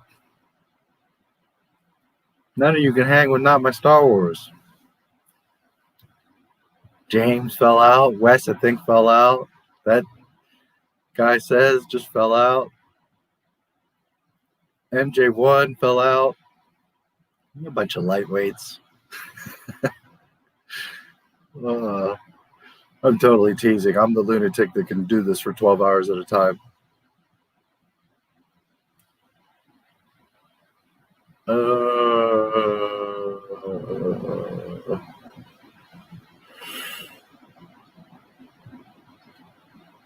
I think it's been a while since I played this one. I don't know how many of you saw this one, so I'll play this one.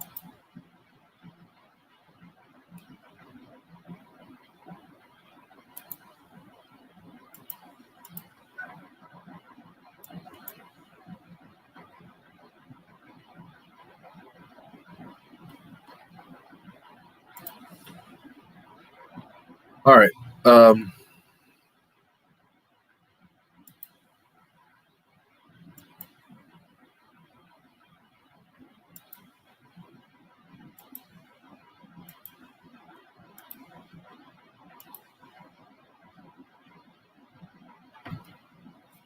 Okay. I'll be back in a few minutes. Since we're talking about the actors on Disney Star Wars that don't want to have anything to do with Disney Star Wars, this is for you. What was it? Disney's Inquisitor. This is for you, buddy. Enjoy. I'll be back in a few minutes.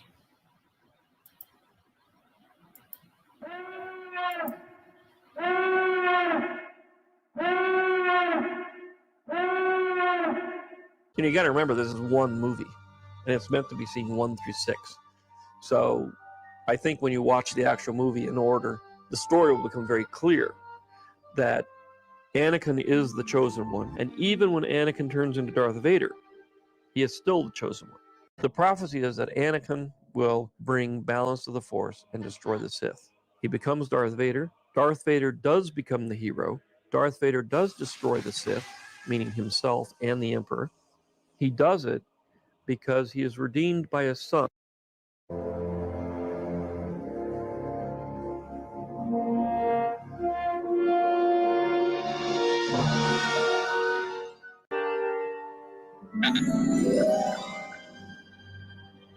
Hello there.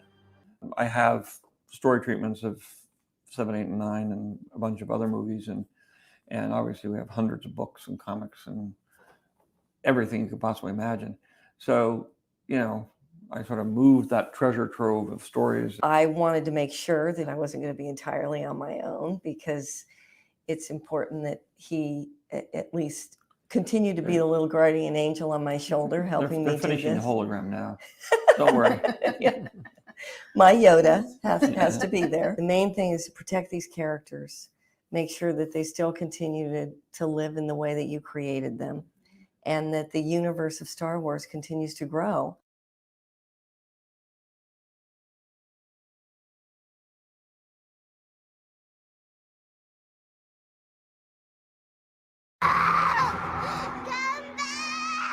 quiet girl. I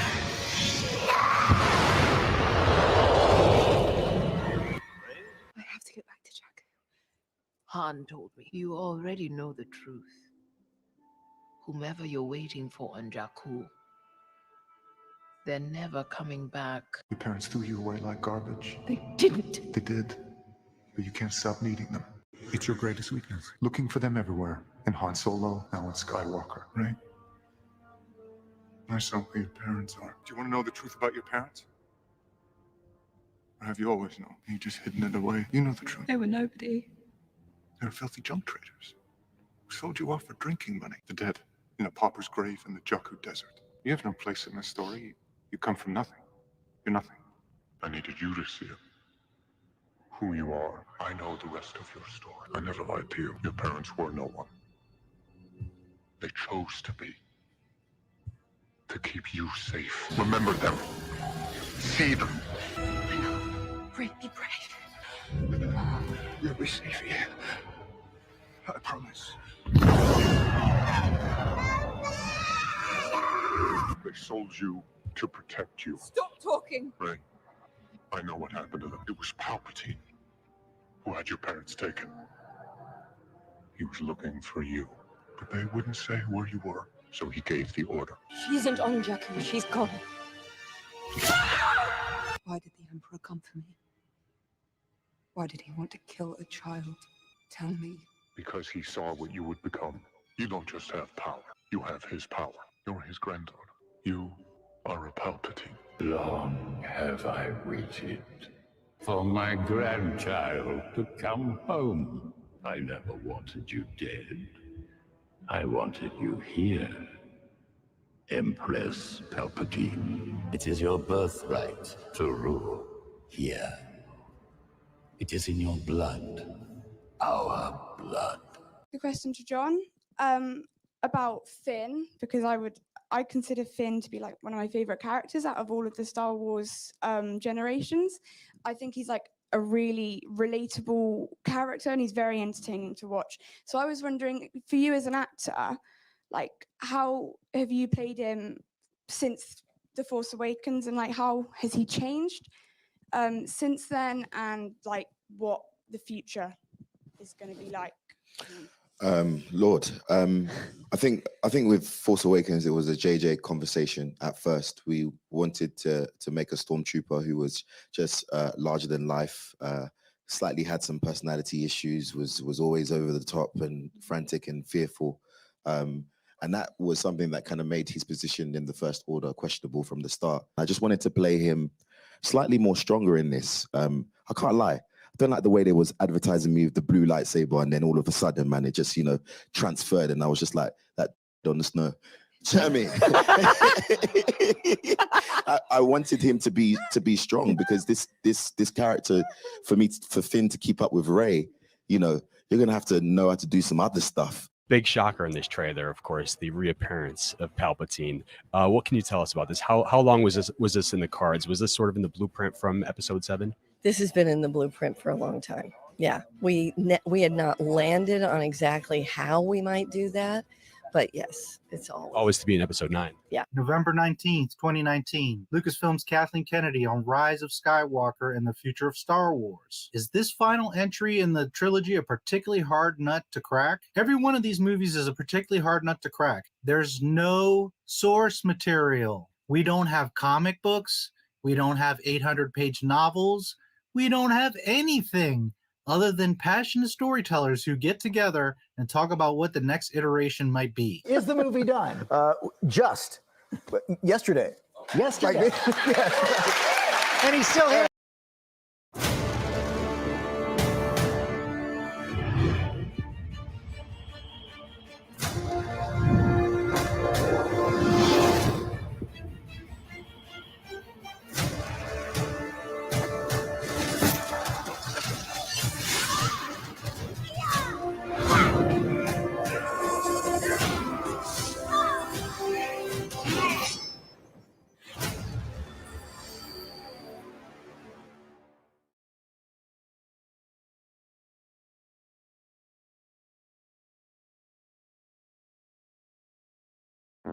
People come in, and what they're going to ask me to do is help them change their partner. Hello. Hello. What happened? You know what happened? He happened. But that's not the work of couples therapy. Who's feeling what? You are constantly projecting that I am the fault for everything. You're just projecting. You're not really wanting to actually hear each other out. I feel like I'm a ghost in the house. And I feel like I'm a robot. Why is it my job to have a method to convince him? You are No, no, no. unraveling. People can get very dug in. Can't stand it anymore. Sometimes it does require a real push, and they don't like it. Oh, it's just so hard to manage. Jesus Christ. I sleep with the boys, and he sleeps in my eldest son's room. And are you both happy with that? No. What she's saying is deep, you know, like, right, that's why we're here. I have so much to say, but I'm trying not to. Your partner wants to make you happy. To me, that sounds like the most important thing here. I know that he loves me. I mean, that's for sure. He won't go. I'm very difficult to deal with. You asked me what work should you do. This is the work you should do. That's a lot. Mm-hmm. Good luck with us. Come back quickly.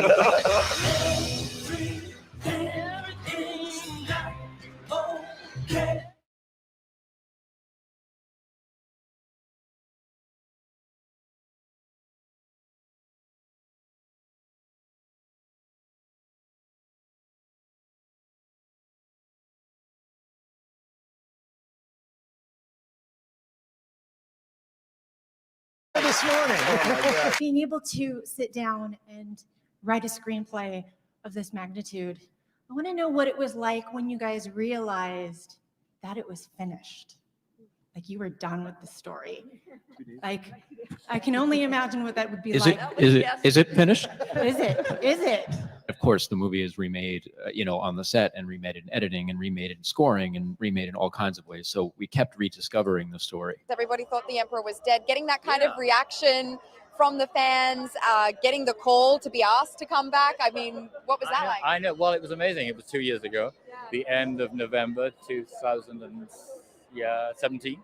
And I got a call from JJ and he said, we're thinking of bringing back the Emperor.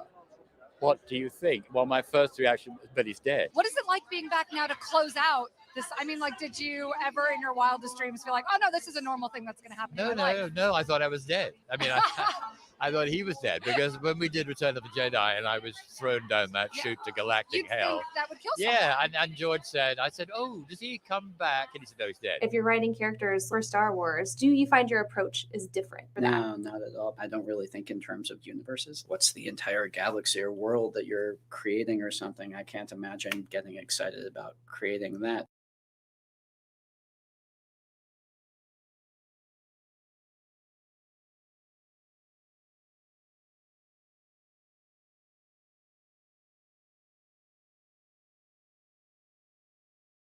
Please welcome Sith grandchild and self-proclaimed Skywalker, Miss Daisy Ridley. This is your first talk show since The Rise of Skywalker came out. That's kind of insane. I feel honored. Have you been keeping Rey's secret from the beginning? Did you know about the parentage? Like, tell me about that journey of when you found out. No. At the beginning, there was toying with like an Obi-Wan connection, and then it really went. There were like different versions, and then it really went to that she was no one, and then it came to episode 9, and JJ pitched me the film and was like, oh yeah, Palpatine's granddaddy, and I was like, awesome. And then 2 weeks later he was like, oh, we're not sure. So it kept changing. So then even I was filming and I wasn't sure what the answer was going to be. If Palpatine's your grandfather, who exactly is your grandmother in that scenario? You tell me, Josh.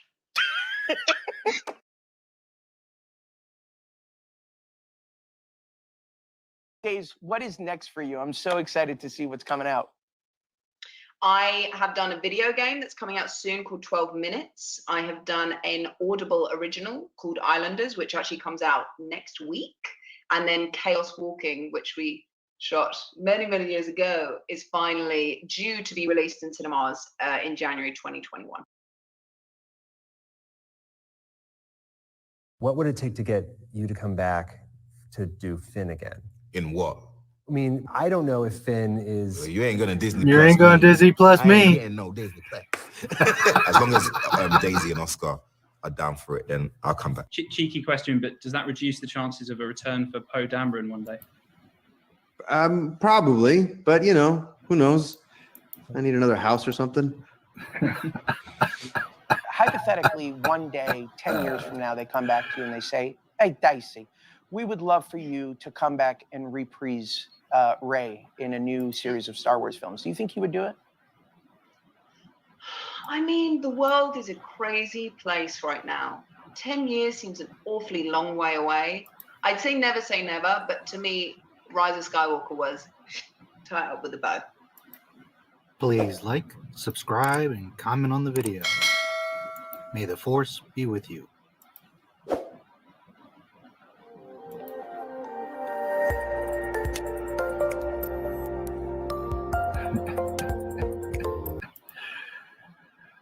Oh, you're never going to see Kylo Ren again.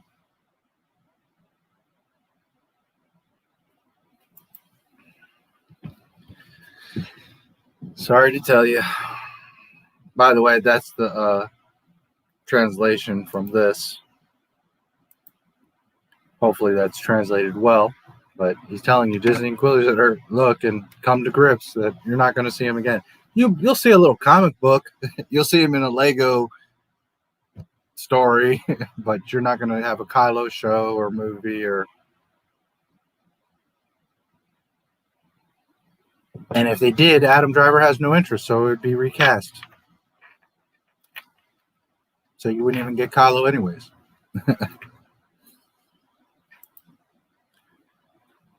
Good night. Nice chatting with you. Yeah, you too. You have a good night.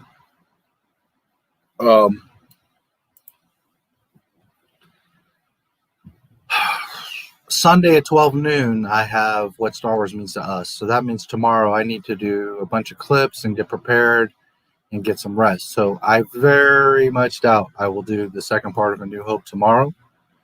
It's not impossible, but just being realistic, it's probably not going to happen because I just have a bunch of work to do and I'm tired. And I need to be prepared for Sunday. Monday, I have the other stream.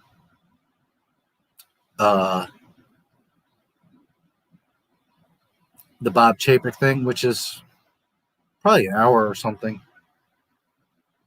So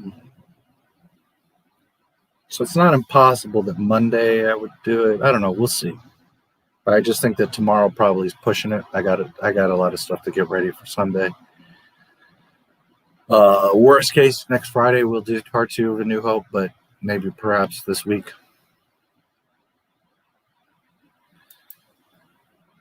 Was looking into that thing about people going after Rosario Dawson. It's total BS as far as I can see. Wish people would stop peddling it unless there's a sizable mob. Yeah, I don't know what's going to happen there. Plus, people talking about it is now encouraging them to do it. So I think that people should just, leave it alone.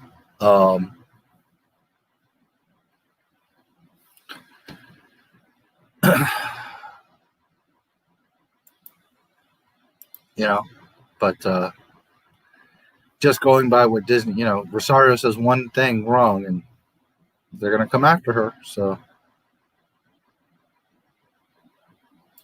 that is real. If she does say the wrong thing, they will come after her. So he understands. By the way, translation is correct. There you go. Oh, he is Russian. Okay. I didn't know. And there you go.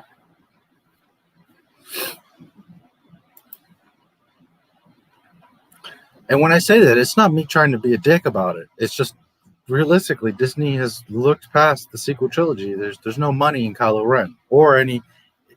Okay, go to this toy store, find a Kylo Ren toy. You're not going to find one because there aren't any. Nobody cares about Kylo Ren.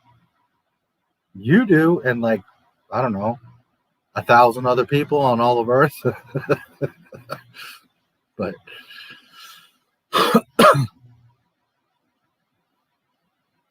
And it's not always about money with Disney.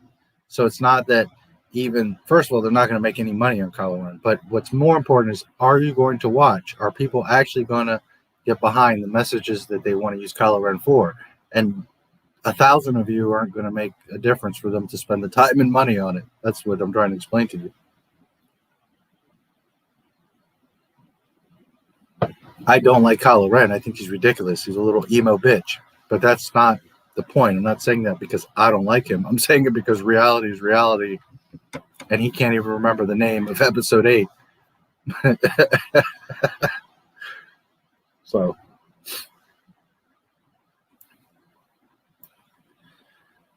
Oh, yeah, she will be on thin ice from last year. Yeah. You know, she says one wrong thing and she's going to get freaking scrapped.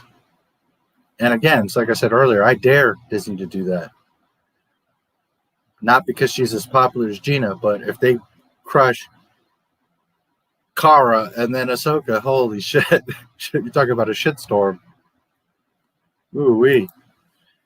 So I actually kind of dare Disney to go there. But right now with Disney, nothing really surprises me because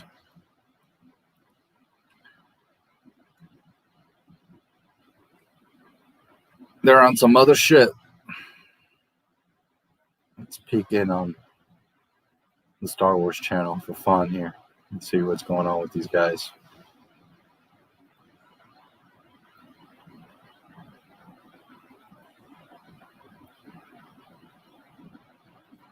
Okay, so the last video, the Bad Batch, is 1.7K likes to 12,000 dislikes.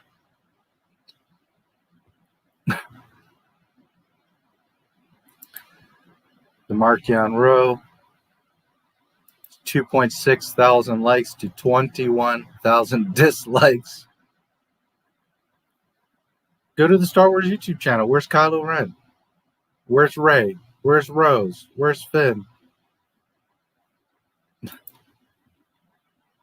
It's all High Republic.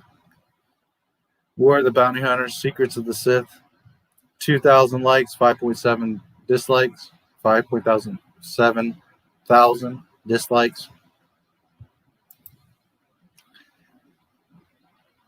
Skier is 2.2 up, 2.6 down.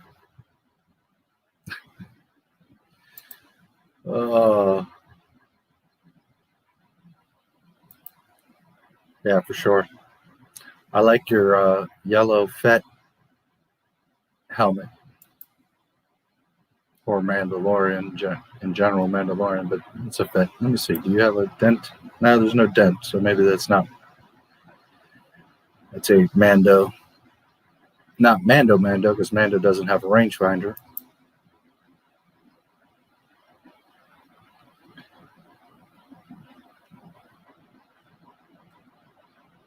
I do have 2 hours, and I could do Last Hope, but I'm tired, and I don't know how many of you even want to look at it right now.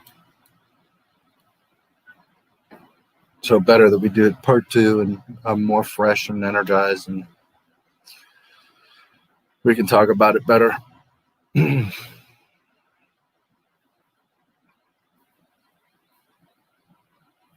So I I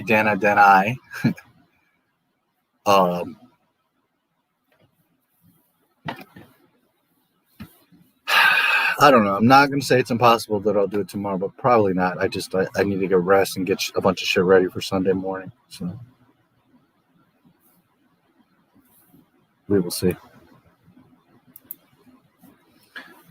Not many people can see as well, but I put a ANCAP symbol on the helmet too. Lol, wish that was more clear.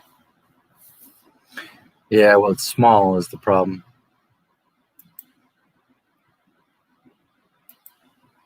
Yep. Yeah, it's just kind of, I mean, I can see it pretty well, but it's just so small.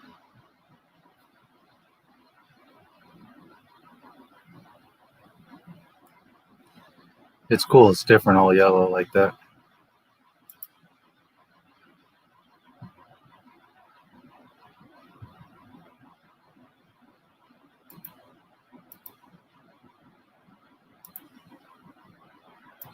I got a shit ton of notifications. What's going on here?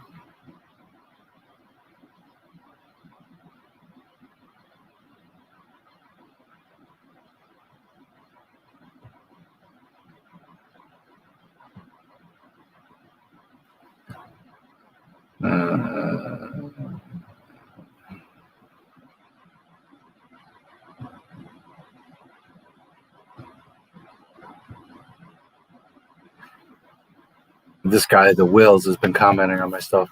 Not my Star Wars. Just seems like it takes more effort to hate them to just let it pass by you. But what do I know? And again, I don't do hate. I do facts. And if we don't say anything and we stay quiet and just be like, just ignore it, then Disney thinks, oh, well, see, everything's okay. But when we race you the shit out of their videos and the comment is just one after the other, like, what the fuck are you doing, Disney? That does do something. Humans are always like that. They'll see someone being attacked and they just turn and they walk away. Like, we got to stop doing that shit. You see someone's in trouble, you got to, say something. You got to do something. And if you guys love Star Wars, then you got to start saying something. You can't be complacent. You can't let Disney just keep, Here's a comment. You are one salty boy. Oh, because I call that Disney, I'm salty.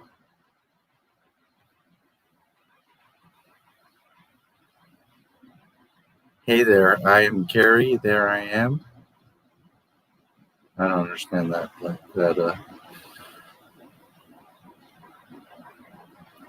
See, and then you got people like this. 1.7 likes to 10,000 dislikes. Let's go, boys. Fuck the politics. I want Star Wars back. And maybe for KOTOR to be made canon, it would fix so much shit with lore. See, there you go. Giving dislikes to everything is useless. If you want to help them to improve, give them correct feedback, not child unfocused feedback. And that's exactly the wrong thing to do. Disney is not going to listen to you saying, oh yes, the Mandalorian's good. That's not. First of all, Disney doesn't give a shit. Second of all, people are very narrow-minded and you're not thinking. So let me help you. You own a pizza shop. A bunch of people come in and you're serving them crappy pizza. Even if you were great pizza for 35 years, you start serving crappy pizza. So now, someone that's been coming for years comes back a few more times because they've loved your shop for so many times, for so many years. Then after 5 or 10 times of having crappy pizza, they're like, what the fuck? I'm done with this shit. So now they tell their brother, their cousin, their neighbor, the people at their office, have you heard of, Steve's Pizza? Yeah, it used to be a great place, but it fucking sucks lately. Now, you take that even further and you start going on Google, My Business, and you're leaving them bad reviews. And you go on Yelp and you say, nah, it used to be great, but now it's a 1 out of 5 because the pizza sucks. And they insult you and call you an asshole because you tell them that the pizza sucks. So now, not only people that are new to pizza or that shop, but also maybe someone that hasn't been there in a while is going to start looking, and everybody in the neighborhood saying that this pizza shop sucks. And they go look at the review on Yelp and Google, and they're like, holy shit, it's all 1 out of 5 stars. Everyone's pissed off, bad service, they make fun of the customers, they serve you crappy food, the portions are smaller, the prices have gone up. Okay, so now that pizza shop tanks because people are sharing the facts of the situation. They're giving true feedback, not saying, well, the pizza's shit, but the soda was good, so it's okay. It's not how that works. So absolutely, you saying something makes all the difference because other people see those reviews, as do the shareholders, as do normies. Okay, it has a major, massive impact when people are disliking and commenting on their videos. So don't let anybody tell you this bullshit of, If you want them to improve, give them correct feedback, not childish, unfocused feedback. Now, on the contrary, we're giving them the exact feedback that they need. Stop fucking around, Disney. You're losing the fans. That's what you need to do. Let's see. Not my Star Wars. Your mentality is a very sad one to have. I hate the sequels more than I hate any other film in my life, but that doesn't mean I can't appreciate the other. You see, and there we go again. Appreciate the other stuff that Disney has put. So they shit on your pizza. They insult you because you call them out for shitting on your pizza. They tell you shut the fuck up and eat the pizza, and then you leave a review of, well, but the fries are good. You hear how fucking stupid you are.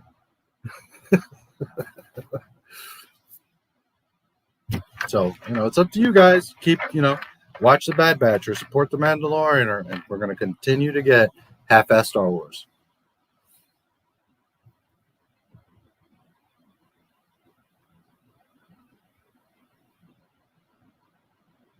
Okay, this is a very weird kind. If you want a vision of the future, envision a mouse shooting itself in the feet for all of eternity. And for some reason, the mouse has balloon shoes. Some guy. I don't know. I didn't get that. Here's a good one on the Sithmas video. Merry Sithmas, ? Bitch, it's February. Exactly. Why, number one, are you talking about Sith? That's showing what you're about. And two, it's fucking February. Why are you talking about Christmas stuff?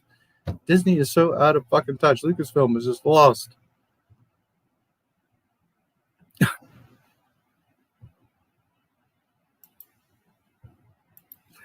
Unbelievable.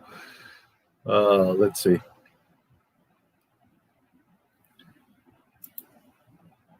You're welcome. Good morning, Wes. Hello there. Do your things, and we'll be here to support you. I appreciate you guys as always very much. Thank you. And yeah, I just want Sunday to be really good. You know what I mean? So tomorrow I got to focus. I got to get clips together. I want to do a little special intro for what Star Wars means to us. So, which by the way, Rogue, I'm not going to give anything away, but on Sunday at 12 p.m., I will have someone on that was in the movies. And the only hint that I will give you is that he's no good to me dead. So keep that in mind. Grab some decent coffee and have a good sleep. I appreciate it. Thank you. That's pounds, I believe. Thank you so much. I appreciate it.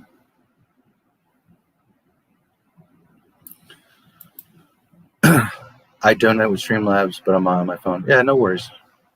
I appreciate anything, guys. Truly, I do. Yes, part 2. My head is bopping like I'm listening to a catchy tune. No worries. Yeah, we will do it.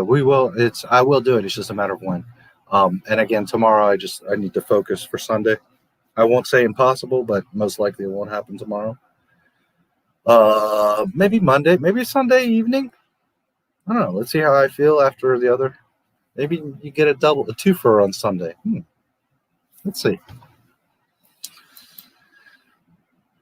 Maybe Disney should have put out a better product. Yes. Good night. This was cool. Absolutely. I'm going to hang out for a little bit more, so for what it's worth. But if you are going to bed, then you have a good night too. I am getting tired, so I only got maybe another hour in me, but I'll hang out for a little bit more. As long as you guys want to hang out with me and talk and go back and forth, I will hang out with you. Name of the pizza place, KK's Pizza. Yes, that is KK's Pizza. I think telling them to go fuck themselves for supporting the CCP is good feedback. Absolutely, that is correct. Yep. And that's the thing. Again, people think that just being quiet or being nice is going to do something. And imagine a bully is beating the fuck out of a kid, and you come to them and say, hey, dude, maybe you shouldn't do that, but you're throwing really good. You have good form in your punch, so that's awesome. No, you have to say, stop. No, none of this can happen. That's how you remedy the situation. Not by pussyfooting and you know, being nice. That's not going to change Disney's behavior. Wipe them out. All of them.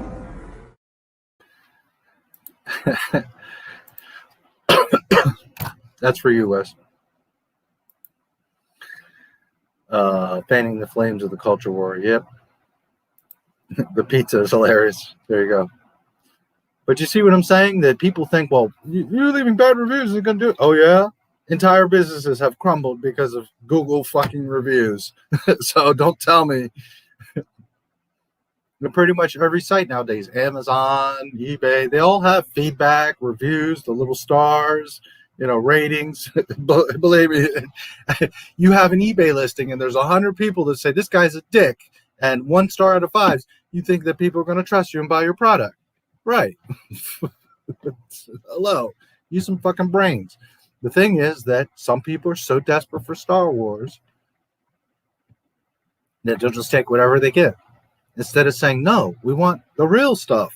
Stop with this bullshit. Until you make the real stuff, we're not supporting you. You must force them. Not say, well, all this shit sucks, but that one thing is cool, so, you know, I'll hang on some more. It's okay. That doesn't work. Don't you? Come on, man. Don't you like shit pizza? I mean, literal, like someone shit on it and hands it to you, shit pizza. The smell of the cheese and the sauce and the shit, it's amazing. Mickey shooting himself in the foot. It'll be another 12-hour stream. Oh, yeah, of course. It always ends up being. Good night. It was great. Good night to you, Alexander. Thank you for being here. Hopefully, I will see you again soon. Sunday, I have a stream, 12 p.m. lunch. Eastern. Monday, 6:40, 6:30-ish. At night, Bob Chapek, we'll see what he has to say. Which that'll be just to hang out and hear what nonsense Bob Chapek comes up. But I'm more curious the questions he's going to get. And I don't know. We'll see. Maybe we do a New Hope Sunday night or Monday, or we'll see. We'll see. Worst case, next Friday we'll do the second half. But we'll get her done.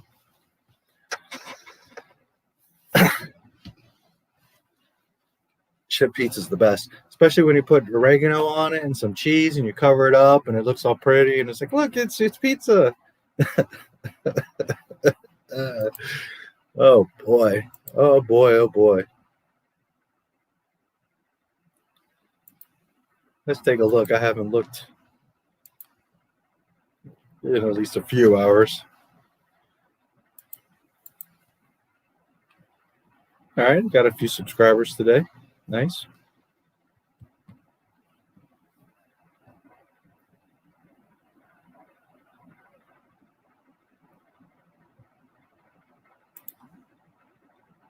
Man, 10,000 subscribers and these videos aren't getting, I mean, they get views, but come on, guys. All these videos should have thousands of views. Where's all my people at?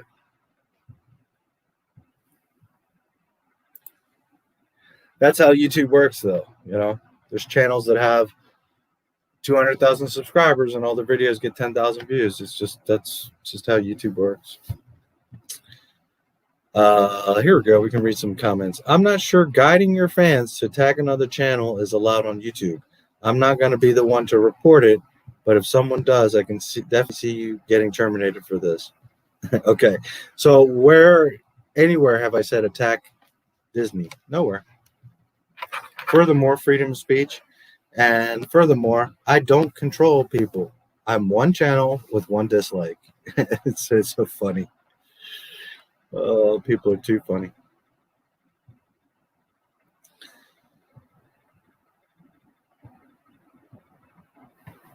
I'd rather have Kathleen Kennedy erased from the Disney cast, yes, than Gina Carano. Kathleen Kennedy is the dark force. Here's another genius.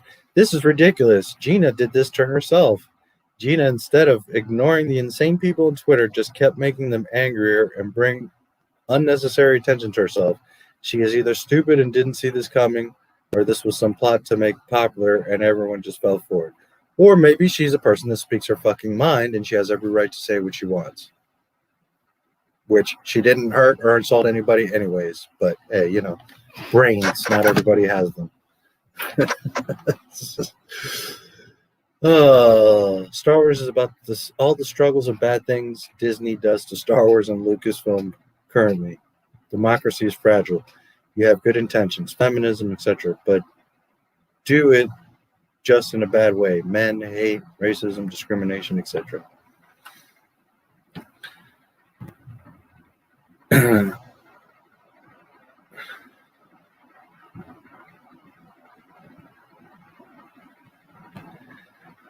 Here's another genius. So the incestual romance between Luke and Leia was planned too.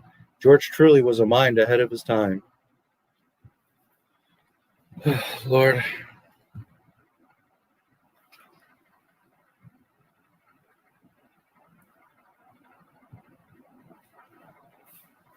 Someone wrote, how embarrassing, quote, from Yoda on my fade-in shirt. I don't know if he means embarrassing that my shirt is embarrassing or that the fact that Disney said fade-in, but either way.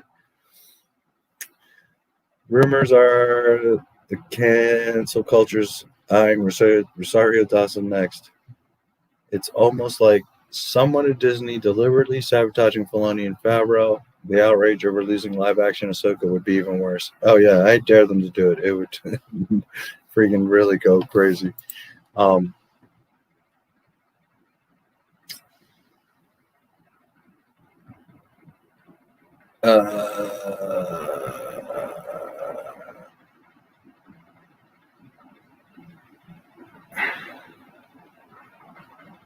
Let's see. What are you guys talking about?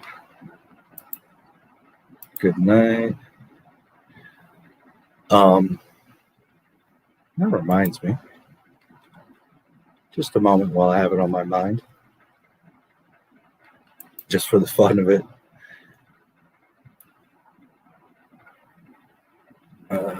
Actually, wrong place.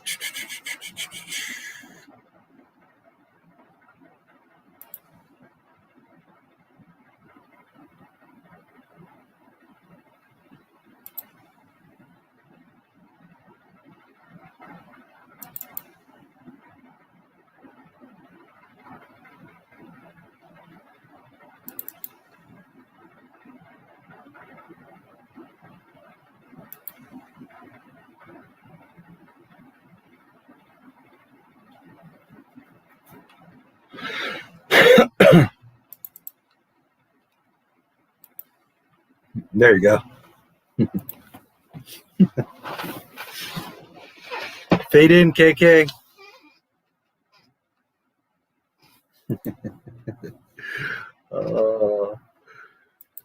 Where are we at?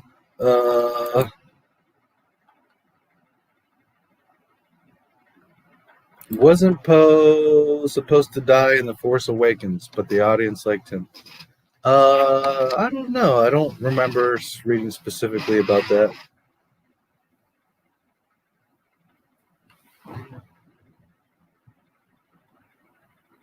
I'm pretty sure him, Daisy, Boyega, and Adam Driver were all signed to 3 years or 3 films, but I'm not totally sure about that. I do remember hearing something about him dying, but not necessarily in TFA. I think later. But I don't have anything concrete on that. Worst comment I get is not spending your money there won't affect them, so I should give them money. Yeah. Some people like speak without even thinking about what they're saying or like reading what they just wrote. They just don't. Like, you know, what can you do? What is the current dislike from the last Star Wars video? I can go back and check again.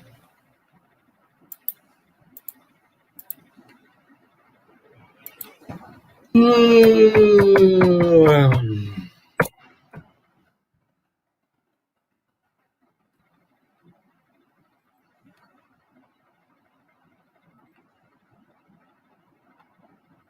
last video is 57,000 views, almost 58,000. 1.7 thousand thumbs up, 12,000 thumbs down, 8,000 comments, and they're all "fuck you, Disney." Every last comment. Every comment. People just fed up. So it's like I said earlier, yes, there are a few people that like this nonsense. There are a few ignorant people that will try to argue this. But the fans have made it very clear by a long shot. The fans that actually spend the money and care have made it very clear that this game is over.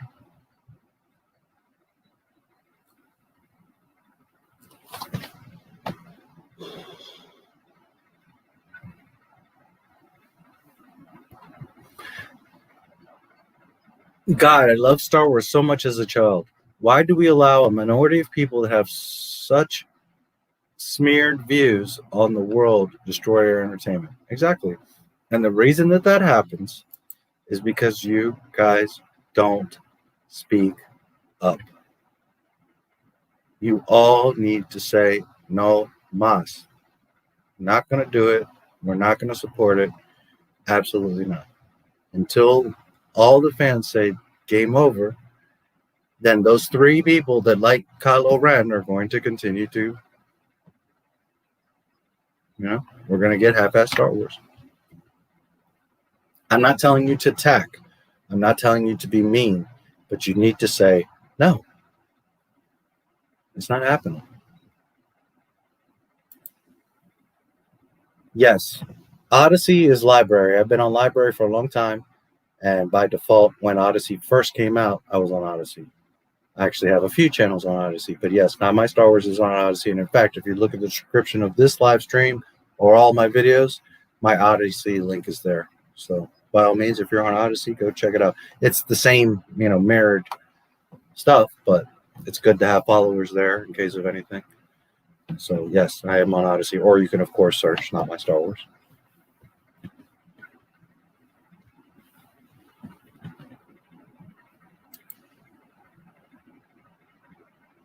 Great interview with Ben Shapiro. She doesn't seem to be hateful like Twitter does. No, she's not at all. She's a very sweet person. I reckon they've been having their staff and friends go like the video too, and it's still not. No, it's not going to be enough. Not if the fans truly speak up. And keep in mind, not everybody messes with social media or knows about this. So you've got a huge percentage that aren't aware. Then you've got another huge percentage that just aren't on YouTube. Then you got another whole group that, aren't really connected with Star Wars since the prequels or the OT. But if they knew what was going on, of course they would be outraged. There's a lot of people that years ago were like, I'm out. I'm not paying attention to any of this mess. This is bullshit. This isn't Star Wars. The point here is if all the real Star Wars fans were to go to the video and truly knew what was going on, holy shit, that video would have a few million dislikes on it. It would be absolute fucking total devastation.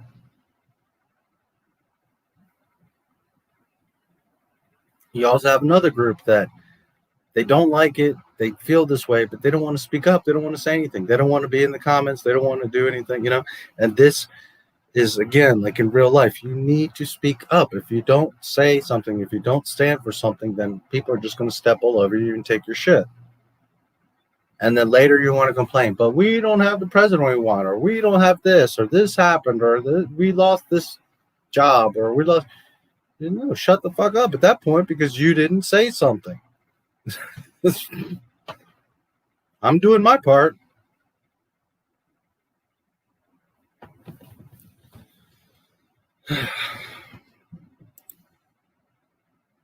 digital copy of the Disney shit. I'd edit out the SJW garbage, woke garbage, probably get all Disney stuff down to 2 movies. Yeah, well, if you really paid attention, this is another thing. As someone that creates videos, I edit, so I'm watching a lot of the same clips over. I see the details, I'm editing it, moving it around, and I see it worse than most people. But if you were to go through all the Disney stuff and really filter it down, you'd be like, holy shit, there's like, at best an hour out of all the shit they made, it's even worth watching.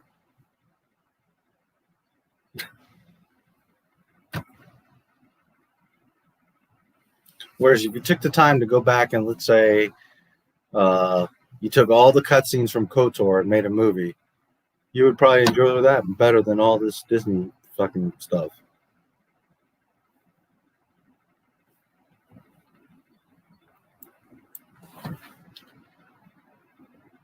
Ben Shapiro has brought attention to it too from people who otherwise wouldn't know. That too, yeah.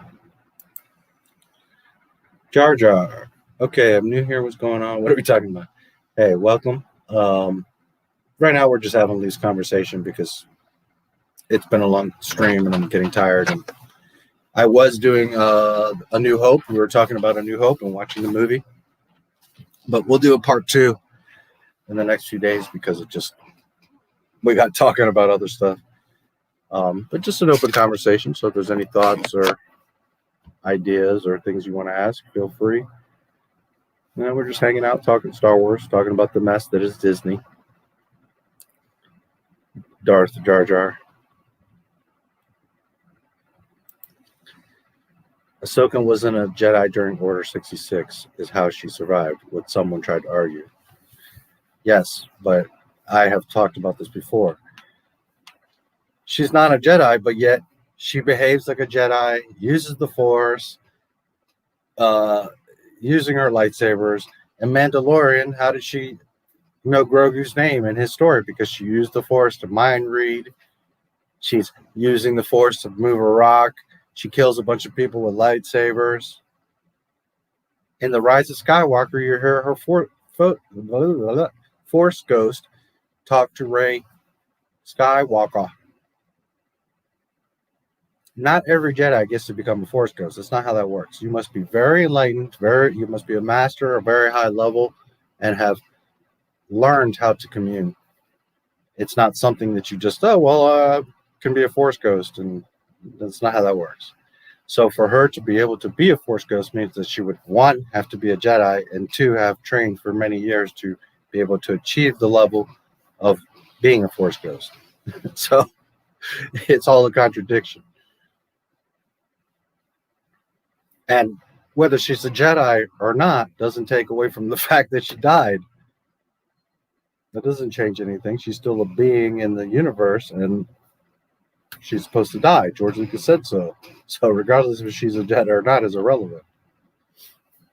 But of course, that's people's little excuse. Well, but she's not a Jedi, so it doesn't matter. Okay, so she's just a betrayer. She betrays the Republic, and she's a coward because she doesn't seek out Yoda. She doesn't seek out Luke. She doesn't seek out Ben Kenobi. She doesn't help the rebellion. She's just hanging out, hiding. Might as well. She already betrayed the Republic in the Clone Wars cartoon, as I've spoken about many times. Yoda's right there. Hey, do you have something to say? No, I want to talk to Anakin. Are you sure there's anything you want to tell us? Mace, Kiadi, Isla, Yoda. No, I just hoping to talk to Anakin.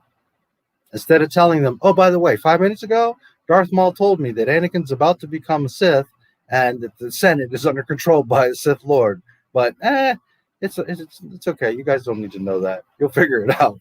She could have literally changed the entire Clone Wars and saved Anakin. And instead, she just sat there and betrayed the Republic. Then later, she's alive during A New Hope. Well, she betrayed the Republic again. She betrayed the entire galaxy because she didn't seek out any Jedi. She didn't join the rebellion. She didn't do anything. She's just hanging out because I'm not a Jedi anymore. Fucking Ahsoka. It's a shame because she was a good character. And Dave Filoni just, couldn't let her go. So now he turned her into a fucking traitor to the Republic. The Emperor would want any ex-Jedi killed too, of course. Any potential threat, yes. And there are no Jedi. There's Luke, Ben, Obi-Wan. That's all there is. So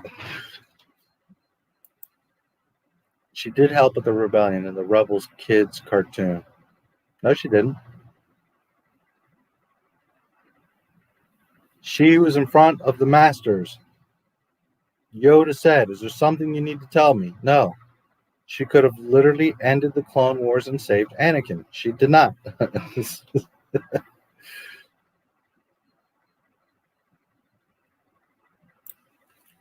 I misunderstood what topic was then, lol. Didn't realize it's about that major mistake. Misunderstood what the topic was then. Didn't realize it's about that major writing mistake. You lost me there. I'm kind of confused. The Emperor wouldn't want... I'm not sure what you mean. It's about that major writing mistake.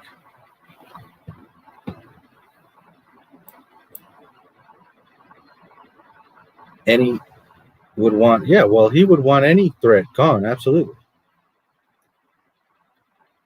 But the thing is that Ahsoka wouldn't be there to begin with. One, because Lucas said she dies before Order 66. And two, like I just said, she cannot be alive for several reasons. Luke is the New Hope. Star Wars, A New Hope, is Luke Skywalker. If you have Ahsoka around, you have just diminished Luke Skywalker. Star Wars is about emotions and stakes. If Ahsoka's around, there's no stakes, because if Luke screws up or dies, well, it doesn't matter. Ahsoka's there. Understand? So now you've taken any value or importance out of Luke Skywalker.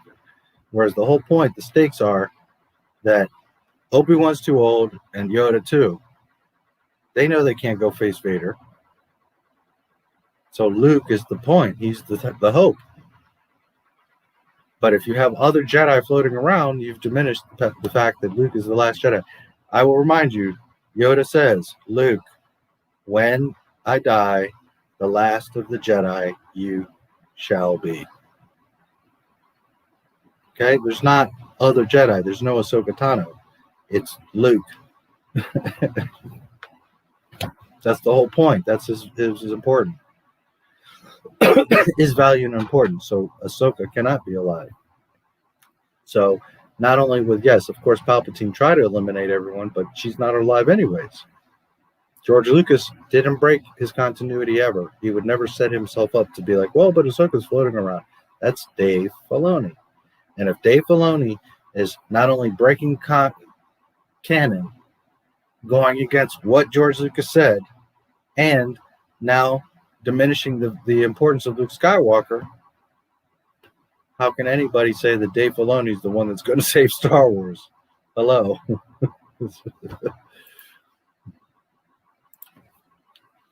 Clone Wars Season 7, she could have told them that Anakin was about to turn. I thought it was about her surviving after Order 66. Well, it's both. That's the first issue, is that she right then and there could have changed everything. She betrayed the Republic by not saying anything. She also betrayed her big brother, her master, Anakin. She betrayed the entire Jedi Order. She betrayed the entire galaxy by not saying anything. But as I just explained, she can't be alive because she breaks the OT. Whether she's a Jedi or not, people try to use that justification. Doesn't matter if she's a Jedi or not. She has skills in the Force, knowledge of what's going on, and 2 fucking lightsabers. And she sat around and didn't do anything. So either she is the biggest traitor in the entire Star Wars saga and a piece of shit, or the reality is that she wasn't there. She was dead. There's no traces of her in Clones or Sith. Watch the movies. There's no traces, no mention. There's no way that Anakin would even have her around. You understand? There's the gap between Phantom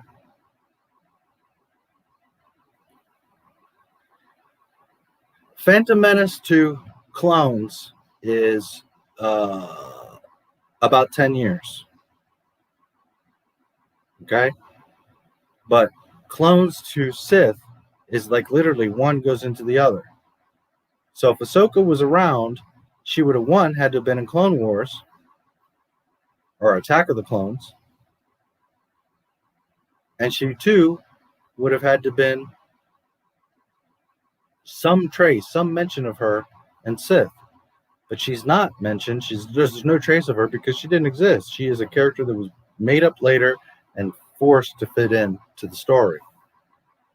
Now, Lucas, knowing continuity in his own story, was like, okay, we can squeeze her in between 2 and 3 for that very short period he has an apprentice, but then she dies. That's why there's no traces of her throughout the films. The films are what is canon. So you have, not only does she betray the Republic, so that doesn't work, but she also can't be alive because there's not even traces of her in Sith. Never mind 19 years later in fucking A New Hope. And then like 5 plus, it's about 7. So, another 10-ish years, 10 plus years after A New Hope that she's still around in The Mandalorian.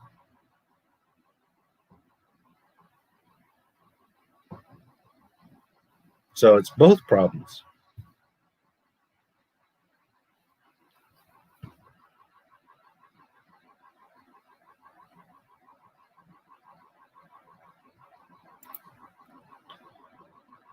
If they had just made Snoke Jar Jar, well, I would prefer to Darth Jar Jar. Why do we need Snoke? Darth Jar Jar could have been a lot of fun.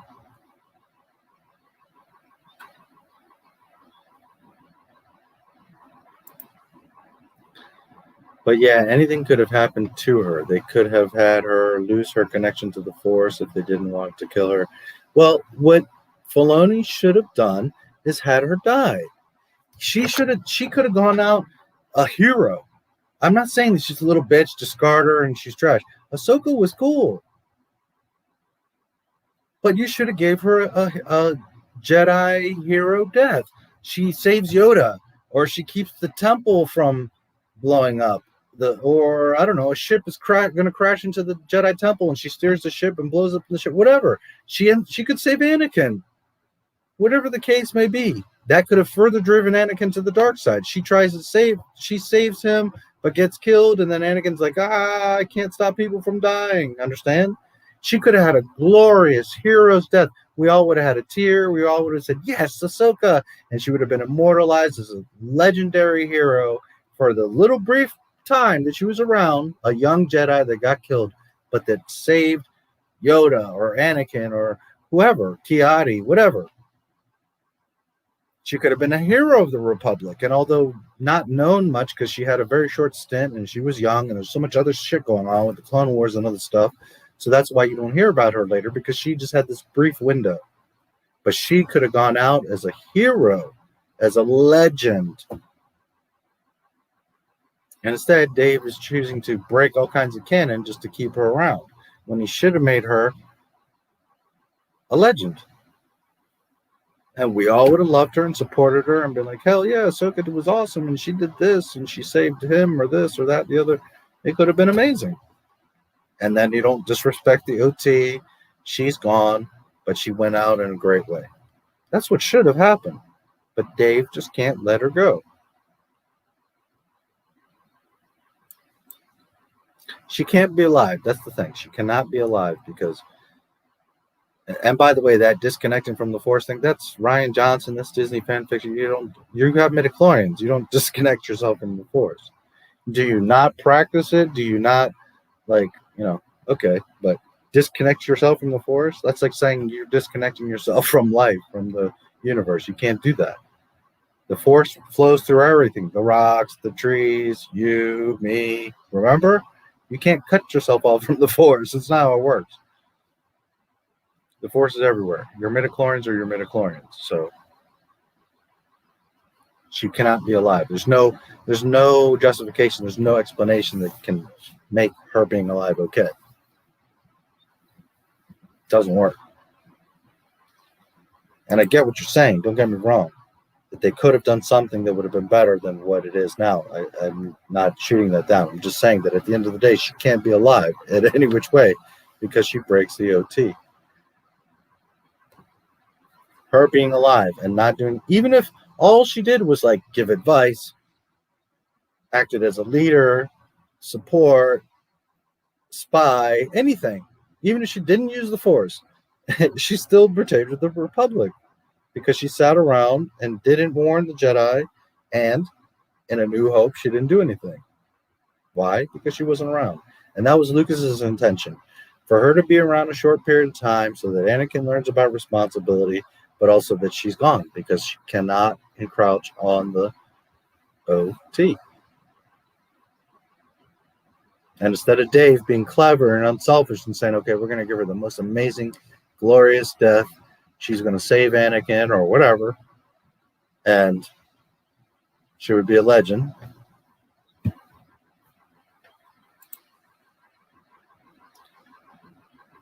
Darth Vader could keep Jar Jar as a pet on the Death Star.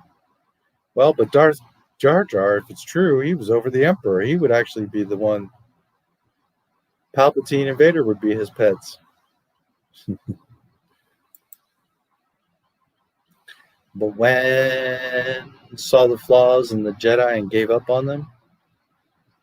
But when Ahsoka, I'm not sure what you mean, but when saw the flaws in the Jedi and gave up on them, that Ahsoka left the Jedi because of the flaws, whatever, and she's like, I'm not okay. But it's like I've said before, you're a firefighter for 10 years. And then you get fired or you quit or you retire or whatever. Do you the next day, you're not a firefighter anymore? You forgot how to be a firefighter. You see a house on fire and you're just going to be like, nope, I'm not a firefighter. I could go right now and save this family. But nope, I'm not a firefighter. Being a Jedi is not a title. It's a way of being, is what you are. She doesn't have to be on the council or part of the order or whatever. She's still behaving as a Jedi. She's still using dual lightsabers. She's still using the Force. She's still talking to Grogu and figuring out his name and his story. You see, you can't have it both ways. You can't say that she cut herself from the Force when she's talking to Grogu through the fucking Force in Mandalorian. You see? There's no way to justify it. Trust me, I've studied this and looked at it 1,000 times, and there's no escape. Unless you just say, oh, fuck it, it doesn't matter, canon doesn't matter, we just want Ahsoka. That's the only way that it works, because it doesn't work in continuity. Regardless of her being part of the order or not, she's still behaving as a Jedi. She's still connected to the Force, and she still betrayed the Republic. And then they released a book, and she was still kept alive. That was their chance, yes. And the book contradicts the cartoon, which also contradicts Rebels, which contradicts The Rise of Skywalker. Every reference of Ahsoka contradicts each other. Because Disney Star Wars.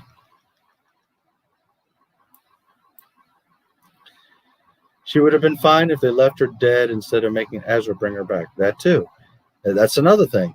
She survived Darth Maul, Darth Vader, and the Emperor. I mean, come the fuck on. I think she's cool and all, but this little girl is surviving. Come on, man. Darth Maul would have fucking destroyed her. Never Vader and Palpatine. It's ridiculous.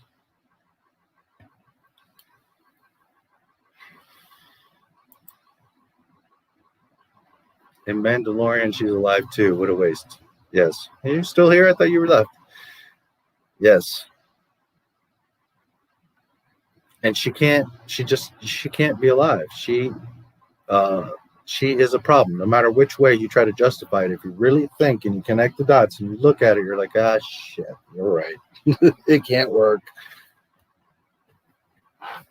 It's not that it works. It's not that it makes sense. It's that Dave Filoni won't let her go. So he's going to do every justification, everything he can just to keep her around. But George Lucas is like, God, I told you, Dave, that she dies before Order 66. Why? Because I know my story. And if she's around, she damages Luke Skywalker. She damages the OT. Luke is the new hope.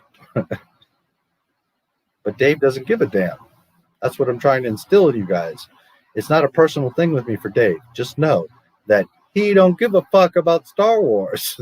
He cares about his own little story, his Ahsoka show. That's what Dave Filoni cares about, not George Lucas, continuity, none of that. And that's why I get crazy when people are like, Dave Filoni and Jon Favreau, they're going to save Star Wars. Those guys know what they're doing. No, they don't. They're the ones that are breaking all kinds of shit left and right. It's not just them. It's everything Disney's done. But, man, Dave and John are not innocent here. They are definitely a big part of this problem. Entire job to disrespect the OT. That is exactly what they're doing. Thing about wars, people die. Correct. I meant when she saw the flaws, she being Ahsoka. I think that's what I was talking about a minute ago. Maybe I'm misunderstanding, but right, how she walked away from the order because she saw the flaws and stuff. I think that's what you were meaning. This reminds me of I posted. Man, you should see, if you think YouTube's bad, holy shit, the comments I got on Facebook. Oh, God, there's stupid people on Facebook. Anyways, I posted the Star Wars Kathleen Kennedy's High Republic on Facebook. And in one group, somebody was like, these Star Wars fans these days are so dumb. They think unless it says pew pew or has an explosion, then it's no good, and this and this and that. Talking about the High Republic. Meanwhile, the High Republic has an event called the Great Disaster, which is supposed to be an even greater event than the fucking Death Star just blowing up. This event causes turmoil and pieces of shit going all throughout the entire galaxy. And this person is arguing that I don't like High Republic because it doesn't have explosions and pew-pews. And meanwhile, the whole premise of the fucking High Republic is the Great fucking Disaster. It goes to show that people do not think before they speak or type. They just want to try to insult you, make you look bad without even thinking about what are you fucking saying.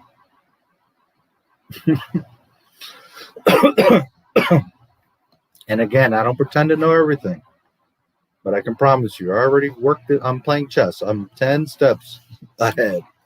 I already worked it all out in my mind. I'm not like figuring it out as we go along. I know all the problems. So if I make a video saying that this is a problem, it's because I've already been down that road. I just think it's funny that people are like, oh, but you don't know what you're talking about because this, and this. Why wouldn't Vader want to turn her too? Unless at that point he's peak Vader, no Anakin at all. Of course he would want to turn her. Why wouldn't he? Why wouldn't he want an apprentice? The whole MO of Sith is to get an apprentice so that they can get together and take out the master. That's the whole point of the Sith. That's the whole point of the rule of two. So of course he would.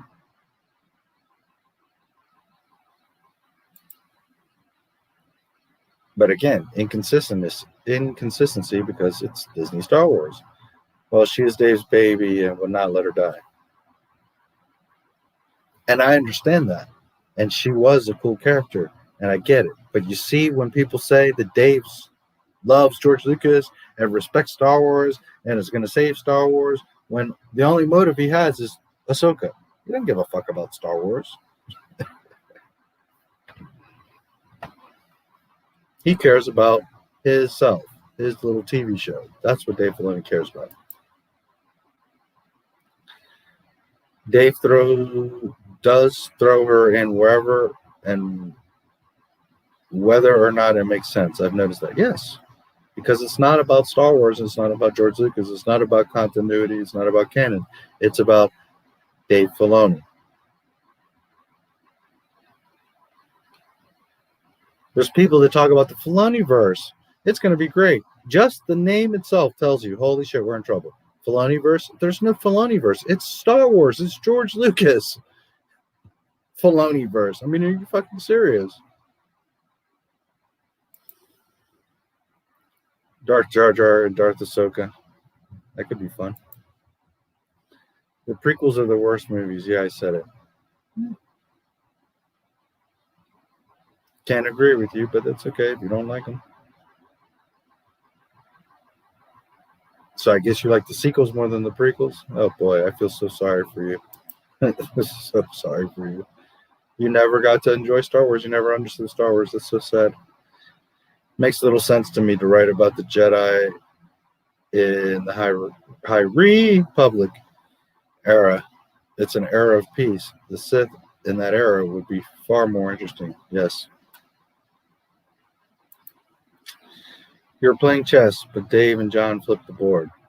That's okay, because I'm such an advanced chess player that I can play upside down and 10 games of chess at once while they're trying to figure out how the pieces even move. I already know this is the thing. I know Star Wars so well that you could say, well, what if I do this? And I can already tell you where that's going to be a problem or if it fits. I don't pretend to know it like George Lucas. I don't pretend to know everything. But I can already tell you, if you tell me, well, if I bring this character in this era to do this, I can already tell you that that's not going to work because of this, this, and this. But Filoni doesn't give a damn about that. Filoni gives a damn about Ahsoka. That's what Filoni cares about.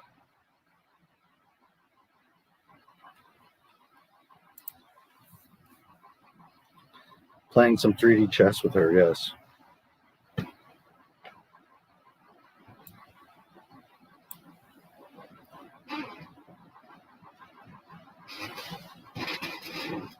Prequels are the worst movies. Poor you. You never enjoyed Star Wars.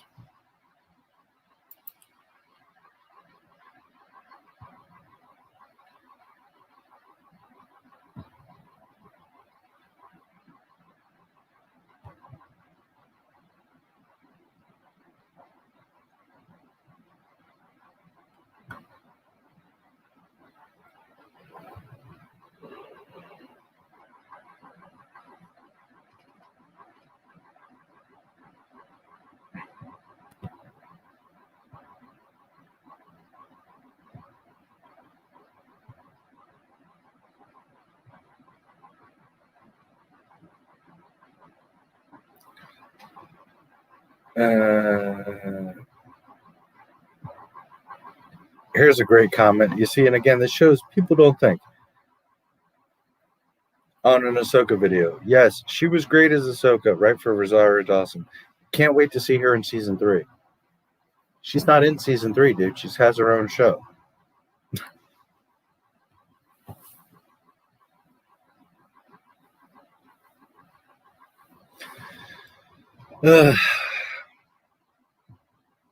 Again, people don't think before they speak or type.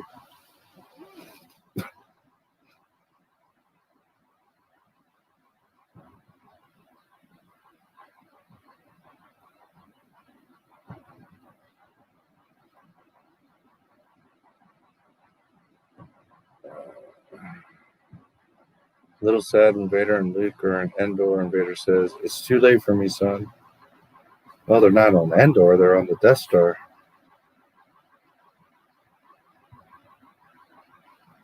But yeah.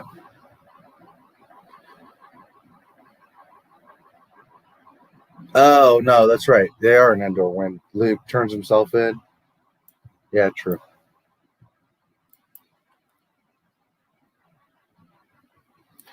George Lucas understands what Star Wars really means to those who have followed it from the beginning. Yep.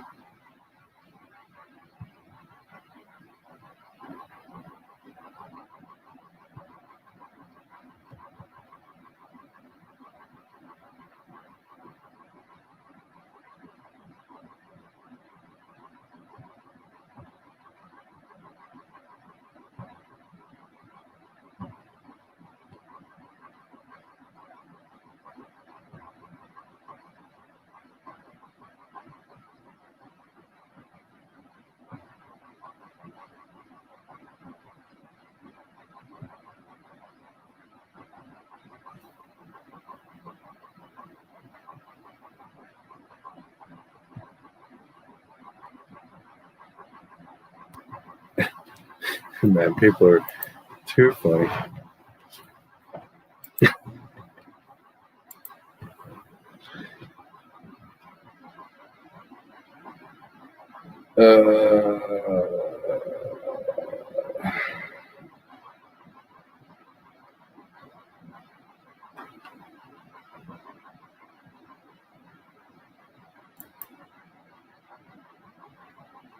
Rogue One, yeah, even that's questionable.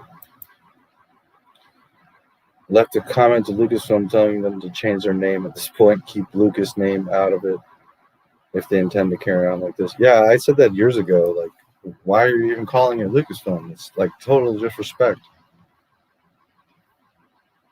I'm pretty sure George cringes at it every time he sees that shit like this. That shit ain't Lucasfilm. I have nothing to do with it.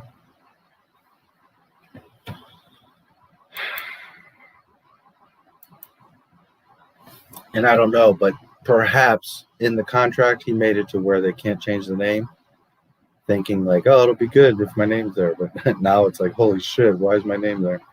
I'm not saying that's what happened. I'm just speculating. But yeah, I've said that for a long time. Like, I don't even know why they call themselves Lucasfilm, because they don't consult Lucas. They don't use his stuff. They totally hate him. So why are they calling it Lucasfilm? Because they want to write off the name. Disney never had any intention of making Star Wars. They had the intention of making their little silly fanfic, whatever, and using the name of Star Wars to sell it. That was the point. They didn't buy the property for the property.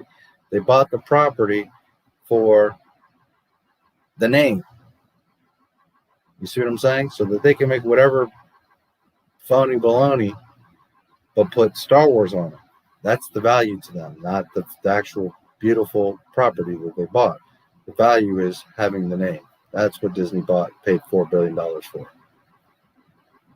How sad.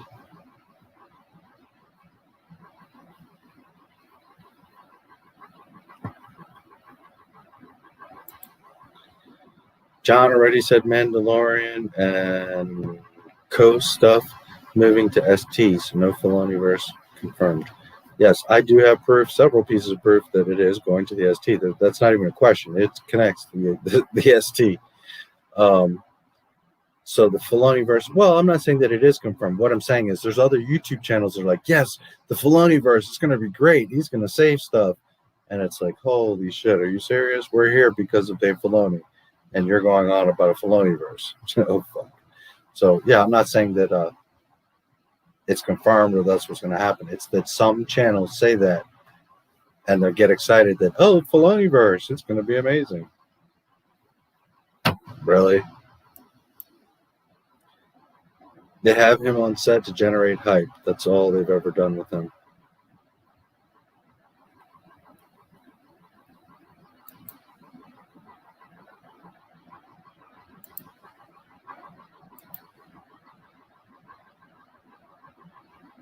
There's your hype.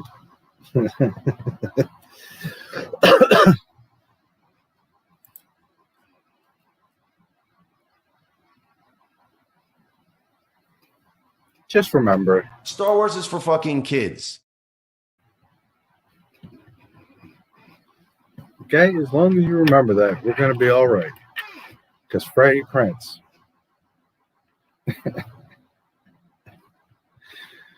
Oh, boy, oh, boy, oh, boy. Disney, Disney, Disney. The High Republic.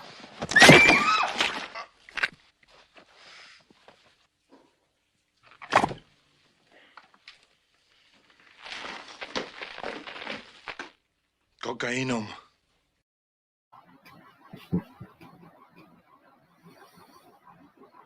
Oh, man.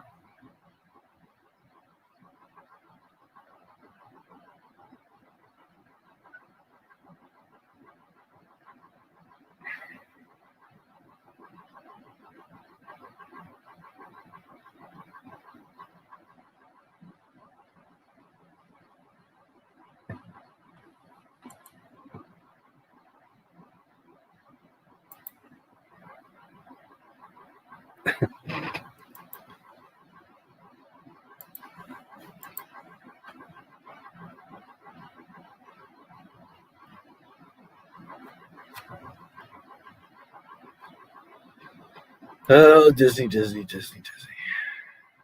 Execute Order 66, yes.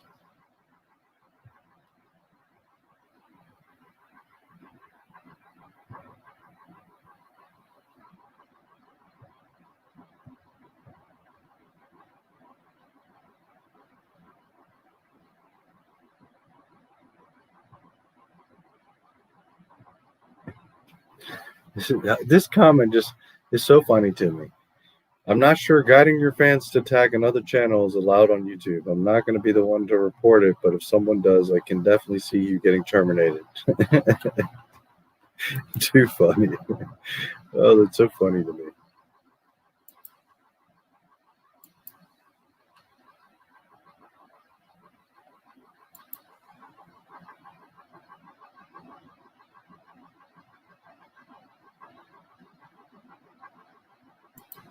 And it's like, you know, I've said so many times, I call out Disney. I don't attack them. I don't incite anything. I just call them out on their bullshit. And then people, the little butthurt pussies, come at me trying to attack me personally. So now you're putting into the ether that, well, I'm not going to report you, but if somebody did, you know, just goes to show.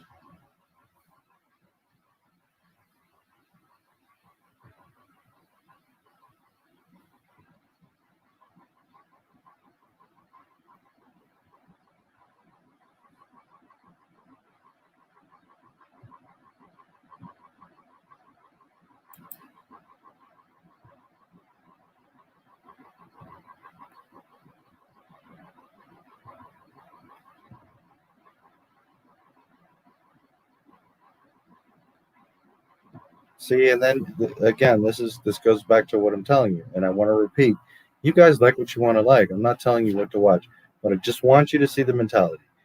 Guys, Valiant. Who's Valiant? Let's see. What did Valiant say?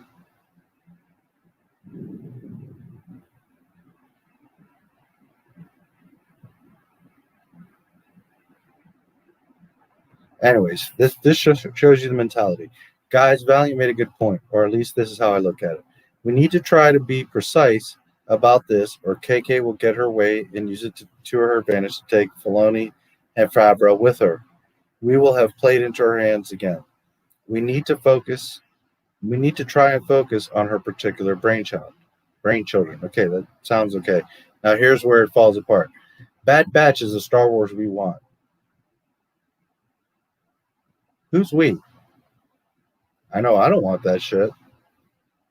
Maybe he does, and maybe a few of you do, but you think that that's what the Star Wars fans want, is a little cartoon of OP defective clones? Just nothing more from Kathleen and her crew. We can do this, guys. Do not bend the knee. But we don't want Favreau and Filoni gone. Just the Night Mother, Kathleen, and her immediate subjects, apprentices. Okay, so let me help this guy out because he's completely confused. Kathleen Kennedy is the president of Lucasfilm. Kathleen Kennedy does not get to pick on some projects and not pick on some projects. She doesn't kind of have power here, but she is the president of Lucasfilm. Everything, Bad Batch, Mandalorian, Acolyte, Rogue Squadron, all of that is Kathleen Kennedy. Some people are having a problem understanding this. She is the president of Lucasfilm. And it's like I said just a few minutes ago. Well, the pizza had a turd on it, but it's okay because I like the fries. So I'll just, I want the fries and I'll continue to buy the fries, even though my pizza has a shit on it.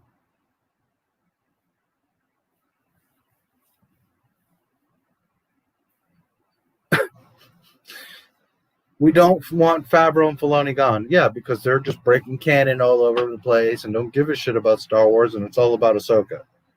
I mean, this is the mentality. This is why you have the sequel trilogy. I just don't know. Ugh.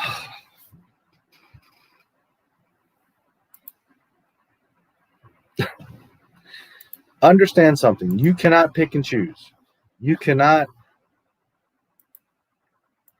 say, well, I want these shows, but not these shows. That's not how it works. Lucasfilm is one company that has one president, Kathleen Kennedy.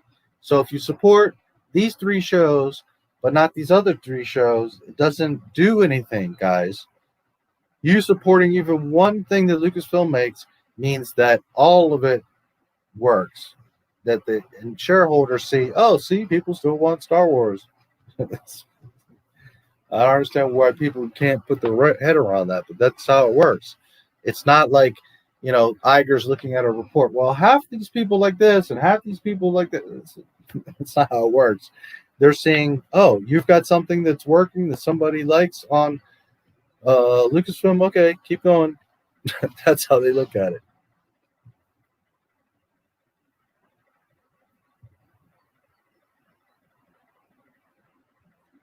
Then you got people like this that are totally clueless.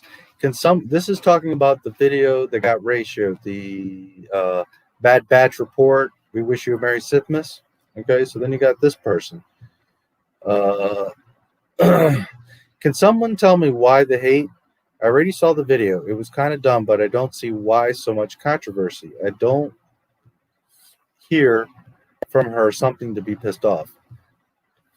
Okay, but are you paying attention to anything? Like this again, people are so narrow vision. Like, you're isolating it to this video and you're not understanding the big picture of the Disney is shitting all over Star Wars and we're done with it. We're fed up with it. The comments literally all say, get rid of Kathleen Kennedy and that they shouldn't have fired Gina Carano. But yet this person is like, I don't understand. Why is there hate on the video? I don't know. I don't understand people.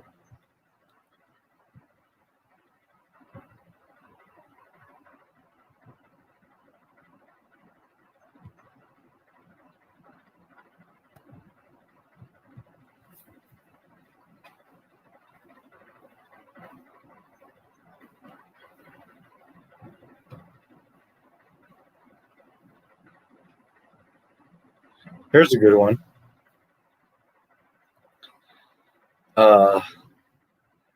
The fact that you are sad about Gina being fired tells me so much about you and your ilk.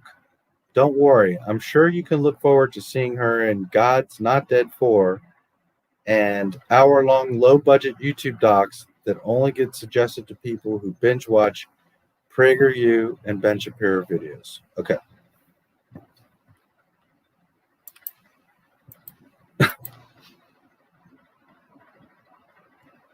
This channel has no comment and not a single subscriber.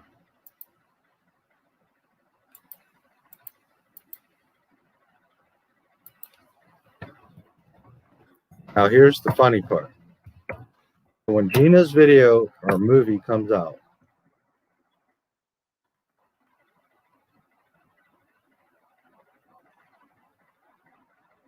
Ben Shapiro has 2.83 million subscribers. I can assure you, when her movie comes out, it's not going to be something that nobody watches on YouTube. In fact, people are going to pay to watch it. It's not about if you like Gina or not. It's about what is correct. And the irony of this person is the fact that you're sad about Gina tells me so much about you and your ilk. And meanwhile, you have just exposed you and your ilk, dumbass, because you're trying to cancel someone. But it's like I said much earlier in the stream, they behave this way out of fear. This is where this comes from, is fear. Because if you know that Not My Star Wars is truly a fool and not correct and not making any noise, and that the whole fandom is just, that's not true. People love Star Wars. People love Disney, the sequels and Bad Batch and all that. You're just a hater. Well, then you wouldn't be on here making comments. That is fear. Because fear of that everyone else sees the truth, that everyone else is done with the shit, and the fear that, you know, Disney's all but canceled at this point, and you may never see any more of this bullshit. So now you're in complete fear and going to deflect.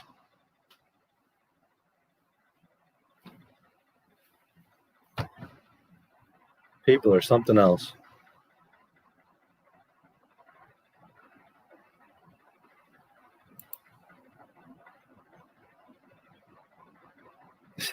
Yeah. Yep. And nobody. What's up, Shanks? Good to see you.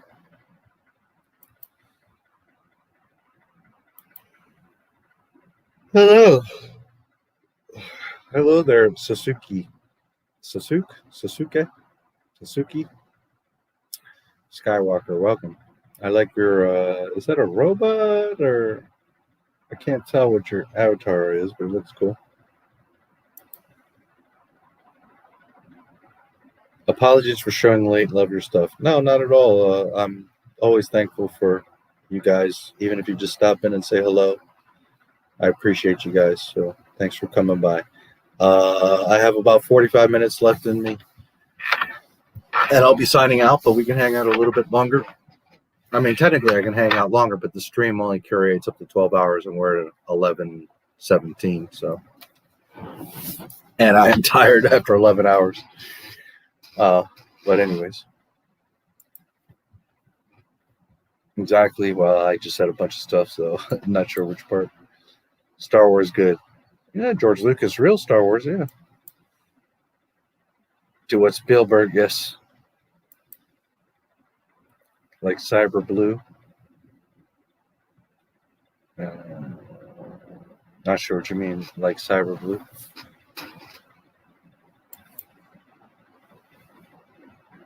She has She was a secretary there. So it. The coffee gopher. Your money goes to Disney and pays Kathleen's salary and keeps her in her job. Yes, that's that's the concept that some people don't get. That you think this is the foolish mentality. Well, I don't watch the sequel trilogy, so see, I told Disney I don't like that, but I am going to watch Bad Batch because that's what I like, and they're gonna get that. They're gonna see that we like the Bad Batch, but not the sequel trilogy, and that's not how Disney works. Disney doesn't give a fuck about you or what you like. Disney just looks at, are they still buying this bullshit? Okay, we're good. Keep going. They're not interested in your opinion or that you like this show or the other show. This is a constant mistake that Star Wars fans make. We got to let them know the good stuff, what we do like. They don't give a fuck. It's time to wake up.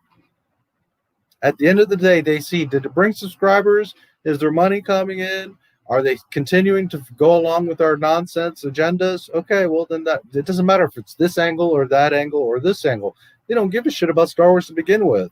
All they care about is throwing shit all over the place and see what sticks. What are you going to latch onto?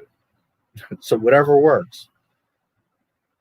It has nothing to do with them being like, oh, Bad Batch is doing well, but this isn't. So we know, don't make this, but make this. Because look at the High Republic. It's been a total bomb. Everybody laughs at it, and yet it's their new big thing. So Disney doesn't give a fuck about your opinion. Disney does not care. They care that people are talking about it, and some people are buying it. That's all they care. You're not telling, and see this, the same reverse psychology works. If you're going to do the mentality of, well, show them what we want and what we don't want, well, then there's people that say they want the High Republic. So your own argument is going against you because then you're saying that, no, we want the good stuff. We want Jon Favreau, but yet you're supporting people that are supposed to show them what they do like.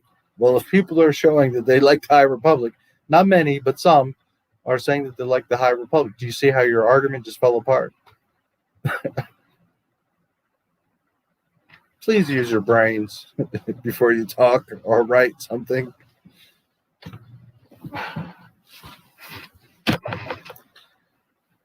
It doesn't matter where it comes from. At the end of the day, Lucasfilm brings in money, Kathleen gets her check, and her bosses are like, oh, okay, well, we see this stuff is still going on, so we'll keep on going. Alan Horn doesn't give a goddamn about Bad Batch or Mandalorian or any of that. All he cares about is, are the numbers still rolling? Are things still going on? Are people talking about it? Okay, good. Let's just keep going. As long as the shareholders think that Star Wars has got something going on, then okay. I want Pablo Hidalgo gone almost just as much. I'm not paying towards his salary. Yeah, he's another fucking problem. Star Wars, good. When do you think the Star Wars story ended? Well, it's not think. Star Wars ended October 30th, 2012. That was the end of Star Wars.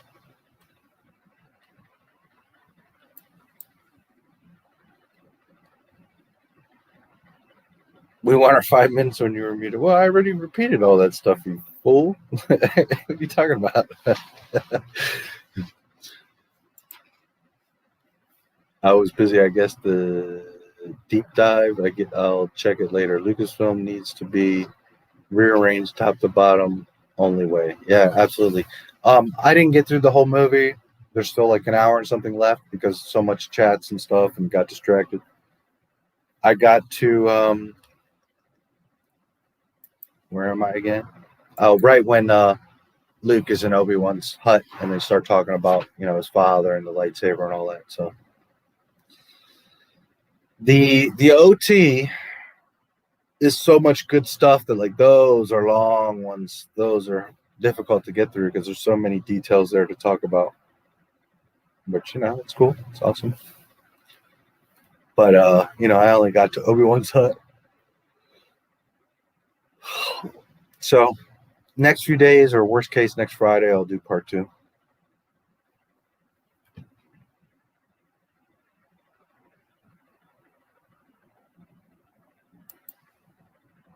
And yes, it does need to be from top to bottom.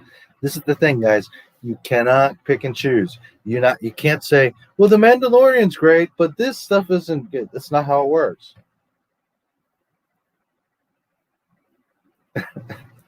It's all a mess. All of them are a problem. All the shows, all the employees, all of it. The only way we're going to get real Star Wars back is to clean house. Start over. As long as you keep picking and choosing, nothing's going to change. Just know that. A few people here and there. Only patches the problem to be solved, right? Yeah, no, absolutely. Got to clean house, got to start over. Hire pubs for hippies.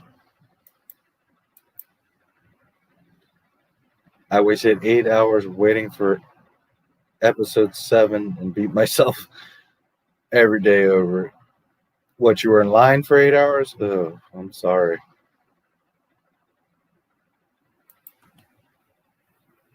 Can't wait to see Han's sex robot ship. Yeah. No, that's already there. L337. She's in the Falcon, right? She's the Falcon's computer.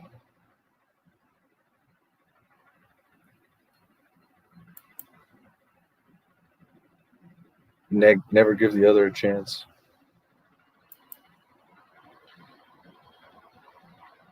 Never gave the other a chance. You mean the other movies? I have some faith in Favreau.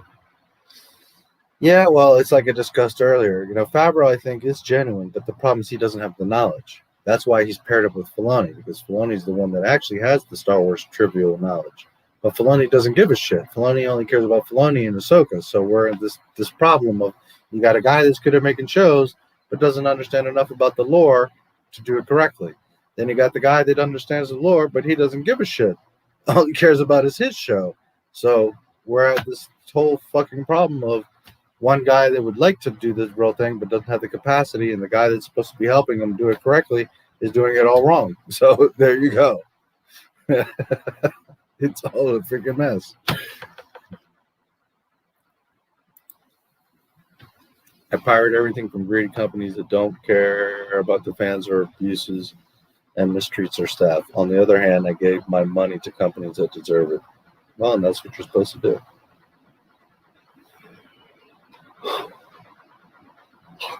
Don't support shit pizza just because they have good fries. You should want to go in to a restaurant and have good service, a good appetizer, good drinks, a good meal, a nice bowl of ice cream at the end. It falls apart if like 3 out of 5 things are great, and then the last thing or two was just like total shit. You know, think about this is what I don't understand is people don't hold things to the same standards when they're the same. You go to a restaurant, whether you're alone or with a girl or whatever, you want to impress her, whatever the case.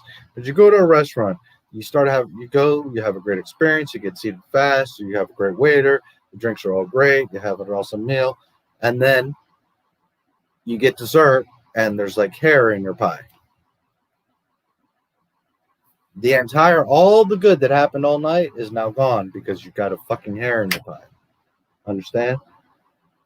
Now, you can react in different ways. You could be a Karen and just totally flip your shit. You can not care and just be like, whatever. Or you could be, well, okay, it sucks. I'm not thrilled about it. I'll probably never get dessert here again. But, it doesn't take away that the steak was good. Fine. But at the end of the day, do you see how easy having a whole great experience can fall to total shit?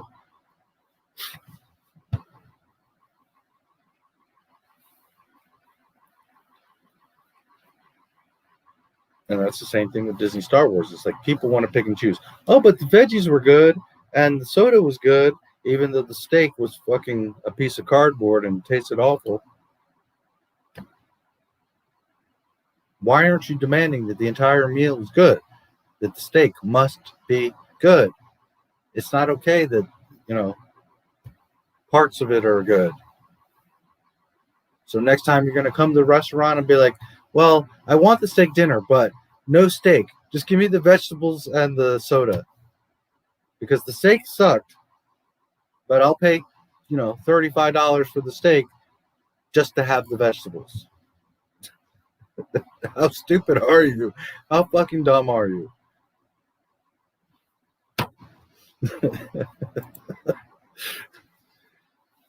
F to pay respect.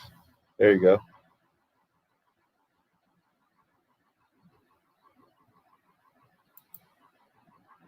Love your channel. Thank you. I'm glad you like it. I tried my best.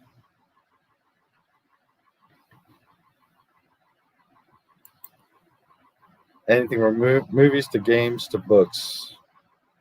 Yeah, that's the thing. All of it, it's all problems. It's all anything you support that Disney makes, a little comic book, a little whatever, it's all the same. It just shows them.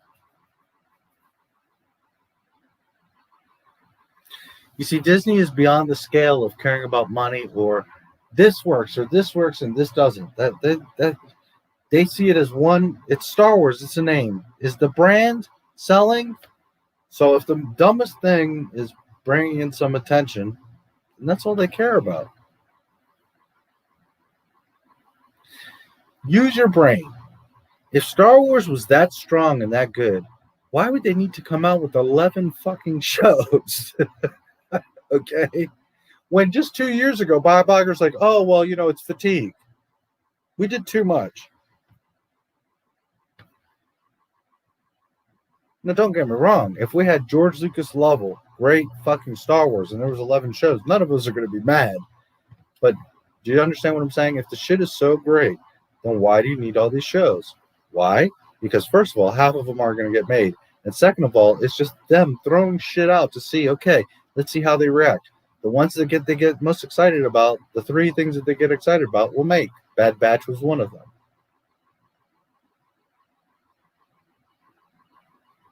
You see? If Star Wars was that strong, you would have 1 or 2 great shows that everybody loved and everybody would be on board and you wouldn't be worried about it. But when you're announcing 11 shows, it's because you're like, holy shit, we got to find something that's going to work. Start throwing shit everywhere and let's see what sticks. That's what that's about.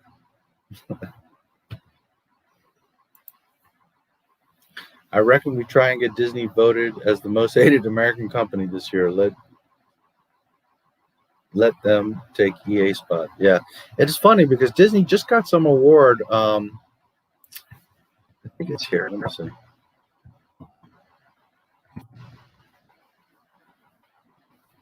Some nonsense. Oh, the stock has gone back down. Wow. From 194, or no, from it's minus 194. Because it had gone up the past few days. Now it went back down again. Let me see. I think it's here.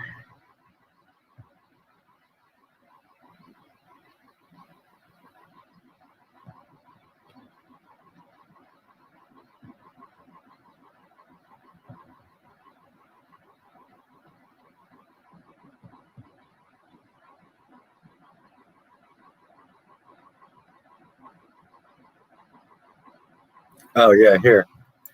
February 1st. Disney ranks high on Fortune's 2021 list of world's most admired companies.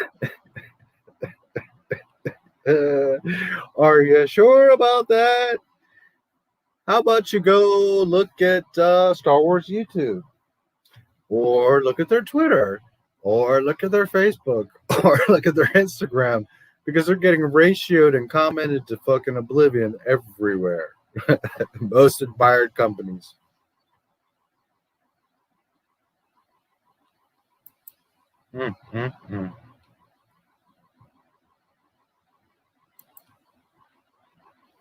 EA don't care about that label anyway. Disney would care. Yeah. Love the restaurant analogy. I do the same for movie theaters. Yeah, I mean, I try to, like, because sometimes people don't get it. So, like, I try to put different, scenarios so that people get it,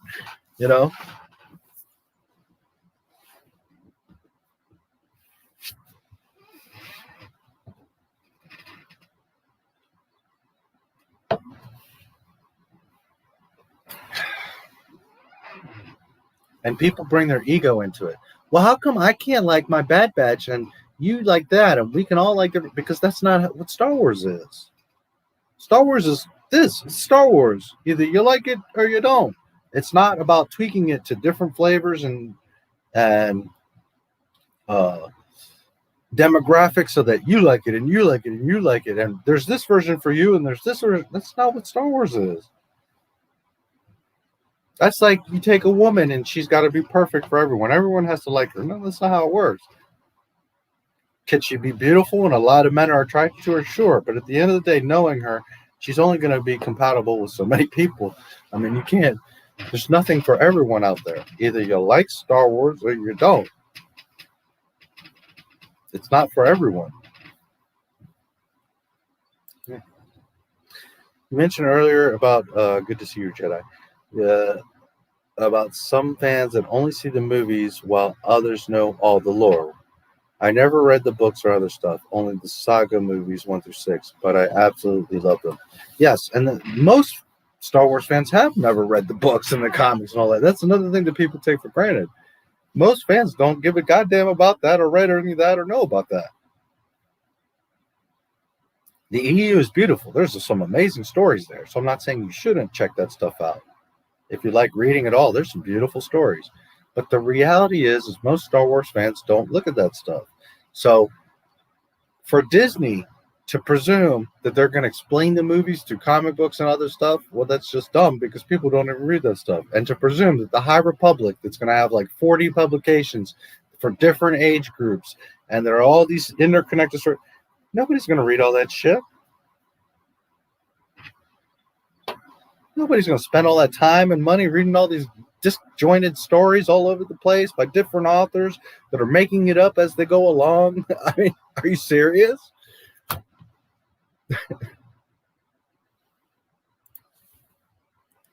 I was okay with TFA originally, but after I saw TLJ, I was so pissed and decided not to pay for Solo or Tross and hated everything Disney, especially after the Iger book. Yeah.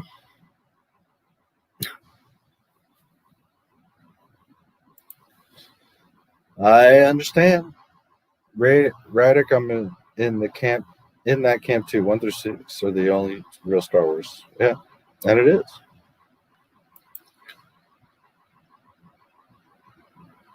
Same, but I tried to hold on though I could pick and choose. Thought I could pick and choose, but after Star Wars Theory was attacked by their staff for showing emotion, I let go. Yeah, there you go too. Not only that, they attack the fucking fans.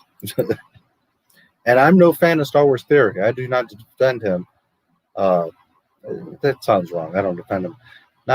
It's not about defending him. What Pablo Hidalgo did was wrong. Absolutely. I don't care for Theory or whoever. I'm just saying that I'm not a fan of Star Wars Theory. But yes, that was wrong. That should not have happened to him.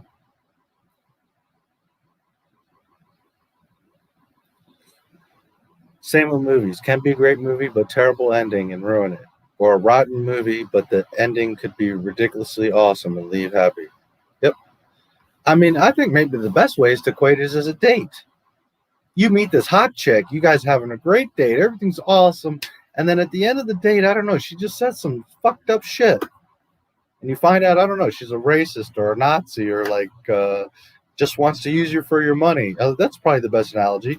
That you think she's hot and she's all into you and flirting with you and makes you feel all great. And at the end of the day, you find out, well, all she really wants you for is your money. So now all the great stuff, she's got a great ass and a nice smile and she made you all happy and everything's lovely. But you realize that all she really cares about is not you, not your family, not your life, but just your money. And that's what Disney is. It's literally what it is. Fuck your feelings. Fuck your history. Fuck all of it. We just want your money. That's literally what it is. So at the end of the day, was it a great date? Well, it was until you find out what's really going on. And all that went out the window.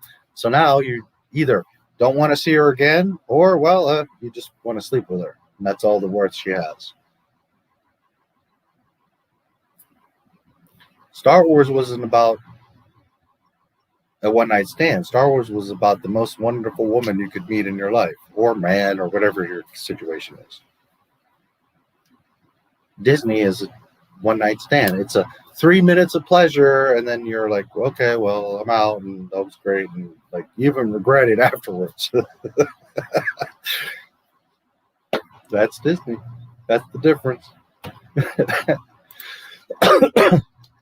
I don't know how many people were excited for the High Republic, but they still pushed it. Who does their market research? Nobody does. They're not, again, they're not concerned with that. They just throw shit out.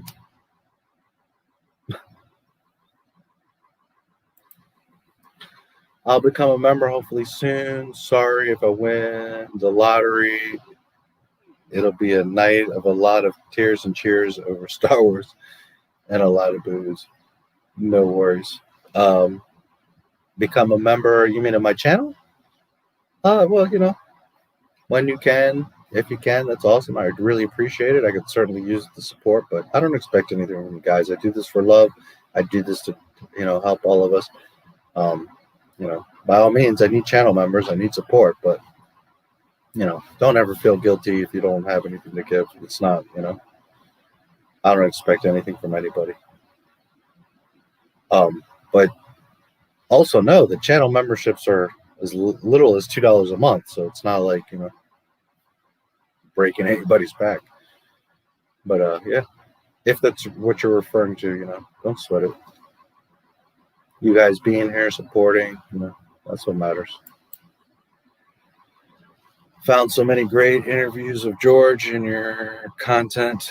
No one can do Star Wars like George because no one has the depth of investment the fathers did. Yes, absolutely.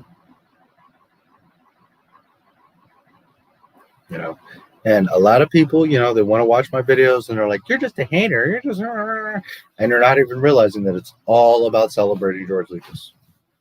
And if you don't get that, then you never were a Star Wars fan. You just don't get it.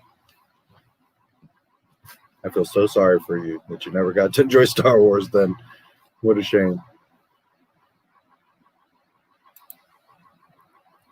What was your thoughts on Shadows of the Empire? Sorry if you already get. No, I mean, I've talked about it in other streams a little bit. I thought it was awesome. Love Shadows of the Empire. It's one of my favorites. It's been a long time. I don't remember all the details, but I always loved Shadows of the Empire.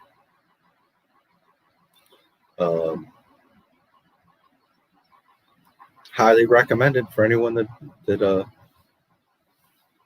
hasn't read it or doesn't know about it, it's in like my top list of recommendations. So Shadows is awesome.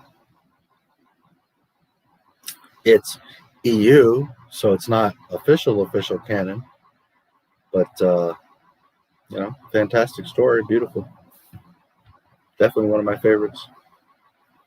I've mentioned it in many other streams, you know. That's definitely a name that always comes to me. Truth of Baccarat, Shatterpoint, Darth Maul, Shadowhunter, Shadows of the Empire, Heir to the Empire. Those are some that stick out to me. All the bounty hunter stuff, like Tales from Jabba's Palace. Those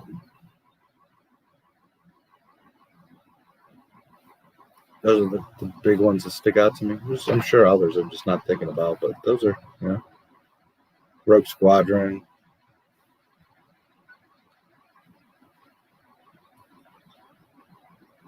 Love Shadows of the Empire. Star Wars never adjusted to the taste of the audience. You're right. Lucas made the prequels, said it's his story, like it or lump it. He never begged for their money. Correct. That's the thing. It's not about not caring. It's not about like, well, fuck you, you can't enjoy it. It's just that this is my story. And you like it or you don't. You love it or you don't. But this is the story. It's not about what you want. It's not about what you like. It's about, this is my story. And if at the end of the day you enjoy it or not, that's what a true artist is someone that doesn't compromise.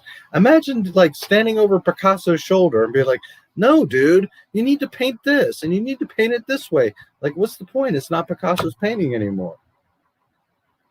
So either you like the Mona Lisa or you don't. It's okay if you don't. It's not for everybody. Some people love it and some people don't, and that's okay. Star Wars doesn't have to be yours. You don't have to be down with the team. It's okay if you don't like it. But you have to understand and accept and respect what it is. It is what George Lucas said, and that's it. There's no like ifs, ands, or buts about it. If you like Disney's fan fiction, hey, enjoy it. But because you like Disney's fan fiction doesn't mean that you're a Star Wars fan. That's what some people can't come to grips with. If you're a Star Wars fan, then you praise George Lucas. That's it. There's no other way around that. Doesn't mean he's your hero, your god, that no matter what. But if you have a problem with George Lucas or the original 6 movies, then you're not a Star Wars fan. You're a fan of something that says Star Wars, something that has lasers in it. You're not a fan of Star Wars. Star Wars is not for everyone. And some people get all their panties in a bunch. Like, but you're not being inclusive. No, fuck you. Some people like strawberries and some people don't. You don't change strawberries because some people don't like them. It's absurd.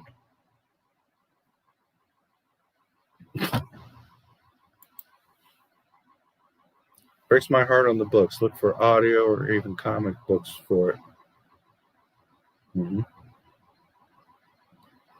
The Maul Shadow Hunter on audiobook is amazing. I love that one. There's like the music and the guy that does the narration. It's really good.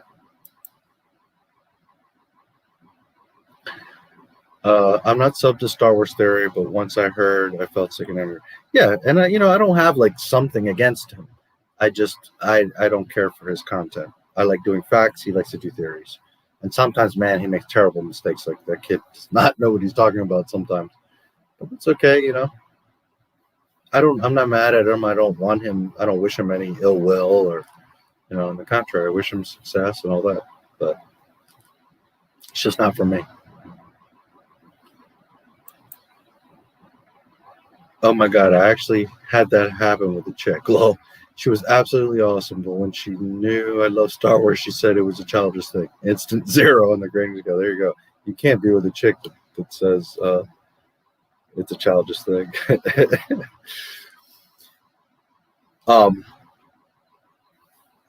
Most of my girlfriends weren't like big Star Wars fans. I wish I could meet like a Star Wars freak girl. And that's okay. You don't have to love Star Wars. But you also can't be like, well, that shit's dumb. You shouldn't be watching that. This is for kids. What the fuck are you doing? Then, yeah, that's a problem.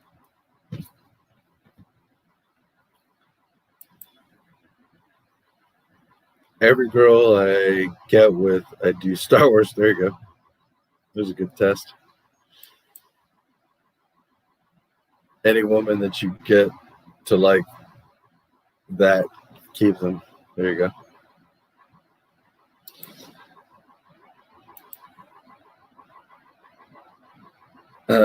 Thank God. I love listening to Shadows of the Empire soundtrack, like Fine Wine. Oh, Shadows is amazing. I love Shadows. I love the EU. It's just like I always say, I'm about truth and facts. The EU is technically not canon. Doesn't mean I don't love it. Doesn't mean I don't want it. Doesn't mean you shouldn't check it out. And it's beautiful. Some amazing characters and stories and all that. But at the end of the day, there's only one true continuity. And anything that deviates from that continuity is not true canon. And the EU, for the most part, was okay. It didn't have problems. It's not perfect. But 95% of it, okay, it wasn't a problem. It was just extra side stories. It's expanded stories. But when Lucas can come at any moment and change, alter, take from, delete, then that shows you that it's not canon. Because canon is something that cannot be altered. But most of the EU is fine. It fits. It's respectful. It's there. It's just great. EU is beautiful. Disney's the fucked up problem. They're the ones that are just doing this, that, and the other. And then that's a whole other conversation. But, you know, if I got control of Lucas, one of the very first things I'm doing is getting rid of that Legends nonsense, and the EU is back. The EU is what it is, expanded universe, as it's supposed to be.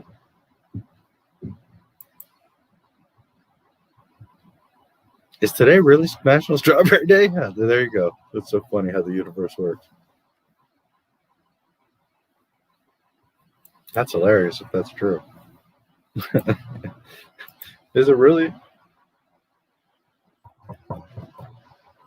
That is too funny. I don't even like strawberries.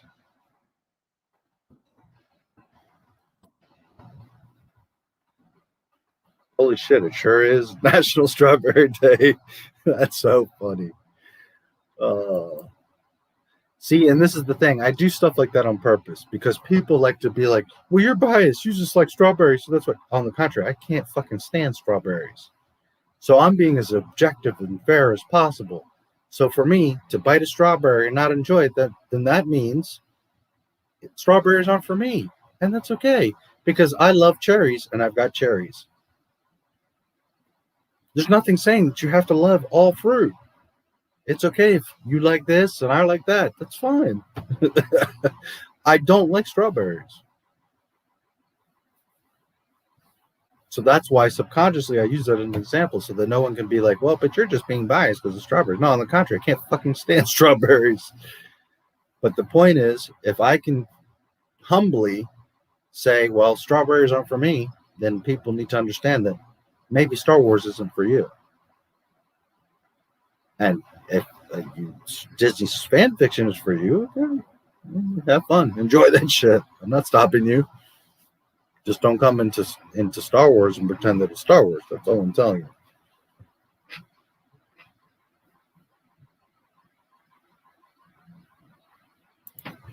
Darth Bane. Yeah. I haven't read all of his stuff, but I know some of it. He is beautiful. Yes, it is beautiful. It's very nice. Beautiful stories, beautiful characters. This man doesn't like strawberries? Are you trying to get canceled here? People have gotten canceled for less. Yeah, well, cancel me. Fuck strawberries. I don't like them. But I'm also not here telling you can't like them or that we should ban strawberries or that strawberries got to be different because I have to be able to like them. You see, that's what the Mickey Mouseketeers do. Try to fuck your shit up because they have to have strawberries.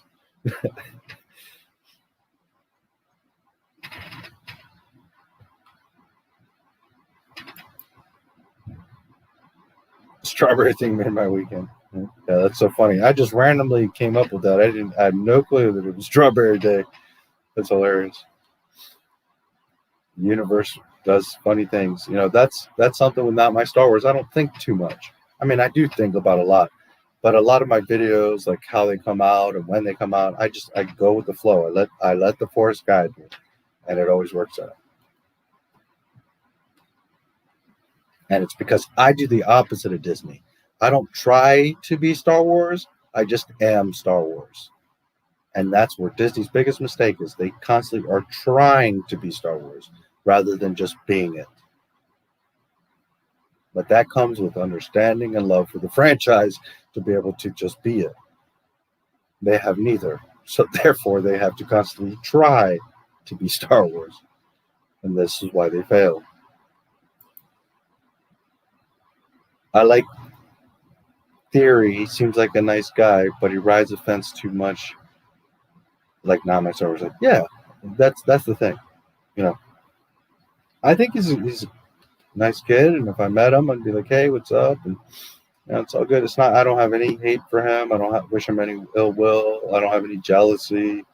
It's just, you know, again, I'm here for the facts. I want to know the truth. I want to know what really happened, not theorize on things. And I also don't play the shill ride the fence bullshit.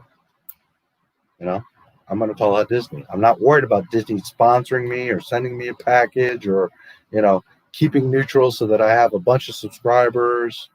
I'm sure he makes a ton of money off of YouTube, but I have integrity and he doesn't. That's the thing.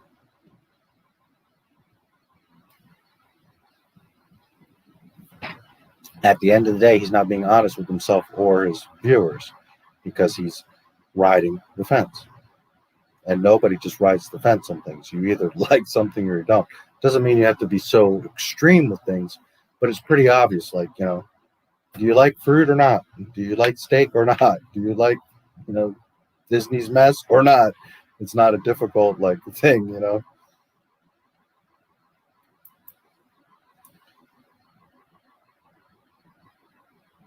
Got to clip fuck strawberries. There you go.